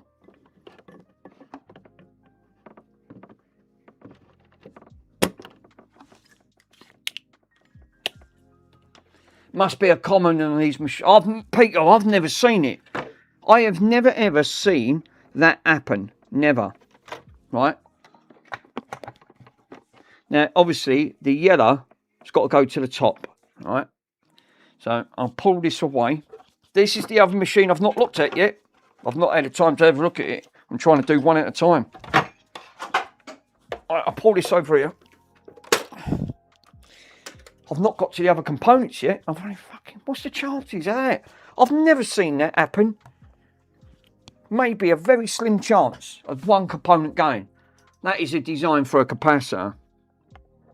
Right, I'll pull it in.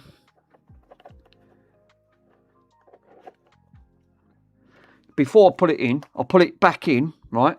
Let me get the multimeter and I'll test it. It's completely out of circuit. Should register at 4.6. Nothing. I'm not getting nothing from that. Dead as a door now. I've never seen that literally wipe out. Tracy, hey sweet, how you doing? Thanks Trace for popping on, sweet. Hope you're having an awesome evening. We've been having a right old blast here.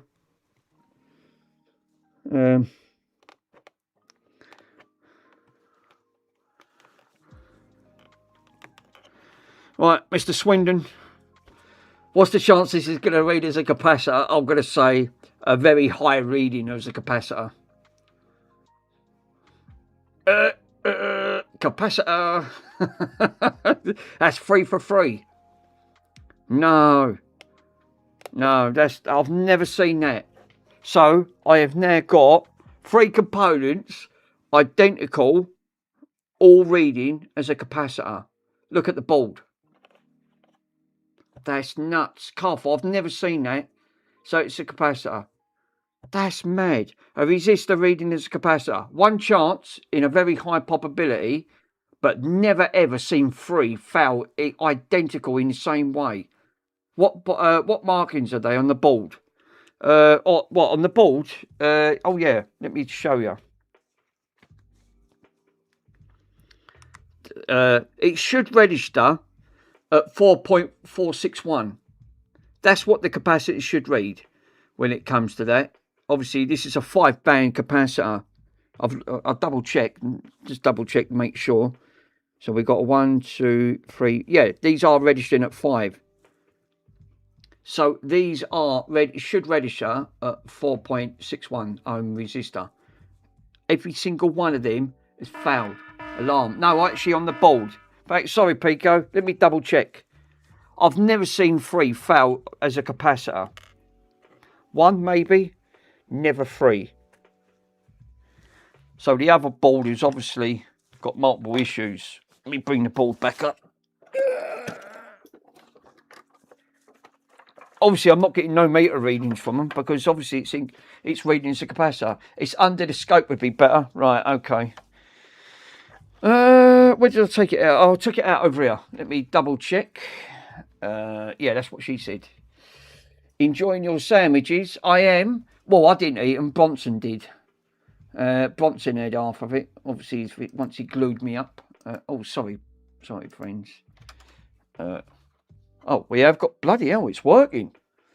Oh, that's the first. Right, let me point towards the camera. And I can point it towards you guys. Right. So, these are the capacitors. These are the capacitors. It's got me at it now. Right, so, where's that probe? Let's grab the probe. So, straight on here, these are the two I took out. It just said C401s at the end of the day. It's exactly the same ones that I took out. C401s. Yeah, I've seen that cap. It's a very old. I've never seen that before, no. I've got to admit, to have one foul, slim chance to go to capacitor. To all three foul, literally at the exact same. They've all failed. Every single one has failed. The same, and then act as a capacitor. I've never seen it. No, I need to come back for that. Mick, it's a capacitor. That ain't a capacitor, is it? Seriously? So it says, so C is a capacitor. So it's not a resistor. So these are registering no coding, but they look like but it's got like a resistance. Yeah, low. So C is for capacitor. So they're fine. But it's got four. Obviously, I've looked. So they're not. Obviously, these are. It's not as a resistor then, because that's a resistor color code book. It's a capacitor sign, right? Well, I've never seen a capacitor read like that. To actually pull that up, I was actually shocked. So I need to check. So what I basically need then is I need to check the value of that capacitor in capacitance mode, because when I put it in capacitance mode, it was registering at. I've never seen that one like that though. I've got to admit, I've not. That one's weird, but I thought they can't all fail. Not all, surely. Not all of these. Every single one's failed. I've got to admit, I've never seen colour bands on a capacitor. So they're all registering, because when I test the resistance on these, and I put it in, because this does read capacitors as well, I'll tell you the resistance reading of it, and it should give you V loss of nothing, so there is 0 in resistance, and that's a 580 picofarad capacitor. I've never seen that, no. Never ever seen one with resistance bands and it's actually coming up as a capacitor. Well, there's something there I've learned. I've never seen it. Yeah, it's an actual film capacitor. Wow. Now, how do I get the correct resistance of these? Obviously, this one's saying it's 580. Check the Discord. I thought, what? What's the chances of that failing and they end up being completely different?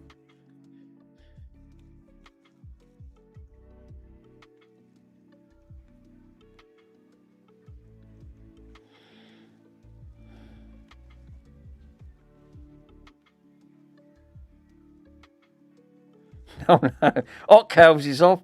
He's obviously, hang on. Electrolytic torch, right. Right, so Mr. Hot Cows has put this in, right? A capacitor colour code, right?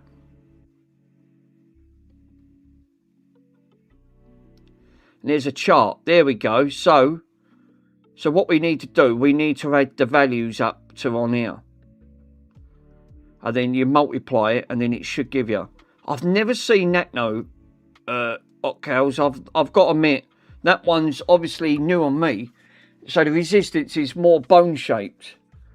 But not looking like a resistor. I've never seen it. I've never ever seen a resistor that acts like it, and it's a capacitor instead.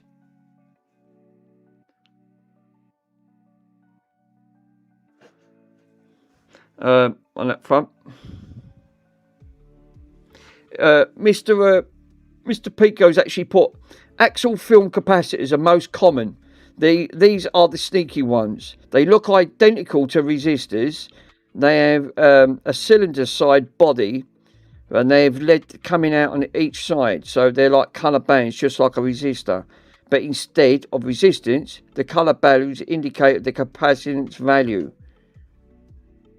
So what I need to do then is find out on that chart on here, add the chart, write the numbers down, because obviously you can show them under the components with a microscope. Yeah, obviously that might be a good idea, because I won't know the value of what they should read, because I've got three identical on that front. Obviously that can't, I thought they can't be a capacitor, it's a resistor. Let me grab the microscope over. It's definitely confused the hell out of me. That's new on me. I've never seen that before.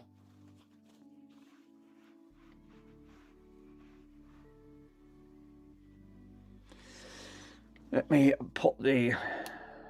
There you go. So we've got... So what I need to do is I've got to write the values down and then add them up. See what these add up to. Well, that's sneaky. I've never come across that before, seriously. That one's new on me. A resistor, but is actually a capacitor. So C's for the capacitor, R's for a resistor. Yeah, what transistor tester is that? Do you know what, sir? I couldn't even tell you. It's the one I got off, I did get this one off the, there's no number on this. It don't tell you. It just says transistor. Right, let me grab the,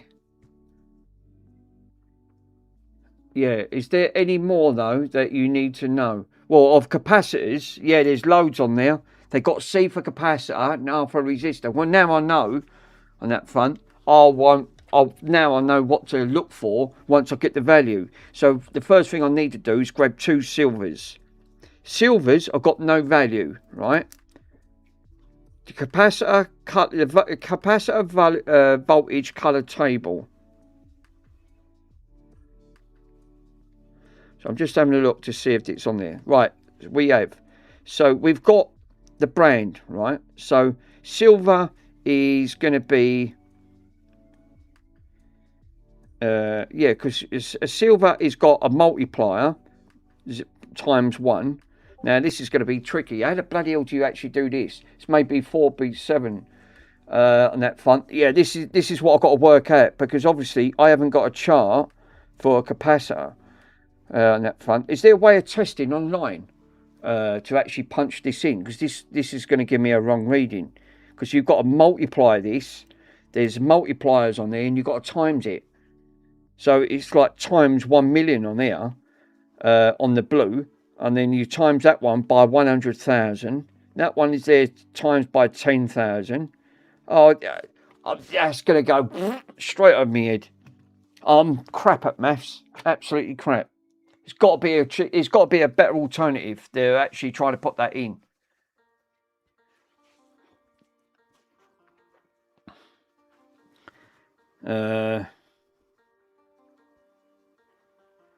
Because it looks like you're going to have to. There's a lot of times with the multiplier.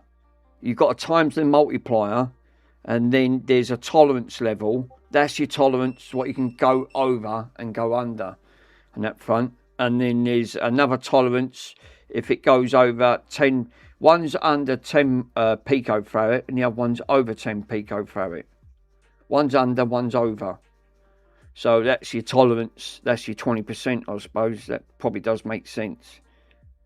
Digital, blacks read zeros. Oh, fuck. This is, let's have a look. Let's have a look, quick look on there. Desktop screen.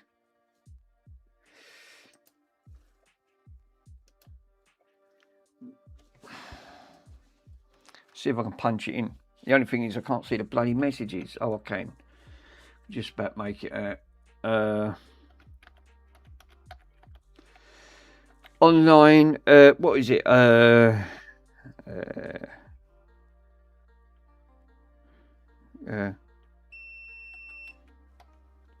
Capacity. TIOR.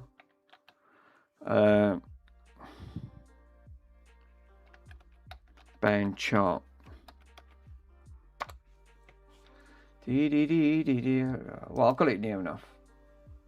There you go. Capacitor color code chart. Might be able to find this out. Give me the correct freakings on it. So let me double check. Capacitor color coded. So, yeah. So yeah.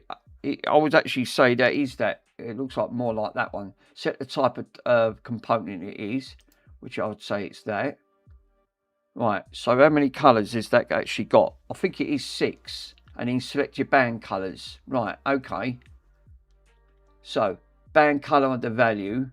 Right, so it's 6 codes. One side's going to be, right, one side's the tolerance and one side is the value. Well, that's just the trouble.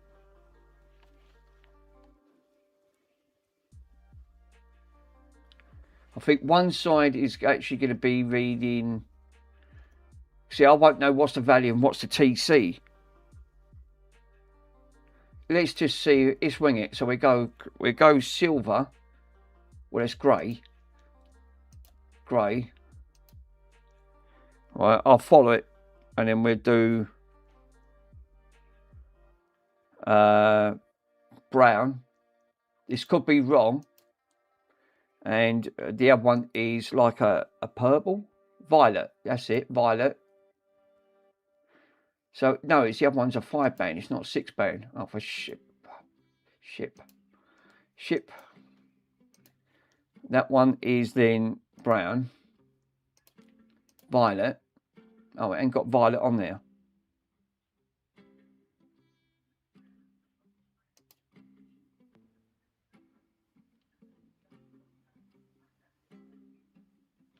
Yeah, 4, 5. It is a 5 band. So, right, okay, well, it can't be that one then. So, right, so I'll put it back to 5. So, we're trying to do this one.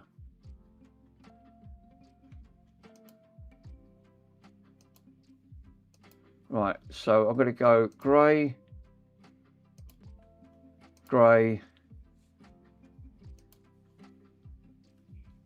brown,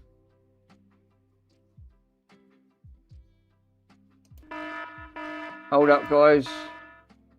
I've got your message, and we're going to do that one is going to be a yellow. Should register 470, give or take. Right, let me double check. Yipes. Right. Alarm. Start with the yellow and work with your violet going down. And going to brown. Yeah, depending what side it is. So it should be 4.7. So that's what it should be. It's coming up on there, 470 picofarad. And there's a tolerance level of 15%. So anywhere between 329 and 611 picofarad. That's your tolerance levels. So if it fluctuates between that, it means it's a good capacitor. Right, okay. Well, that's interesting. Right, so I'll come back up to desktop. Come into the desktop screen. We'll plonk that back in. Test it. I need to check them. Not the grey. The grey should be silver. 569 picofarad. So it's in tolerance level. It's actually in tolerance. Yeah, it should be not grey. It should be silver. The brand. Yeah, I'll double check it. I'll go back to it. Hang on. Let me go back to the screen. Right. Obviously, you guys can see it. It's obviously coming back as a V-loss of 569. Let me go back to the actual screen and I'll change that to, what is it, silver? I think you're right. It is silver. Sorry, guys. It is silver. It's still coming up to 470. 470. So anywhere between 423 and 517. That's his tolerance.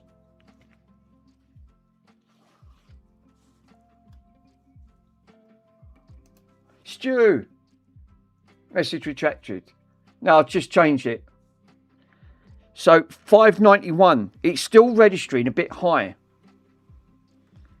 So if that's a tolerance of 470, this is registering at 591.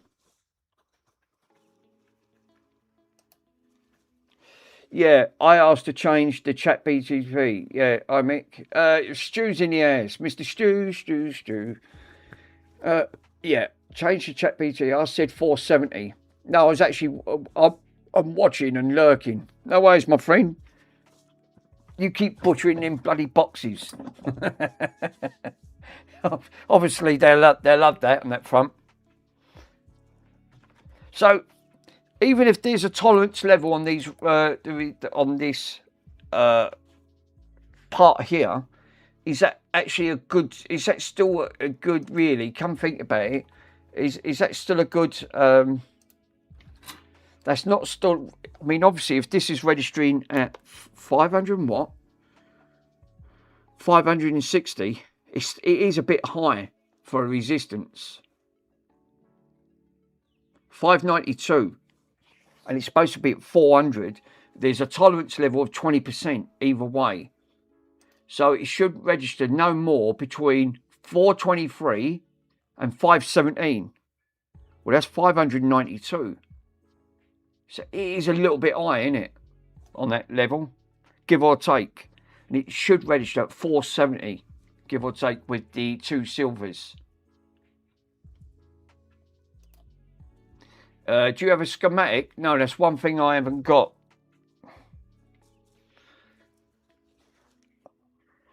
If there's a 20% tolerance on it, that should be a tolerance between the lows and the highs. That is just a tad bit high. Just a tad. Yeah, one silver is... One is silver, one is gold. No, they're both silver on that one. Literally on that front. Yippee-ki-yay. Yeah, that one. Let me double check. I'll put the Egan's camera back on. Let me double check on it. You could be right, but I double checked. These look like silver. Yeah, they are. They're not gold. They're actually both silver. I'll move it closer and I can see if I can zoom it in. You guys can see.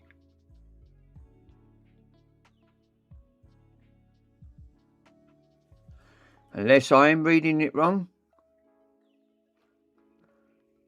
Bloody hell, I think you're right. Is that silver or gold? That is gold. Wow, that is gold.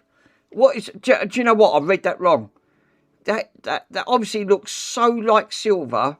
Goes to show how. Right, let me alter that value then. It is silver and gold. Wow.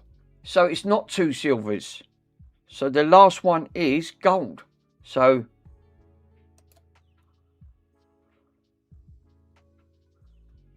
we haven't got gold on here. Damn it.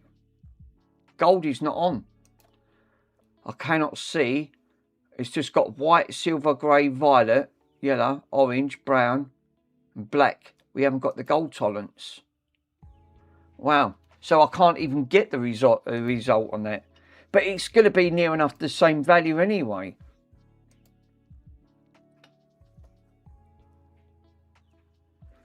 Damn it. You're right. It's gold. So it's actually, so it should be I found the 401 in the schematics. It says 470. 470. Well, if it's a 20% tolerance, the highest it should be with 10% would be about right. Would be roughly 470, give or take on that. So the highest it should be 517, and the lowest it should be with a 10% tolerance level either way would be 423. So obviously registering at nearly 600, that is nearly 100 more than that's more than its 10% tolerance level. That's acting more like 20% tolerance level. I can't go over that. That's actually a good shout. Yippee-ki-yay. Thank you for that, bud. Much appreciated. You're right, 100%. That looked like silver.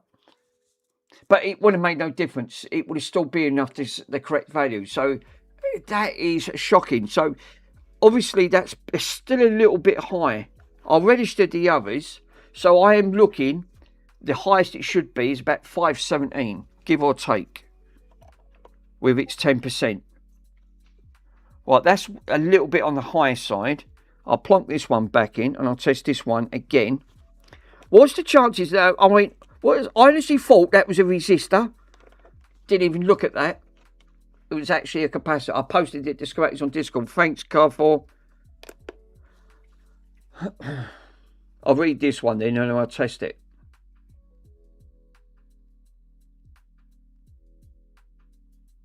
$577. Yeah, these are registering a little bit on the high side. Just a little bit.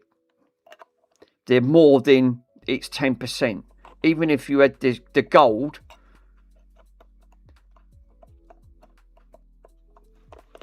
I mean, they are registering. They're not dead. I went, but I made me laugh. I went, what is the chances of a resistor going acting as a capacitor? Even it is shocked Andy because I've never even seen one of them before. I've got to admit, it honestly looks like a resistor. You'd act like a resistor. All three of them.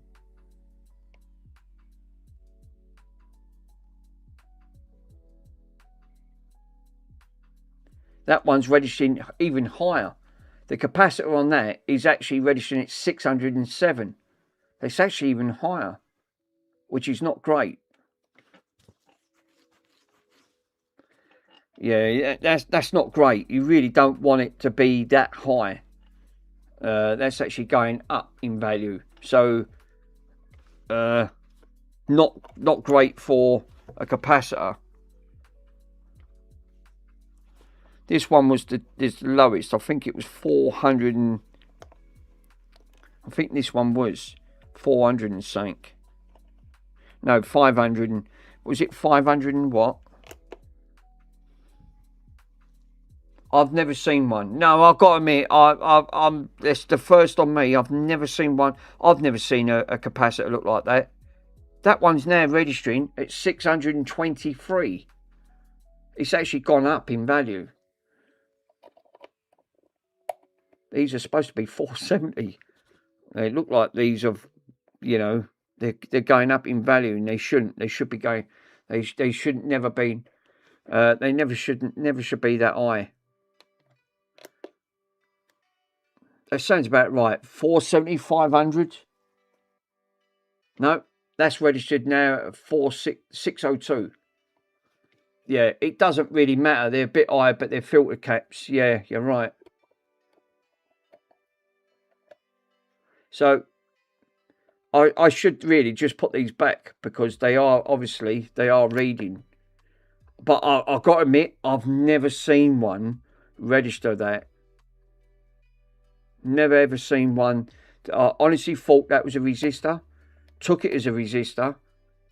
Until I took it out and said, nope, they're capacitors. And I said, no. Never. Right, okay. I'll put them back. Fair enough. It doesn't really matter because it's like you said, they're a bit of a filter cap. Yes.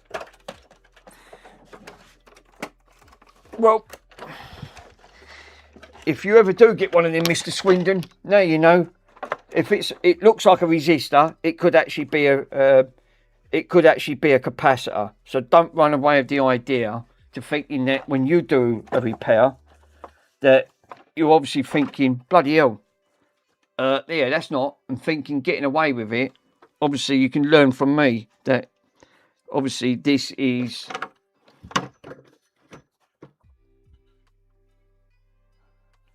Now the yellow went to the top, didn't it? I did say.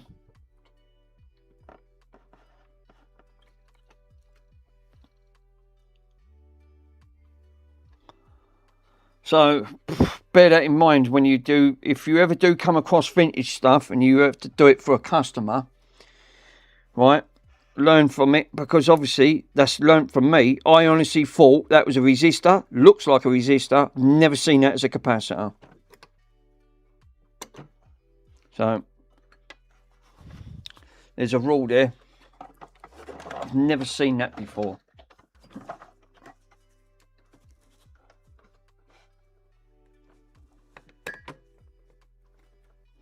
Now I've obviously got to put this back in. So if it's C, it's a capacitor, R for a resistor. Right, well that's easy enough.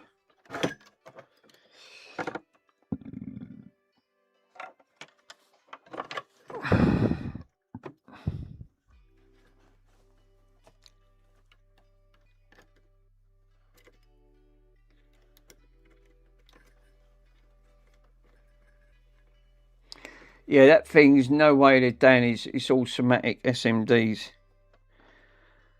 I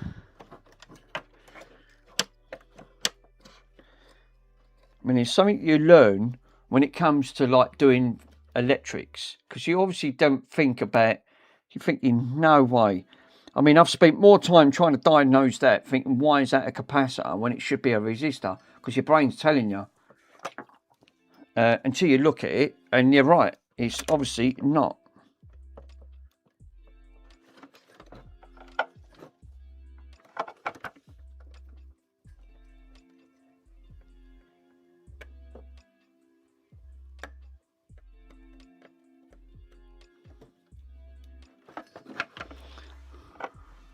Oh, it fucking fell out. I thought, where is it? For crying out loud. It's the only thing when you take these out. Yeah, it has got C on there. It's definitely got C. I can see it now. So it's short for capacitance. I think nowadays it's all ceramic SMDs. Yeah. Obviously vintage stuff is obviously completely different. It's like learning a completely new ball game altogether.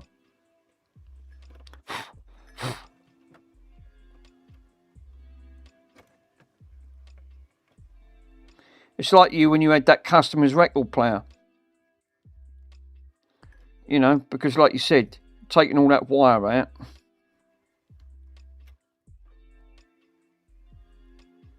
You would have had a nightmare on your hands if you tried to take all that off. I'm telling you, you would have. They are very difficult to work on. Very difficult. Oh, for crying out loud, that's jumped out. Fuck's sake. I'm doing a Mr. Swindon, for fuck's sake.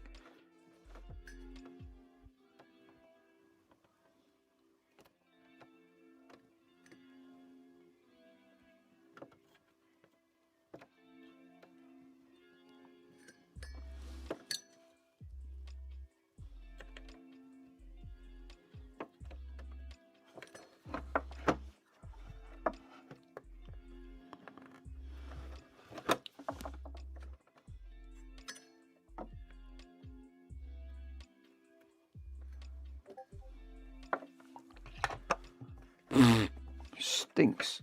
Absolutely stinks. Right, we've got that back in there.